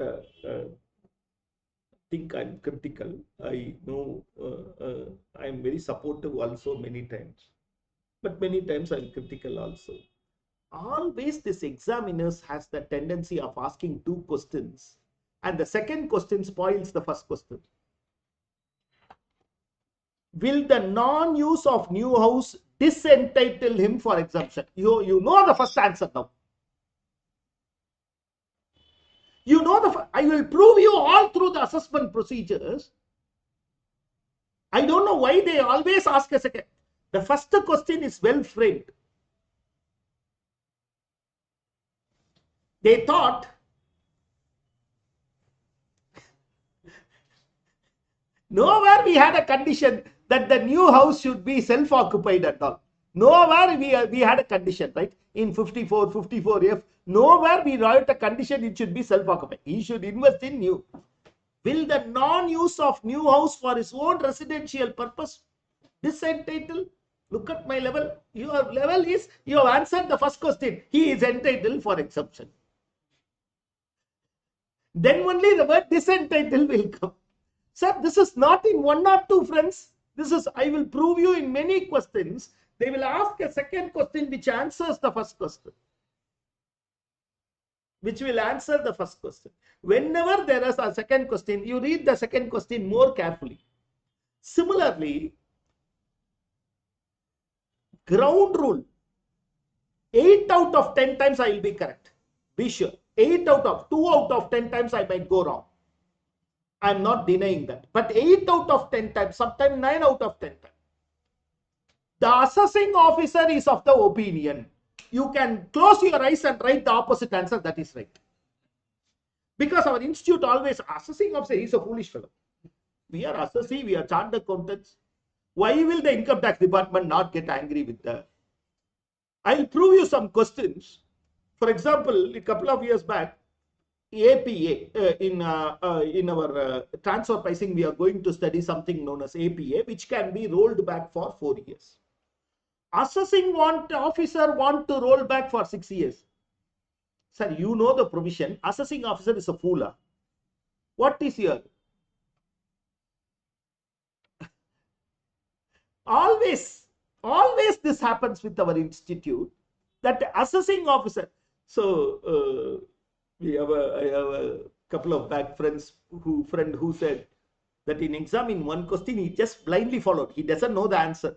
But he wrote it and came, when the suggested answer came, he got it right, he cleared even. But what I'm trying to say is, these are all patternized. Not only here, in your accounting standard, I think, the accountant of the company is of the opinion, whereas the chart accountant should only be correct. But in practical world, all of us know a BCom accountant is much knowledgeable than all of us. Much more knowledgeable than all of us. We all know personally that when I went into articles, when I did my articleship and did a company audit for 40-45 days, I was doing the audit. The accountant finally said, I know what your principal is going to ask me. You are 45 days you are doing. I know what he is going to ask you. I know what he is going to ask me. The whole thing will be over by 3 hours. And it happened. And this experience is with all of you. Is with all of you. So he knows after a little bit of experience, but our institute questions are drafted in such a manner. That's okay. But why are you rubbing the accounting assessing officer always? Is what I always feel bad. What is the answer? You should have left it. Assessing officer is of the opinion. Okay? Right. Anyhow. So what happens here, my dear friends, is something like this. Mr. Vijay is the owner of an independent house. He also is the joint owner of another house along with 4 other brothers of him. He sells this house and settles all the 4 brothers so that he gets an independent right over the joint property. Can I claim 54? Exactly, you would have thought for 10 minutes, 15 minutes, if not for the second question. Okay, I read it. Vijay, an individual, owned 3 residential houses which are less than. Beside, he and his brothers co-owned a residential house. He sold 1 house owned by him. Within a month, he executed the release deed for 4 brothers in respect of a co-owned property. Vijay utilized the entire long-term capital gain from the sale of his independent property to settle his 4 brothers. Vijay is not using the house in respect of which he executed the release deed for his residential purpose, but he has let out to another. Is Mr. Vijay eligible for exemption under 54 in respect of LTCG arising from sale of his residential house, which he utilized for acquiring and settling his brother? Yes. He was asking, our friends are asking. I constructed another floor. Hello. A new house property does not mean that which is already not existing. A new house property means that which you are not the sole owner. By settling the co-owner, by settling 4 brothers, he becomes the single owner of the house property. So it is allowed. Friends, institute question paper. Font size 14. Line 2.5. This question will run for 2 pages. For a single line answer. Length of the question should never be our worry, because the paper size is less than A4. The font size is 14. In between gap, all these things, and the first top portion will be left, side portion will be left. Okay. If the green environment is going to put a case, right.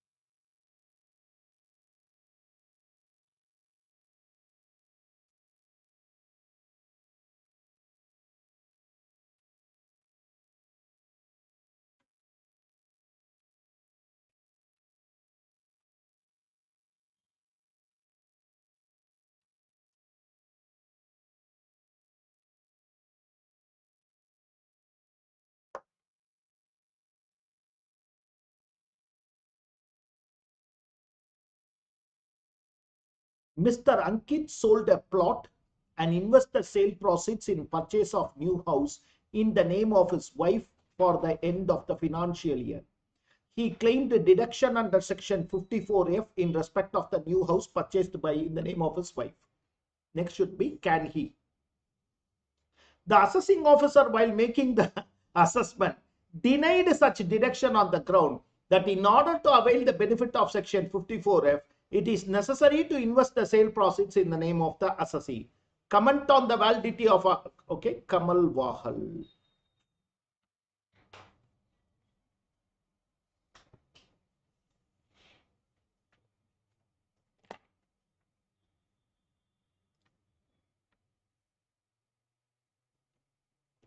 Kamal Wahal.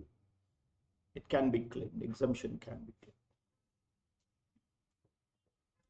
Tani purchased the land at a cost of 35 lakhs in the financial year 8-9 and held the same as capital asset till 23-24. Tani started a real estate business and converted the said land into stock in trade, and the fair market value was 210 lakhs. She constructed 15 apartments of equal size. Cost of construction 10 lakhs per apartment. Construction was completed in Jan. Sold 10 out of the 15 apartments for 30 lakhs per apartment between Jan and March. The remaining 5 are yet to be sold. She invested 50 lakhs in NHAI and another 50 lakhs in REC. Compute the amount of capital gain and the business income, indicating the reasons thereof. Please read it.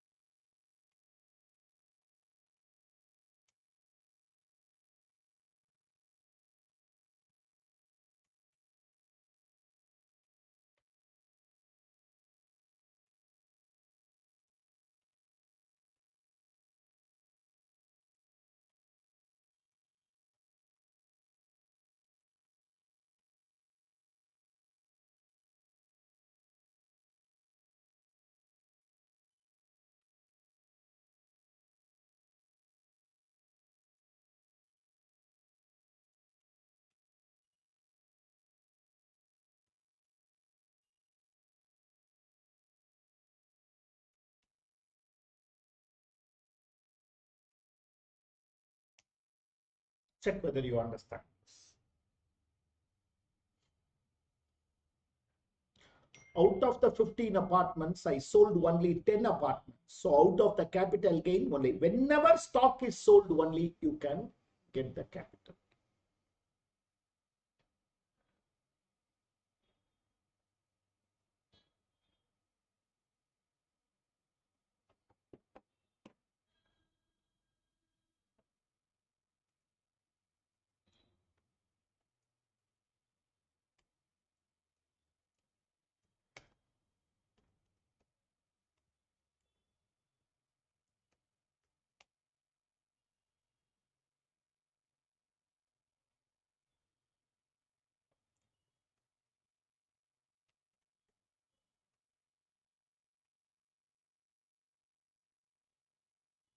Extending it to PGBP, the closing stock will be 1/3 the land value and the construction cost of the 5 apartments. Very good answer.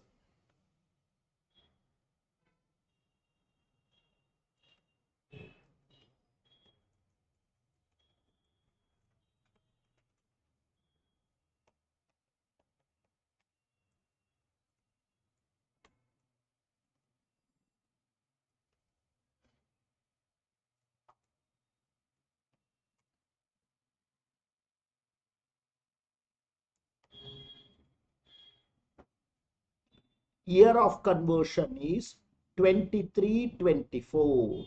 On 1st June, she had converted. 1st June 23. So 23-24.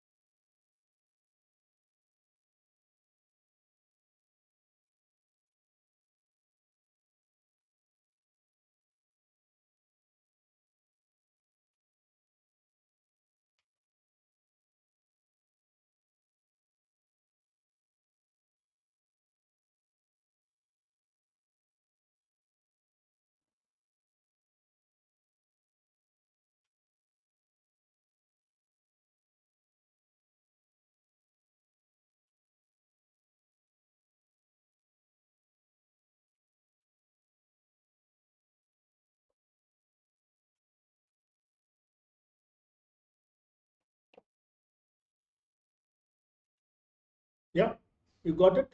You got it?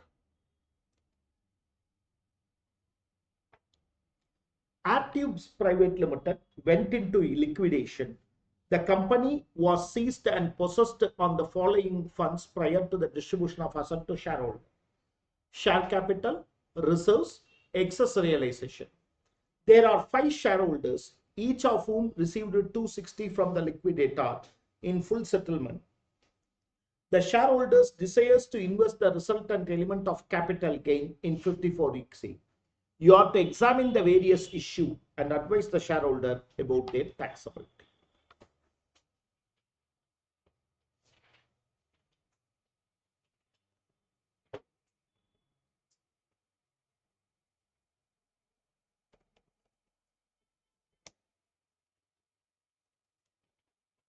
Where a company goes into liquidation and surplus assets are distributed to shareholders, it will not be treated as transfer. Hence, no capital gain arises for the company.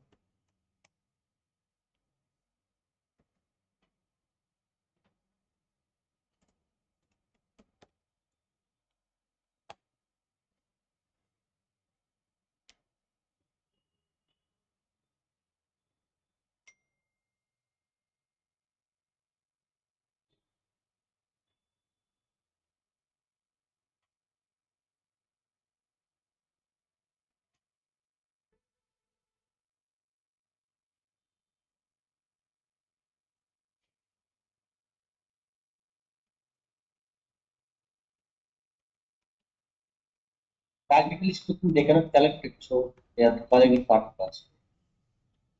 Sir, what's your? It's not in existence, they cannot collect. Yeah. I understand. Uh, Winding up, liquidated are two different. They are in winding up. Once everything is over, only the incorporation certificate will be cancelled. For the shareholder, capital gain arises. Consideration received 2,60,000.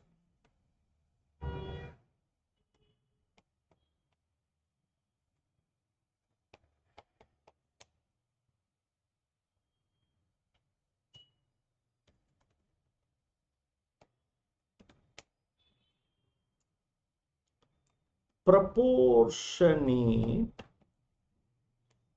share of reserves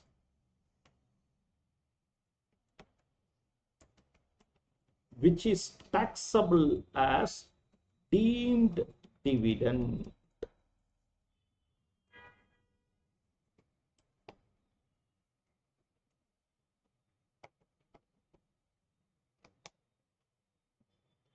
Consideration, full value of consideration for shares surrender will be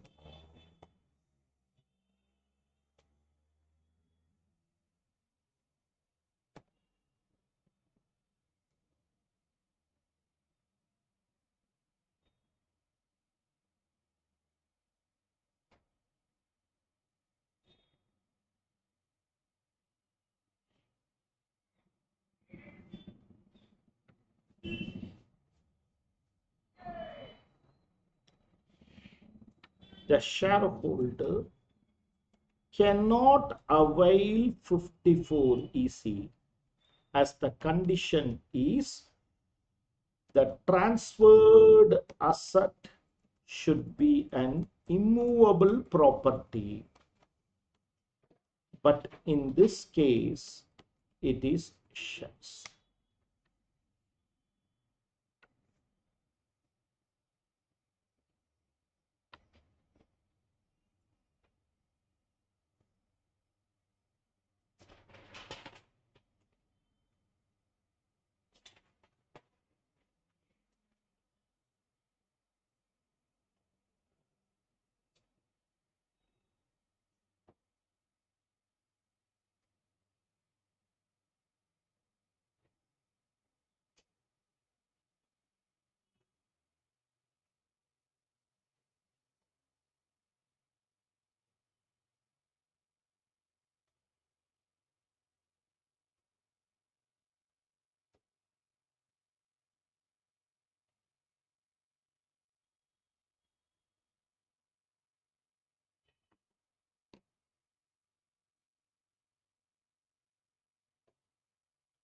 May I?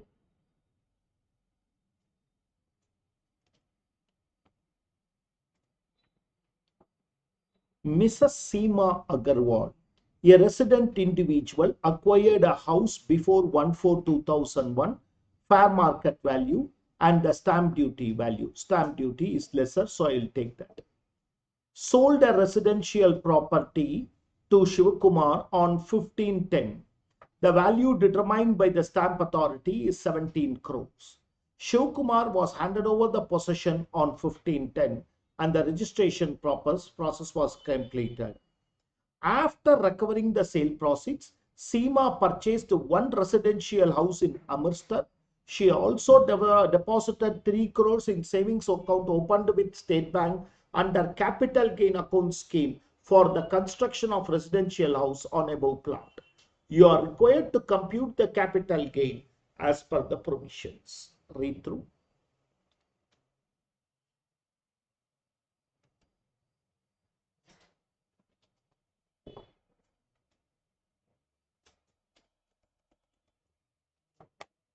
Sir, one note. Only for unlisted shares sold for 23rd July indexation will apply, right? So shares.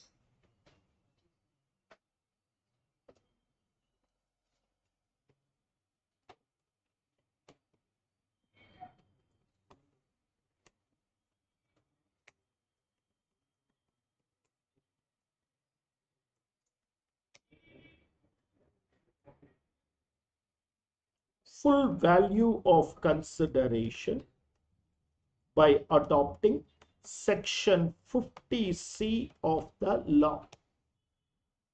Full value of consideration by adopting section 50C of the law. Actual consideration for which he has sold is 15 crore 50 lakhs. 110% of actual consideration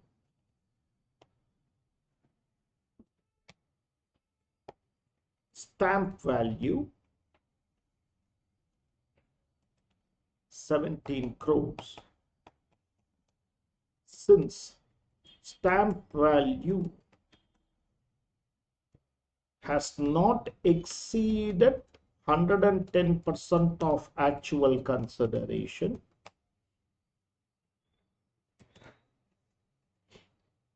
actual consideration will be treated as full value of consideration.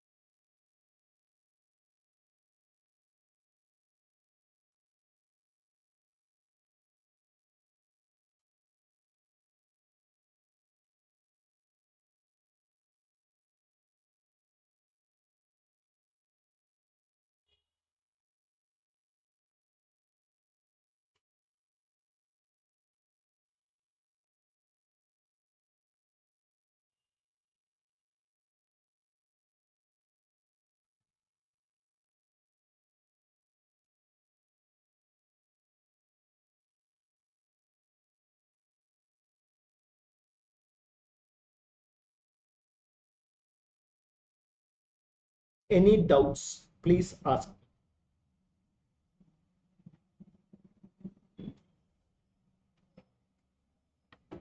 Compute tax on this, we have to consider indexation and lower of.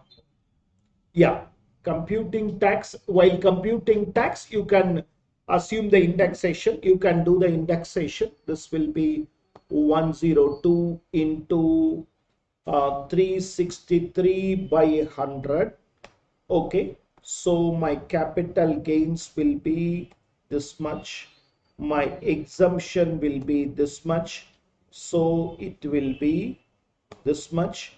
12.5% of this comes to this, whereas 20% of this. So you will prefer this, but surcharge and all are at a higher rate.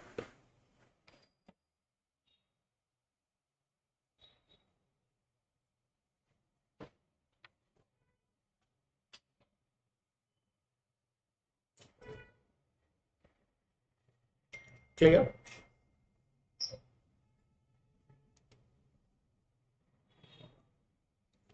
Mr. Prem is a partner in 2 firms, friends. MCQ. 5 questions they gave. Very patiently, twice, thrice, let us read it.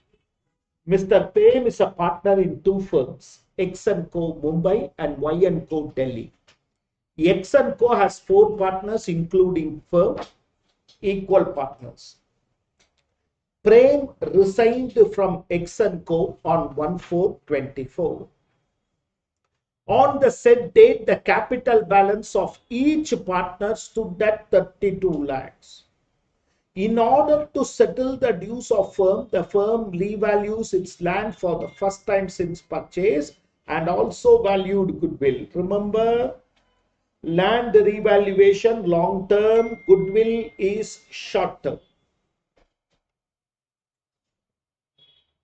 The firm has the following capital asset: land at Pune, Nagpur, Mumbai, goodwill.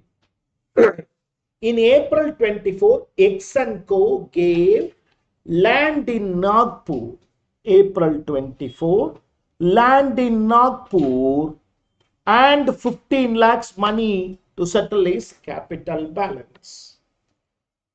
The firm Y & Co. is dissolved and distributed its land at Chandigarh, Mogali and Gurgaon to the 3 partners Prem, Akshay and Arav, who are equal partners. The particulars are: land at Chandigarh given to Prem, Mohali given to Akshay, Gurgaon given to Arav. In addition, Prem and Akshay was given 8 and 11 lakhs respectively. On the basis of above fact, choose the appropriate answer. Because the year has changed and the indexation changed, I have just maintained that question. Read through it once more.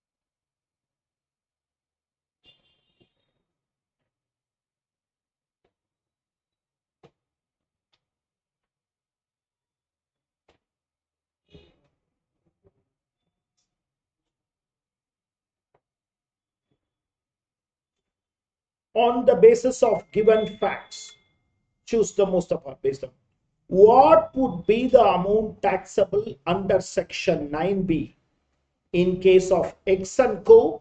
and Y & Co.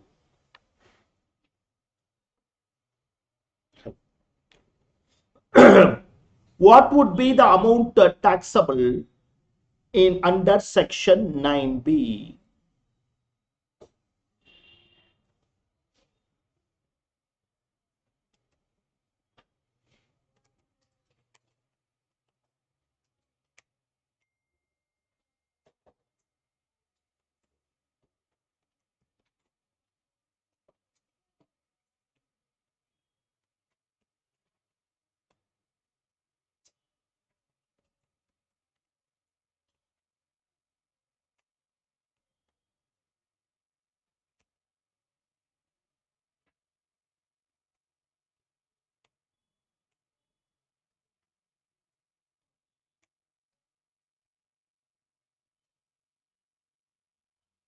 full value of consideration, that is fair market value of land provided to Prem, Nagpur land.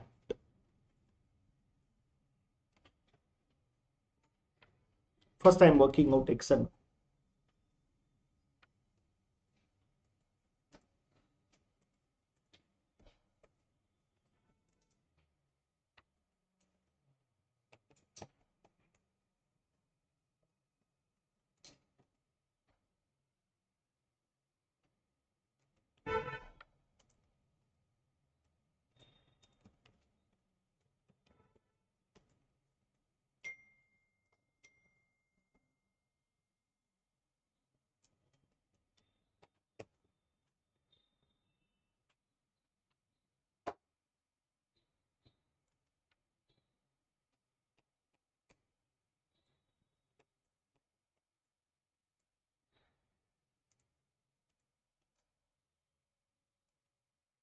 $18.90.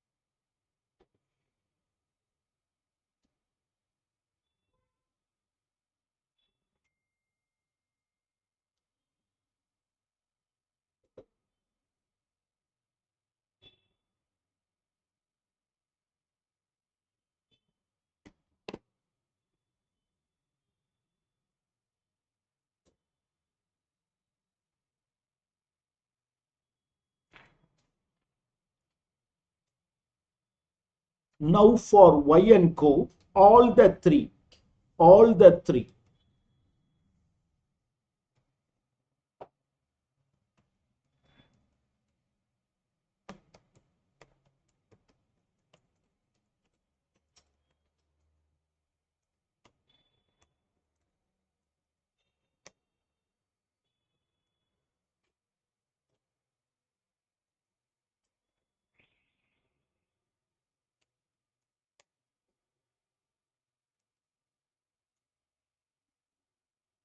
all are long term.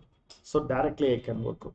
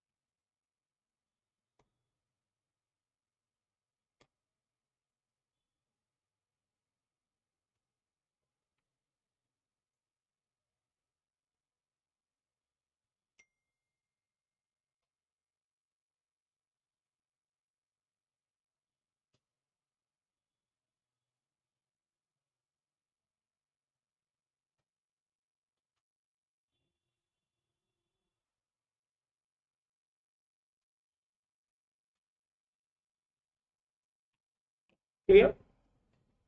Clear?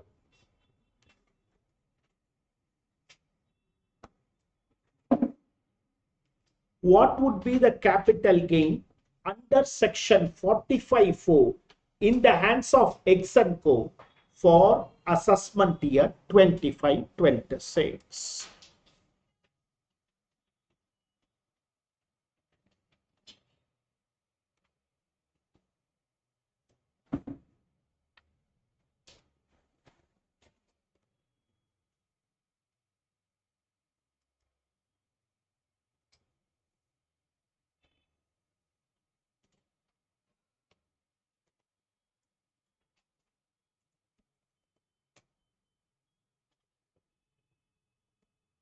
Full value of consideration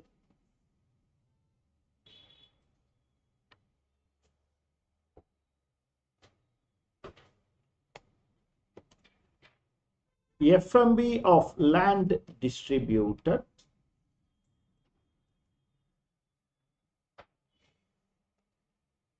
$45 lakhs, monetary consideration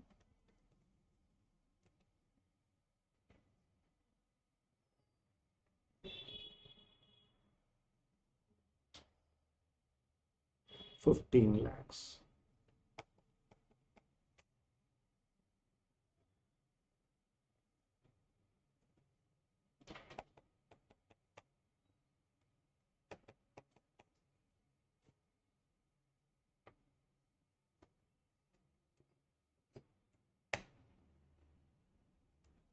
Less capital account balance.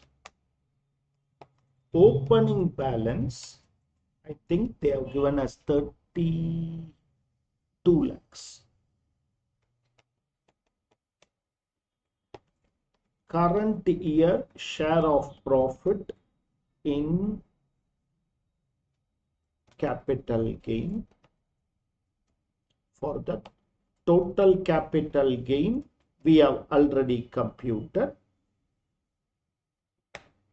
less tax 20% plus HEC 4%, 20.8%.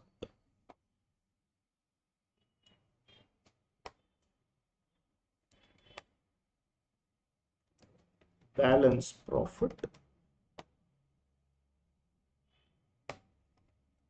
Prem's share 1/4.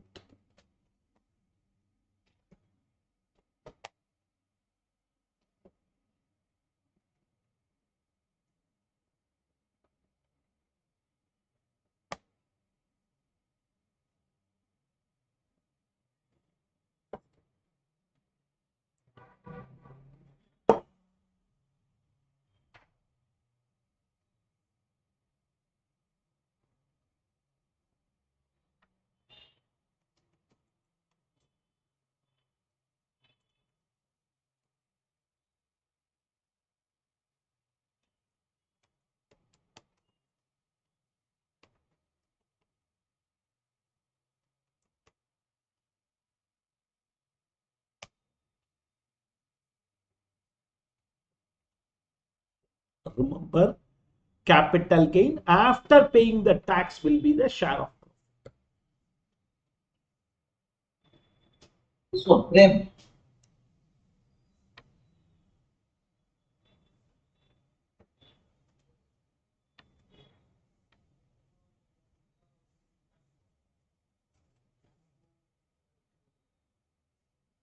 this computation of taxable capital gains at the 45/4 for Prem.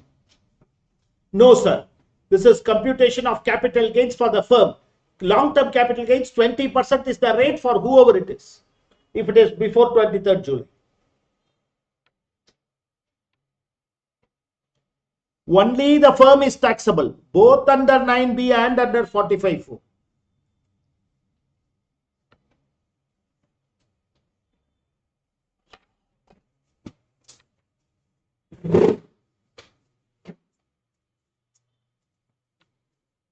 The firm has paid 15 lakhs. Why is it considered as part of value computation? Because you have paid more over and above what he is eligible to.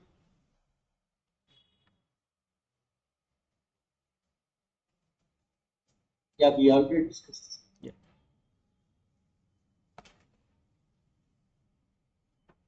What would be the capital gains under 45(4)? Very interesting answer.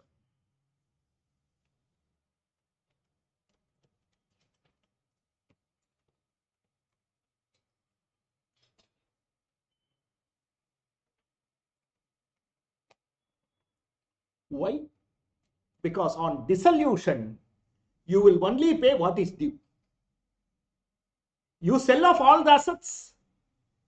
You sell off all the assets. You share the profit. You cannot have any surplus to pay.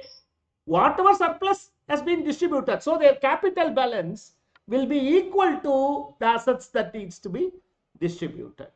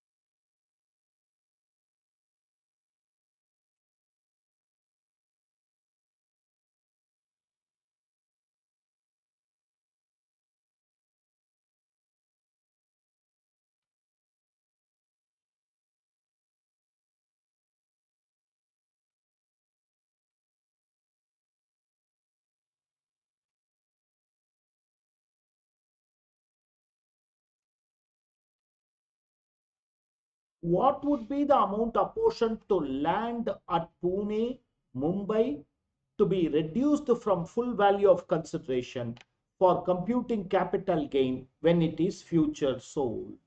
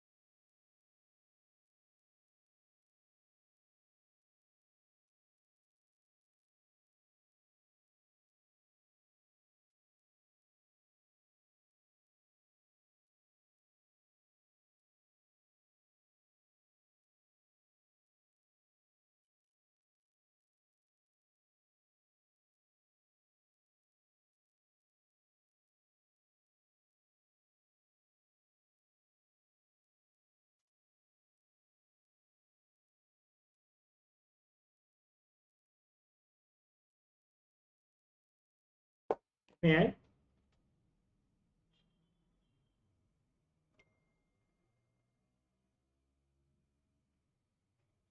If self-generated is goodwill is sold for 80 lakhs, what would be the capital gain?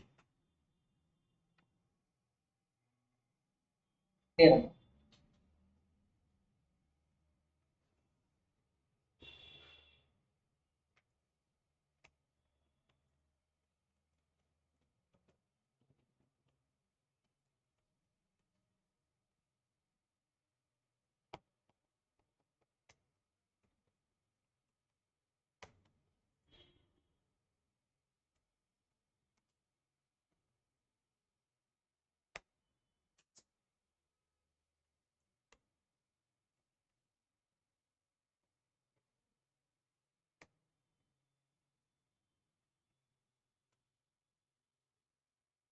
Normally for self-generated goodwill, index cost of acquisition is 0. Since you have paid tax up to 6,71 already, you can reduce that.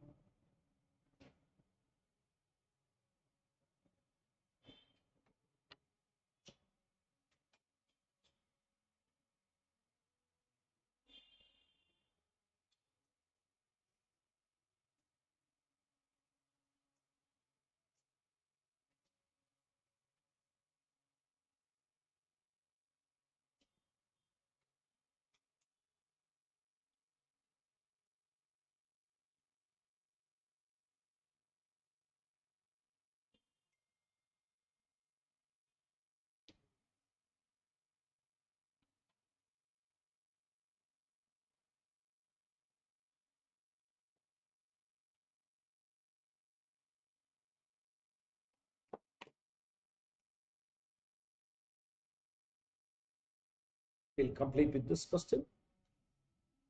தலைவர் question. Owns acres of land which he has purchased before 1/4/2001, converts it into stock in trade, recording a value of 50 lakhs, whereas the fair market value is 65 lakhs, spends 31 lakh for construction and approvals, start to develop the property in March 23. In April 24, enters into an agreement to sell 2 houses for 40 lakhs each and receives advance of 10 lakhs for house 1 in cash and house 2 through check. Stamp value on that date 35 lakhs. In Feb 2025, he completed the remaining property. Out of the balance 2 houses, one was sold for 51 lakhs, stamp value 41, and the other was converted into asset for the purpose of his office. Out of the sale consideration, he invested 50 lakhs in bonds of NHA, determined the capital gains and PGBP. What will be the tax consequences if the house which was held as asset is sold after 2 years? Let's read the question once more.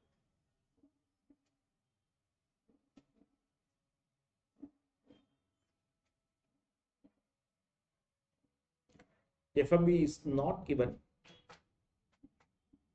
Take the FMV as 10 lakhs. FMV as on 1/4/2001 as 10 lakhs. In exam, they will give, in typing, I made the mistake.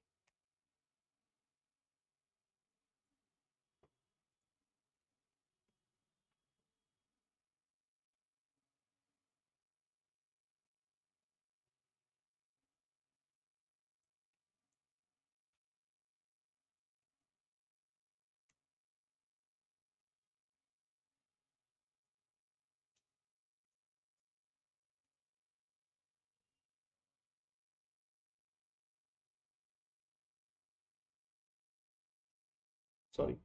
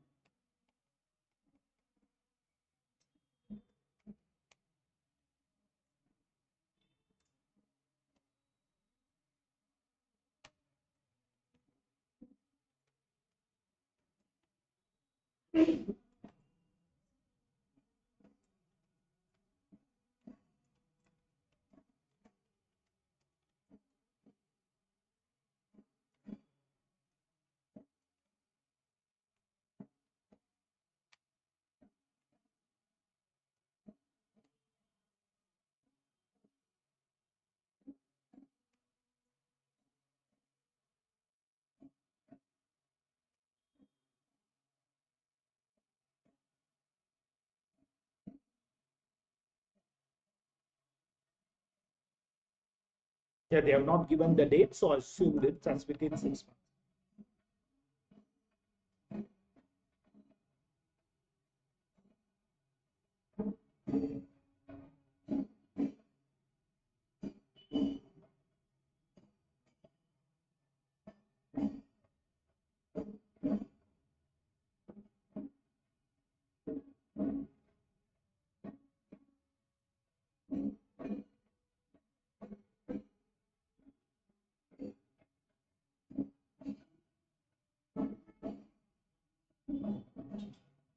Now is your full concentration. Now is your full concentration.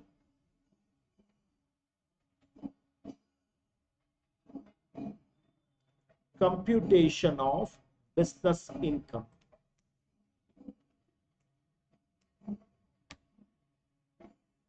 Listen, one by one. Sale value by adopting section 43 CA.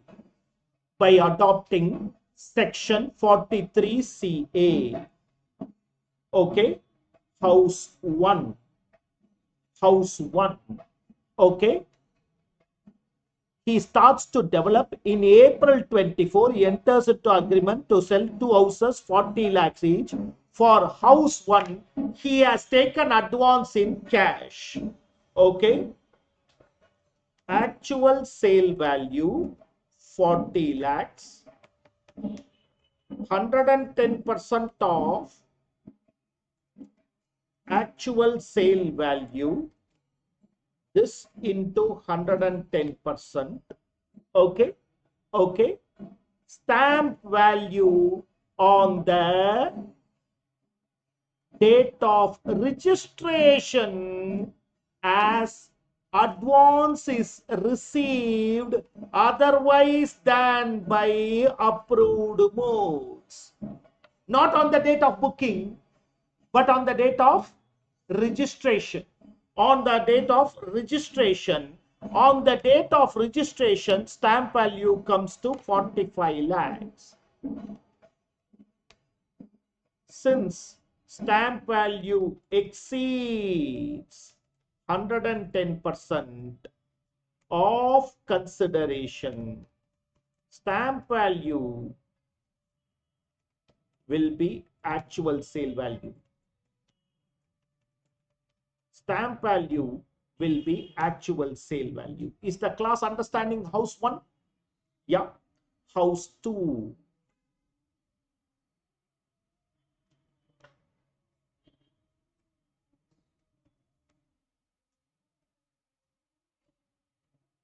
House 2. Stamp value on the date of booking as advance is received by approved modes. Okay, they have given check. We will always check account pay check. Unless they give cross check, you should always have an assessee favorable assumption 35 lakhs. So I will definitely take 40 lakhs only. I will definitely take 40 lakhs only. House 3. Actual sale value is 51 lakhs. Stamp value is only 45 lakhs. So I will take 51 lakhs. House 4. Please remember, according to section 28, if stock is converted into asset, then the fair market value on the date of conversion will be treated as sale value. So I have sold it for 51 lakhs. So this is my total sale price. This is my total sale price. Patiently take it down.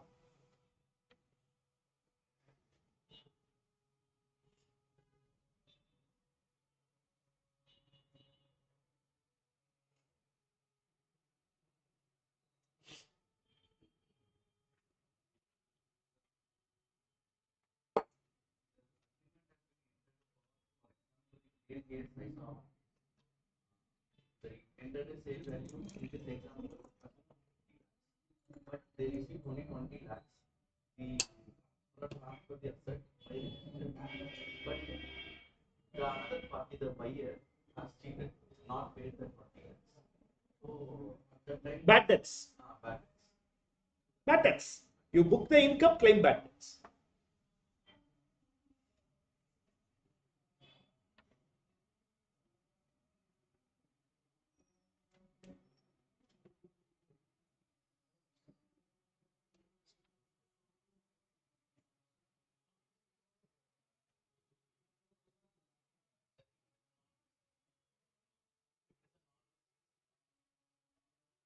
Capital loss. But need to pay tax. Capital loss. You will take only 20 lakhs as the full value of consideration. Even though the agreement specifies 50, you can prove it.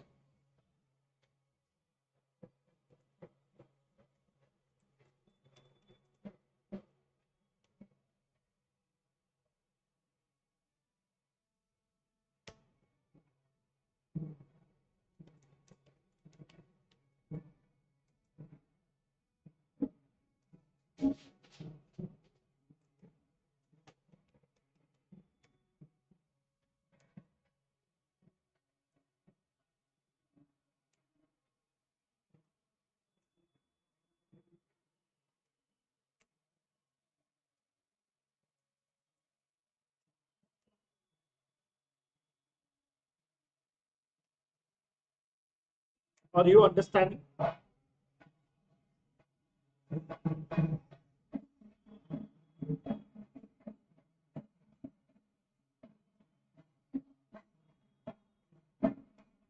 Very rare to see classes with background music. Okay.